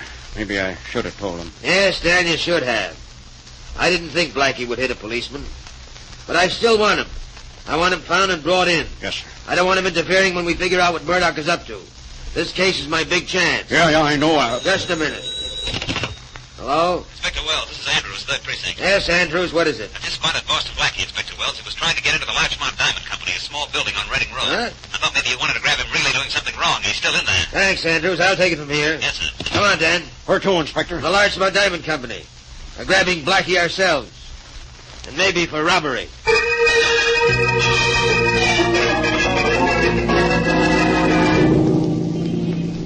What time is it, Tom? Plenty early yet, Mr. Murdock. We'll get to the Larchmont Diamond Company right on schedule. Yeah, we will. But it is very interesting to me to find out whether our other 2 boys will be there on time. Well, Lenny and his partner left 15 minutes ahead of us just to make sure. I hope they will remember what to do. And I hope you will remember what I tell you to do. This is a big job. We'll make it an easy one, too, Mr. Murdock. Easy for us, but hard for anyone who is in our way. Let us step on it, Tom. I'm in a great hurry to get rich.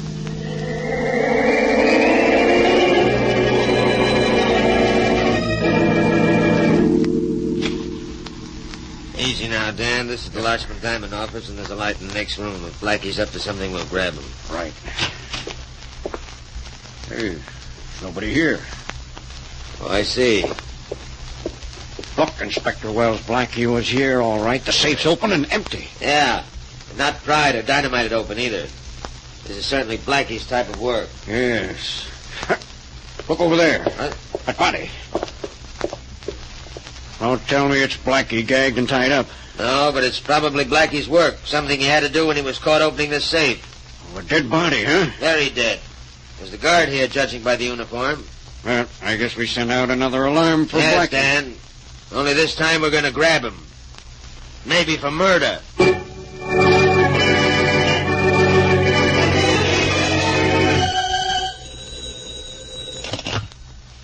Hello? Hello, Mary. This is Blackie. Oh. Hello, Blackie. Well, I did it. Yeah, I know. I heard it on the radio. I did a good job of it, didn't I? Too good, Blackie. You know that you're wanted... You know what you're wanted for? Robbery, I suppose. But I'll clear that up.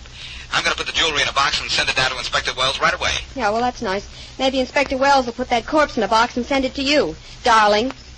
What corpse? The guard they found dead at the Larchmont Diamond Company, not 10 feet away from the safe. What? Blackie, darling, I know you didn't kill that man, but who did? It's easy to figure out who did, Mary. I was right. The Larchmont Diamond Company is the place the Murdock gang was going to rob. They got there after I did, found the safe empty, and the guard there.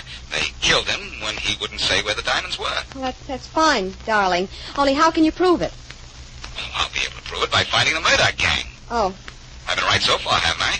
I guess the meaning of Henry Carson's death. yeah, that was a good guess. But suppose you do the rest of your guessing up here in my apartment. You'll be all right up here, darling. Say, that sounds like a good idea. I'll be right up. See you in a few minutes. Yeah, bye, darling. So long. You do a good job of what I tell you to do, Miss Wesley. All right then, Mr. Murdock. Now, will you stop pointing that gun at me? I'm pretty smart figuring Blackie would call you, which is why we came here. Tom. Yeah, Mr. Murdock. We will stand here on either side of this girl and face the front door. I get it, Mr. Murdock. You mean it's Blackie who gets it when he comes in the door? Yeah. Not exactly. First, Blackie will tell us where he hides the jewelry. It's a good thing I figure he's the only one in town who could do that job on a Larchmont safe. Keep your eye on the front door, Tommy. I was just thinking, Mr. Murdock, maybe I should face the other way and keep a gun on the back door. Tommy, no guy comes to see his girl by the back door, especially if he does not suspect anything, and Blackie has no reason to. We will face the front door here, like this. Okay, I guess you're right. Mr. Murdock, what happens after Blackie tells you where he's hidden the jewelry? We kill him, and then we kill you. What? But because we are gentlemen, it will be ladies first.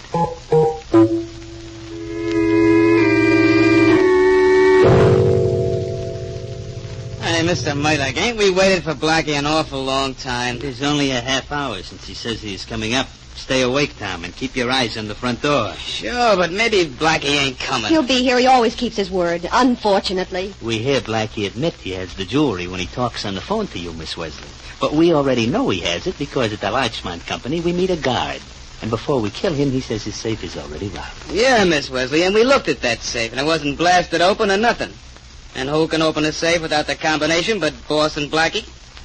Boss is smart. So he keeps assuring Hey, me. Mr. Murdock, I think I heard a noise in the hall. Good, maybe this is Blackie now. Oh, Blackie, for once, go back on your word and don't show up. You say come in when Blackie knocks on the door, Miss Wesley. No, I won't do it. Oh, yes, you will. Hands up, are you? Mr. Murdock, he's behind us. He came in the back way. Shoot, Tom. Don't be stupid enough to try that. Drop your guns, both of you. Hurry up. I've got a gun and I don't have all day. Murdock? Okay. You, punk. What are you waiting for? Nothing, Blackie. I ain't waiting for nothing. Both of you look much prettier without those guns. Now, I think I'll just... Open up in there. Open this door. So your apartment is getting to be the most popular place in door. town, Mary. Better open the door. Oh, but it might be some of Murdoch's men, Blackie. It also I might be don't- Deputy Inspector Wells and some of his men. In fact, that's who I'm sure it is. Oh, well, okay, if you say so. They must have made the noise that Murdoch's stooge heard. Here we are. All right. Oh, welcome, gentlemen. What's going on here? Blackie, drop that gun. I will now, Inspector Wells. You know this man here? Hey, that's Murdock. Come on, Murdock. You're coming with me. So are you, Blackie. I want you. Well, what you should want him for is to thank him. He didn't kill that guard. I know he didn't. I heard this Murdock admit killing the guard while I was outside the door with my men. I just wanted Blackie downtown as a material witness. You can get there when you like, Blackie. Well, thank you. Come on, you two characters. All right, boys, rush these guys out. Well, Blackie, I'm glad you understood what I tried to tell you on the telephone. Am I? If you hadn't kept calling me darling on the telephone, I wouldn't have suspected something was wrong, and I would have come barging in the front door right into our friends Murdock and Company. Yeah, I'm glad you warned me that word darling would lead me into trouble. I'm glad, too. Hey, how did Inspector Wells get here, by the way? Inspector Wells? Oh, I called him and told him if he'd meet me here, I'd give myself up. I figured Wells would come in handy in the event that Murdock got out of hand.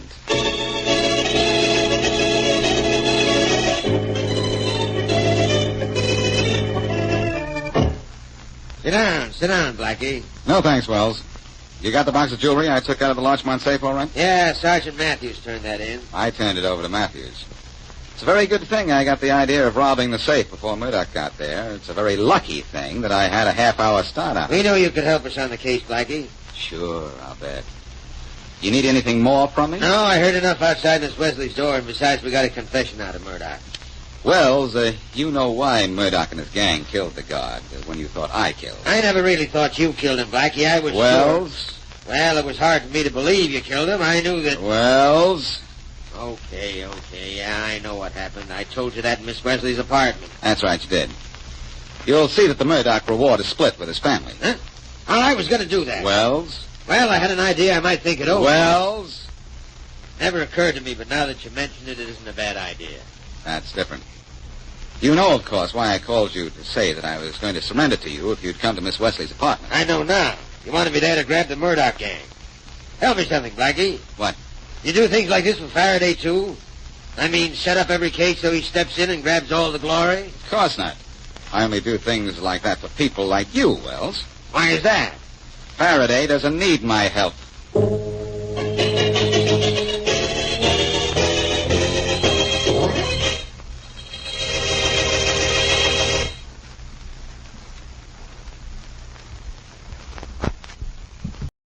Rinso presents Call the Police. Attention, homicide section. Flying squad detail. Murder suspect in your zone. Close in according to instruction.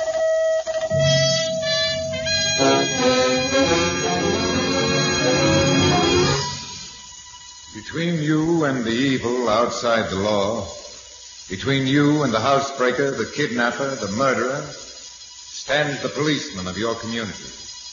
He gives up his sleep that you may sleep unafraid. He gives up his safety that you may be safe. And if need be, he gives up his life to protect yours.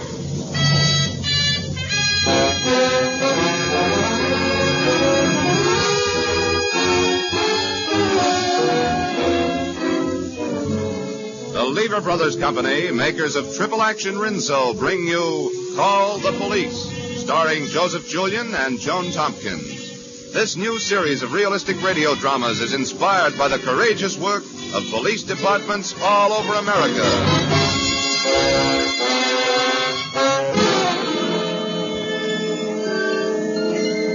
This is Commissioner Bill Grant.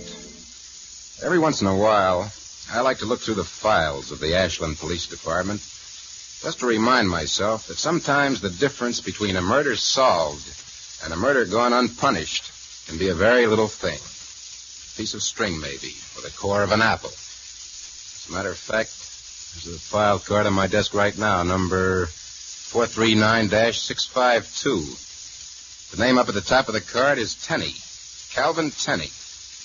He kept a fruit stand at the corner of Tremont and Pine. That's where the case began. Nice apples you got there, Pop. Huh? Oh, Oregon apples. This is the only fruit stand in town carries them. Try one. Sure. Yeah, not bad, Pop.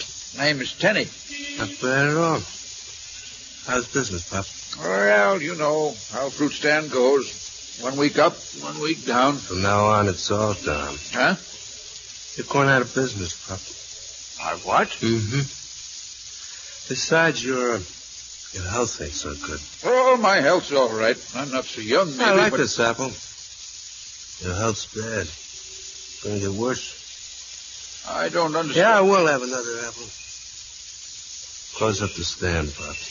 Take a vacation, retire, raise chickens, do anything. I don't care, but close up the stand fast. Now, why should I? You know, the second apple's as good as the first.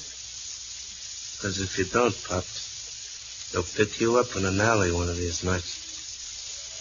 I tell you what, Pop, give me a bag full of those apples, huh? In an alley, Pop. And lay 'em down. Because you got bullets, Pop. And you're dead.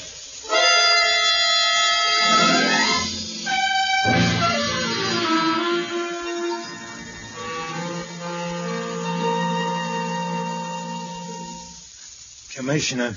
Huh? It's 6 o'clock. Oh, yeah, sure. Commissioner, 6 o'clock is when all good police officials go home. Yeah, okay, Maggio. I was just... What's that? Oh, somebody exercising their lungs. I'll go take a look. What is it, Maggio? Maggio! Oh, there's a guy out here runs a fruit stand beeping because his license hasn't been renewed. Why wasn't it renewed?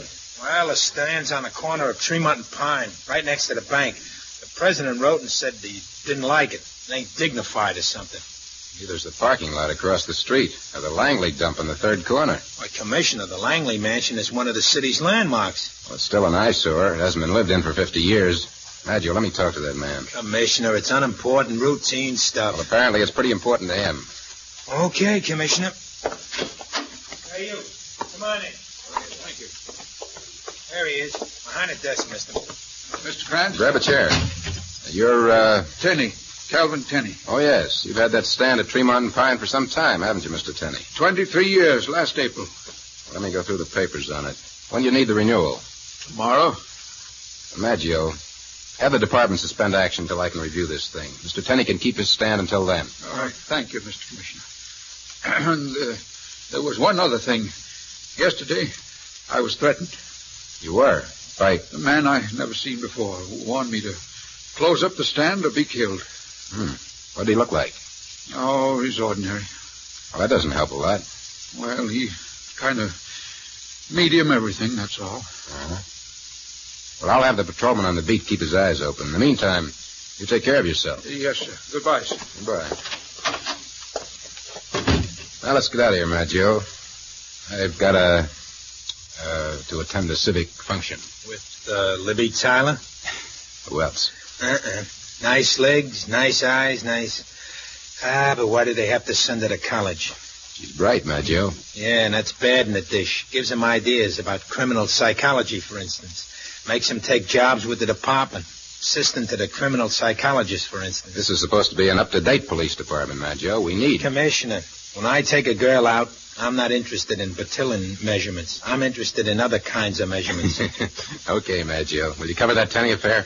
Tenney will stay on that corner till all his fruit gets rotten. Go on, have some fun, Commissioner. You got it coming to you.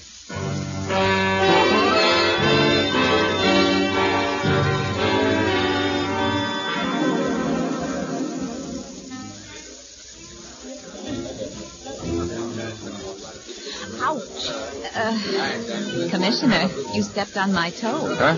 Oh, I'm sorry, Libby. Still thinking about that Tenney thing? I guess I am. Can't decide whether he was really threatened or whether he just made up that story. Well, it's possible. The world's full of criminals. You know, since I've been working in the criminal psychology department, I see them everywhere. You do? Sure. Well, you take that man over there. See him? Positive he's a criminal. The way his forehead recedes. Those lobes on his ears. Libby, that's James Carson. Has he got a record? Uh-huh. See? He's been principal of the West Side High School for the last 30 years. Oh. Well, all I've got to say is they better keep an eye on that high school. Well, there's Maggio looking... Hey, Maggio. Oh, Commissioner. Hello, Sergeant. Hello, Miss Tyler. Commissioner, I hate to bust up your party, but I thought you'd want to know right away. Know what? We just got word at headquarters from Mrs. Tenney. Yes? Tenney is missing.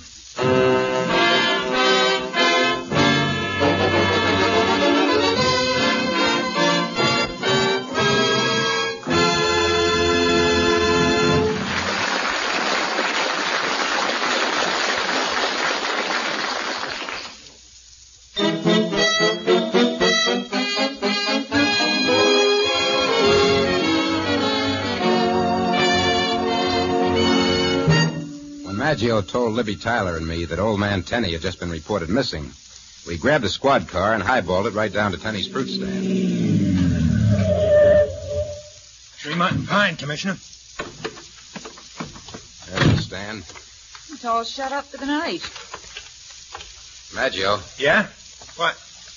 Oh, a couple of oranges caught in a wooden shutter. So what? Those oranges are ruined. A man running this stand for over 20 years wouldn't do that.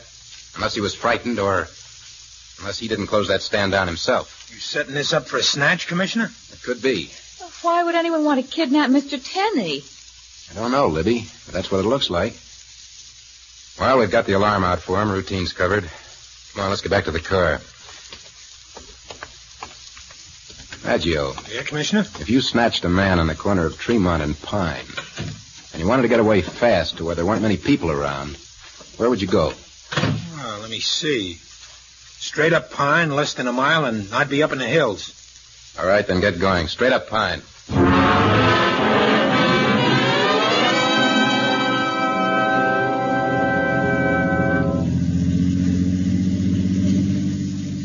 Well, we're getting close to Ellerton. Hasn't been a break in the road so far. I don't like that. We're coming to a side road. Take it, Maggio. Okay.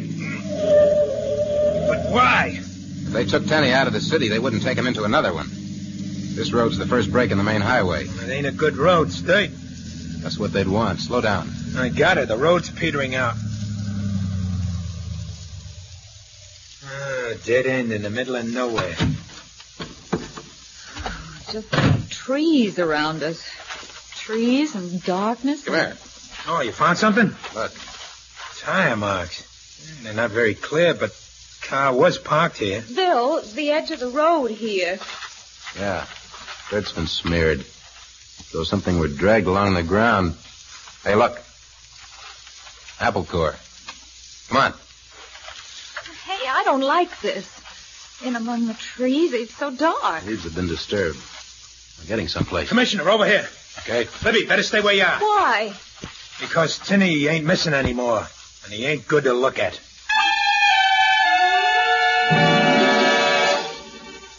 As soon as we got back to headquarters, I got the boys started. Photographs, plaster casts of footprints, ballistics tests. I also let the boys play with the apple core we found. They put varnish and phosphoric powder and things like that. Sometimes they find out what kind of teeth the man had who chewed it. Later, I went to see Wiley, president of the Travelers Bank. Wiley, who'd objected to the stand because it wasn't dignified. Commissioner, I consider this an intrusion, unwarranted and presumptuous. I shall speak to the mayor about it. You do that, Mr. Wiley, but first I wish you'd speak to me about it.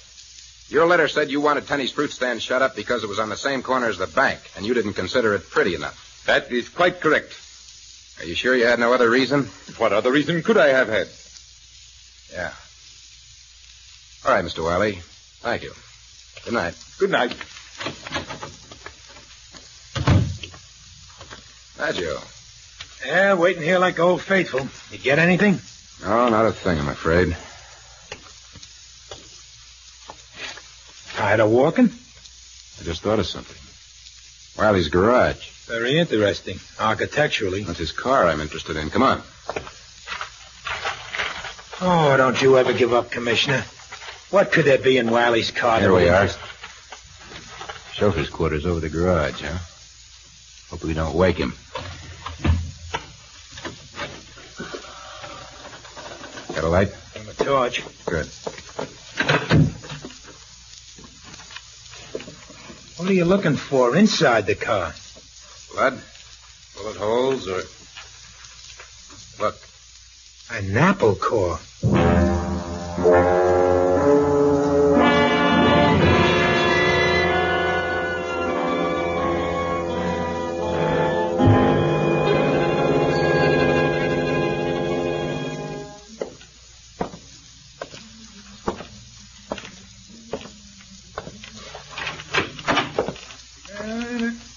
Lobby. Commissioner, have you been here all night? Uh-huh. Why the early bird routine? Joe, that apple core we found in Wiley's car is the same kind of apple core as the one we found on the road. I had the boys make a quick check. They're both Oregon apples, and Tenney was the only stand in town that carried Oregon apples. Ah, you have got yourself something. All right, let's go arrest Wiley. Joe. We can't go to court with circumstantial evidence and no motive. Yeah, jury's on nuts about motives. Hello. Bill, Libby. Oh, hello, Libby. Bill, I couldn't sleep all night thinking of Mr. Tenney, and I want to do something about it. I know how you feel, Libby. We're doing all we can, testing and checking everything. But that's just routine. Well, Libby, 99 police cases out of 100 are cracked by routine. This is the 100th case, Bill. And I think I'm on the right track. The psychological track that... Juries don't care for psychological proof. Have you got anyone to bring before a jury yet? No, but... Well, I'm going to get you that someone. Bill, Mr. Wiley is mixed up in this thing somehow. Well, there are a couple of pointers to him, sure, but... He killed Tenney, or had him killed, because he was planning to rob his own bank. Abscond with the funds. That's why Wiley sent that letter of complaint to the department. But, Libby, why should Wiley have the old man killed? I don't know. You don't either. But, Bill, I'm going to find out.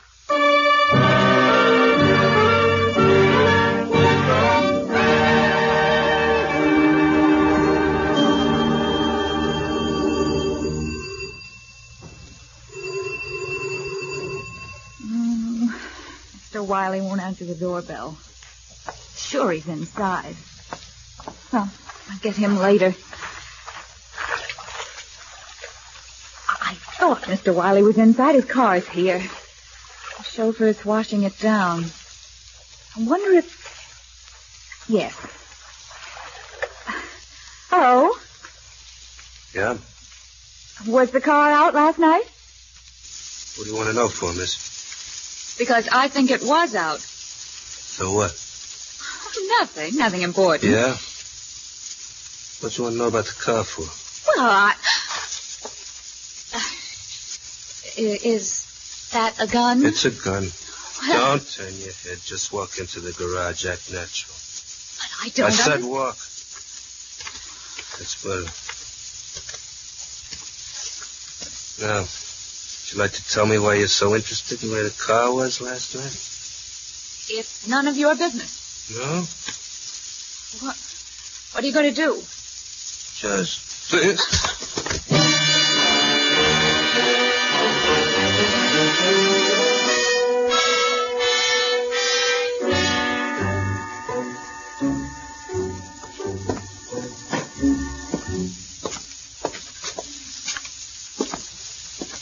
Commissioner, keep on wearing that track on the floor, and you'll be down in the men's locker room soon. Oh, the whole day's shut. Nothing. Nothing we can make a case out of. Old Lady Tenney's got herself a case. What's that? Went off a rocker, wound up in General Hospital.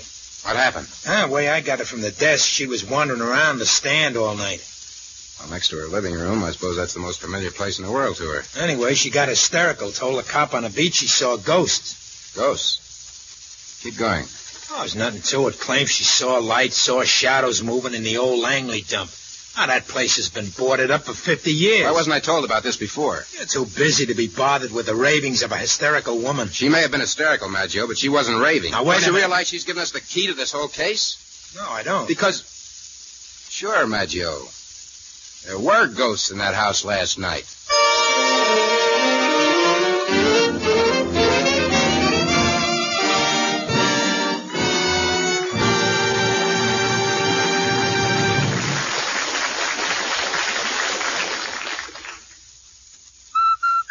Rinso White and Rinso Bright. Ladies, have you heard the case of the whitest, brightest wash in town? Well, it's no mystery now. Rinso solved that one. I'd bet on Rinso. When the washer salesman suggested I use Rinso, I never dreamed it would make such a difference. But you should see my clothes. White things like fresh, clean snow and washable colors, bright and gay, even after scores of washing. Yes, Rinso always gets top results. So it's no wonder only Rinso carries the recommendation of the makers of 33 leading washers. For Rinso's triple action formula gives you a special soapy-rich base, an amazing suds booster, and a marvelous grease chaser. Ask for Rinso, for a Rinso white wash with ease, a Rinso bright wash with safety.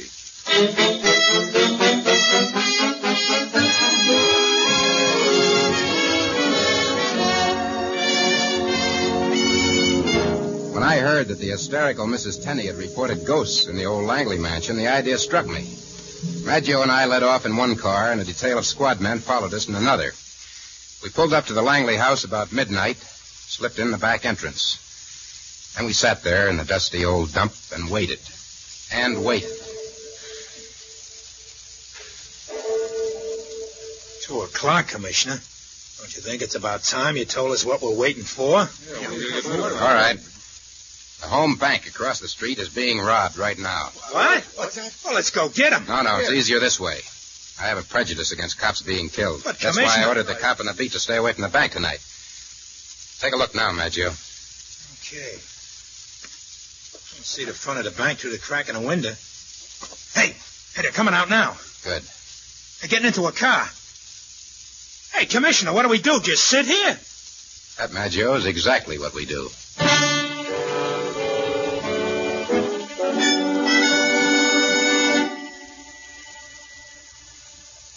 I could think of lots nicer places to sit around in. This will get better as we go along. All right, men. The company I promised you is coming. They'll be using the back door any minute now. Take them the minute they come in. They're yours, boys. All right, come on, put your hands up over there. All right, Commissioner, everything's under control. We can have a light now. That's better. Anybody hurt? Nobody hurt, Commissioner. Good. Well. 4 little gangsters loaded to the hilt with bank money, huh? Hey, those are the guys who just robbed the bank. That's right. And they headed back here. You knew that? That's right. Oh, well, I am. But how about Tenney's killer? Is he one of these babies? No, he isn't. Let's go get him. Go where? Wiley's house.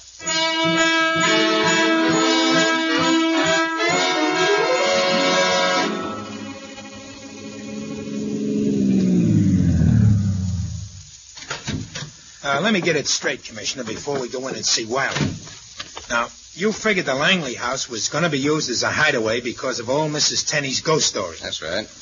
What do the police do in the case of a bank job? They throw roadblocks around the city, stop every automobile in sight. But suppose you drive the getaway car a couple of blocks and abandon it, and then go back to across the street from the bank you cracked, to an old empty house. You dig in for a few days, the police think you've escaped, then you just walk out. Good thing you decided to be a policeman instead of a crook. There's Wiley's doorbell. And you figured Wiley acted as a fingerman, huh? That's a new twist, too. Oh, Commissioner, this is getting to be too much. We'll come in. Just a minute. Keep your shirt on, Mr. Wiley. For one thing, your bank was robbed tonight. I'm glad you're so cheerful about it. What kind of a police commissioner are you? The gang was caught and every penny returned. Oh, and what do you want from me? More investigating? Oh, your girl was here, too. I didn't let her in, though. Libby Tyler? So she started on that chauffeur of mine. Did you see her leave? No, I'm not a snoop, like some people. She hasn't been around all day yet. Maggio, I think we've got trouble.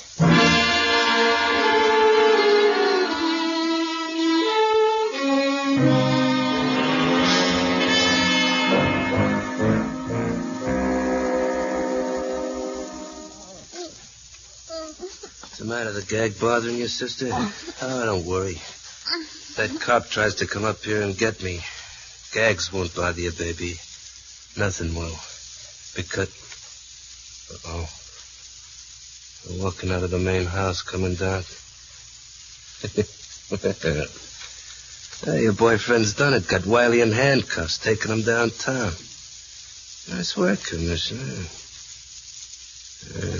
Stopping in front of the garage underneath the window here. Ringing it. The window. That must be they want me to lock up the house or something. They got Wiley tabbed for the job. I'm in the clear. Take it easy, sister. I'll be back.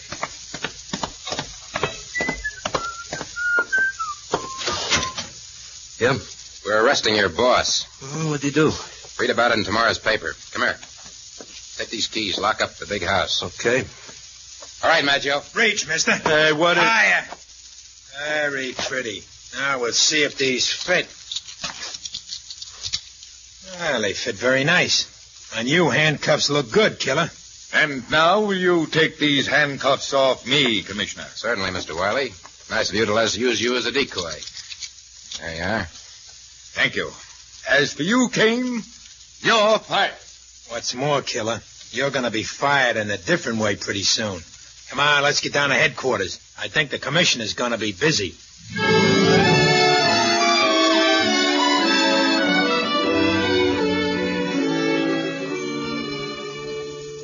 Oh, Bill, I'm so glad. I'm so glad. Easy, Libby. It's all over now. I thought Mr. Wiley was behind all this. No, Libby. It was a gang who were setting things up to use the Langley place as a hideout. They couldn't afford to have a guy like Tenney around. He'd spot something and talk. But how did you know the chauffeur was involved? Did you notice he had a tooth missing in front? The cast made of the apple core we found in the car and on the road shows that. Then there was the fact that the chauffeur just started on his job with Wiley yesterday. He bragged to me about how he'd worked the whole plan out. How he got the job with Wiley so he could be around without arousing suspicion and get to know the bank well enough. And how did you know the chauffeur was new, Bill? Old man Tenney, remember? He told me a stranger had threatened him. But unless Wiley had hired a new chauffeur, Tenney would have known him. He saw Wiley drive up to the bank every day. He would have certainly known what his chauffeur looked like. Oh. You're bright, Bill. No, I'm just a cop who's trying. I guess you're not so bright after all. Why? Well, here you've just saved a girl's life. The girl might be very grateful. If you were really bright, you'd think of something to do about it.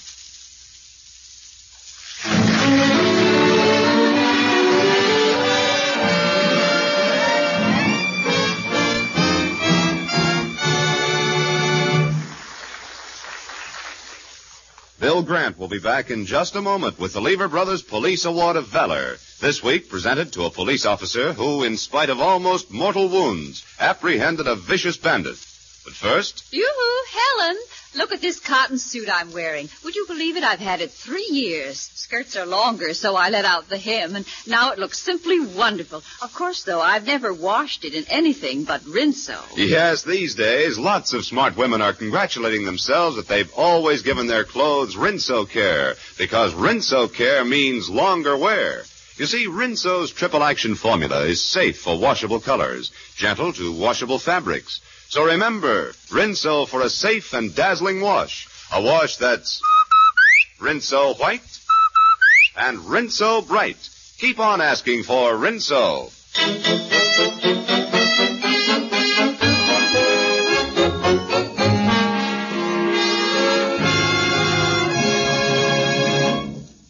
Ladies and gentlemen, this is Commissioner Bill Grant. It gives me a great deal of pleasure to present the Lever Brothers Plaque of Valor this week to Police Officer Bernard Shea of the Police Force of San Francisco, California. Patrolman Shea was selected by Chief Peter J. Sicardi, lifetime member of the Executive Board of the International Association of Chiefs of Police. On February the 4th, 1947, Patrolman Shea's first day on the police force, he spotted a bandit escaping from a neighboring jewelry store. Shea gave chase. The bandit turned and fired. The bullet struck Shea in the chest. Shea staggered but kept coming. Again the bandit fired. The second bullet ripped into Shea's abdomen. Shea closed in. A third bullet struck him in the left arm. And in spite of excruciating pain and profuse bleeding, Shea grappled with the bandit and with his last ounce of strength succeeded in handcuffing him before he collapsed. The bandit pleaded guilty of robbery and was sentenced to San Quentin Penitentiary. Shea is now recuperating in emergency hospital. So to Police Officer Bernard Shea goes $100 and this week's Lever Brothers Plaque of Valor. Congratulations, too, to Chief Dulier and the Police Force of San Francisco for their unfailing effort to protect the people of your community.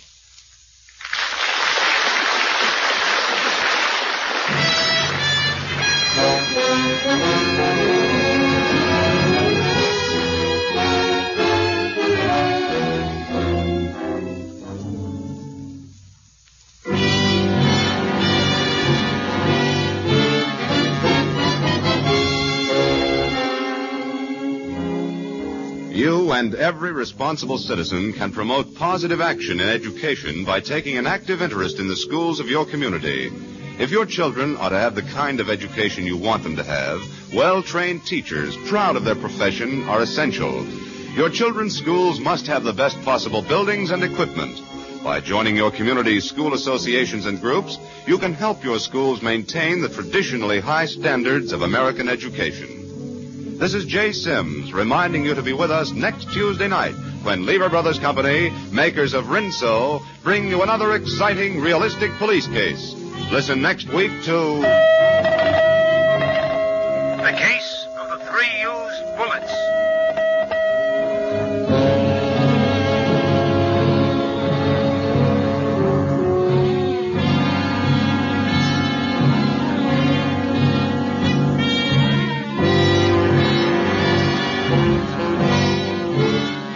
This is NBC, the National Broadcasting Company.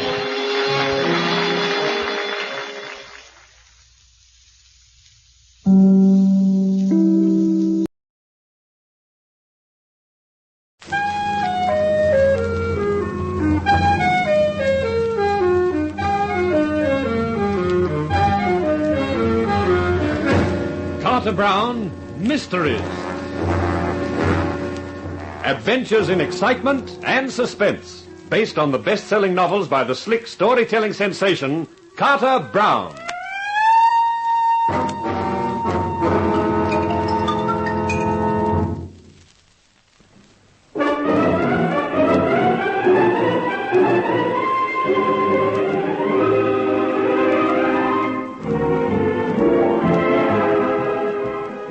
How do you do, ladies and gentlemen? This is Carter Brown introducing another of my books, Felony in Fashion, the story of Todd Gaynor, an advertising man who sets out to promote business and winds up promoting brother of the lethal variety. Of course, when a man's mixed up with fashion, he also finds himself mixed up with females of the lovely variety. So, with that combination of dames and disaster, Todd Gaynor has more than enough on his hands, and I'll leave him to describe it to you.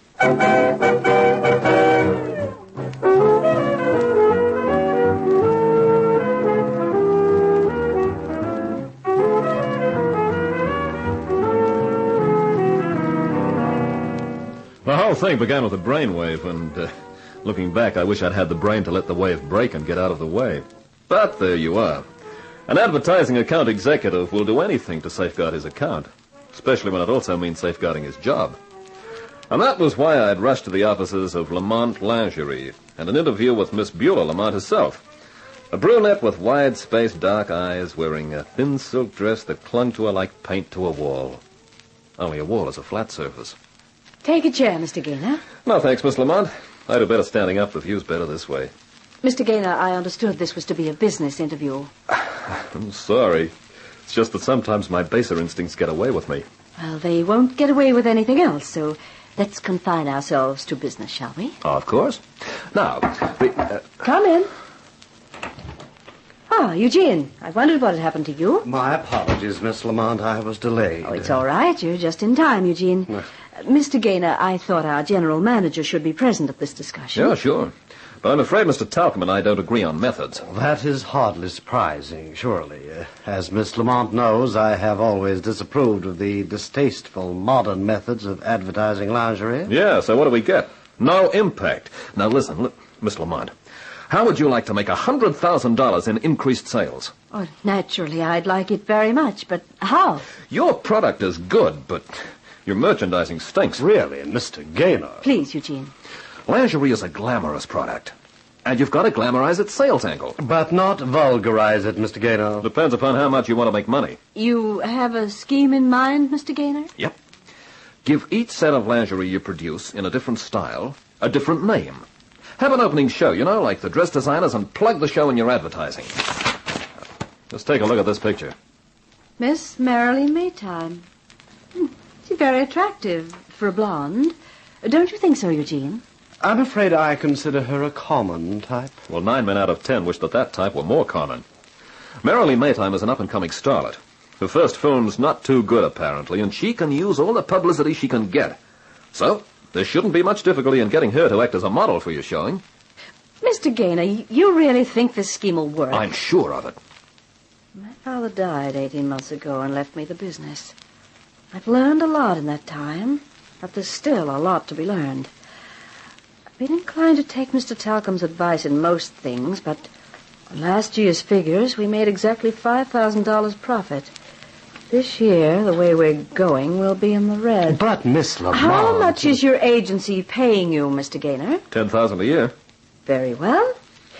If you genuinely feel your scheme would work, I'm willing to try it. Miss Lamont, you and my Elsa will never regret it. If it doesn't work, I won't be the only one to regret it. I'll make you a firm proposition, Mr. Gaynor. I shall close my account with your agency. That was coming anyway. I simply can't afford them. But I am willing to try this plan of yours on one condition. Yes? That you take the position of advertising manager of Lamont Lingerie.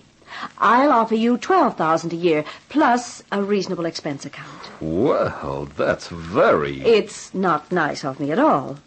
I want to make sure you do your best to see this thing work successfully. At the end of the financial year, if we are not in the red, I shall confirm your appointment. If we are, I shall terminate your services abruptly. If I take the job, what is my relationship to Mr. Talcum? You will answer to me and only me, Mr. Gaynor. But, Miss Lamont, you can't do that. I've made up my mind, Eugene. Well, Mr. Gaynor? I'm ready to start, boss. Everything worked like clockwork. Merrily Maytime agreed, the invitations went out, the press was organized, and when the night of the showing arrived, I was feeling pretty pleased with myself. An hour before the show was due to start, I was down at the Carlton Hall checking the arrangements. Lamont's designer, Paul, an excitable Frenchman with an excruciating accent, was there too. Todd, all is prepared. We start with the negligee, yes? By all means. Then the nightgowns and the sets, the slips and the panties. Fine. I have the most wonderful sets. I give them the most wonderful names. I try one on you. You think I'd look cute in a slip and panties? Imbecile, I try the name on you. Midnight in Paris. How do you like it? Not bad. Ah, it is magnifique. It is in black satin with the scarlet lace trimming. Pablo, I have it. We will not start with the negligee. First, we give them Mademoiselle Merrily in the Midnight in Paris. It will be more dramatic, eh? Whatever you say, Paul. Bien, I go to make the arrangements. It will knock them for the loop. Now, let's see. Chairs all set up. The bar... All ready for your big night, Gaynor. Talcum, why don't you take a powder? I just thought I'd take a look around. If there is anything undesirable about this show, I shall consider it my duty to report it to Miss Lamont. Why worry? She'll be here. Did you know, Gaynor, that Miss Maytime has a very dubious past? And just what do you mean by that? I made it my business to inquire. I thought it my duty to make sure that there was no danger to Lamont's in associating their name with Miss Maytime. And you found some dirt? Plenty. I suppose everyone has a skeleton in their closet. It would be a pity if Miss Maytime's were revealed tonight. We intend to reveal a lot of Miss Maytime, but we haven't gone as far as the skeleton. Still, that's an idea. I hope for your sake that everything runs smoothly. Come on, Alfonso, ask someone. Hey, you guys anything to do with this show tonight? I am. I'm Lamont's advertising manager. Can I help you? I guess so. You can get me 2 seats in the front row. Oh, that's impossible. Alfonso. Sure, boss. Now listen, you. Hey, put me down. What do you think you're doing? Alfonso's a strong boy, as you can see. He only needs one hand to lift you off the floor. There ain't nothing impossible when the boss wants it done, Buster. Just let him drop, Alfonso. Okay.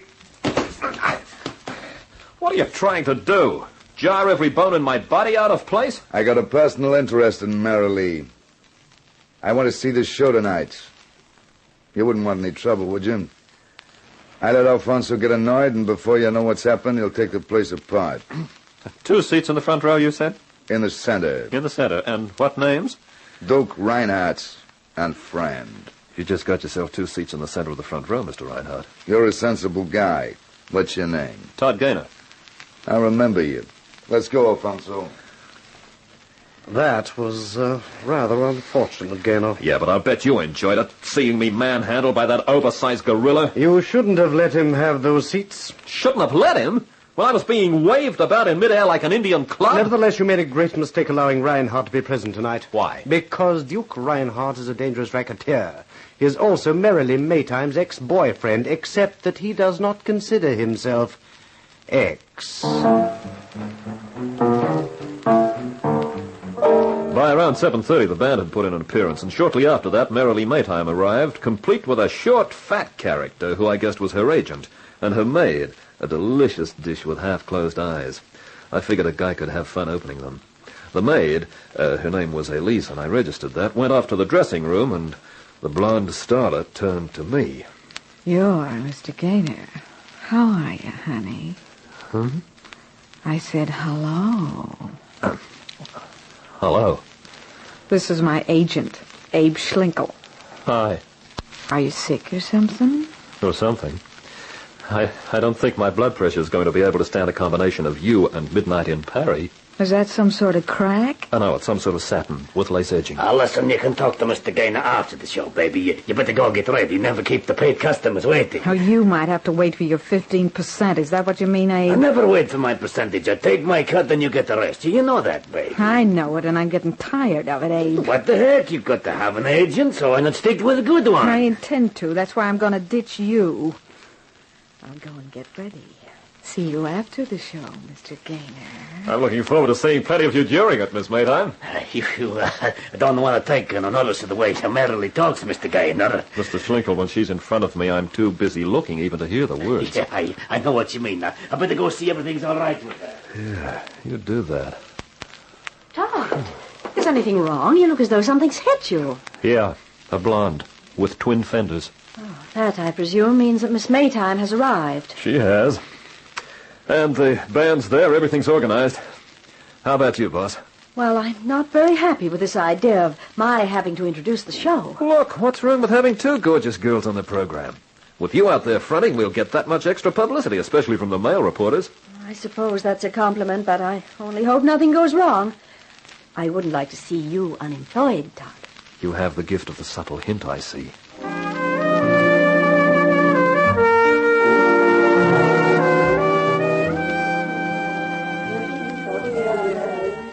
Hey, it is a good crowd, Todd, no? Yeah, Paul, not bad at all.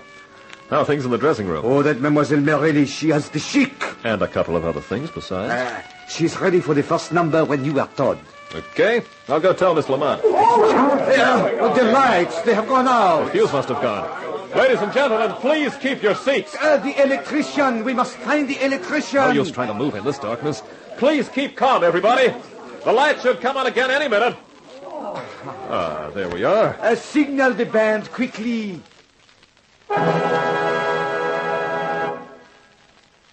Ladies and gentlemen, I must apologize for the unfortunate accident with the lighting, but we are now ready to start the show.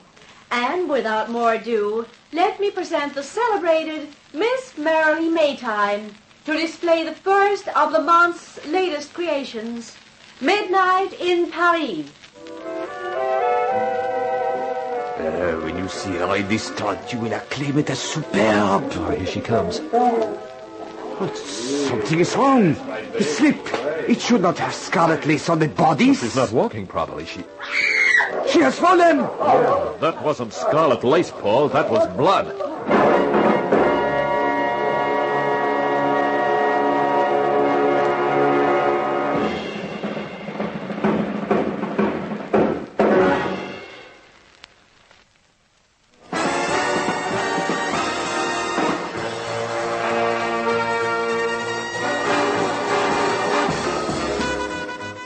Todd Gaynor, advertising manager of Lamont Lingerie. Only an hour before, I'd been rolling that title tenderly on my tongue. Now I was wishing I'd never heard of Lamont Lingerie, never had thought up that brilliant publicity scheme of a showing for Lamont's new styles, because the showing had been stopped by murder. I went through the rest of the evening in a stunned stupor. From the time that Merrily Maytime sank to the floor with blood tinging her shapely bodice, to the interview with the lean, lynx-eyed lieutenant named O'Malley, who turned up from homicide. After the questioning and the statements were over, we were allowed to go. With my head still reeling from the shock and unexpectedness, I made my way to my car. Oh, Mr. Gaynor, thank goodness you've come. Elise, what are you doing here? Well, I've been waiting for you. I've just got to talk to someone, Mr. Gaynor. What about? Miss Maytime. Oh. Okay, slide over while I get in. I guess it's pretty tough on you, Elise. Your mistress being murdered puts you out of a job. Well, that's not what I'm worried about. Oh, then what's your problem? Well, it's like this, Mr. Gaynor. This morning, Mr. Schlinkel called, and he and Miss Maytime had a furious row. I couldn't help overhearing. Uh-huh. She was saying he was robbing her and she'd get another agent. And he said she wouldn't dare, that if she ever tried it, he'd tell the world what he knew about her and that'd finish her in films. Oh, go on. Then she said if she told everything she knew about him, he'd spend the rest of his life in Alcatraz. He just laughed and said something about 5 wins. Then she threw something at him and he left. Well, then what? Well, that's all. So what's your worry? Well, I don't know what to do. I didn't tell the lieutenant about it because Mr. Schlenker had always been very nice to me, and I didn't know whether the argument had anything to do with the murder. Do you have any idea what Schlenker meant about 5 wins? No idea at all. It doesn't add up to much, does it? Well, my advice is to say nothing for the present to anyone. Why, do you know something, what it means? No, Elise, but if you didn't mention it in your statement, well, it'd look strange if you came out with it now. Yeah, well, that's what I thought, but I wanted to ask someone, and you seem the best person to ask. Thanks, Mr. Gaynor. Thanks a lot. It's a pleasure. Well, it's getting late. I better run you home. Home? Oh, no, I couldn't go back to Miss Maytime's apartment tonight, Mr. Gaynor. I just couldn't. I'd go crazy. Well, what are you going to do? Well, you're so kind. I thought maybe you'd let me stay at your apartment. My apartment? Wait a minute. Well, I could curl up on the sofa or something. I wouldn't be any trouble. Well, that isn't exactly what I was worried about.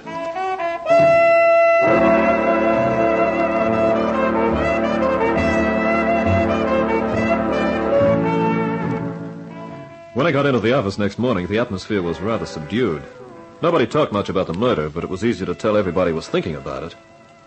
In answer to a summons from the boss, the beautiful Miss Beulah Lamont, I went into her office for a conference. Eugene Talcum was there, too, and he wasted no time saying his say. I told Miss Lamont, and you too, Gaynor, that I was against this whole idea from the beginning. Now, look where it's got us. Mixed up in a murder. Highly undesirable. For the dead girl, sure.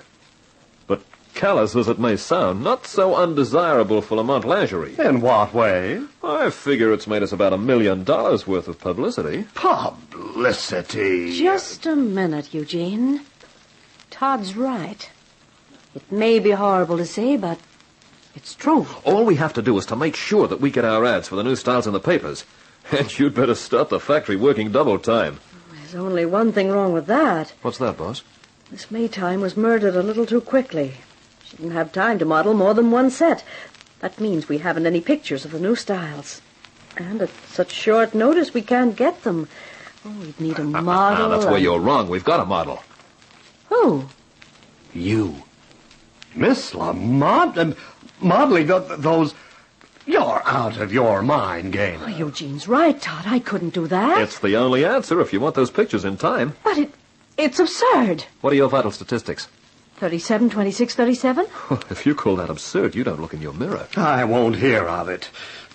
The owner of Lamont Lingerie, descending to modeling the garments manufactured in her own mills, it's sordid and disgusting. If we have to close the mills down because we can't sell our product, it would be even more sordid and disgusting. In your father's time, Miss Lamont, the business always prided itself on being a conservative concern, thinking only of the good quality of its products and its prestige in the business world. Already, in less than 24 hours, you have turned it into a dime store novelty with business methods straight out of a comic strip. I am to take it then, Eugene, that all you can do and intend to do is offer criticism of the way I run my business, whilst everyone else is left to do the work? I will not associate with these cheap-jack methods of merchandising. Then your usefulness as general manager seems to have terminated. I'm afraid, Miss Lamont, that isn't quite as easy as all that. Your father had different ideas of my value to the organization. I might remind you that I have a contract with Lamont Lingerie, a watertight contract. That was how Mr. Lamont wanted it. You never know, Eugene, he said.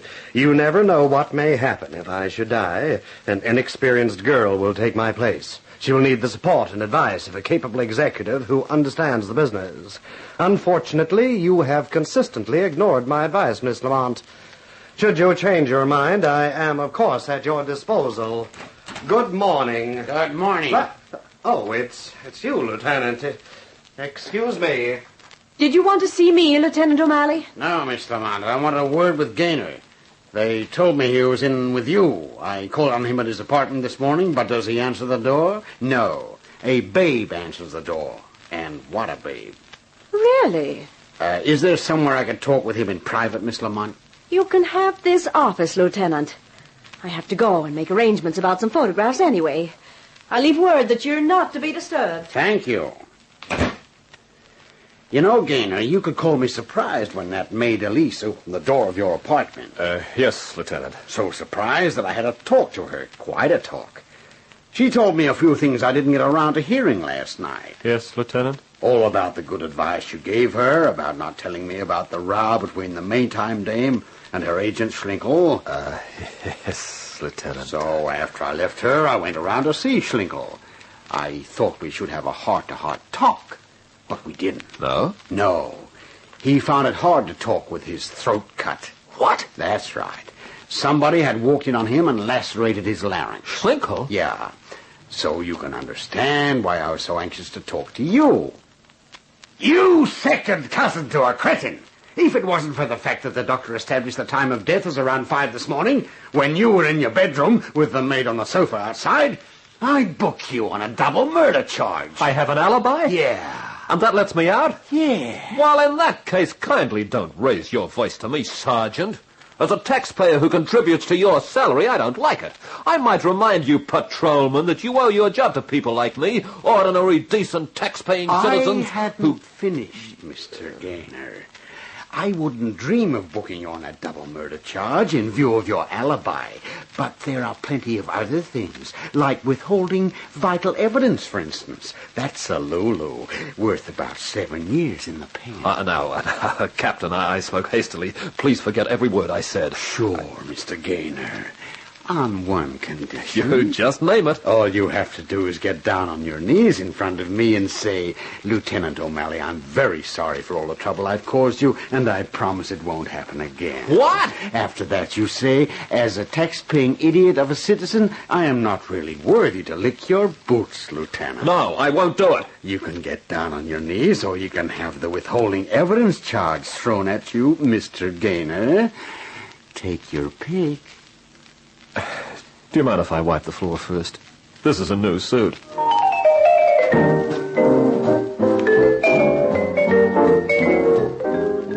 After the ceremony was over, O'Malley left with a pleased smile on his face.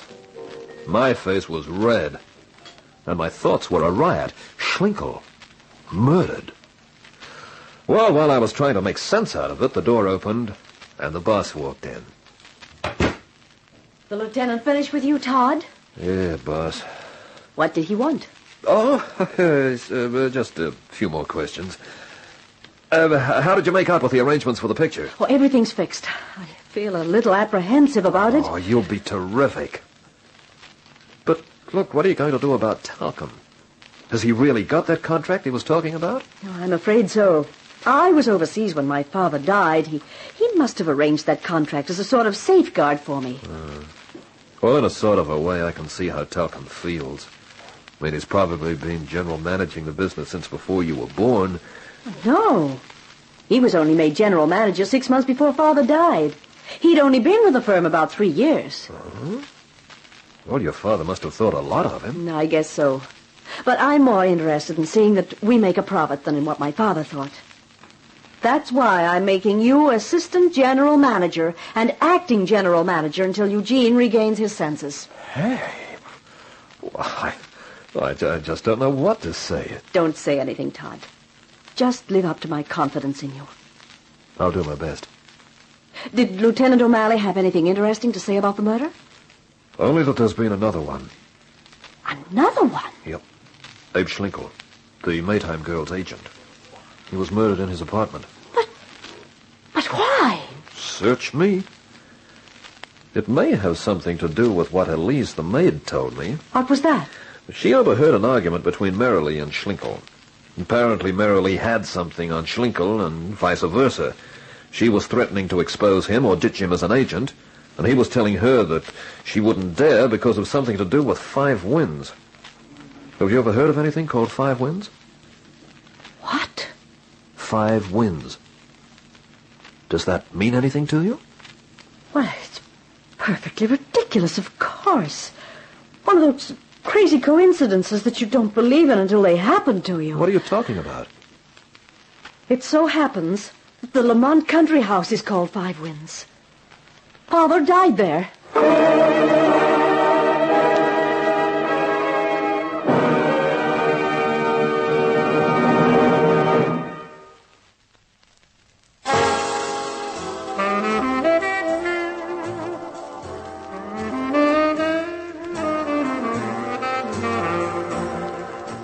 It had been quite a day. As far as I was concerned, its only bright spot was the knowledge that Mrs. Gaynor's little boy, Todd, had an alibi for the two murders in which Lamont Lingerie was involved. But what with my humiliation at the hands of homicide's hawk-faced Lieutenant O'Malley and the mystery of the Lamont Mansion Five Winds, I was all set to bestow a blistering bawling out on the maid Elise who'd opened her mouth to O'Malley. When I unlocked my apartment door, the Gaynor gaze was grim.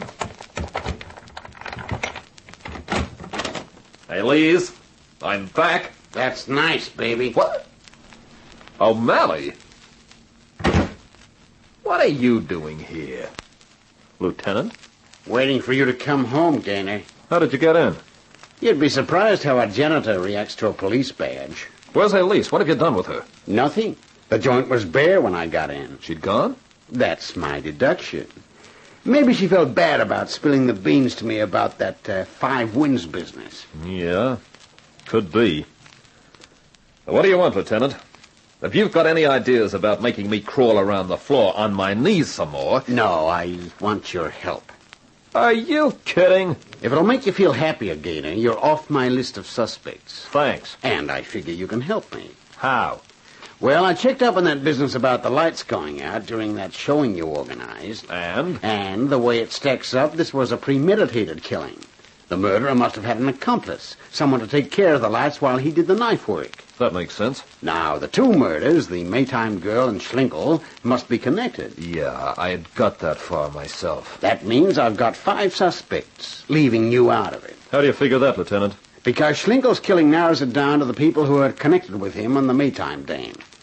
Ticking him off, that means Duke Reinhardt, because he'd been involved with Mary Lee and probably knew Schlinkel. Alfonso comes in automatically because he's one of the Duke's hatchet men. He could have either pulled the lights or done the stabbing. Neither chore would bother Alfonso. Then there's Miss Lamont. How do you include her? Because indirectly she hired the Maytime girl through Schlinkel. Hey, wait a minute. I did all that, not Miss Lamont. Maybe, but she knew all about it. And for the 5th suspect, we have that French designer, Paul. Paul?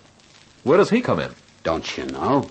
Know what? He was the guy that merrily tossed the Duke for. He also had a fight with Schlinkel in her apartment about a couple of weeks back. Bust a couple of Abe's teeth for him. Well, how do you like that? I never thought he had it in him. Say, that makes the Duke your best bet, doesn't it? Could be. I'm putting out a general alarm to pick up Reinhardt and his pal. Well, then what do you want me for? Because I could be wrong about Reinhardt, and you work at Lamont's. I want you to dig around and see if you can find out anything there. If I start asking any more questions, they'll clam up. But you could nose around, and no one would figure it was anything more than curiosity. You've got a nerve. After what you did to me today? Oh, you go and do your own snooping. You know, when I mentioned the Lamont dame, I thought it kind of upset you, thinking that she might be a suspect. What if it did? Well, here's your chance to help prove she's in the clear. And a good-looking doll like that might be grateful, too. Lieutenant, you have a point there. But definitely. Okay. You got yourself a hound dog. I didn't realize you knew yourself so well. That is a perfect description. The lieutenant left me with a lot to think about. I was sitting with a cigarette and a short drink trying to make sense out of the setup. O'Malley had hit on a sore spot when he mentioned the lovely Miss Lamont. I shied away from the thought that she was really involved with the murders. Then my phone shrilled. Hello? Todd? Yeah, who's that? This is Paul. Oh. What's the matter, Paul? Having trouble with your slips and panties? No. I'm having trouble with my conscience. Well, what have you done? Snipped the wrong slice out of your satin? Todd, I must see you. It is important. You mean now? Please, Todd. Okay. Where are you? Do you know the blue cage? The downtown spot? Yeah, sure. Can you come at once? Okay. I'll bring my wallet. You get into that cage without one and you find out what blue means.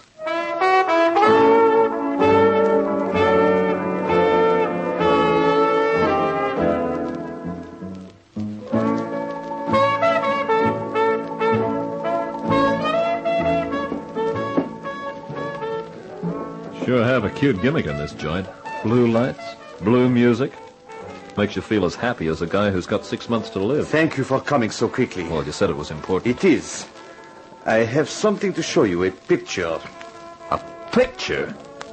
You didn't drag me down here just to show me the publicity shots they took today. No. But those were magnificent, Todd. It was an inspiration to use Mademoiselle Lamont as the model. Never before do I realize she has the shape so superb. Why, you're too busy designing curves to look at them. Please, we are off the track. Okay, let's get back on it. Now, what's this picture you're talking about? Here. See for yourself. He slid a small glossy square across the table until it lay in the center of the pool of blue light thrown by the lamp. It was the photograph of a man and a woman. The sort of picture that makes perfect blackmail material. You see, Todd? Yeah, but I prefer not to. You recognize the girl, of course. Sure. The late Merrily Mayton. Taken quite a while ago, I'd say. And the man? Well, there's something familiar about his face, but I don't know him. You will not have the chance now. He's dead. Who was he? His name was Lamont. Henry Lamont. What? Oui. The father of Mademoiselle Lamont, who is our employer. So that's why Merrily ditched Duke Reinhardt for you. You were holding this over her. You think that? What else? I think I could kill you for that. Wait a minute. Take it easy. If I'm wrong, I apologize. But it seemed the obvious thing to think. Well, how did you get this picture? I find it this afternoon. Among the things brought back from the Carlton Hall last night. It was under one of the sets. I thought it must have fallen or been dropped among the lingerie. And then in the haste of gathering it up, no one noticed it. Yeah. That could happen, I guess. Well, that means either the girl herself lost it, or Schlinkel, or the maid, or you. Now, that's everybody who was ever in that dressing room. Except for one other person. The murderer. Yeah. Excuse me, sir. Yes, what is it, waiter? Are you Mr. Gaynor? That's right. Would you and your friend please come with me? The proprietor would like a word with you. What about? I don't know, sir. I was asked to fetch you. Oh. Okay. Come on, Paul. Let's go see what the proprietor wants, whoever he is.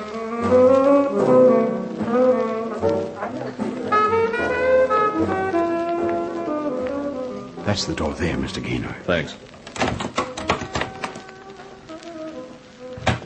Well, look, what? Oh, no. Oh, yes. Duke Reinhardt. Nice of you to drop in tonight. I was just arranging to pick you up, and that French guy, too, but I was lucky. You came to me. Huh? You're the proprietor? Yeah, but it's kept pretty quiet. What do you want with us? Alfonso's waiting outside in the car. We're going to take a little ride.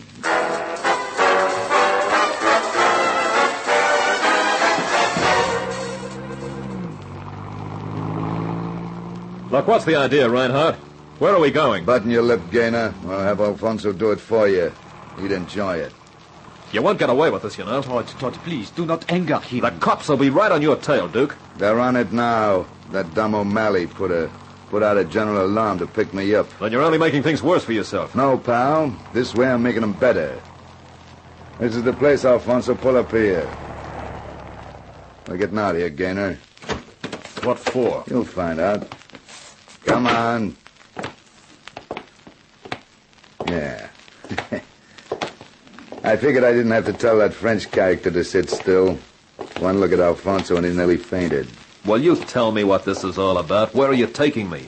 Don't you know this house? It's where your boss lives, the Lamont dame. What do you want with her? The pleasure of her company. All right, ring the bell. And don't try any funny stuff. There are half a dozen guys who could tell you I'm a good shot. If they could talk, that is.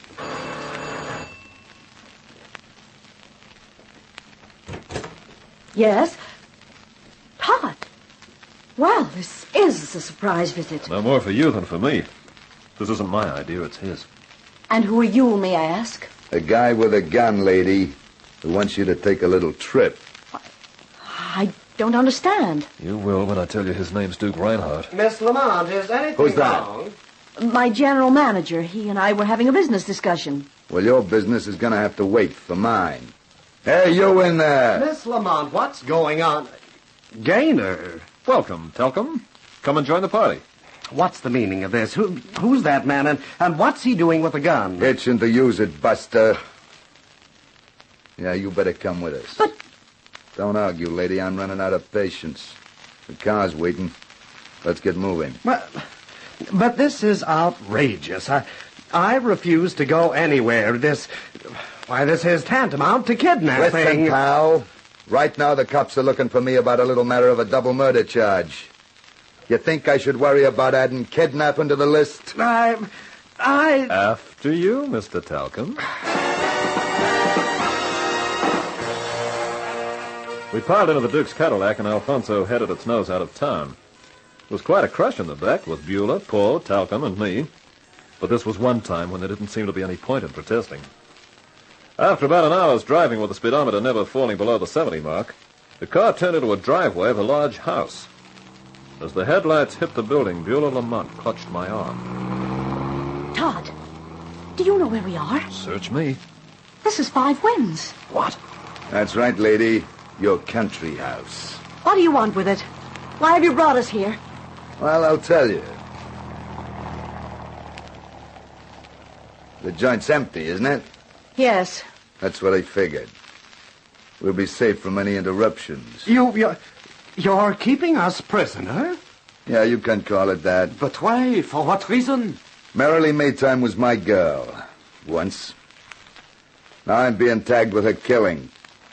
And that jerk Schlinkel's. So I decided to handle things my own way. But why bring us into it? Because one of the people in this car is the murderer.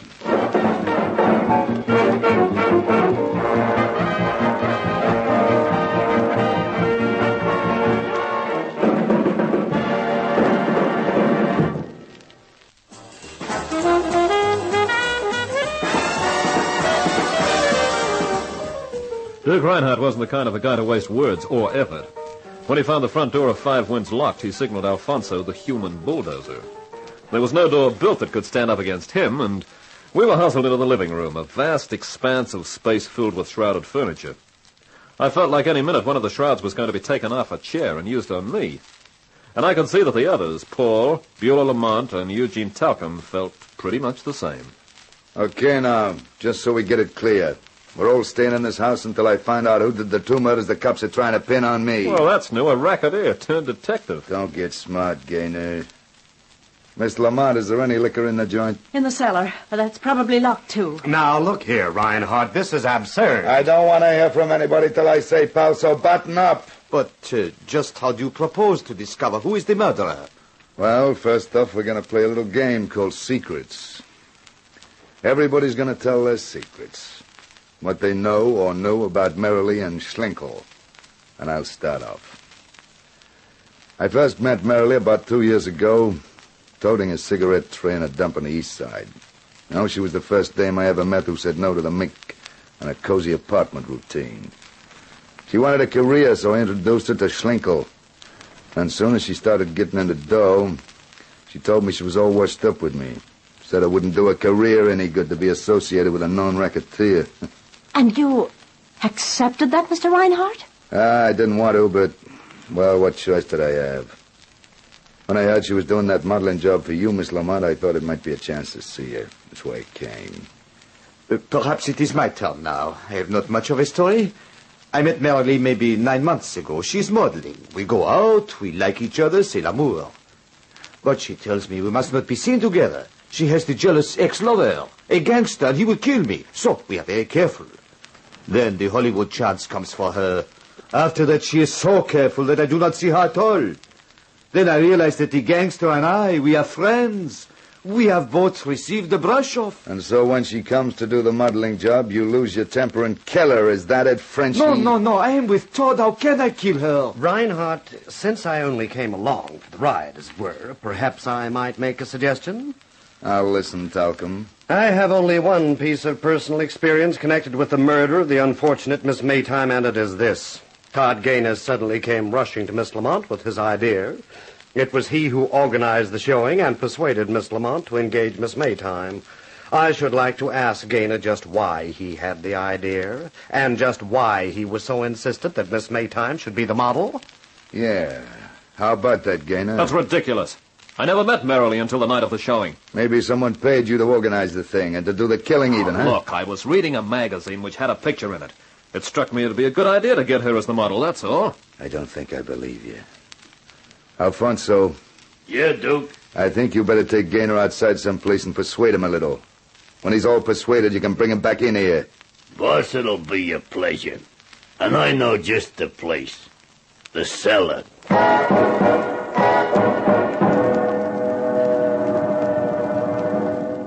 Nice place for a little exercise, huh, Buster? It's big enough, all right. All these bottles. The guy who owned the place did himself proud. Well, I guess we'd better not waste time. The boss says persuade you. And that's just what I'm gonna do. Only do me a favor, pal. Be obstinate. Okay, I will. With this bottle. You're a scream, pal. You think a bottle's gonna stop me? I ain't even gonna use my gun on you. I'm gonna take care of you with my bare hands. Guess you're just a one-bottle man, Alfonso. No, I didn't shoot him. I just figured a shot in the cellar might worry some of the people upstairs. Then I started for the living room, moving as quietly as I could.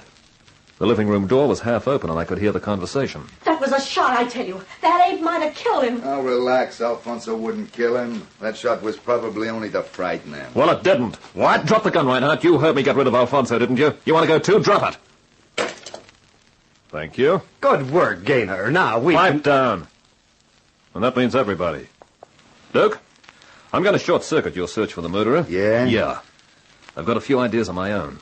Like the accomplice. The guy who turned the lights off for Merrilee's murderer. No one seems to have thought of Schlinkel. You mean... Sure. Why else would he be murdered, except to keep his mouth shut? But why would he be an accomplice? Why would he help to kill Merrilee? Well, I've been doing a lot of thinking about that, and here's how it seems to me.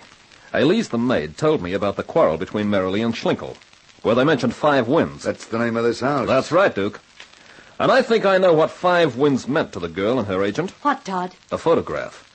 The type of picture that's usually touted around the waterfront dives, a man and a woman. The woman was Merrilee Maytime. Yeah, you're lying. She wouldn't do a thing like that. I saw the picture. I figure the murderer was showing it to Merrilee just before she was killed and must have dropped it in his hurry to get out. Paul found it later. What's that got to do with 5 Winds, this house? Well, I'm sorry about this, Beulah, but the man in the picture was your father. No. No, Todd, you must have made a mistake. It can't be true. I wish it wasn't, but the whole story's in that picture. Somebody wanted that picture to blackmail Henry Lamont. So, he went to Schlinkel to find the right girl. Schlinkel produced Merrilee. I figure the client was probably a good amateur photographer and took the pictures himself. But why, Todd, why? I'm coming to that. Well, Merrilee gets her Hollywood break, decides to get rid of Schlinkel. He threatens her with the exposure of her part in the blackmail. Comes the Lamont showing, and I think Merrilee's got a bright idea. She wanted to get rid of Schlinkel, so she told him that unless he gave her a signed release that he was no longer her agent, she'd tell the press exactly what she'd done to Henry Lamont. Yeah, but you don't know that for sure. No, it's the only way it adds up. So, Schlinkel rushes to his old client, the guy who wanted the pictures in the first place. Because the client would see that if Merrilee blew the works, he'd be in strife too. And that was when the murder plot was cooked up. And when Schlinkel signed his own death warrant because he not only knew about the pictures, he also had the murder to hold over the client's head. So Schlinkel went the way of all flesh. Yeah, it figures. Only why was this stunt worked on the Lamont guy at all? Miss Lamont, didn't you tell me your father died while you were abroad? Yes. And when you came back, you found that someone who'd been quite a small fish in the firm was a senior executive with a watertight contract? Yes. How do you rate as an amateur shutterbug, Eugene? If you are inferring that I am the murderer, Gaynor, you must be even more of a maniac than I thought, which is saying a great deal. Now, drop your gun, Gaynor. Hey, that's mine. Your gun, Mr. Reinhardt, yes. Nice of you to let it lie on the floor, Gaynor. Now, drop yours. That's better. One last thing. The keys to your car, Reinhardt. I've got them. You? How did you get them? I went through Alfonso's pockets in the cellar. He was driving, remember? I took his gun and the car keys. That was very thoughtful of you. Throw them to me. That's being sensible. Now I'll say goodbye.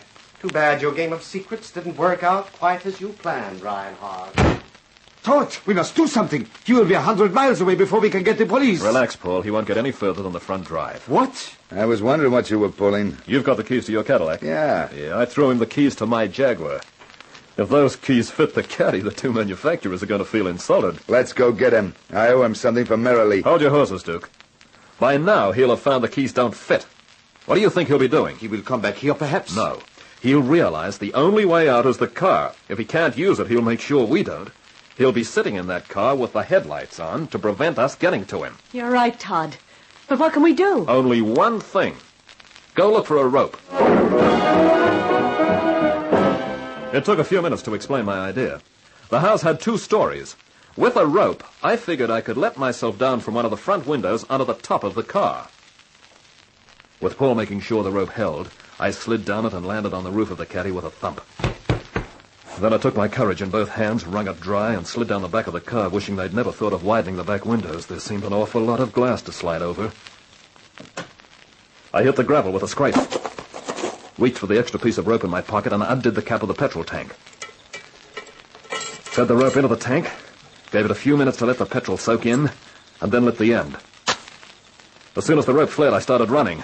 I made about 12 feet and hit the gravel, hugging it like a blonde who felt lonely. The tank exploded, and as the flames bit around the back of the car, the door opened and Talcum came plunging out. At the same time, a figure came diving down the porch, Duke Reinhardt with a gun in his hand. The gun I'd taken from Alfonso. You're not getting away with it, Talcum, no!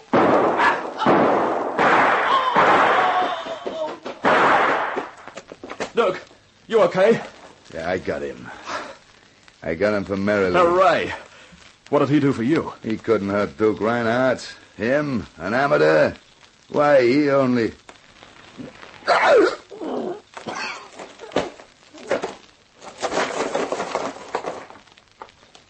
The tough part is, Duke, that even an amateur can get lucky.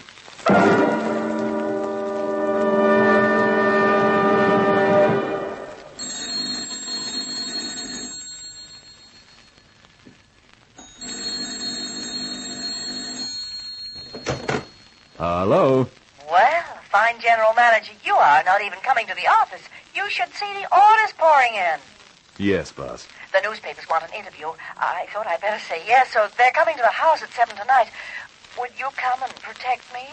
Protect you? What from? The newspaper man. I thought you meant me. And I was going to say I couldn't guarantee anything. I'm not asking for any guarantees, am I? Now, wait a minute. I've always believed in close cooperation between a general manager and his boss. You have? Well, just you stay right where you are. I'm coming to prove just how close that cooperation can be.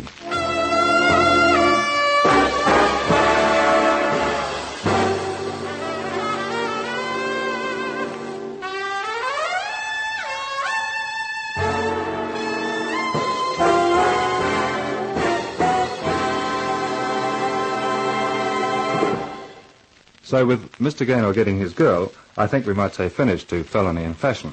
I'll be back again to bring you another of my stories. The next one's called The Widow is Willing, and she's some widow, as Mark Hunt, an insurance investigator, finds out. So this is Carter Brown saying so long for now. Be seeing you.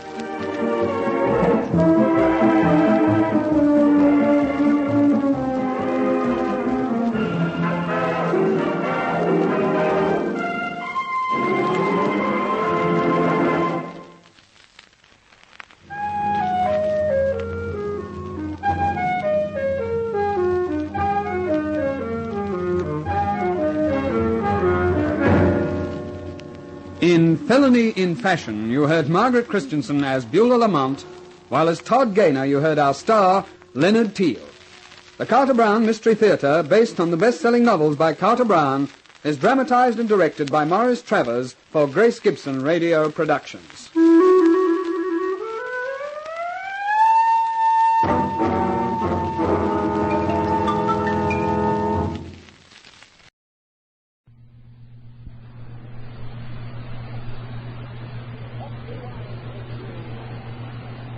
Petri Wine brings you the Casebook of Gregory Hood.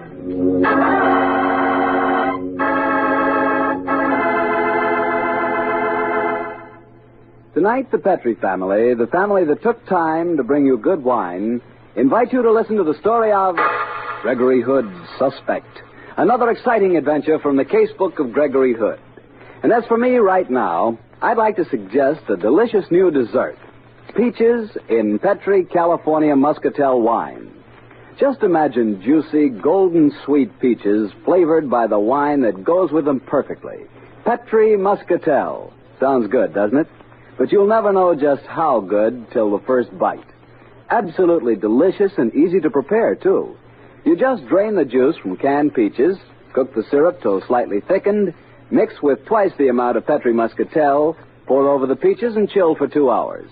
Just be sure you use Petri Muscatel, because you know that Petri Muscatel is really special. A sweet, clear, golden wine with a full, rich flavor. It's really good. Try it tomorrow night for dessert. Peaches and Petri Muscatel. You can serve Petri Muscatel proudly because those 5 letters P-E-T-R-I spell the proudest name in the long history of fine wines. Petri.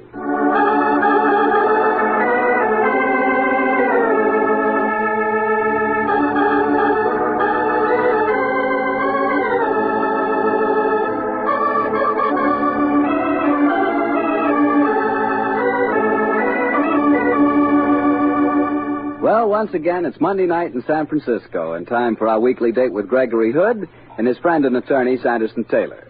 Tonight, Greg suggested we rendezvous at that gourmet's paradise, Emilio's on Powell Street. Let's join him there, shall we?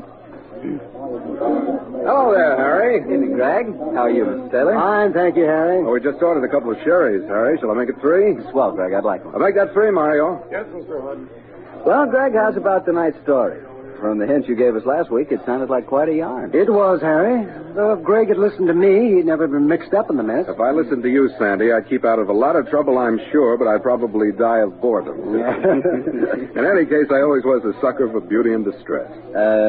That's the way a good many stories of yours start, it seems to me. Oh, me, I'm just the poor man, Sir Walter Raleigh.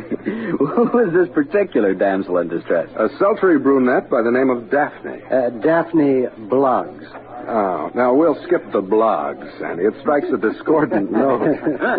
Daphne was a girl I'd known quite well when I was staying down in Burlingame a couple of summers ago.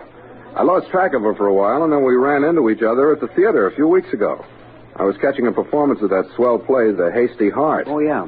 During intermission, I was getting some air when a voice behind me said, Hello, Greg. Daphne. Well, nice to see you again. Thanks, Greg. I saw you inside, so I thought I'd catch you at intermission and say hello. Well, I'm glad you did. How about some supper after the performance tonight? Well, yes, I suppose so. Said she with violent enthusiasm. Oh, what's wrong, Daphne? Where's that champagne sparkle you used to have? Haven't you been getting the proper vitamins lately? Greg's in trouble. Desperate trouble. I'm sorry, Daphne. What's wrong? I'm being blackmailed. Blackmailed? Greg, I'm... No. Now, let's step over here. Now, let's get the deal straight. Who's trying to blackmail you and what's his hold? Read this note. I found it pinned to the seat of my car when I started out tonight. Plain manuscript paper, typed in capitals. The blackmailer's usual bold approach. If you don't wish your father to have proof of last week's convenient car breakdown in Reno, bring $1,000 to the office of Jethro Bronson on Montgomery. If you don't tell the story, with photostatic copy will be sent to your father. Dirty rats. Do you know this Jethro Bronson, Daphne? No, Greg, I've never heard of him. What's the true dope on this Reno story? Oh, it's all perfectly innocent. I was up there with Martin Johnson last Friday. Martin Johnson, he's married, isn't he? Of course, his wife's my best friend. She's in New York, and Martin and I thought it'd be fun to drive up to Reno for the day and do some gambling. I see. We started back late, and the car did break down. We couldn't get it fixed, and we had to spend the night in an auto court. But it was all perfectly innocent, Gray. Well, couldn't you explain that to your father? You remember, Dad. He's Victorian to the core. Oh. Yes, I seem to recall that he asked me my intentions the first time I called on you. Of course, I didn't tell him. He'd never understand. In any case, I've already lied to him simply because I knew he wouldn't believe the truth. I said I spent Friday night with a girlfriend, and he checked on that alibi. Of course, the girl backed me up. And now, if you did tell him the truth, he'd think the worst, huh? Of course he would. Greg, what am I going to do? I can't go to the police because they go straight to Dad. I certainly can't raise $1,000. Well, even if you could, darling, I wouldn't let you hand it over. Then what can I do? Uncle Greg will take care of it. First of all, let's go back and see the rest of the show. After that, we'll go out to supper, and I'll make a phone call. Now, Greg, please be careful what you say. Now, don't worry, Daphne. I'm going to call Sandy Taylor.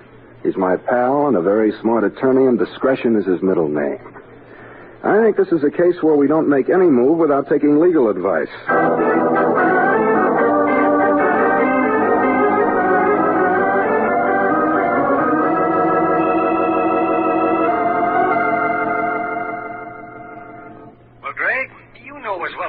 That blackmailers seldom stop at one payment. Sure, but I've no intention of letting her make any payment. She hasn't the dough in any case. Sandy, have you ever heard of this guy, Jethro Brunson? Never. I looked him up on the phone. Oh? He's got offices on Montgomery Street, all right. Well, I think I'll call on him in the morning as Daphne's representative. Better let me go, Greg. I can handle him. Oh, but you're so doggone ethical, Sandy. With a rodent like this, a clip on the jaw could do a lot more good than throwing 20 books of law at him. Now, Sandy, I think I'll call on Mr. Jethro Brunson. Well, okay, Greg, but watch your step. Blackmailers usually know all the answers. I'll watch it, Sandy. But don't be surprised if you hear a squeal for help from Montgomery Street in the morning. I have a feeling I may land myself in a whole mess of trouble.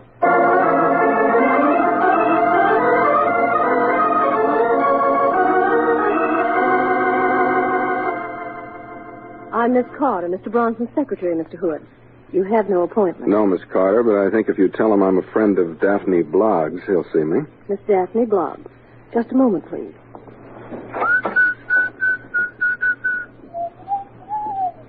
Mr. Bronson will see you, Mr. Hood. Oh, the name of Bloggs works miracles, doesn't it? Thank you, Miss Carter.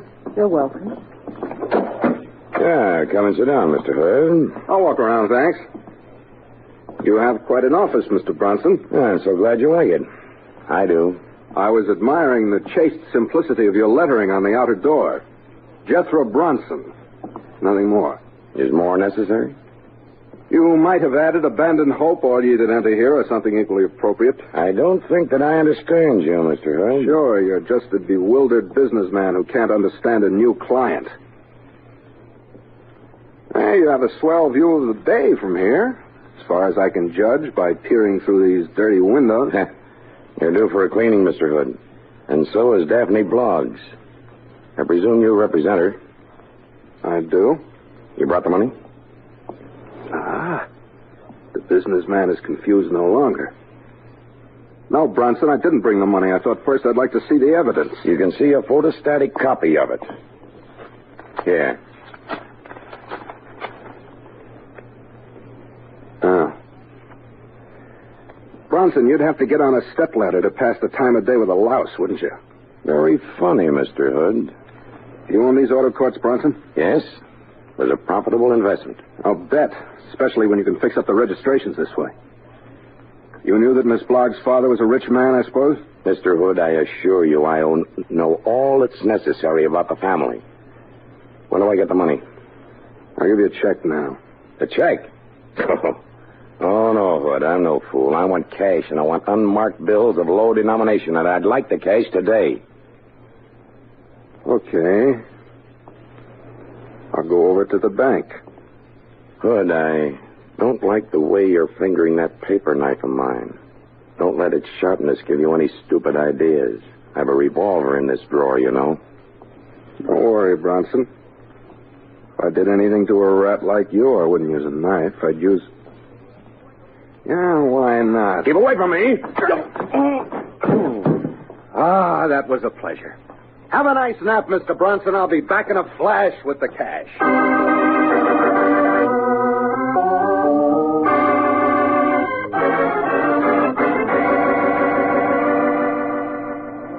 $90, $100, $1,000, Mr. Hood. You got the numbers on these bills, Barney? Yeah. Up to some new trickery on one of your cases? Well, fairly old trickery, I'm afraid. Thanks. Just a minute. I'll let you out. Oh, you locked up? Yeah. You got in just under the wire. Well, Mr. Hood, good luck with your trick. Luck? Thanks. I have a hunch I may need it.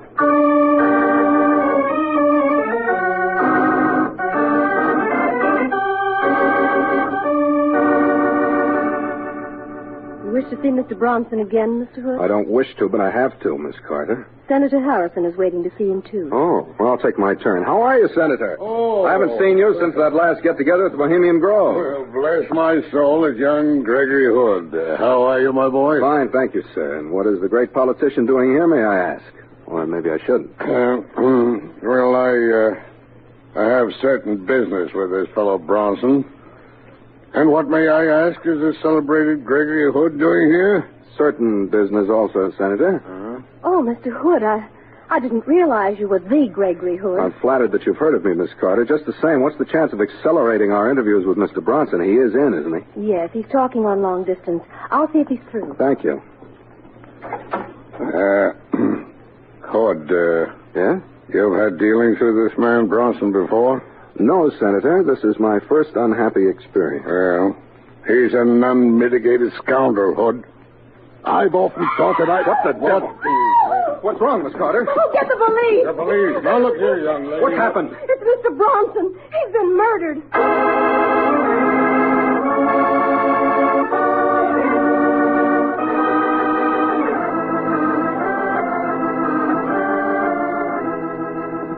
The police are taking the devil's own time with their examination, Sergeant. Why don't they question us? I'm a busy man. I'm sorry, Senator, but there's nothing I can do. Well, who's in charge of this case, Sergeant? Lieutenant Magruder, Mr. Hood. Magruder, huh? Well, that makes it tough for me. Where's Lieutenant Silvers? He's on vacation, Mr. Hood. Oh, then I am in trouble. Good thing I put in a call to Sandy Taylor. I may need a smart attorney. Okay, Miss Carter. Don't leave the office. Come in, Hood. But, Lieutenant, I'm a very busy man. Can't you take me first? No, Senator, you'll have to take your turn. Come on, Hood. Sit down. I find your old world charm irresistible. Thank you, Lieutenant. Hood, I've waited a long time to catch you out on a limb. Now I've done it. Why do you hate me so much, Magruder? Because you're an amateur dick who thinks he can make monkeys out of the police. We don't tell you how to run your business. Why do you make you submit yourself up with ours? I don't. Consciously, it mixes itself up with me. Is that a fact? Well, you're mixed up in this one, but good. Let me see your right hand. Oh, it's a little dirty. What's that? No. Your knuckle skin. There's a bruise on the corpse's chin. You socked him, didn't you, Hood? Yes, Sherlock, I did. Why? Because I didn't like him. Why were you here? We know he was a blackmailer, though we could never pin anything on him. Do you have something on you? On me? No. Then you were stooging for somebody else. Who was it? I ain't talking, as they say, Magruder. Well, you'll talk to the judge, Hood, because I'm arresting you on suspicion of murder. Wow, that's very interesting. If you do that, Magruder, you'll end up with those tired archers of yours pounding a beat again. Skip the comedy, Hood. It won't get you off this spot. Oh, Greg.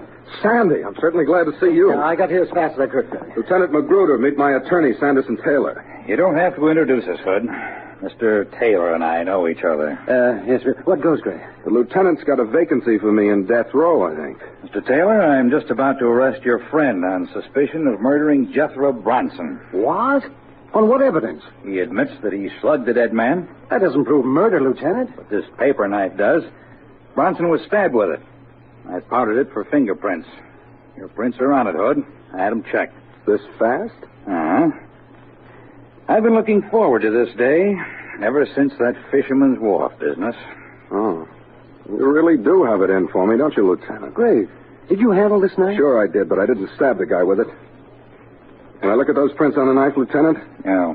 But don't handle it. Don't worry, I won't mess up Exhibit A.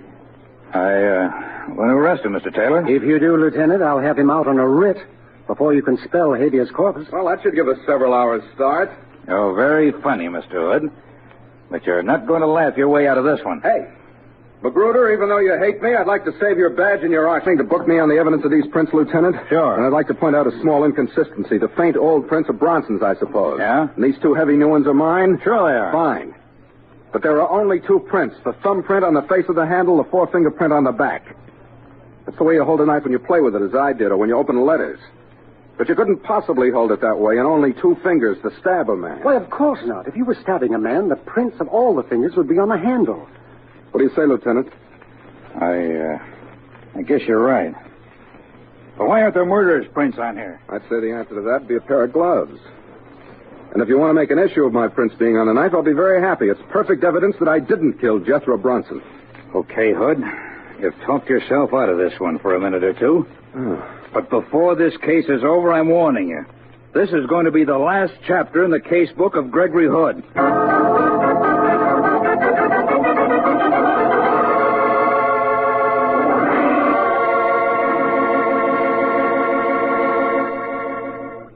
While Gregory Hood takes a brief time out from tonight's adventure, I'd like to remind you again about that swell Petri California Muscatel and peaches.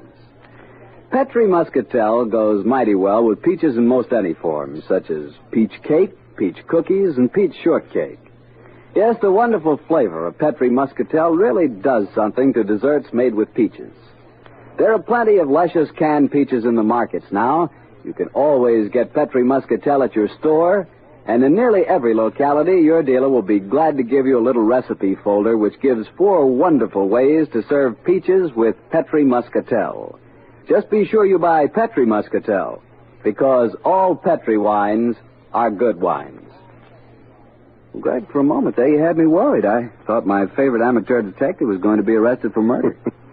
For a moment there, I had me worried, too. Lieutenant Magruder's a tough hombre, and Gregory Hood is very far from his favorite detective. But he let you go? Yes. Sandy and I gravitated to the Prosperity Corner bar and quickly went into a huddle.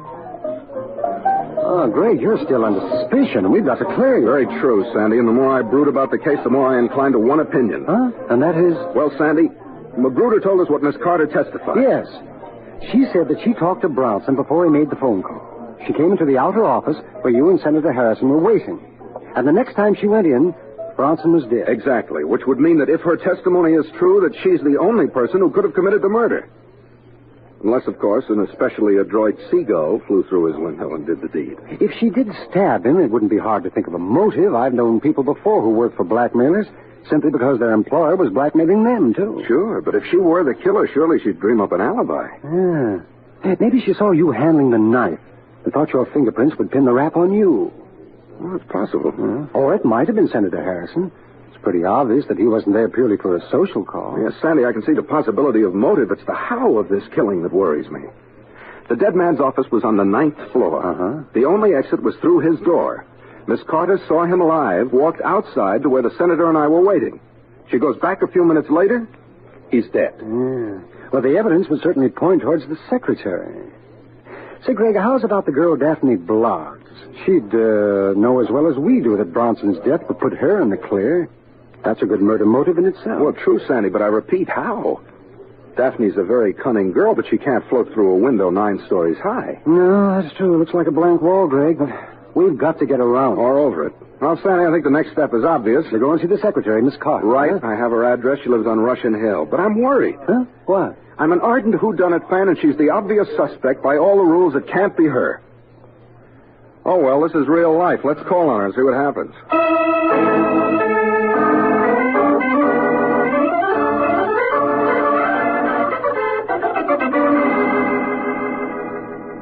Mr. Hood, I'll be glad to help you anywhere I can. I thought you would be, Miss Carter. You see, my friend is still under suspicion by the police. I realize that, Mr. Taylor.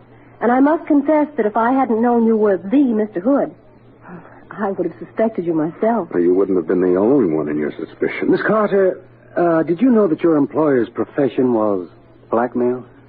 Blackmail? No, I certainly didn't. Though I did know he was crooked. A blackmailer. I wonder why Senator Harrison was there. Do you suppose Mr. Bronson had some hold over him and that the senator killed him? When did he have the opportunity? Oh, that's true. He never went past me, and there's no other door. He didn't even go in after you left the office. He and I watched each other like hawkshaws until the police arrived. You left the office, Miss Carter? Yes, Mr. Taylor. After I called the police, I was sick. What's your own theory, Miss Carter? Well, I didn't have one until I looked at this newspaper, Mr. Hood. Have you seen it? No, what ties in? Well, I spotted this on the back page. Huh? Oh, I may be imagining things, but it seems to me that it might connect. What does it say, Greg? You're a very smart girl, Miss Carter. Listen to this, Sandy. A man was arrested in Montgomery Street late this afternoon. He claimed to have been doped, but the police are holding him on a vagrancy charge. What does that have to do with Bronson's murder? Because it says here he was a professional window cleaner. Well, I still don't see I do. Bronson said that his windows were due for a cleaning. You can see what happened. The murderer doped the window cleaner, borrowed his equipment, worked his way around to Bronson's window, went in and stabbed him, and then made his getaway. It's the only way an outside person could have gotten in. Then let's go and talk to the window cleaner, Greg. Sure, Sandy. He's in jail, and that's one place that I'm sure will have no difficulty in gate crashing.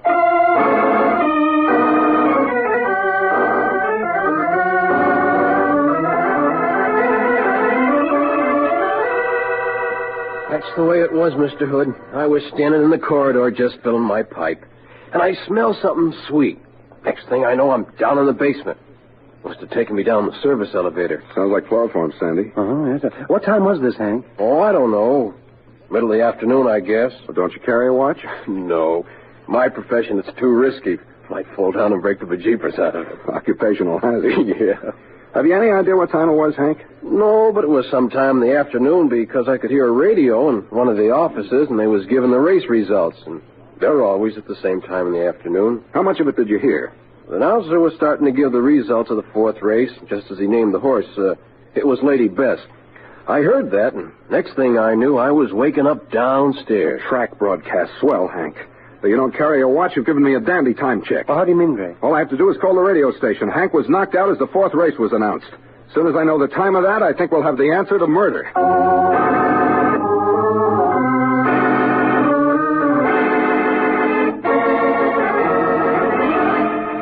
Yeah. Well, then the fourth race was announced at exactly 12 minutes past 3. I'm much obliged to you. There's that time check, Sandy. Well, I don't get it, Greg. I think I do. This whole case revolves around time. The bank closes at 3. How long do you suppose it took me to walk from there to Bronson's office? Well, it isn't more than a block. A couple of minutes? Just about, and maybe another minute in the elevator. I think this gives us the answer, Sandy. Let me make another phone call to Lieutenant Magruder, and then we'll go back to Miss Carter's apartment on Russian Hill. I think that's where we're going to get the final payoff.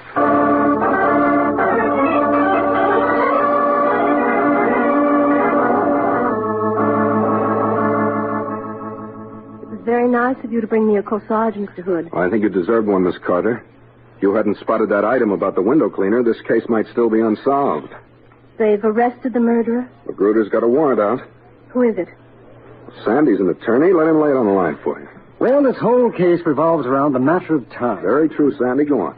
The killer, after drugging the window cleaner, had to take his belt, crawl out, and work his way around to Bronson's window. Now, we know that the window cleaner wasn't drugged until 12 minutes past 3. You established that fact when you called the radio station. Exactly, Sandy. So, if the window cleaner wasn't drugged until 12 minutes past 3, the murder couldn't have been committed before 3:15. That's the logical deduction, Sandy. And it's also where the whole case blows up. What? How do you mean, Mr. Hood? Miss Carter, it's a problem in primary mathematics. I got to my bank at closing time. I was let out a few moments later. It took me 2 minutes to walk to the office building, say another minute in the elevator. I was in the office with you not more than a minute before you went in and found the corpse. Well, I still don't understand, Mr. Hood. Well, I'll go over it again, and you count on your fingers, Miss Carter. I left the bank at 1 minute past 3, 2 minutes to walk to the office, a minute in the elevator, and a minute in the outer office would add up to 4, or at the latest 5 minutes past 3. And at 5 minutes past 3, you went back in the office and he was dead. Yes, Greg, that's right. Uh-huh. But on the other hand, the window cleaner, who was to become our number one suspect, wasn't drugged until more than 5 minutes afterward. Afterwards?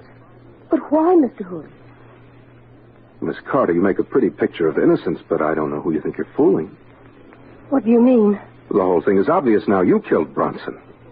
Then when the senator spoke to me, you realized I was the Mr. Hood, as you put it, so you knew it wasn't safe to frame me. So she dreamed up the idea of drugging the window cleaner and then drew the fact to your attention. Sure, Sandy. It was a neat idea, a very neat idea.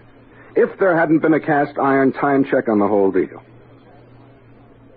You're very quiet, Miss Carter. You said that Lieutenant Magruder had a warrant out. That was just to lead us into this conversation. Magruder wouldn't believe a word I say. But Lieutenant Silvers will be back soon. He'll believe me. You'll never talk to him. And your friend either. Put that revolver away, Miss Carter. Surely one murder a day is enough. 1 or 3, it doesn't make much difference, Mr. Taylor. Why did you kill Bronson? He was blackmailing me, too. What hold did he have on you? While my husband was overseas, I wasn't playing square. Oh, and Bronson found out, huh? Yes, and I only learned about it yesterday. So you stabbed him and then dreamed up the window cleaner gag. Yes. I knew that the windows were due to be cleaned today, and I suddenly saw how I could establish a perfect cover-up. It was a perfect cover-up, Miss Carter. If it weren't for the fact that we can establish the time element... Wait a minute, let me get this straight. You went into Bronson's office after I left. You found him where I knocked him out cold. You stabbed him. Then after you called the police, when you said you were sick, you left the office and drugged the window cleaner, took him down in the service elevator, and hoped we'd fall for the idea that the murder had been committed by someone coming in through the window. That right? Yes, that's what I'd hoped. It's a pity you had to be so smart. I really don't want to shoot you, but I must. Miss Carter? It's the only way. Magruder! Gun, Miss Carter. Thank you. I'll take care of that gun.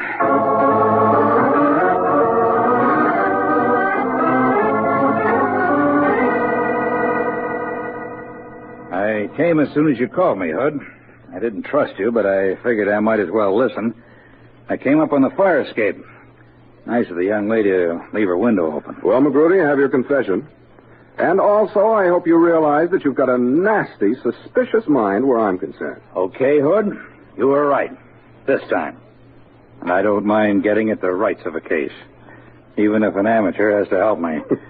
But one of these days, you're going to start something you can't finish. I hope not, Lieutenant, but it's possible. You're darn right it is. And when that happens, it's my last prayer every night that I'll be the cop on that case.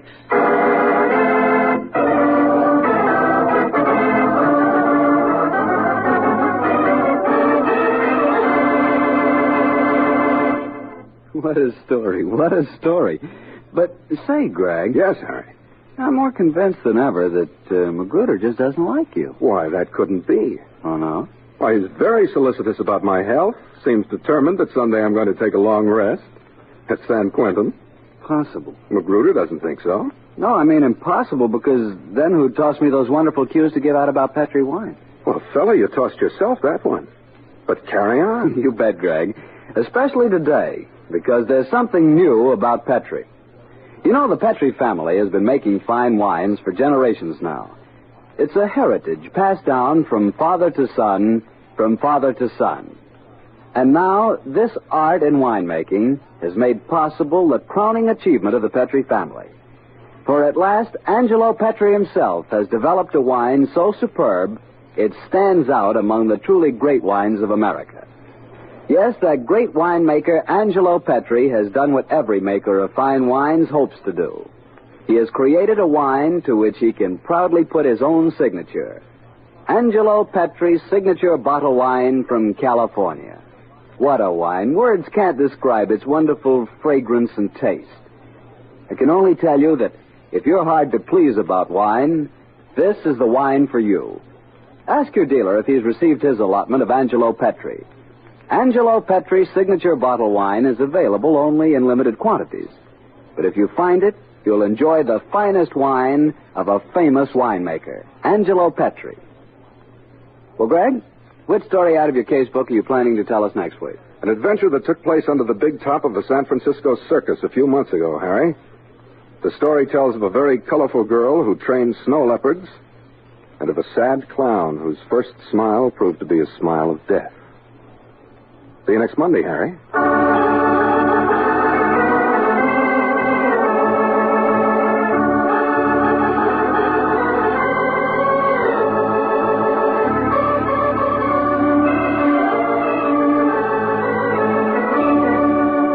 The Casebook of Gregory Hood is written by Dennis Green and Anthony Boucher. Original music composed and played by Dean Fossler. Elliot Lewis plays the part of Gregory Hood, and Sanderson Taylor is played by Howard McNear.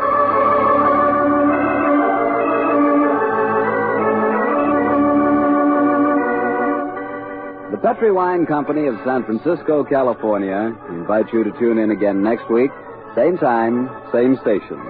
The Casebook of Gregory Hood comes to you from our Hollywood studio. This is Harry Bartell saying goodnight for the Petri family. For a solid hour of exciting mystery dramas, Listen every Monday on most of these same stations at 8 o'clock to Michael Shane, followed immediately by the Casebook of Gregory Hood. This is the Mutual Broadcasting System. The Cases of Mr. Ace, starring George Raft.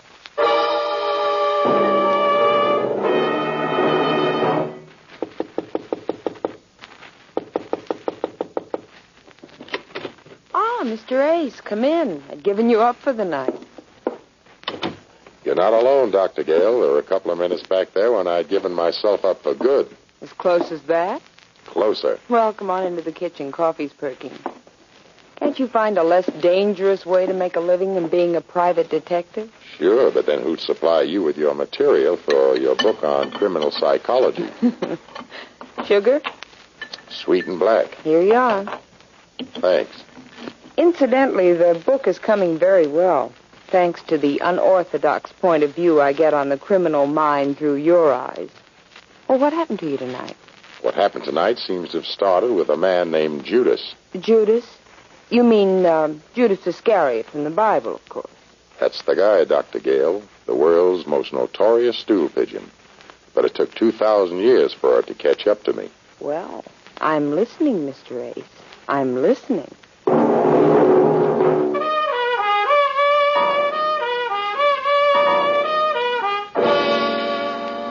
The Cases of Mr. Ace, starring George Raft, and produced and directed by Jason James.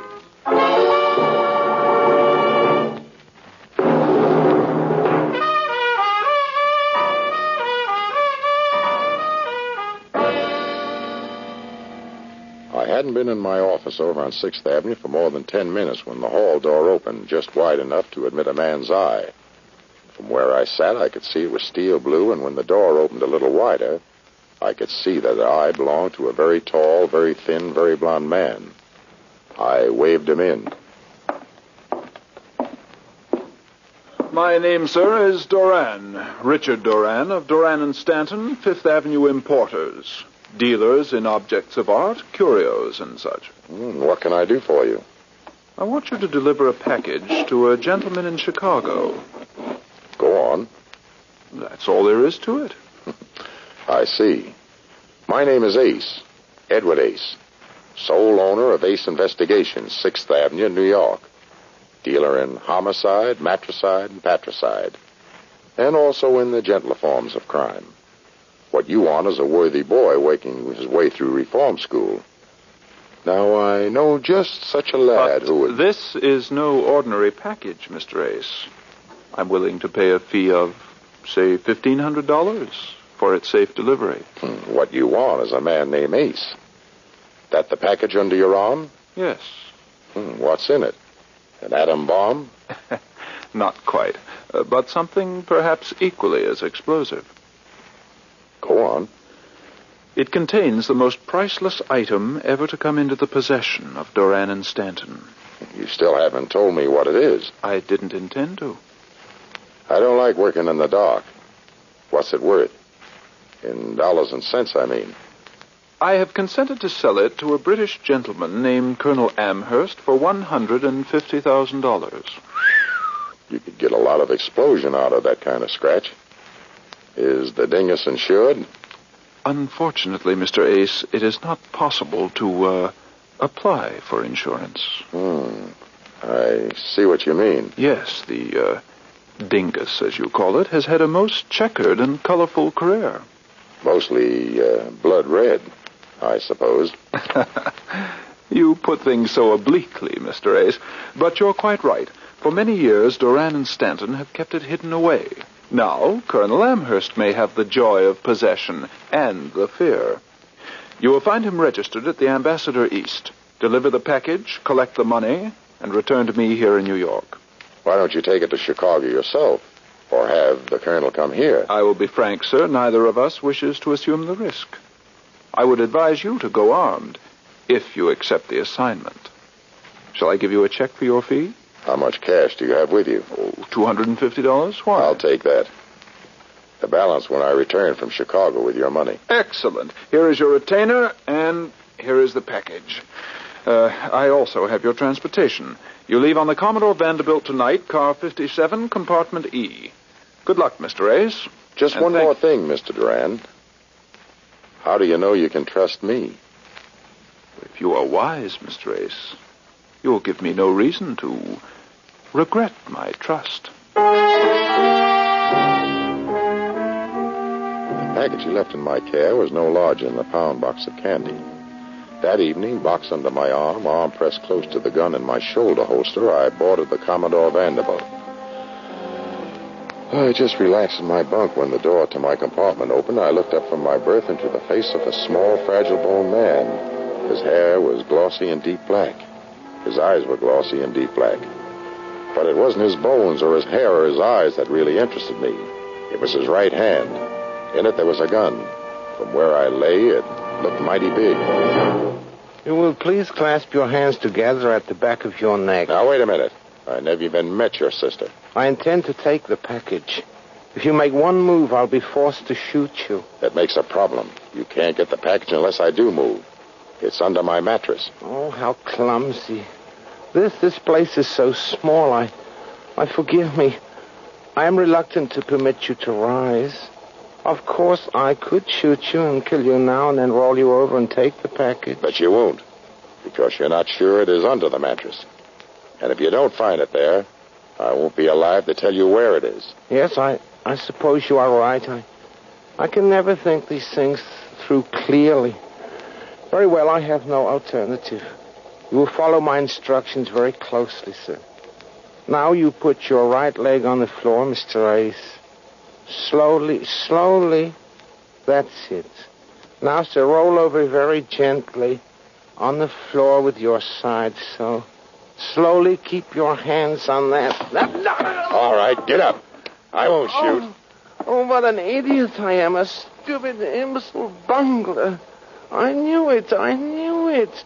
I had a premonition you would grab at my leg, and there I stand and permit you to do it, the stupid, idiotic bungler. Don't break me up. Get going. Outside. Where are you taking me? For a little fresh air. You will not, please do not be angry with me, Mr. Ace. Get out on the platform. I beg you, Mr. Ace. I am harmless, impotent, incompetent. Yes, that's what I am. All right, who sent you? No one, Mr. Ace. No. Who sent you? Please do not hit me again. Who sent you? I cannot bear it. I'm alone, all alone. I'm a coward, Mr. Ace. I have no one. Okay. Over you go. No. Put me down, please. Who sent you? I swear it. No one. Okay, Flat Tap. Relax. Oh, thank you, sir. Thank you. Stay out of my way. Next time we meet, I'll toss you overboard. Yes, quite right. Excellent. Thank you, sir. Thank you very much. I left the little man shivering out on the platform and went back to my compartment. And just as I walked into the room, that's when I really got it. I don't know how long I was out. When I opened my eyes, the small room looked as though it had been searched. It had. And the package was gone. The train was just pulling into some jerkwater stop. I got off, had my skull patched up by the local druggist, and hired a hack to drive me back all the way to New York. 2 hours later, I got out in front of the Durand Stanton shop on Fifth Avenue. There was a small light burning inside. I opened the door and went in. There was quite a crowd in there.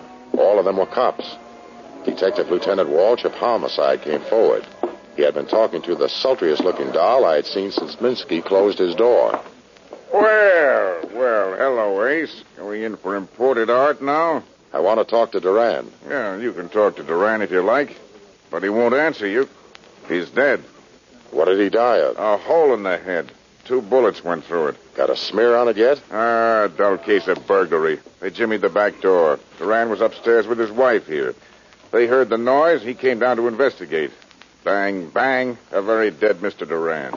Well, I'm sorry to hear that, Mrs. Durand. Thank you, Mr. Ace. Eddie Ace. You said you wanted to see my... Nothing important, Mrs. Durand. I won't bother you now. You've suffered a bad shock. You're very understanding, Mr. Ace. I tried to stop my husband from going down. He wouldn't listen. But is there something I can do for you, Mr. Ace? Well, not right now. I mean, Mr. Duran was just going to show me a Chinese ring. May I come to see you in a few days, Mrs. Duran? Please do. Oh, by the way, have you heard from Colonel Amherst? Colonel Amherst. I don't know the gentleman. All right, watch it, Eddie. Mrs. Duran, I think you'd better go upstairs now. The boys are going to bring the I mean, we have to take the... Yes, I understand. Thank you for your thoughtfulness. Goodbye, Mr. Ace. Please call again. And if I should hear from a Colonel Amherst, I'll tell him to call you. Mrs. Duran left the shop. She hesitated briefly at the door, glanced over her shoulder at me once, and then was gone. Walsh's boys brought the stiff out of the back room. I took a quick gander at it, then a longer one. It was a very, very dead Mr. Duran, all right. But it wasn't the man who had come to my office that morning.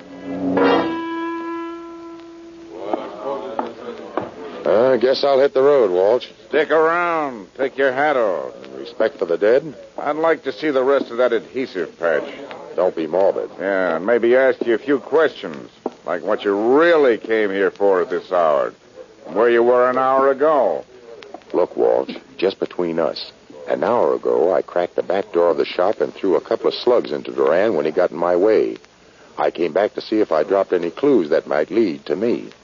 If you find any, I'll be at my office. Bring 'em up and we'll split 'em 50-50.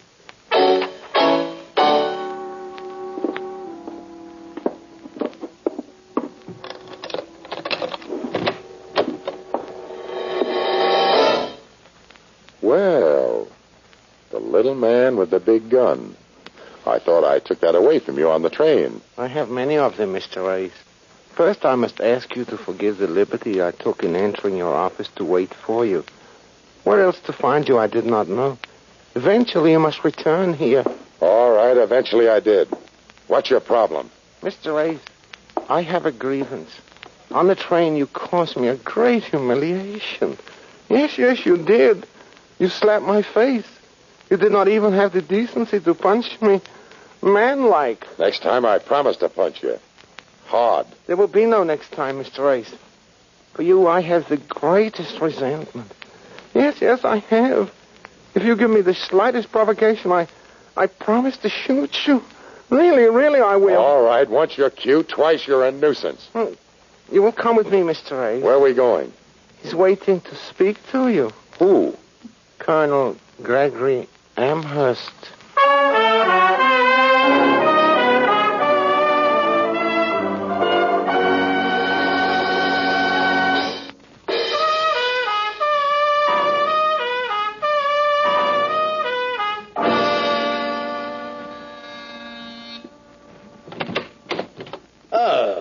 Come in, Mr. Ace. Come in, sir. Well done this time. Well done, Leonidas. Oh, thank you, Colonel. Thank you. It was simple. Well, sit down, sir. Sit down. Thanks. Nice layout you got here. You like it? You really like it, sir? It's so difficult to get proper accommodations these days. And now, sir, to the point. Where is the coin? The coin. Precisely. You mean, the coin that was in the package? Oh, please, sir, I beg of you, do not blame me for the simpleton. You know full well to which coin I have reference. Now, where is it?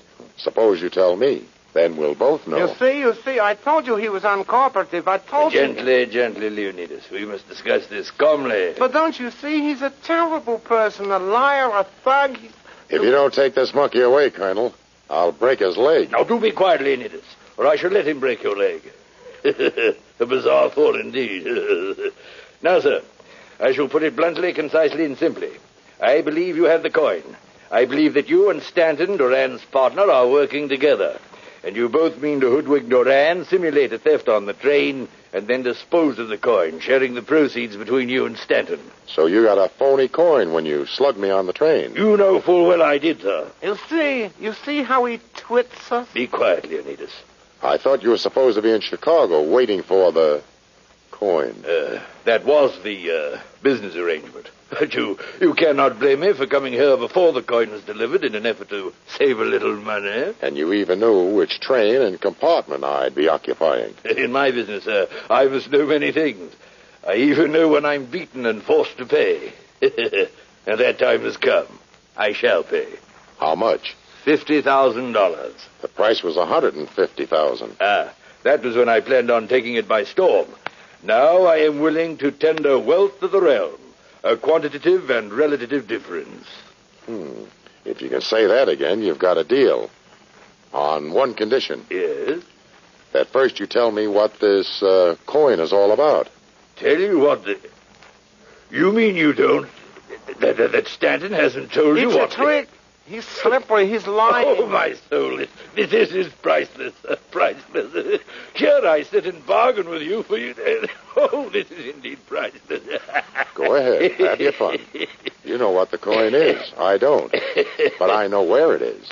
You don't. I'm still in the driver's seat. Indeed you are, sir. Oh, forgive me. I must dry my eyes. Very well, sir. I shall show my good faith. Please, Colonel, I beg you be careful what you say. He's the thug, a liar, a scoundrel, and everything.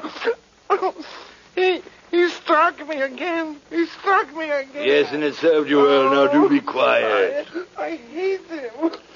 You were saying, Colonel? The coin. Yes, tell me, sir. What do you think it is? Come to the point. To the point. Tell me, sir, how much do you know of your Bible? I told you I'm in no mood I do not ask idly, sir. It is very much to the point. You know, of course, of one Judas Iscariot, the great betrayer? Yes. And for his betrayal, he received from the Roman authorities his promised wage, 30 pieces of silver.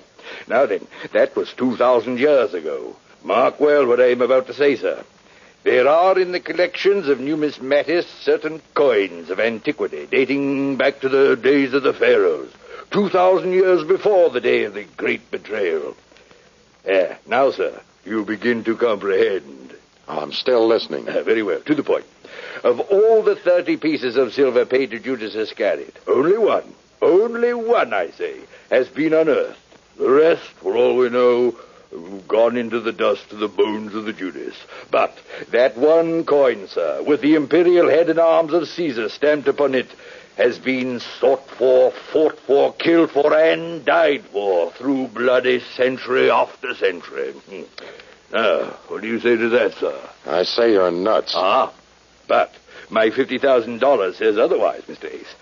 And now, sir, the coin, if you please. I'll have to see Stanton first. You see, he cannot be trusted. Is Leonidas correct in his analysis of your character, sir? Sure, but I still have to see Stanton first. Very well. There's nothing for it, I suppose.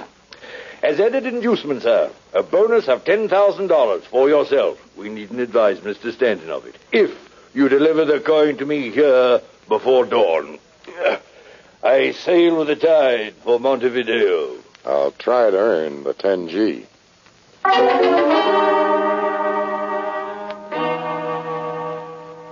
Amherst didn't have the coin. Stanton was on the loose. He might or might not have it, if it existed at all.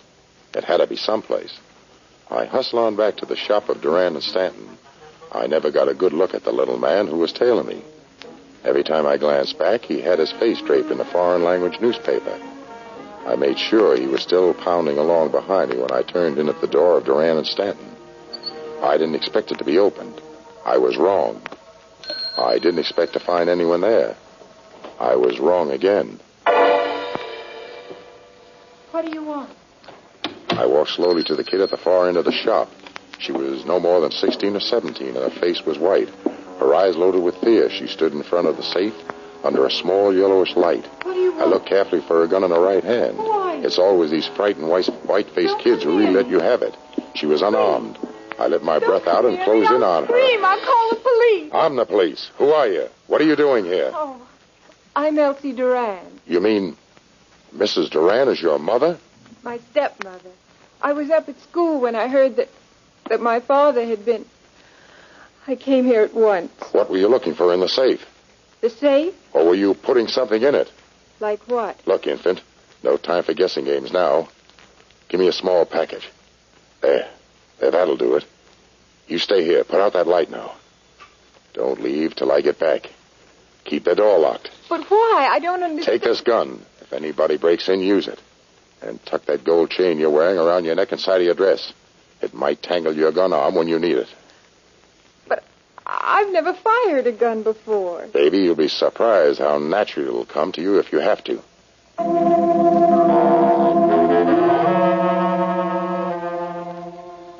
I left the kid in the shop, strolled down 5th across 34th to my office on 6th. The little man on my tail had dusted. I took my time.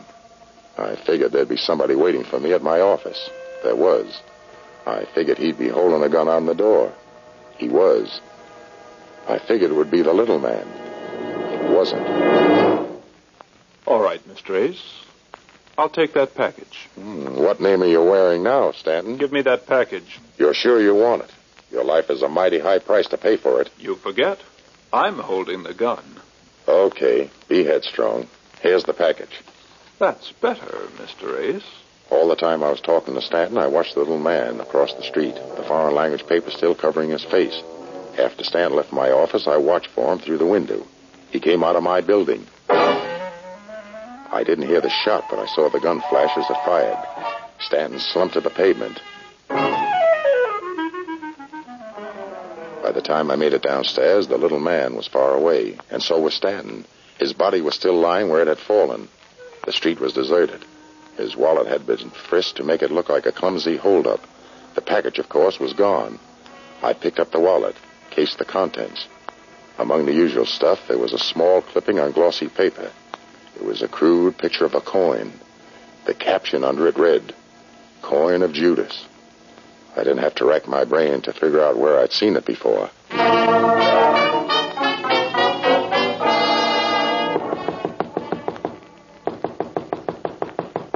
Who is it?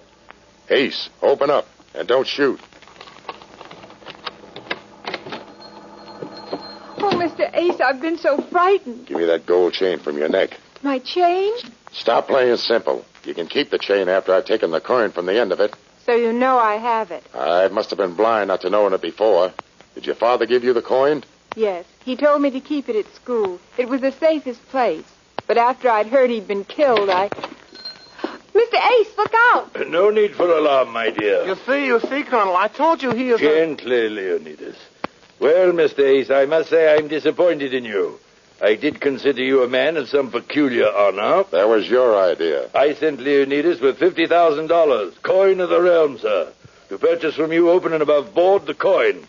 And what am I given for this honorable gesture? This, sir, 2 tortoiseshell combs. They'll look cute on Leonidas. This time, sir, I mean business. This gun will underscore my intention. Now, the coin, Mr. Ace, and my $50,000. You're not even amusing, you fat clown. Leonidas never gave me 50 cents. He knocked off Stanton for those combs. Leonidas? Why, that was most headstrong of you, most headstrong. Coming to me with his package and telling me... It was all an error, my dear Colonel. I intended to return the money to you. But in my distress over learning that I had failed in my mission, it just slipped my mind. A mind like a ski run. Well, then before it slips your mind again, my dear fellow, I suggest... Yes, here it is, Colonel. I shall deal with you later, Leonidas. Well, Mr. Ace? I've got the coin. At last. Excellent. At last, that's wonderful. But I can't sell it to you. You'll have to deal with Mrs. Duran and her stepdaughter. It belongs to them. Oh, my dear Ace, you are indeed the soul of honor. But the fact of the matter is that Marlene Duran called me after you talked with her. Come in, Marlene. I was just telling... Which one of you killed Stanton? Marlene, put that ridiculous pistol away. Which one of you? It was quite unintentional, Mrs. Duran. A regrettable and melancholy accident. I assure you I never meant to... Oh. Here now. I say, Marlene. And you sent him to do it. No. Yes, you did. I'm going to kill you, too. Hey, for heaven's sake, she's mad. How stupid. I'm incredibly stupid. Shot down my... You see, I killed him. I loved Stanton. So I killed his killers. Yeah. Just like you and Stanton killed your husband. He got wise of the fact that you and Stanton were going to run out on him. So he sent Stanton to deliver the phony package. He knew that Amherst was in New York. He tipped Amherst off, figuring that Leonidas would be sent to kill Stanton for the package. But Stanton was wise to it. He sent me instead. And when he saw that I was attacked, he came back here and killed your husband. Yes, my husband, and he deserved it. All right, Marlene. Come along with me. I'm not going with you, Mr. Ace, because you and Elsie are going to the morgue.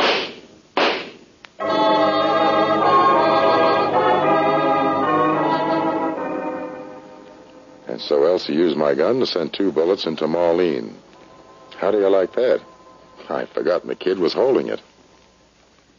But what about Elsie? Won't she have to stand trial for... No, it's been settled down at headquarters. After all, Marlene did kill 2 men and then threaten Elsie and me with a gun. So, Elsie will be okay. And what about the coin? Does Elsie keep it? Yeah, but she's having it melted down. Into what? A small silver crucifix. I see. I like that. Good night, Mr. Ace. Good night, Dr. Gale.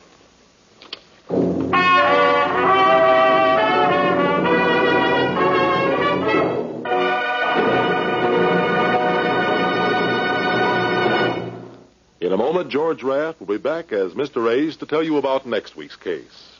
But first, a brief word from our sponsor. Thank you.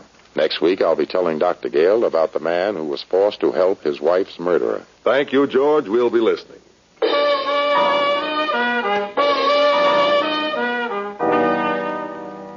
Tonight's supporting cast included Francis Heflin, Joseph Kearns, Ted Von Eltz, Charlie Lung, Elliot Reed, Mary Jane Croft, and Lorraine Beaumont. The music was composed and conducted by Del Castillo.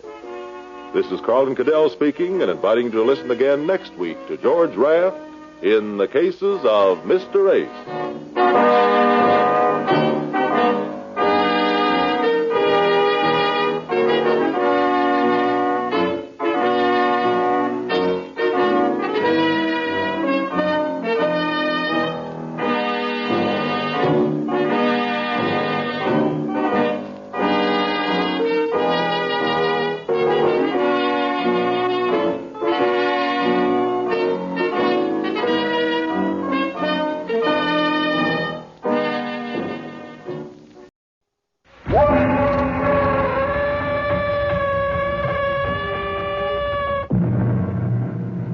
Come in. Welcome. Welcome to Mystery Theater.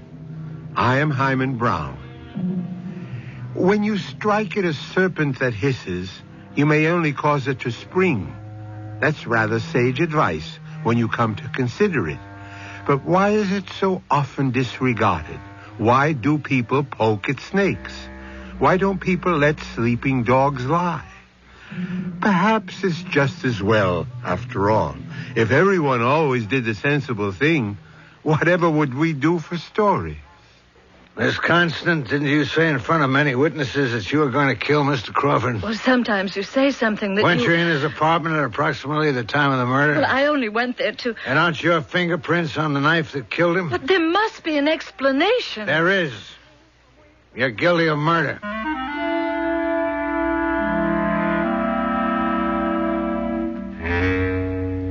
Our mystery drama, Everybody Does It, was written especially for the Mystery Theater by Sam Dan and stars Robert Dryden.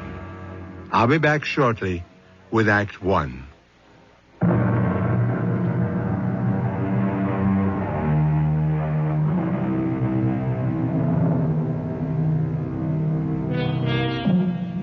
We're in one of those posh eating places where mediocre food is called by esoteric French names and customers pay exorbitant, even obscene prices, to be treated like cattle by an arrogant, ill-mannered staff. And yet, they fight to get in. Why? Well, you know why.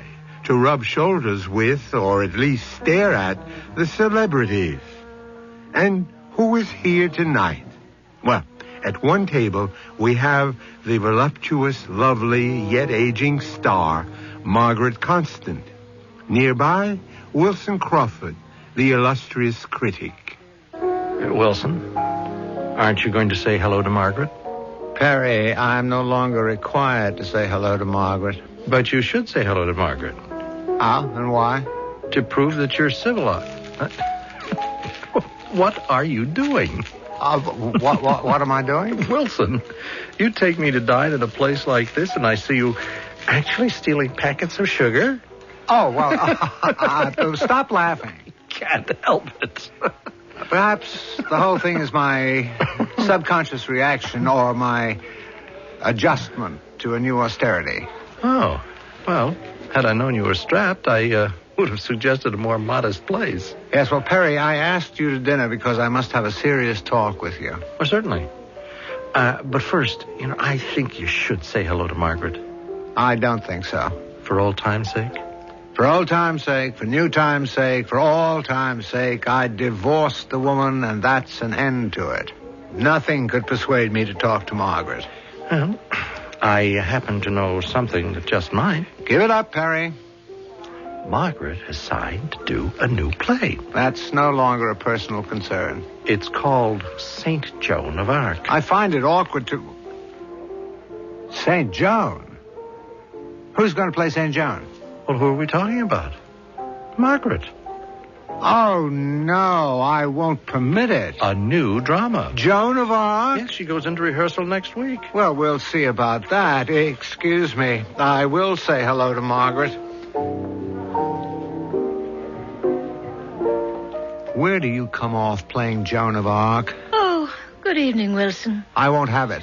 Won't you sit down? Oh, but just for a moment.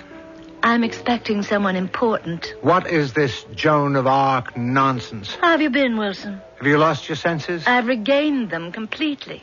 The proof? I divorced you. You are going to play Joan of Arc? You're 50. 43. 54. I was being kind. You're going to play Joan of Arc with that voluptuous figure, those smoldering eyes, that voice? You're going to play Joan of Arc? Oh, this is going to be a Freudian interpretation. Oh, Margaret, who has overwhelmed your senses, seduced you with this delusion? Only the finest director in the world, Kavalevsky. Oh, that charlatan. That genius. You hate him because you cannot intimidate him. A Freudian version of Joan of Arc. Margaret, do not appear in this play. Run along, darling. It's garbage. It's self-indulgent trash. I'll tear it apart. Oh, reviewing it already. You haven't even seen it. I'll destroy it. We shall see. This will be Peter's masterwork and my greatest role, and everyone will acclaim it. Everyone but you. Joan of Arc. I suggest you open it in a burlesque house.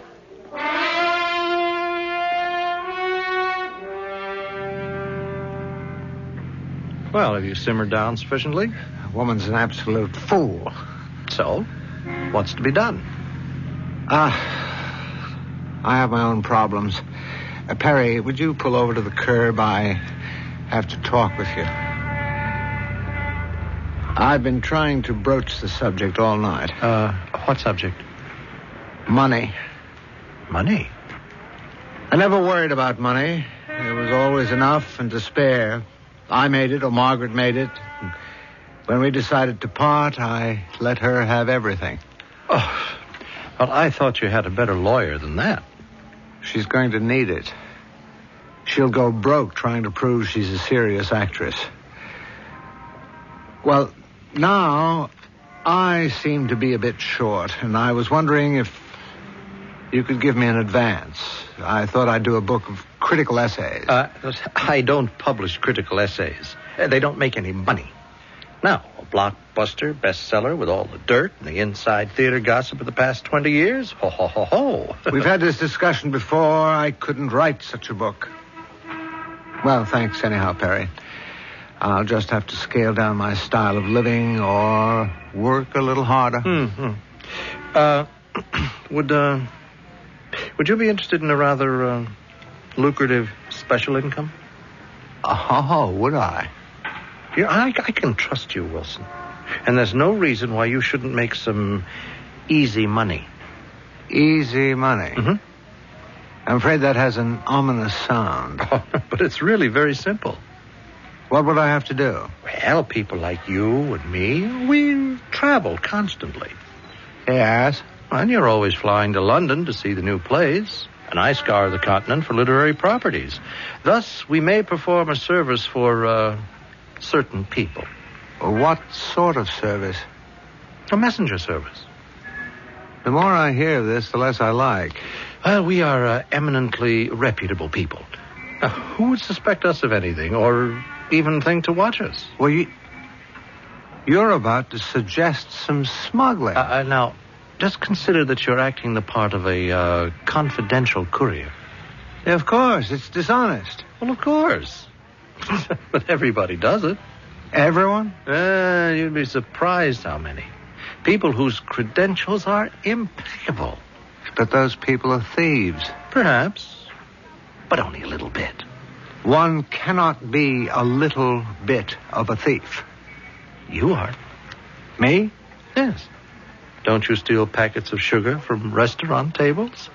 Oh, well, that isn't stealing.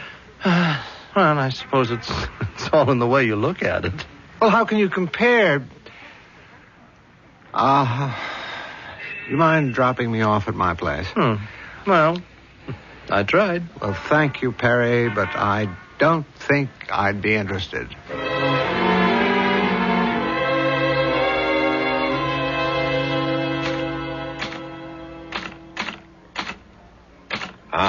Mr. Crawford. Oh, yes. What is it, Sefkins? Shall you be having lunch at home, sir? Oh, I suppose so.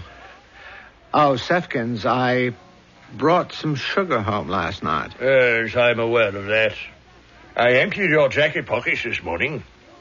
Are you laughing at me? Oh, no, sir. No, sir. We have to tighten our belts. Any economy, no matter how small, is important. Yes, sir. And if we're not required to purchase sugar over the course of a year, isn't that an important saving? Yes, sir. Just pardon me, sir. Mr. Crawford's residence. Yes, who's calling? Oh. Yes, I'm sorry, sir. Mr. Crawford is out. Yes, I shall give him your message. Who's that? The bank, sir. The account seems to be overdrawn. Well, that must be a mistake. Oh, I'm afraid not. Call back and say I'll deposit some money today. Well, unfortunately, sir, I cannot do that. There are no funds, Mr. Crawford. Anywhere. Well, I expect my salary from the magazine. Yes, but that will just cover the rent. And then those articles I wrote for the... Yes, sir, but that check is not due until the 15th of next month. Well, obviously, we must do something, Sefkins. Yes, sir. Any mail this morning? All bills.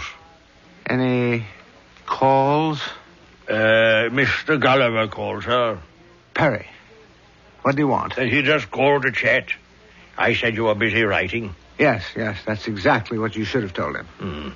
That's all, sir. And it's just as well. We've had enough bad news for one day. Yes, sir.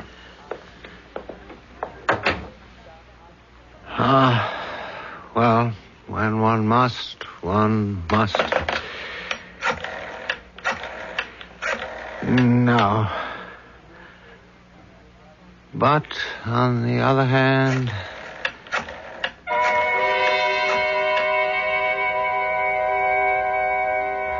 Come on in, Wilson. Perry, I'll be brief. This thing you discussed with me, I've decided to try it. Well, I knew you would. Just exactly what is involved. Well, The next time you go to London, see, I know somebody who'll pay your fare and give you $1,000. In return for what? You carry a small package. Which contains? Usually, gems. And then what? Well, then someone will relieve you of your burden, and when you're ready to return, there'll be another package. And another fee. Well, what do you think? I think it's wrong. True. But I plan to go to London next week. Leave everything to me.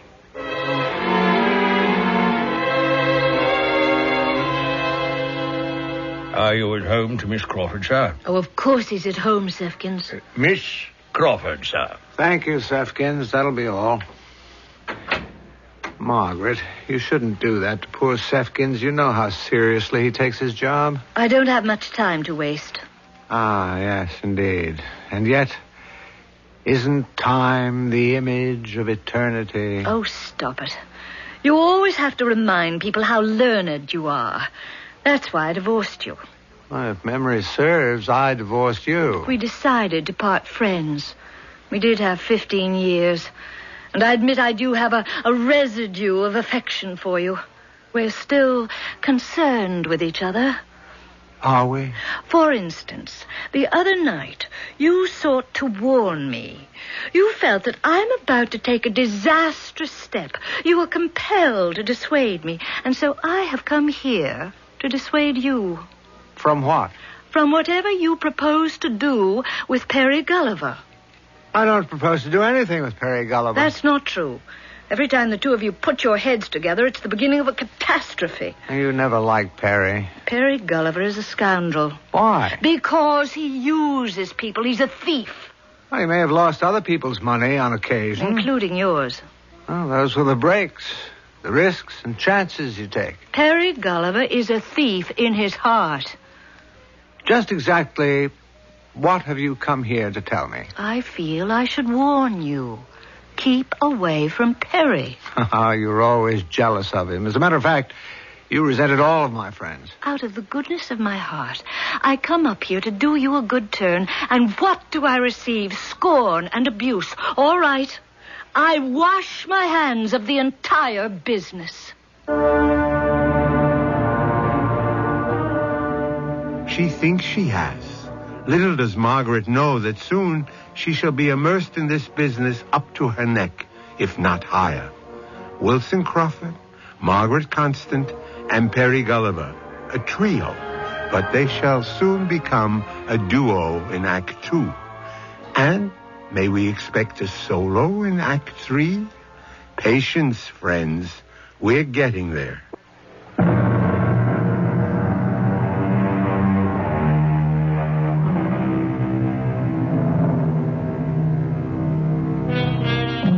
The commandments are uncompromising. They state in bold and fiery letters, "Thou shalt not." However, we perfect mortals try to shade the meaning here and there. We console ourselves by saying, doesn't everybody do it? Well, whether or not everybody does or doesn't, a gentleman named Wilson Crawford is about to. I'll get that, Sefkins. Don't bother. Hello. Wilson? Oh, it's you, Perry. No, weren't you expecting my call?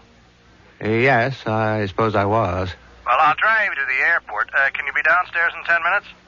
Yes, I suppose so. Good, I have your ticket and a package. A rather small one. It should fit into your attaché case. Perry, I don't know... Don't be so nervous. The thing is absolutely ironclad, surefire, and foolproof.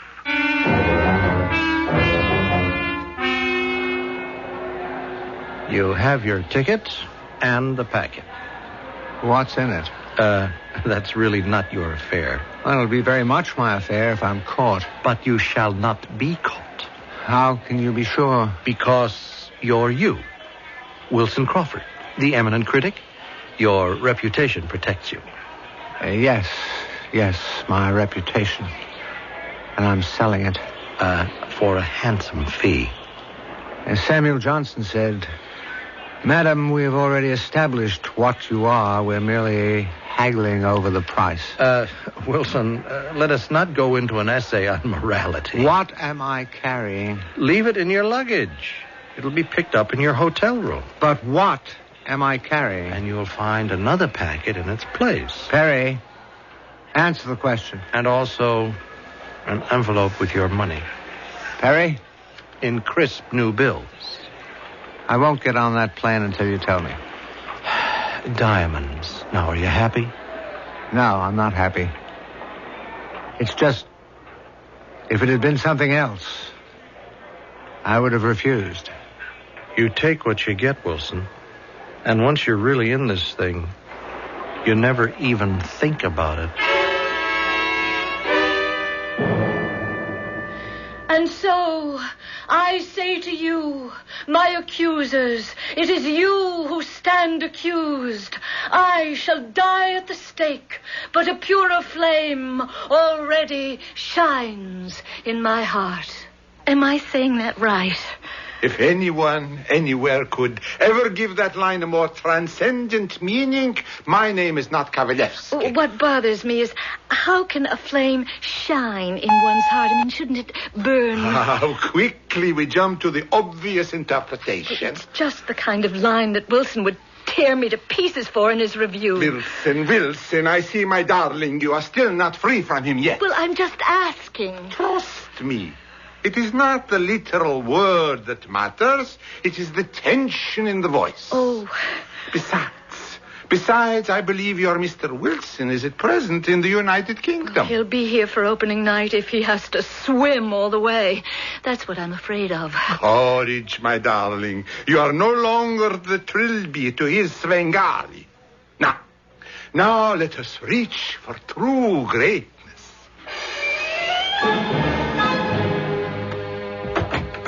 Wilson, you're back. Well, why didn't you call me? It skipped my mind, Perry. You were to call me as soon as you arrived home. I know, but this is an opening night. You have something to deliver to me? Oh, yes, I suppose I have. You suppose? Yes, an envelope. A very large cellophane envelope. It appeared to contain several pounds of... Well, it looked like sugar. You had no business opening it. No one would pay to smuggle a few pounds of sugar, so I must assume it was a drug. Hand it over. I draw the line at that. So it's just as well. What is just as well? It's just as well that I lost it.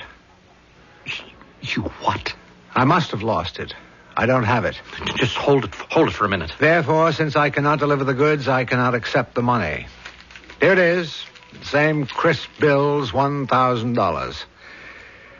Furthermore, Perry, I've decided this isn't for me. Wilson, you had better give me that package. This is morally wrong. How can I do it? Margaret was right about you. Margaret? What does Margaret have to do with it? She smelled a rat long before I did. All she had to do was see us sitting together in that restaurant, and she knew there was trouble. Listen to me. She's right. You are a thief. Well, be one without me. I quit. You can't quit. Watch me. They won't let you quit. They? Wilson, I am responsible for you. Because I brought you into it, I'll be held accountable. I'll go to the police. Do you know what you're talking about? I must be on my way. I have a play to review. An alleged play. You must give me that package. I told you. I don't have it. What happened to it? I don't know. It's just gone, that's all. It was placed inside your suitcase when you left London. And yet when I looked for it this morning, it wasn't there. Well, what could have happened to it? I haven't the vaguest idea. They won't believe it. They'll think you sold it on your own. The street value of that package is well over $1 million. Indeed. Well, I can't miss the opening curtain. Wilson, don't force me to... To what? To do something drastic. I am responsible for you. You should be. And I'm responsible for you, too. After all, a man should always be his brother's keeper.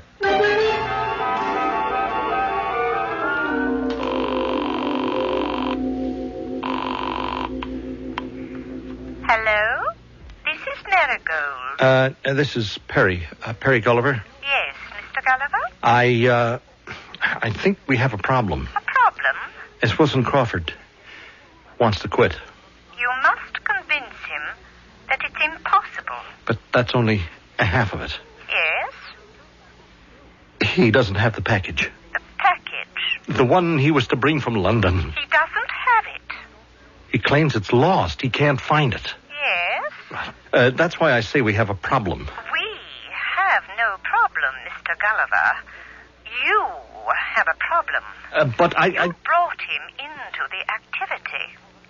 You are responsible. But what is there I can do? Whatever is required to obtain the package. But how can I do that? You had better learn, and quickly.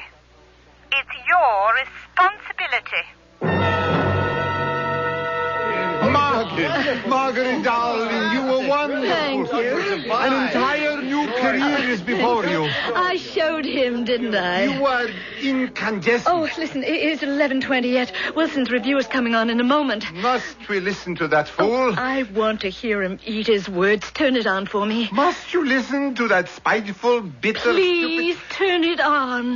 Good evening. This is Wilson Crawford. I said to my producer, how can a news segment do justice to a play in the 3 minutes this permits me? Well, for Joan of Arc, a new drama written and directed by Alexander Kavalevsky, one requires not just 3 minutes, but 3 hours, 3 days. How does one even begin to explore the tortuous reasoning, or lack of it, which prompted so many people to associate themselves with this pathetic, hopeless excursion into banality and futility? How dare you, Wilson? And Margaret Constant as Joan of Arc. She is punished for her hubris.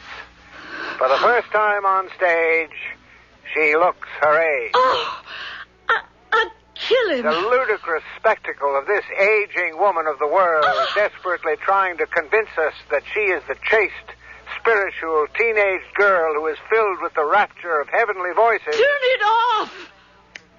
He does not deserve to live. I'll kill him with my own hands. Mr. Crawford. Yes, what is it, Sefkins? The doorman telephones. Miss Constant is on the way up. Oh, we'd better lock the door until she cools off a bit. I'm afraid that might not be possible, sir. She may still have her key. I'm afraid she does. Wilson? Wilson Crawford? Looking for me, Margaret? I'm going to kill you, Wilson. Why? You destroyed me tonight. I would suppose you destroyed yourself. You won't get away with it. You can't deny you were wrong. You heard what I said. I am going to kill you. Go ahead. Kill me or don't kill me, but let's not play another bad scene. You don't believe me. Did you bring along a gun, a knife, poison? How's it going to be? Miss Crawford, you're quite upset, and if you'll pardon my saying... Sefkins, she can't kill me. She didn't come prepared. I could kill you with this. Now, Miss Constance. I bought you this jeweled letter opener. Miss Crawford, please, put that thing down. Let her play the scene, Sefkins. You think this is a joke? It's bad theater. And we must not subject poor Sefkins to a mediocre performance. Sefkins, why don't you go to bed? But, sir, I think we should... Thank you, Sefkins. Good night. Good night, sir. Good night, Miss Constance. And now, dear Margaret, where were we? I'm going to kill you, not only because of your review tonight, but because of your arrogance. Poor Margaret. You don't believe me. Margaret. Oh! Margaret. Stop that. Let go of that letter opener. I'm going to kill you. Let go, Margaret. You're hurting my arm. Drop it. I hate you. I hate you. I'm sorry, Margaret, but I had to write that review. Oh, you destroyed me. I destroyed a false and ludicrous woman you were trying to be. It was necessary surgery. Who asked you? No one had to ask me. Now you can go back to the Margaret Constant who is true to herself. I never want to see you again, as long as I live.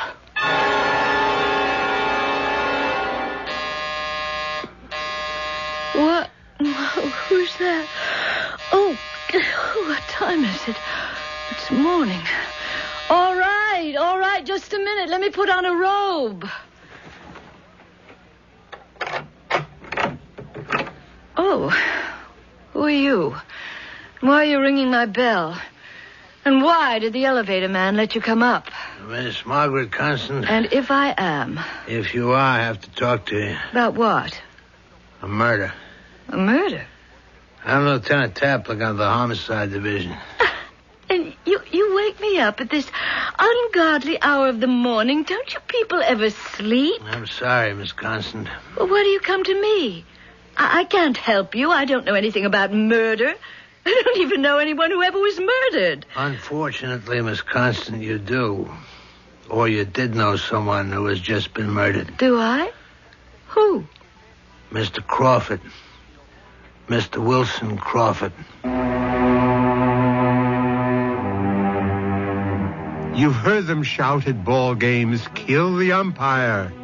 And many people in the theater harbor the same feelings about critics. If this homicide lieutenant is to be believed, someone has just murdered our friend Wilson Crawford. No wonder the police have made a beeline for Margaret Constant's apartment. After all, she made no secret of her feelings about Crawford. She's in for some rough sledding in Act 3.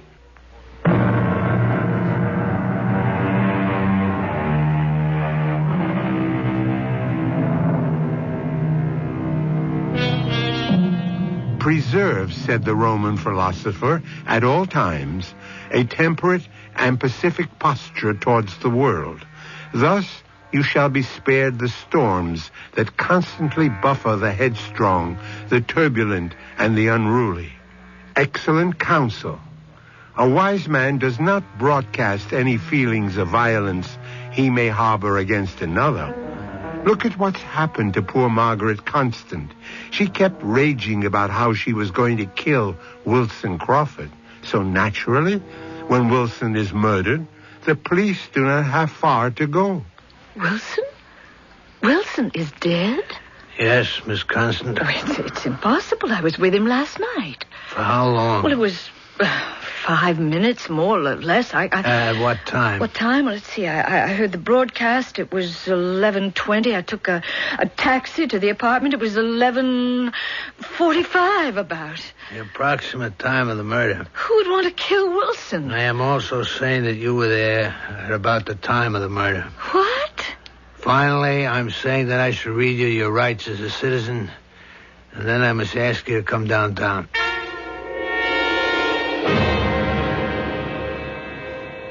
Mr. Sefkins, did you hear Miss Constant threaten to kill Mr. Crawford? Unfortunately. And how did she say she would do it? With your permission, sir. They were both highly volatile people. She was furious. And they played a scene, as they so often did. I suppose they enjoyed the drama. That's what it was, a scene? Yes, sir, that's what I thought it was. I'd had 15 years of it during their marriage. Indeed, that's why I left the room and went to bed. And she picked up the letter opener from the desk and said, "I'll kill you with this"? Yes, sir. And you then left the room? Yes, sir. I didn't think that she was... And about 7 a.m., you came into the room, found Mr. Crawford dead on the floor. Yes, sir. He had been stabbed in the back. And the letter opener was lying there next to him. Permit me, sir, if I may. They were both angry at themselves. You see, they had no business being divorced. They cared for each other very much. That isn't true, Sefkins. It was all a misunderstanding. She was furious. but he incited her, and I think it was their way of making love. How dare you, Sefkins? They played one of their usual violent scenes, but this time it just got out of hand, that's all. Well, it isn't true. She didn't mean to kill him, Lieutenant. I didn't kill him, I didn't. Thank you very much, Mr. Sefkins. That'll be all. All right, Miss Constant, you ready to make a statement? Yes, the same one I've been making all along. I didn't do it. You had the motive. You made the threat. You were there at the approximate time of the killing.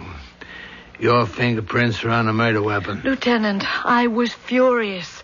I did say, I'll kill you. I did go to the apartment. I did pick up the letter opener. But after Sefkins left the room, I even fought with him. But only for a moment. And then I threw the letter opener on the floor and I went home. And that's what I intend to tell the jury. You expect them to believe it? Yes, because it's true. No, Miss Constant, I didn't kill him, and you know it. I loved him. I'm a fool, but I'm not a murderer. I know who killed Wilson. Perry Gulliver. Where does he come into this? Where's your proof? How can you accuse someone of murder without proof? You accused me. What did you have? A few flimsy pieces of circumstantial evidence? Well, what do you got? Wilson spent all of last week in London. Why? What does that have to do with anything? When Wilson goes to London, it's on business. All right. So he had business. What business? The only reason his magazine would send him would be to review the new plays there. It's the end of the season. There aren't any. So why did he go? Well, maybe it was a pleasure trip. No, he couldn't afford it. He was broke. Well, all right. I still don't see why... One night, I see Wilson and Perry very chummy in a restaurant. A few days later, Wilson flies to London. A week later, he returns. On the next day, he's murdered. Obviously, Perry sent Wilson to London. Why? Why? What was Wilson supposed to be doing in London? He didn't write anything. How do you know? I have friends in London. They kept an eye on him for me. Went to a few parties and came home. All right, so where are we? If Wilson didn't go there to do anything, perhaps he went there to get something. What? How do I know what? You're the professional. Don't you have any ideas? I've opened a world of infinite possibilities. Now, if this were a play... Well, Miss Constant, this is not the theater. Well, you see, we have Perry Gulliver sending Wilson to London for something. But what? Drugs, diamonds, military secrets. Don't you ever go to the movies? When Wilson returned, they quarreled about it. Well, how do we know? How do we know? That's something we can prove. Maybe. Sir, how may I be of service, Lieutenant? Let me ask him. Well, go ahead. It's your investigation. When Mr. Crawford returned from London, did Perry Gulliver visit him? Yes. See, Lieutenant? Do you know why, Sefkins? Well, Mr. Gulliver seemed somewhat upset. Why? Miss Constant, I never eavesdrop. You know that. Why do you say Mr. Gulliver seemed upset? Yes, well, Lieutenant, as Mr. Gulliver was leaving, I gathered he was angry because Mr. Crawford was supposed to have brought something from London for him. I told you. All right. When Mr. Crawford came home from the airport, did he have his luggage? Yes, sir, his suitcase. Did you unpack it as usual? Yes. First I ran Mr. Crawford's tub, and as he was bathing, I put away his things. Did you notice anything unusual in the suitcase? Unusual? There's no, sir. Nothing at all? Think, Sefkins. Well, you might call it unusual, but I'd already become used to it. Used to what? The sugar. Sugar? Miss Constant, after you left him, Mr. Crawford developed the oddest habits. He collected sugar.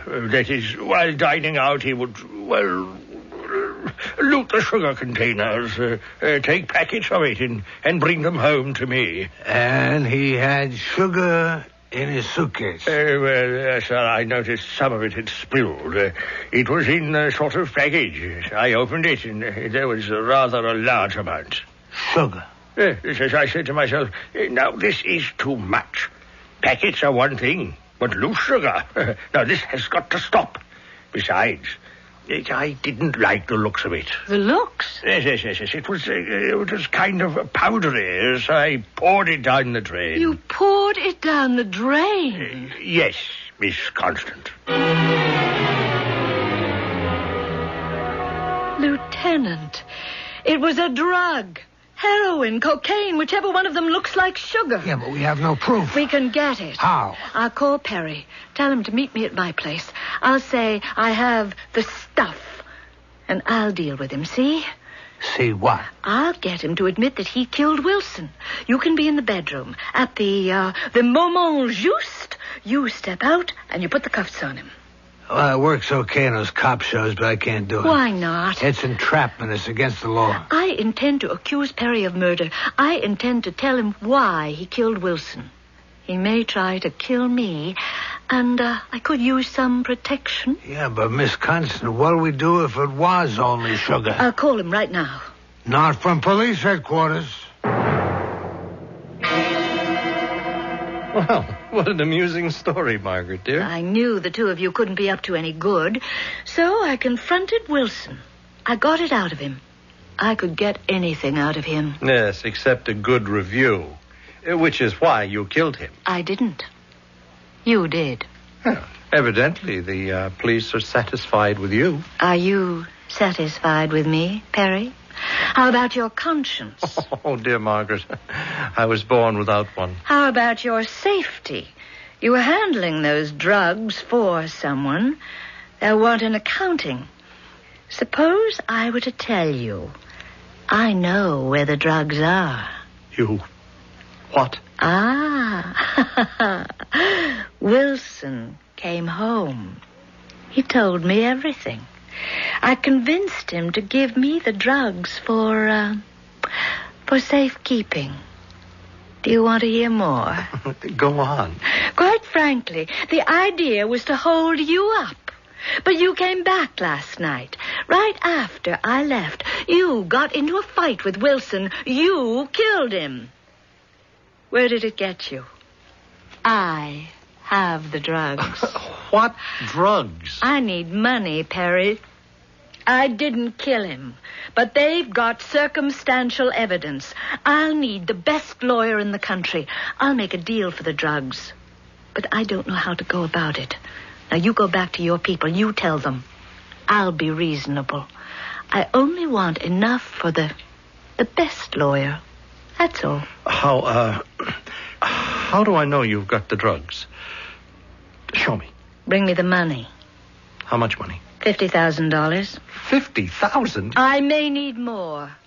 Make it 100. It's nothing.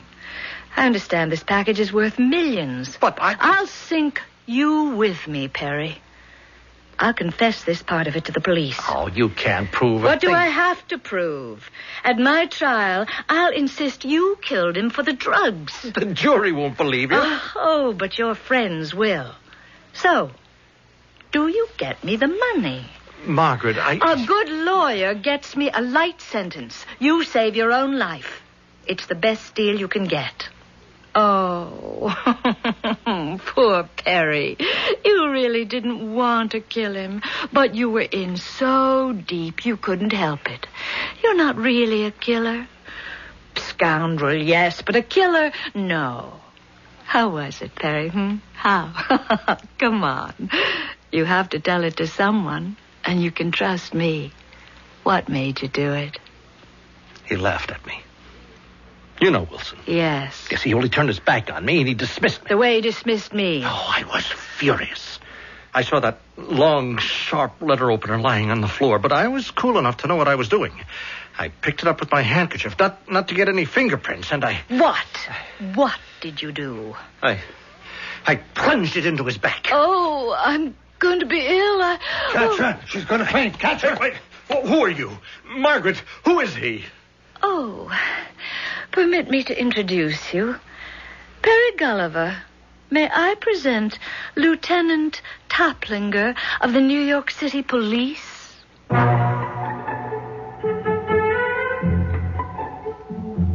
I shall return shortly with a final thought. The name of our story is Everybody Does It, and thus is formed the heart and spirit of our morality. For what is morality? It comes from the word mores, which means custom, usage. And so the hard fact is we are what we do, what society sometimes approves of or winks at. A pity we cannot be that to which we aspire. Our cast included Robert Dryden, Carol Teitel, and Earl Hammond. Associate Director, Marlon Swing. This is Hyman Brown, producer-director, inviting you to return to our Mystery Theater for another adventure in the macabre. Until next time, then, pleasant dreams.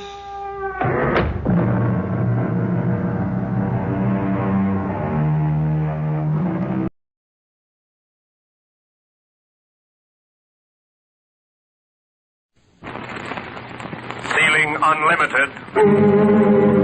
Hello, Americans.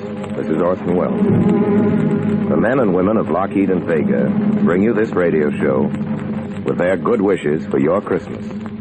Tonight, we've taken our microphone to an important meeting of military chiefs somewhere in the United Nations. Robert speaking. Yes, sir. No, sir. General Robert. Hold it, I'm talking to him now. What am I going to say to him? Yes, sir. Just as soon as we know, sir. General Roberts here for new report, sir. Young King. Here's one from the Kremlin. Look at this one. Typical. A flyer who's had over 8,000 hours. Just as I was preparing to land, he says, a large purple one of the big-bellied type suddenly sucked the air right out from under my plane. One of the purple variety. That's what he says. One of the big-bellied kind. Oh, they're beastly. Will someone tell me where those creatures come from? Their name derives from the Old English transitive verb, gremmy, meaning to vex, I believe. Gremmy. To vex, huh? Well, if we don't get something definite, old Courtney will... Old Courtney will what? Yes. What is it old Courtney will do? I'm sorry, General Courtney. You mean about calling me old? Well, I am old. I've never felt older. 600 miles of the vilest weather I've ever flown in. And literally hundreds of them, gentlemen. Hundreds swarming all over the place. Won't you please take this chair, General? No, I will not.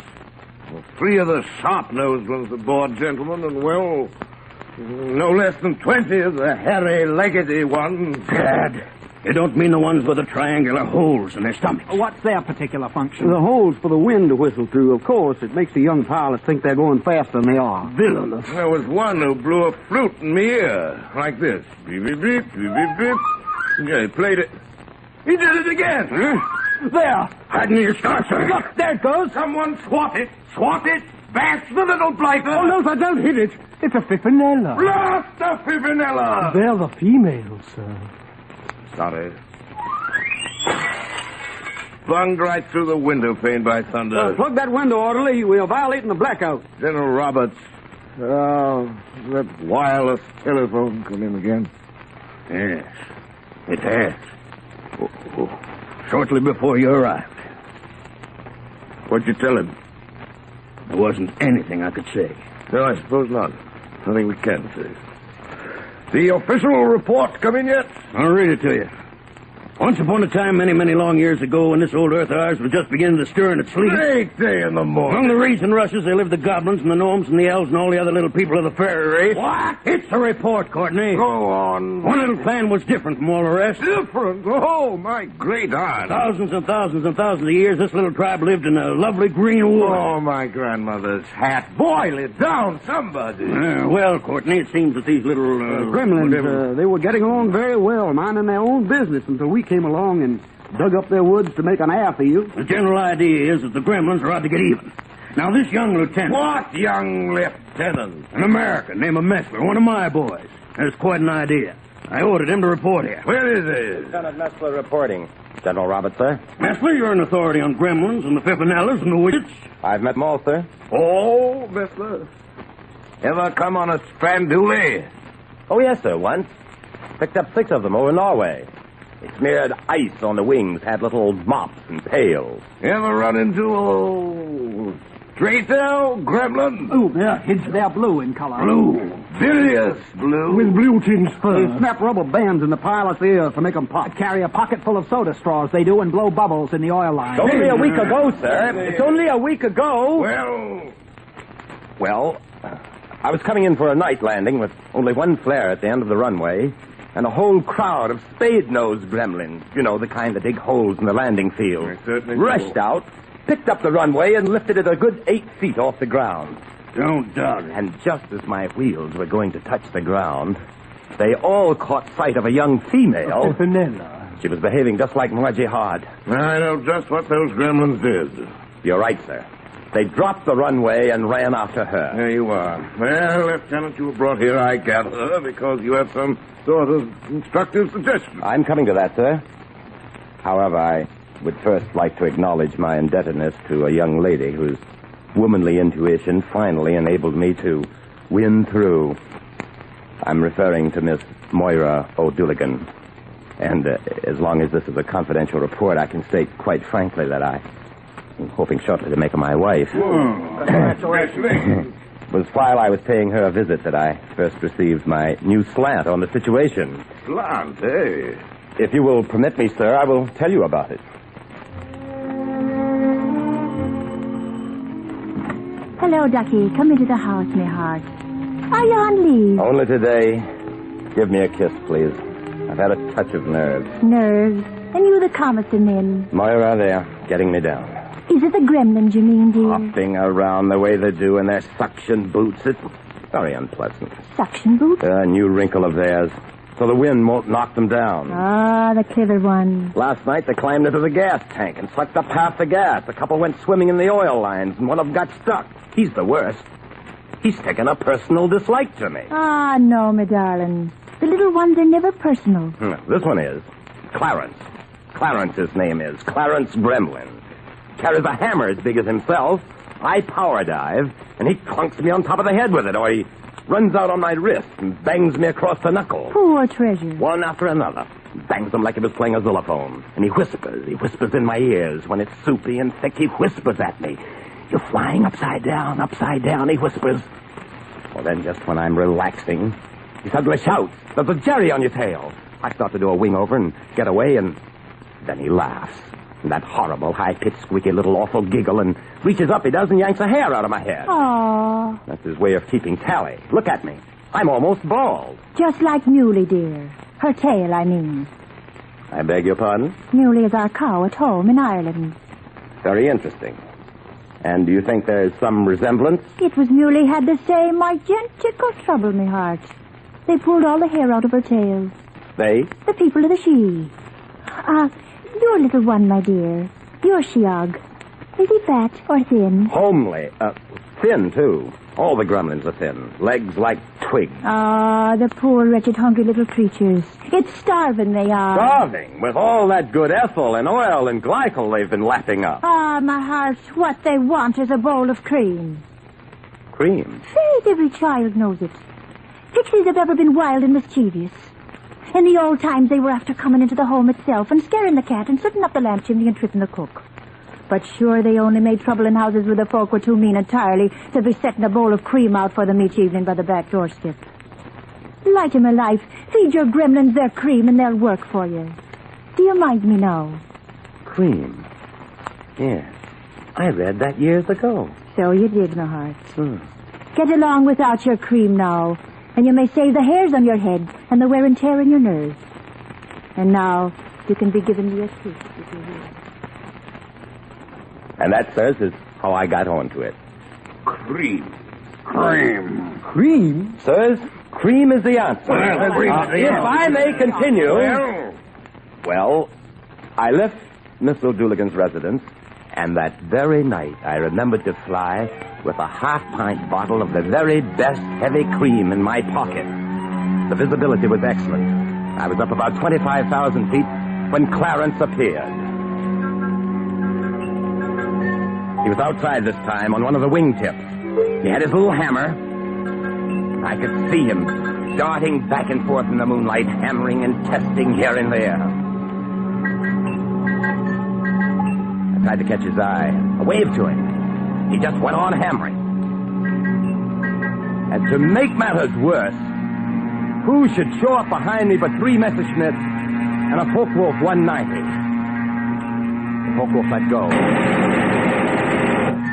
The hammering continued, with Clarence inside now, tapping away busily at the dial. I made a grab for him, but he got away behind the transmitter.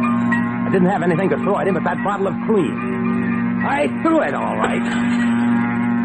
Smashed just over his head and broke. All the mess of cream flew out all over him, dousing him from head to foot. Sirs, he was the wettest, maddest gremlin you ever saw. The Jerrys were still after me, and I was so busy for the next 10 minutes I didn't have time to think of Clarence at all.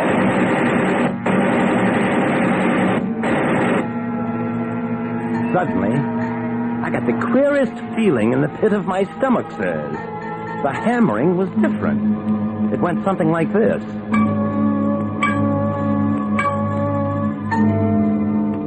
I saw him now close by me in the light of the moon.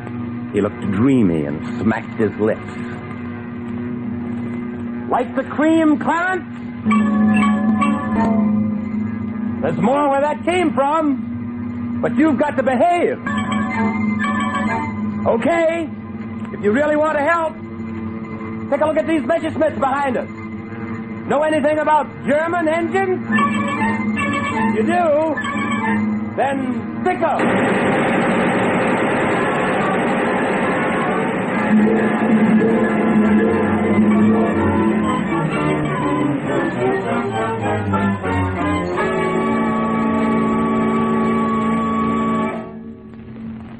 And that, sirs, is my report. Interesting.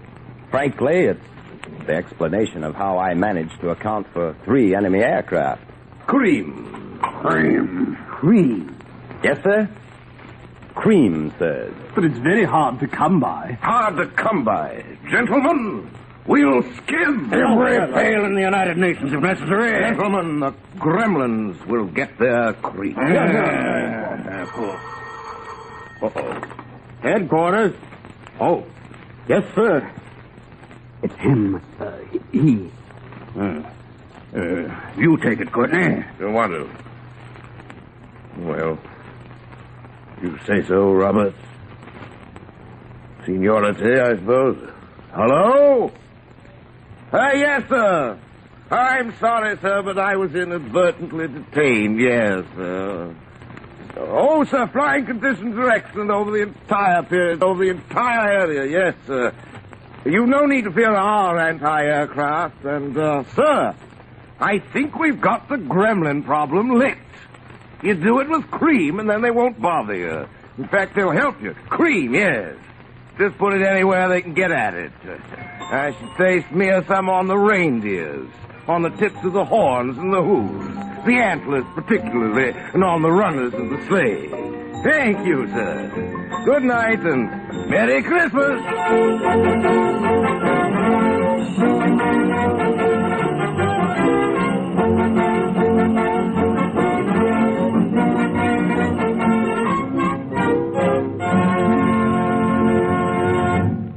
Ladies and gentlemen, only once every couple of centuries, a new legend appears on the face of the earth.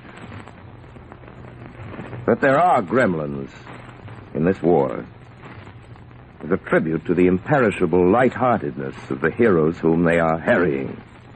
It's our happy Christmas thought for this year.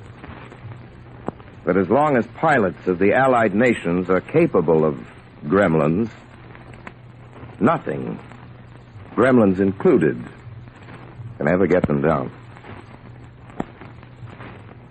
In our cast tonight, an old Mercury friend, an old Mercury star, Joseph Cotton, enacted the role of Lieutenant Messler. Agnes Moorehead's part in the festivities consisted of some Irish brogue. Lou Merrill was General Roberts, and General Courtney was your obedient servant. Anthony Collins wrote the music, Lud Gluskin conducted it. And all of us wish all of you all the good things there are to wish for this Christmas. Good night, Americans.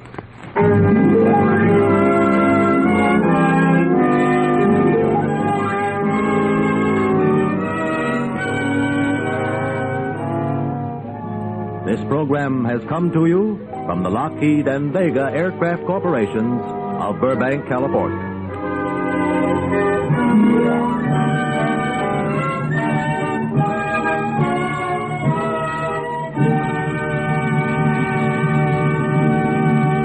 This is the Columbia Broadcasting System.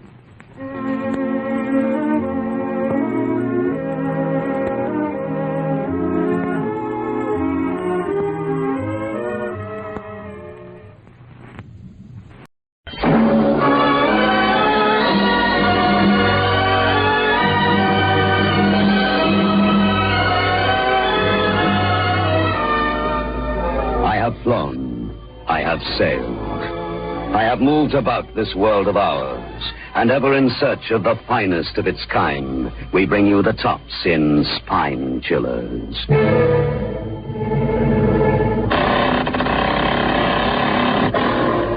The creaking door.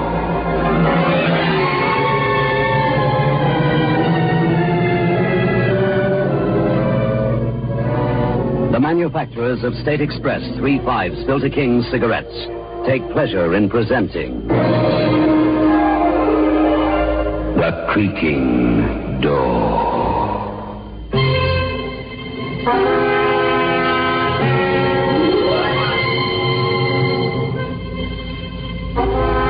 Good evening, friends of The Creaking Door. The creaking door is open, so do come in. You're welcome, if you can stand the cold. Hundreds of friends are simply dying to come here.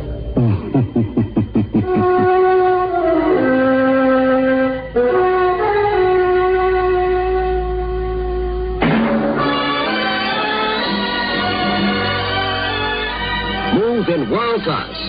Get the taste of new smooth State Express 3.5s today. We promise you, it's the smoothest cigarette you can get.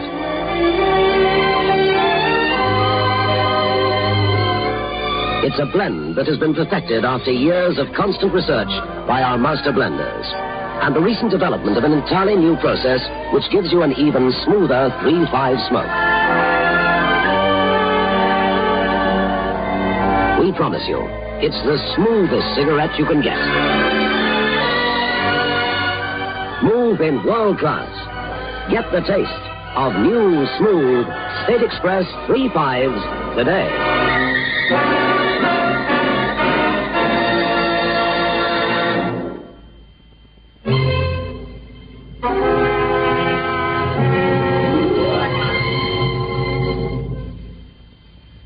Harry Logan is a nice young man. Just the sort of person you'd like to invite for a weekend at home. If only the nasty, suspicious police weren't convinced that he's a murderer. Go through it again, Logan. There's nothing to add. Nothing. Who cares? You got time. I'm paid by the police department, so I got time. Let's hear it again. Lieutenant, I don't want to. Go through it again, baby. You might even convince me. How'd you like that? But I know so little. I woke up in this girl's apartment. Hold it, Logan. How'd you get to the apartment? I've told you. I don't know. It's all a blank. I wonder if a grand jury will believe you. Go on. Well, I woke up in this apartment. It was a nicely furnished place. I'd been sleeping in a chair. Been there before? Never. I swear it. You don't know how you got there. You've never been there before, but you were sleeping in a chair, and Miss Hollister... Is that her name? You wouldn't know, would you? You only killed her. Oh, that's a lie. Okay. Tell it nicely. I walked through the apartment and, I found her. She was lying on the bed. Well, when the doctor got there, she was on the floor. I explained. You know I explained that. Don't you know better than to move a dead body? I didn't know she was dead, I tell you, but She was lying there as if she was sleeping. And you've never seen her before, never been there before, and this doll is strangled while you're sleeping in a chair. She's wearing a nightdress, and she was strangled, Logan, strangled. And her name is Hollister? Marion Hollister, as if you didn't know. A rich girl with rich parents, and they have enough pull at City Hall to put you away for life, just for being there. Want to change your story? I can't change it. That's the way it happened. What do you remember immediately before you found yourself in this apartment? The last I remember is getting off a subway train at City Central. I was walking up the escalator and... there was a girl. Oh, there was a girl, was there? You missed that bit out. Where was she? She seemed to be sick. She was leaning against the wall of the station just beyond the escalator, and I think I stopped and asked her if I could help. And you remember nothing more? No, not a thing. This is a highly likely story. Let me tell you, Logan, amnesia has been put forward as a defense in a score of murder cases in the city. It has succeeded twice. Most times with girls so pretty that they'd have got away with it if they'd been caught with a smoking gun in one hand. I can't help it. I'm telling you the truth. Okay, I'm going to put you back in a cell. Maybe you can remember a little more. Officer, take this man away.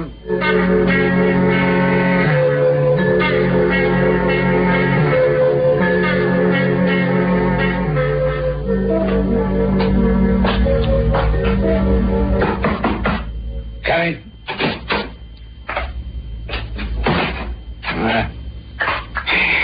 Chief, I hate to say this at my time of life, but I have a sneaking feeling this guy, Harry Logan, is telling the truth from the Hollister case. He just happened to get in this apartment where she was killed, and he can't remember a thing. He says he saw a girl in the subway. She was sick, or so he thinks. Oh, so he thinks. Yeah. How did he get to the apartment? How did he get in? Oh, we don't know yet. But there's something we do know. Logan's hands don't fit the prints on the Hollister girl's neck. She was strangled by a much larger man. I tell you what, Carly. If you can't tie this guy Logan with a kill, let him run for a while and we can find out how he goes. Have him followed. None of it makes sense, none of it. How did he get into that apartment? Well, maybe, Chief, if we follow him long enough, we'll find out. Have you asked him to identify the body? No, but we'll do that before we turn him loose. Maybe we can learn something from his reaction.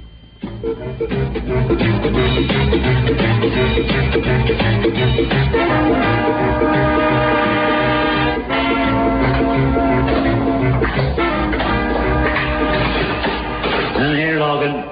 Is this the morgue? It's not the Art Museum. Over here. Now, did you ever see her before? Well, it's horrible. Horrible. Yeah, I'm inclined to agree with you. I asked her if you'd ever seen her before. No, never. Not to my knowledge. Sure? Sure as I can be. Lieutenant Cowley, this is like a nightmare. Okay, son, come upstairs to my office. I want to show you pictures of how she was when she was still alive.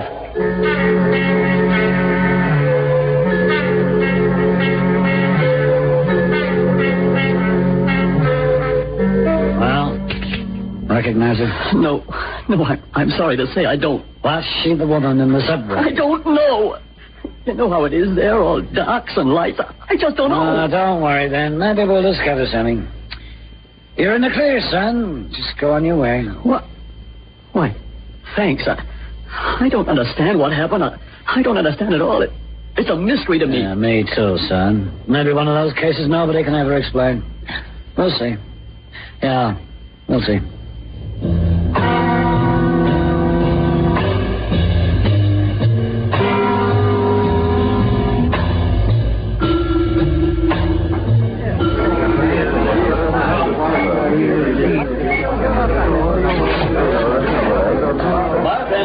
Give me a beer and a sandwich. Coming up, buddy. Thanks.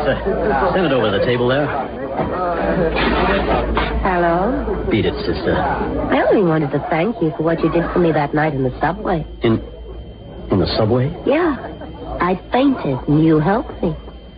Who are you? The name doesn't matter. Sit down. Have a drink. Not now, thank you. The hat's hiding your face. I don't recognize you. I'll take it off. There. Is that better? But you're Marion Hollister. Why not? Why not? Here's a sandwich. 80 cents. The girl here. Where did you go? What girl? I don't see no girl, mister.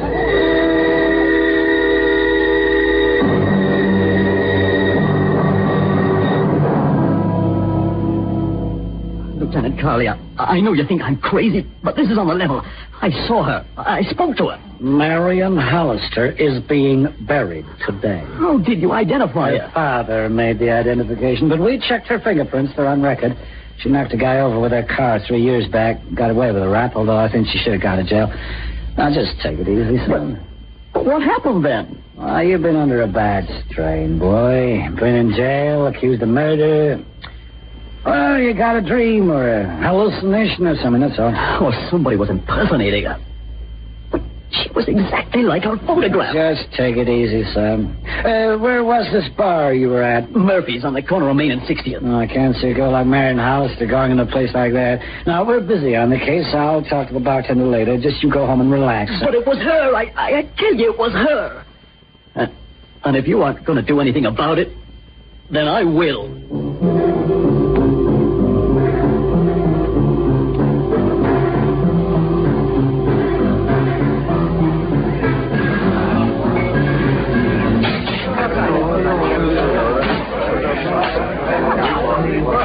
Hey, you. Yes, sir? Take a look at the seal. Okay, have a drink on the house. Beer? Another cheap cup. Scotch, then? I don't want a drink. Now, what is this, mister? Hold up. Oh, I get it. I pay you or you raid the place. Yeah, well, business is lousy. The most I could go is $50. Look, I want information. A guy named Logan was in here the other night. Yeah, that's right. How'd you know his name's Logan? Right. One of the reporters told me. One of the newsmen. You served him a beer at his table. Was a dame with him? I never saw a dame. You sure? Sure, I'm sure. Get your jacket, mister. I'm taking you in. Say, what is it? Ask for questioning. Are you coming quietly or in two pieces? I'll come quiet.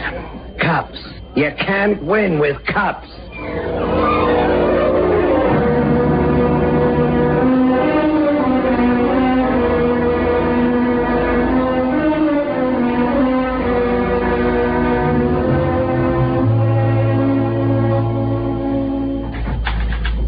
Mr. Parmenter? That's me, son. You're the crime editor of the Banner? Yeah. I know your face. You're the guy that was picked up as a suspect in the Hollister case. And you're released. I'm sorry. You were yesterday's news. I want to know something about Marion Hollister. What kind of a woman she was. Come in my office.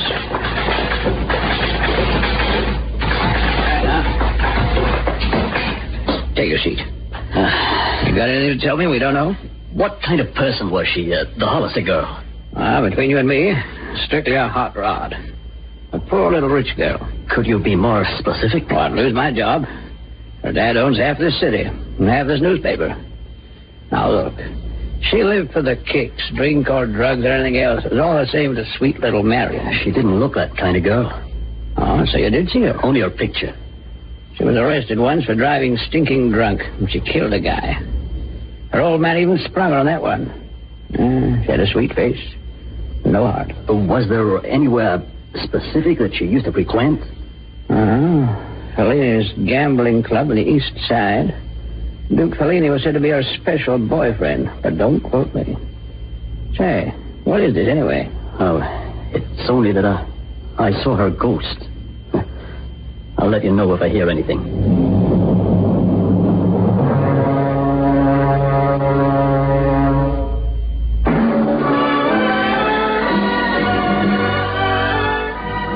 In world class.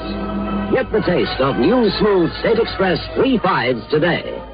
We promise you, it's the smoothest cigarette you can get.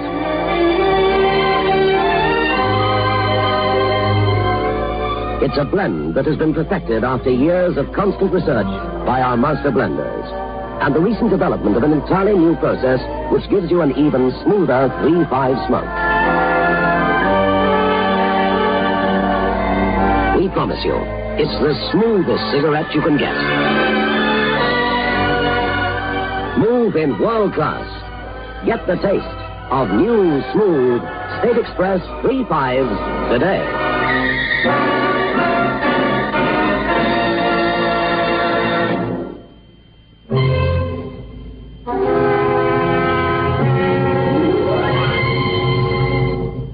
I don't think Logan believes in ghosts. Do you? But after all, he saw the girl dead.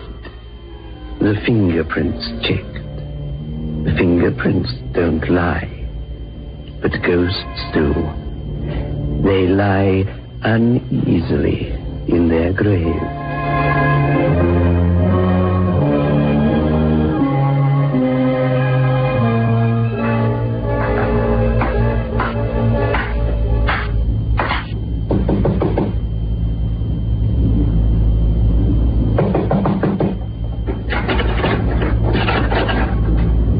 Felini's club? Sure. Where's Fellini? Not here. We're closed. Where does Fellini live? How should I know? I'm a friend of his. Who cares? How much? $50. I'll spring a 10 spot. Hand it over. There. Now talk. 13 Wilshire Chambers. That's an unlucky number.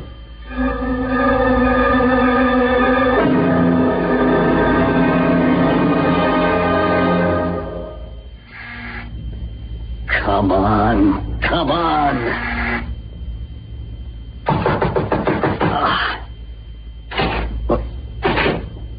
What do you know? Wasn't even luck.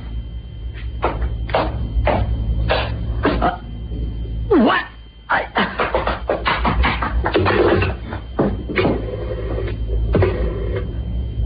Police? Give me Lieutenant Carley. Hello, Carley? I'm in the apartment of Carlo Fellini at 13 Wiltshire Chambers. Come over quick. Fellini's dead.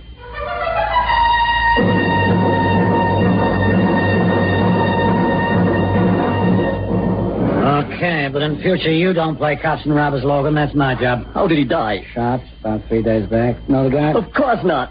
You don't know anybody, do you? No, I don't know anybody.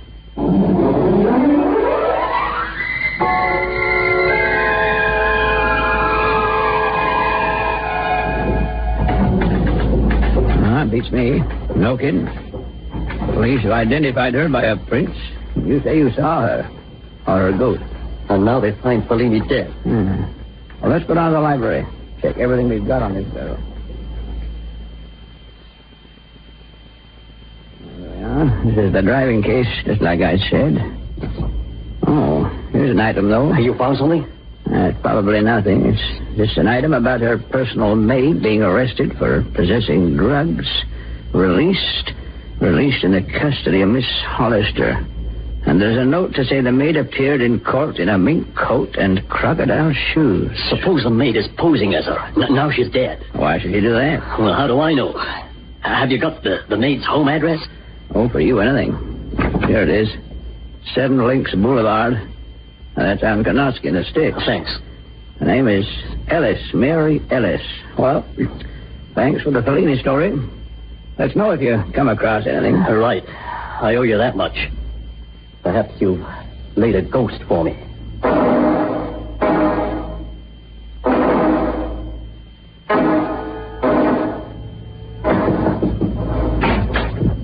What do you want? I want to discover the whereabouts of Miss Mary Ellis. I understand she is about to inherit some money under Miss Hollister's will. I don't like me. Marion wouldn't have left Mary a red cent. Mary was fired long since. What is it, death? No, not dead. Is Mary Ellis here? You're looking at her. Come in. Thanks. Now then, what is it? You look rather like Marion Hollister, don't you? A bit. Where's the mink coat? Gone to the pawn shop. What's it to you? Mary.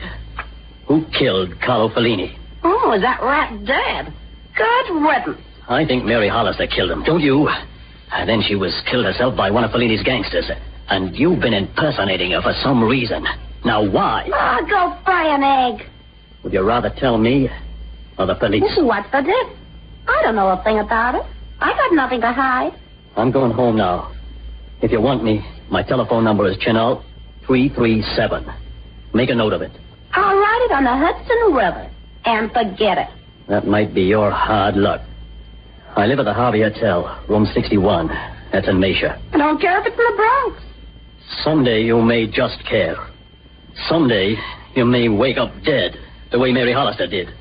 Now you just think about it. I'll give you 2 seconds consideration. Now beat it. Thanks. For nothing. You can see yourself out, but don't scratch the woodwork. Logan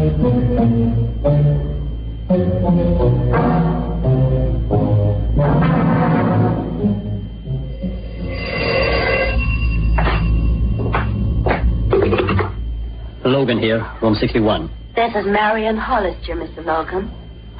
I don't know what the game is, honey, but Marion Hollister is dead. And I don't believe in ghosts. Don't you, honey? Perhaps you should. Whoever you are, what do you want? To talk to you.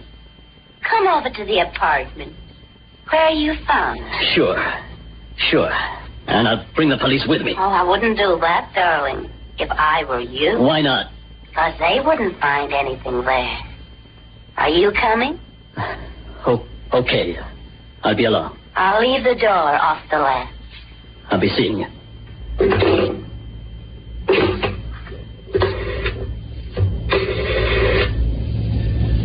Police? Give me Lieutenant Carley. Hello, Carley. I just wanted to tell you that I've got a date with a dead woman.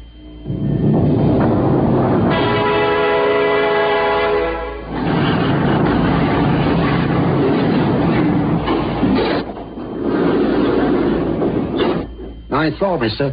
Thanks.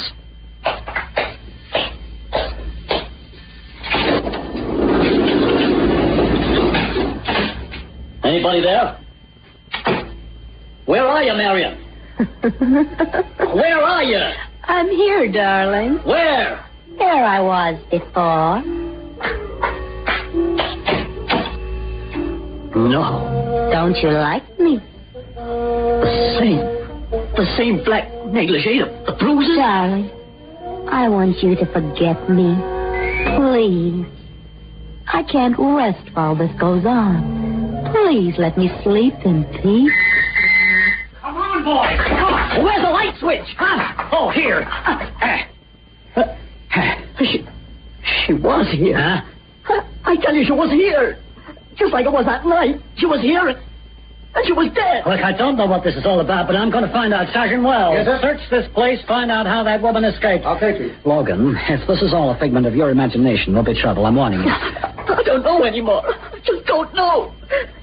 Maybe I'm going mad. Now go back to your hotel, Logan. Keep off the streets. You may be in danger. I'm in danger.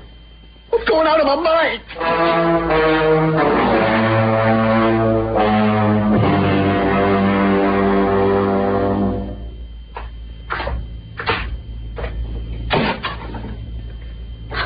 Hey, what is this? What are you doing here? Don't you like me? Even a little? You're real. You want a ghost? No. I'm not a ghost, Logan.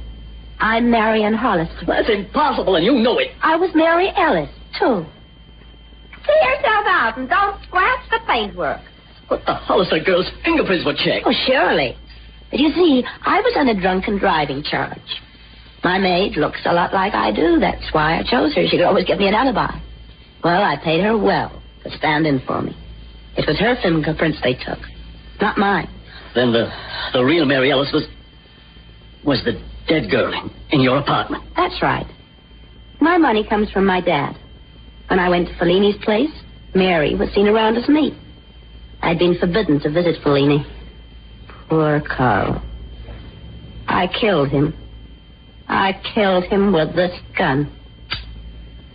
Put that thing away. I shot Carlo because he was through with me.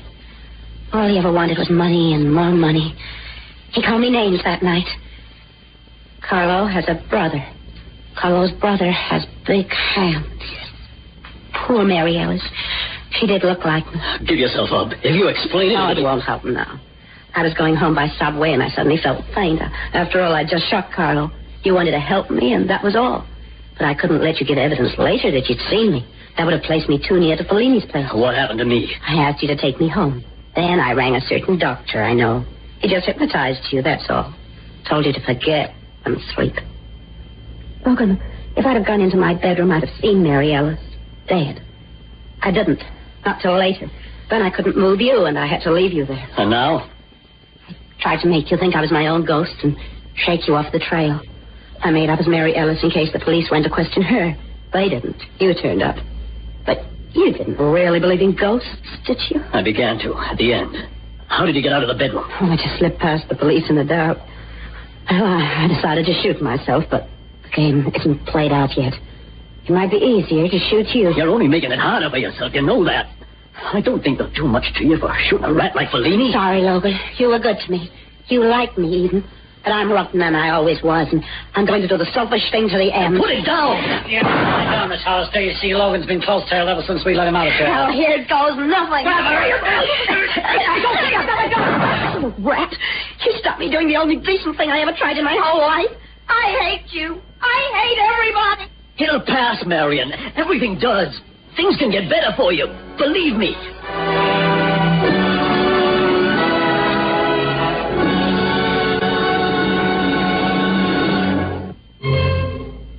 Dear me, what sort of a world is it when you can't even trust a ghost? It isn't the sort of thing we'd stand for behind the creaking door.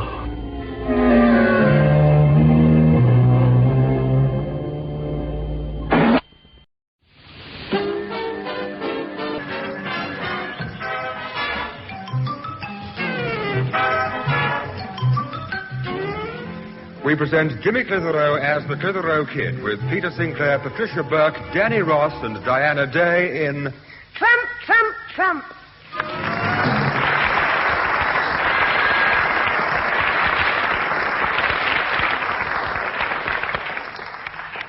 How's Higginbottom? Call yourself a goalkeeper? I've only had 4 shots at you, and I've scored 5 times. Fancy trying to keep goal and suck an orange at the same time. Look, I'm going to shoot in a high one now, so be ready to do a flying leap. Are you ready? Right, Ozzy, here it comes. A Bobby Charlton special. You big soft Nelly, you missed it. Now go in the cottage and get the ball back. Haunted? Look, it's just a broken down empty cottage. There's no ghosts in there. Anyway, what if there is? You shouldn't be scared. You see a big horrible monster every day, your dad. All right, you coward. Stop there and I'll go in. And when I come back, I'm having 6 more free shots at you for this, with your hands tied behind your back. Oh, the big soft coward. Fancy saying this cottage is haunted. Now then, what's the game? Help! A ghost!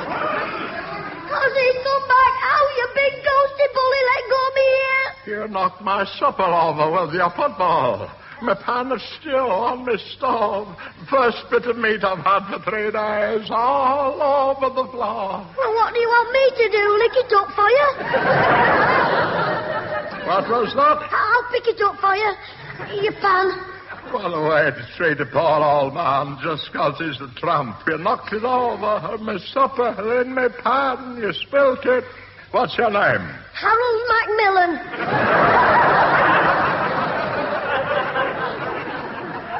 Now, don't try to be funny, or I'll sharpen my bread knife on your head. Now then, who are you? I'm Jimmy Clitheroe. Well, where do you live, young man? Come on, your house, your home. Where do you live?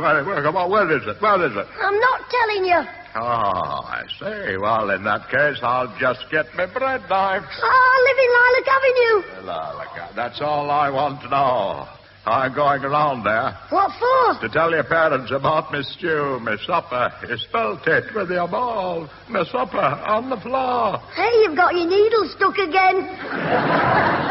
Oh, cheeky with it, eh? Yes, well, you'll regret it, you know. Nobody does this sort of thing to old Ben Batter's brain gets away with it. I'll tell them what you've done. Oh, but please, old Mr. Batty. Old Batty Ben, I mean, I'm not supposed to be here playing football. I should be at home practicing my piano lessons. Oh, see, instead of playing the piano, you're playing truant, eh?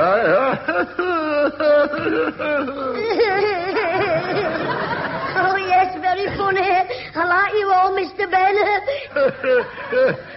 Well, now we've had a good laugh. We'll go around to your house. It's no good going now. wasting your time. There'll be nobody in till 5:30. Oh, I can wait, Sonny. Tramp has all the time in the world. As I once wrote in one of my poems. Just listen now to this, you see. Now. A knight of the road who some folk call a tramp is not like a moth flitting mad round a lamp. Is no wish to take part in life's one mad rush. I think this old fella's as daft as a brush. Oh, that's not the next line. Look, if I take you home and give you some food before the others come back, will you go away and not tell anybody? Oh, I don't know. That might be letting you off a little bit too easy, you see. As I once said in another poem, a sin once committed cannot be ignored. To get into bother, no one can afford. Thank you, old Ben Tennyson. Look, I'll fix you up with some grub. Do you like fresh strawberries? Oh, I love them, yes. What a pity we haven't got any.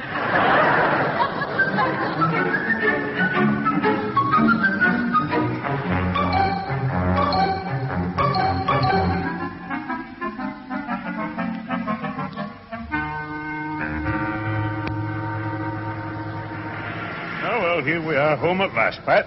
What's the time? Just turned 5:30. Oh, I hope Susan's home. I told her if she got back first to make the tea. Oh, aye. We'll have to be out again soon. What time do we have to go to the bingo? 7:00 at the parish hall. Come on, we'll go in the back way. Right, Pat. Hello, there's Jimmy's bike with a wheel off. He must have had a puncture. Yeah, he'll have another if he hasn't done his piano practice. You should have heard the row he kicked up about it. Oh, Jim's not as bad as he used to be. Have you noticed how he seems to be getting on much better with Susan these days? You great big daft-looking sister. Look what you've done. Stuck a fork right through me in a tube. Get out of my way. I'm making the tea. You did it on purpose, you big rotten thing. It was your own fault, sticking your silly in a tube in the sink while I'm washing up. I'll stick you in the sink in a minute and you'll go right round the bend. Now, Jimmy, that's enough now. Well, it's all her fault. Why don't you get rid of her and buy a parrot? Jimmy, just stop it. Don't speak to your sister like that. Susan, what's all the trouble? I was just trying to wash up before tea, and he comes along mending his silly puncture in the sink. They'll be mending a puncture in your head in a minute. At the infirmary. Well, that'll do, Jimmy. Shut up. But it's all her fault. I said shut up. Yes, Grandad. Now, let's have no more of this bother. Do you understand? Yes, Grandad. And you'll just stop annoying Susan, do you hear? Yes, Grandad. And for heaven's sake, stop saying yes, Grandad, will you? Yes, Grandad. Father, is it all right if I get a word in? Yes, Grandad.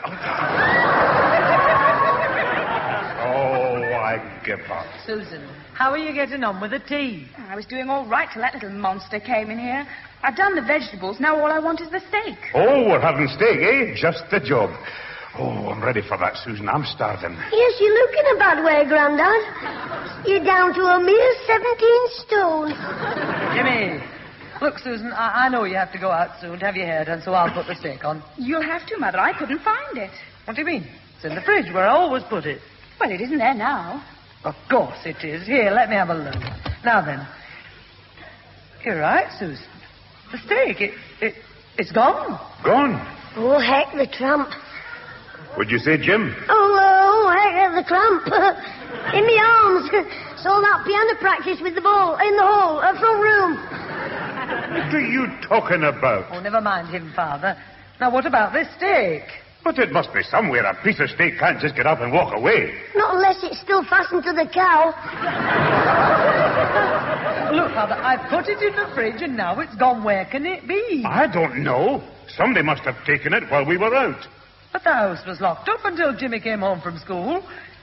You didn't hear anybody come in, did you, Jimmy? Me? How could I? I was practicing the piano. Very loud. But you were told to practice the cradle song. Surely there's nothing loud in that. Oh, yes, there is. Where the baby wakes up and yells for its bottle. I've just noticed something else missing as well. What is it? The cigarette case Alfie and I bought for Harold Carter's 21st birthday. I put it here yesterday with my hairdressing things to remind me to get it engraved tonight. And you mean it's gone? Yes, and it was quite an expensive one. Real silver. Now, wait a minute. Oh, I think I've got an idea who the thief might be. Jimmy? Not guilty. Wasn't me. I was only going to ask you if you saw anybody hanging around the house. A tramp, for instance. A tramp? Did you say a tramp? Aye. Mrs. Peters was telling me this morning, Pat. She chased a tramp out of her house only the other day. You mean he was stealing something? He took a pie from her pantry and some smalls off her washing line. You mean he pinched a pie and nicked a knickknacks? Jimmy, you could be right, Father. I'll bet that tramp's been in here. Well, I'm going to get the police on the job. If they find him, they'll soon get the whole truth out of him. Hey, perhaps it wasn't a tramp who pinched the steak. I'll bet it was that dog next door but one. What, a dog walks in here, opens the fridge, takes the steak out and closes the back door with his tail? Oh, very clever. Well, he is a clever dog, Mum. He can count up to 4 and walk on his back legs. And he does like meat. And what about the cigarette case? Don't tell us that the wonder dog took that with him. Well, maybe he can smoke as well.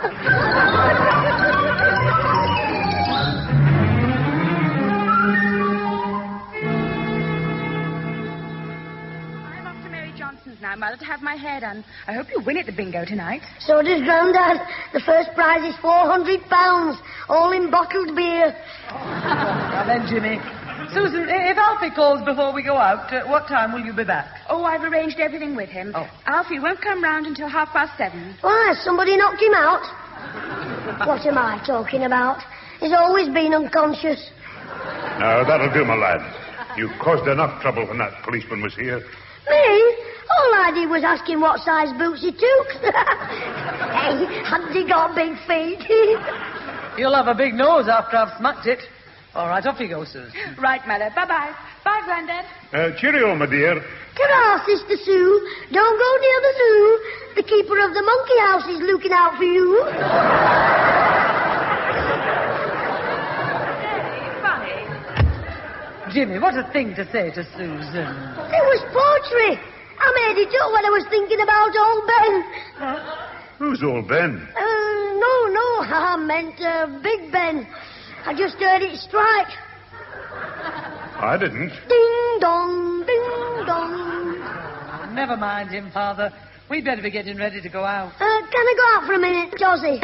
Not twisting at the whist, I mean, at the dance after, but tonight Susan's... Well, Mr. Walker, I'm very glad that Father and I... I saw Jimmy take this old tramp into your house. At tea time, you say? Yes, they weren't in there long, and I was rather glad because I got a bit worried, but... They seemed the best of friends when they came out. And they were laughing and joking, and the tramp had a bag with him. Jimmy held it for him while he opened the gate. I'll flay him alive for this. Well, thanks very much, Mr. Walker. You didn't by any chance see a dog walking on his back legs, chewing steak and smoking? Pardon? No, nothing. Well, that's the end of our bingo tonight, Father. We'd better go back home and phone the police about this. Police? Oh, say, Jimmy's not in any trouble, is he? Oh, it's nothing serious, Mr. Walker. Nothing that 3 weeks in hospital won't cure.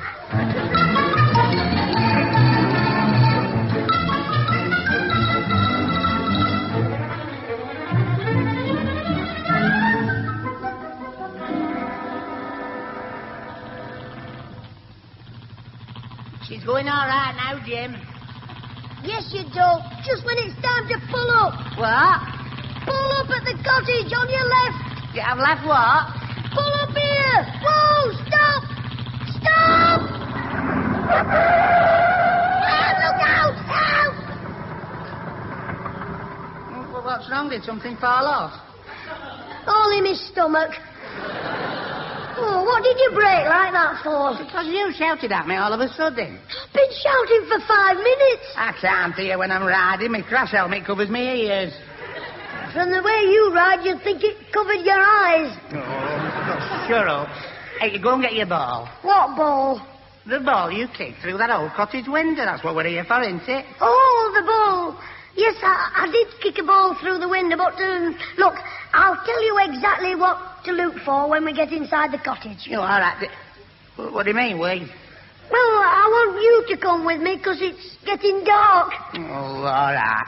I'll just put my bike rest down and get my torch. Come on. Fancy you being scared of the dark. Well, the lads say the cottage is haunted. Yeah, just because it's dark, there's no haunted. Well, I don't know where my torch is. It's in your hand. Oh, is it? Of course you're not scared, are you? Me? Scared? Of course not. Good, well, go in first. You are? Oh, right, well, here goes. Alfie, there's something behind you. What? Me. Oh, you're not scared, are you? No, I'm not. It was just that... Shut up. If he's in, he'll hear you. Old Ben Battersby. Well, is that what they call the ghost? No. He's the old tramp you're going to capture. Oh, I beg your Quiet. I can see a light under the kitchen door. He's here. What's he up to? He's in there. Now, as soon as I open the door, you rush in and grab him. Now, don't worry. He's over 80, so even you must be stronger than him. I could beat him on my own. Well, why don't you? Because I want you to hold him while I search him. Oh, I see. He's got a bread knife. Well, if I get a knife, I'm going. I'll tell our Susan. Old Ben stole her present and a pound of steak. What, he stole from you, Susan? Yeah, that's why we've got to search him. She'll think you're a hero. When I open the door, rush him. Ready? Did you say he's over 80? Yes. Right, open that door. The game's up, you old thief. What's this? I've got you. Don't struggle or I use all my strength. How? Let go. Got me, have you? Hit him, Alfie. Right, I'll hit you if you go. Ow, put me down. I'll put you down for the count. Hold that. Oh. Alfie, get up and grab him. He's only a weak old man. Oh, well, I must be a tired old woman. Now, let's have you, my lad. Hey, get off. Let go, you daft old... Hey, you're not him. Who are you? Sonny Liston's granddad. Quiet, both of you. Don't move or this knife of mine might slip. No. Oh, what a pretty knife. Is it for cutting bread? No. Throats. Two at a time.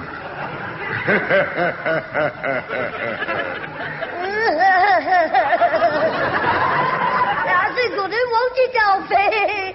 Alfie, laugh at the man's joke.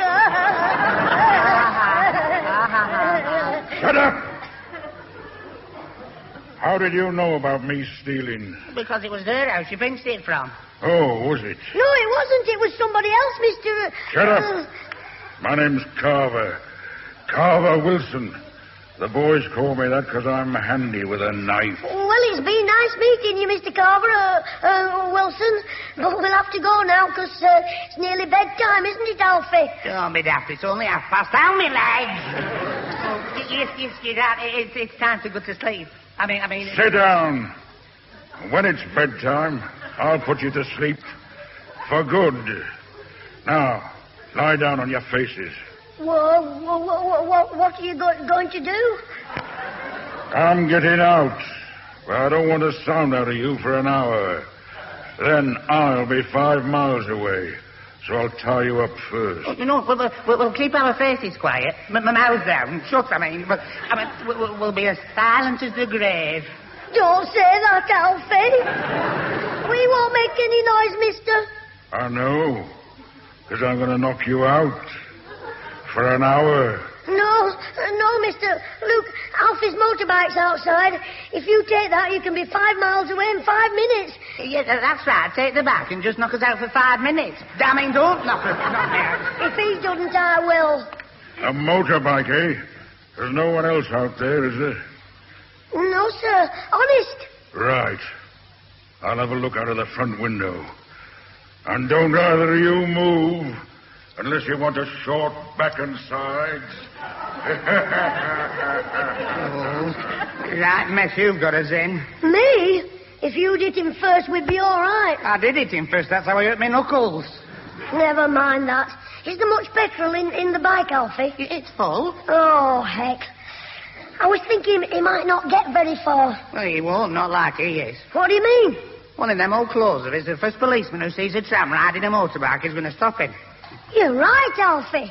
You certainly are, Alfie. Yeah, well, as soon as I saw his clothes, your cloak, I better get away. Get him off. You are? The clover, your trousers, boots, sweater, leather jackets. Get him off. I will not. Not me clothes. If you don't get him off by the time I count 3, I'll carve me initials on your bald head. I'm not bald. You will be. Now. 1. You can have me jacket and me sweater, but not me trousers. 2. If you want me trousers, you'll have to... 3. You'll have to... Well? You'll have to wait till I get my boots off first.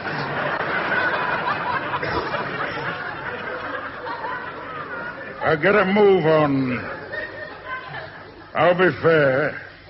I'll leave my clobber for you. Fair exchange is no robbery. Help!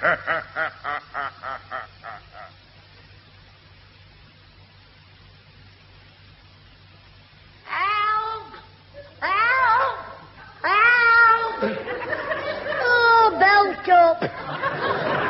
Nobody can hear you. This cottage is too far off the main road. It's all right for you, but I'm freezing in these underpants. Well, you should wear long woolen ones like me granddad's. I'd look at that, Charlie, in them. Well, in them you've got, you don't look at Charlie. You look at Cynthia. Blue shorts covered in white butterflies. I've heard of ants in your pants, but that's ridiculous. Listen, if I get my hands free, the first thing I'll do is thump you. It'll be worth it to get out of here.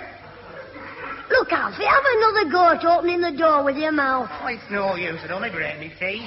Well, you can get some more on the National Health. Oh, sure. Look, it's my own fault for doing anything for you. I ought to have my head examined. I've said that for years. Get a doctor to examine your head, and if he finds any brains, get somebody to examine the doctor. You just wait till I get loose. Well, it's your own fault. Carver blooming Wilson wouldn't have got away if you hadn't mentioned his clothes. You're as funny as toothache. Shut up. Don't tell me. Quiet, somebody's opened the front door. You will not shout. Help, we're in here. Help. Alfie, what if it's Carver back? Yeah, you won't. Don't be daft. What would he want? He might have come back for your underpants. Get out, you're not having them. Get away. Hello, and what's going on? Mr. Bennett's you, thank goodness. Untie us. It's another tramp. Help. Well, what's wrong with your friend, Jim? He's a bit funny, Mr. Ben. He thinks everybody wants to pinch his underpants. Oh, I thought he was a cross-country runner. Hey, just a minute. You're the one we came after, aren't you? The thief who's 80. You're right, Jim. He is a bit tough, isn't he? Now, lad. I don't want your underpants. Well, I mean, you're the one who stole from Jim's sister, Susan. Susan? I didn't pinch her underpants. Never mind that, Mr. Ben.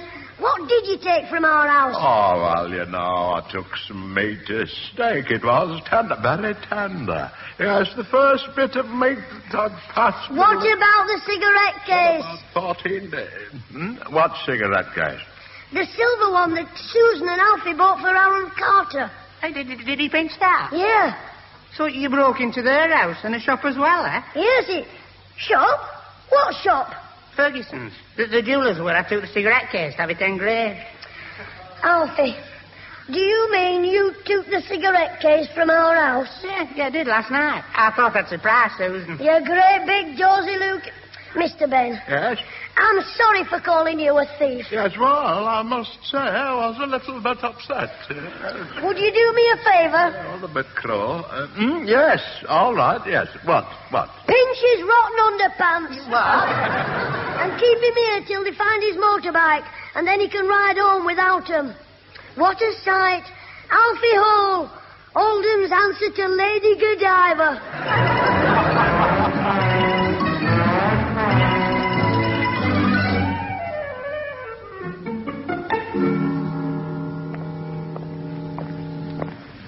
Come on, slow coach. We'll never get home. These trousers are too big for me. They keep slipping. I must say you look a bit of a sight in Carver Wilson's old suit. Well, it's not funny. I think he made this out of an old sack. You look like a bag of spuds with a head on. Anyway, keep moving. Me mum and Grandad are waiting to go to the bingo, so you'll have to tell them a good story. Well, it's going to be unlucky for some, because when I tell them what's happened, they'll close your Kelly's eye. Alfie, you wouldn't tell. I wouldn't I? Just you wait and see. You tell-tale tit. Alfie, you wouldn't be a canary and sing. You what? Like the man said on the telly. If you tell tales, a canary singing to the cops. You wouldn't do that. I'm your friend. Listen, if it'll get you into trouble, I'll not only sing, I'll lay an egg. All right. I hope something horrible happens to you. I hope our Susan marries you.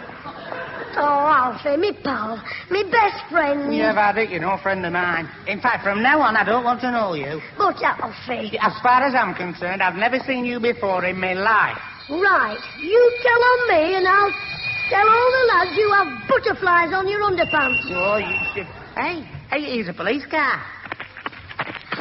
Alfie, we're saved. Now you don't need to tell me, Mum. I told you, you've had it. This is the one, Fred. I've got him. Hey, what are you doing? Get off. Right, Joe, I'm with you. What's up? You let go me arm. Oh, so you want to put on a fight, do you? Ow, me arm. You're just in arrest, are you? Well, yeah, my trousers are falling down. Oh, and undressing in public as well, eh? You'll fight, you know, you horrible tramp. Alfie, the horrible tramp. What was that, son? I said, he's a horrible tramp. I'm not a tramp. Oh, no. We can see that from the way you're dressed. Of course, he's a guards officer. That's right. No, I'm not.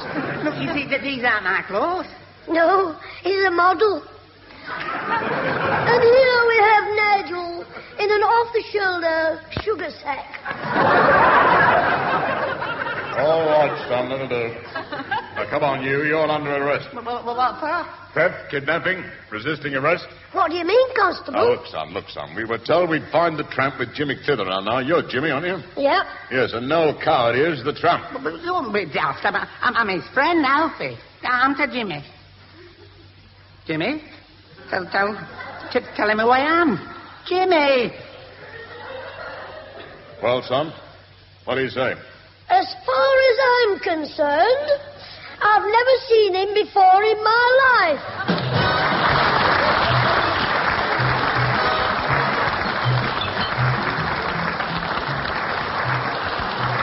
Those involved with the CLITHEROE kid this week were Peter Sinclair's grandfather, Patricia Burker's mother, Danny Ross as Alfie Hall, Diana Day as Susan, with Derek Guyler, Colin Douglas, and Brian Truman.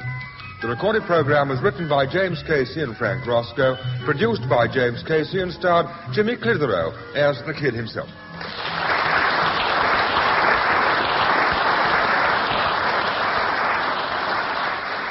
I came back to tell you that they didn't really arrest Alfie.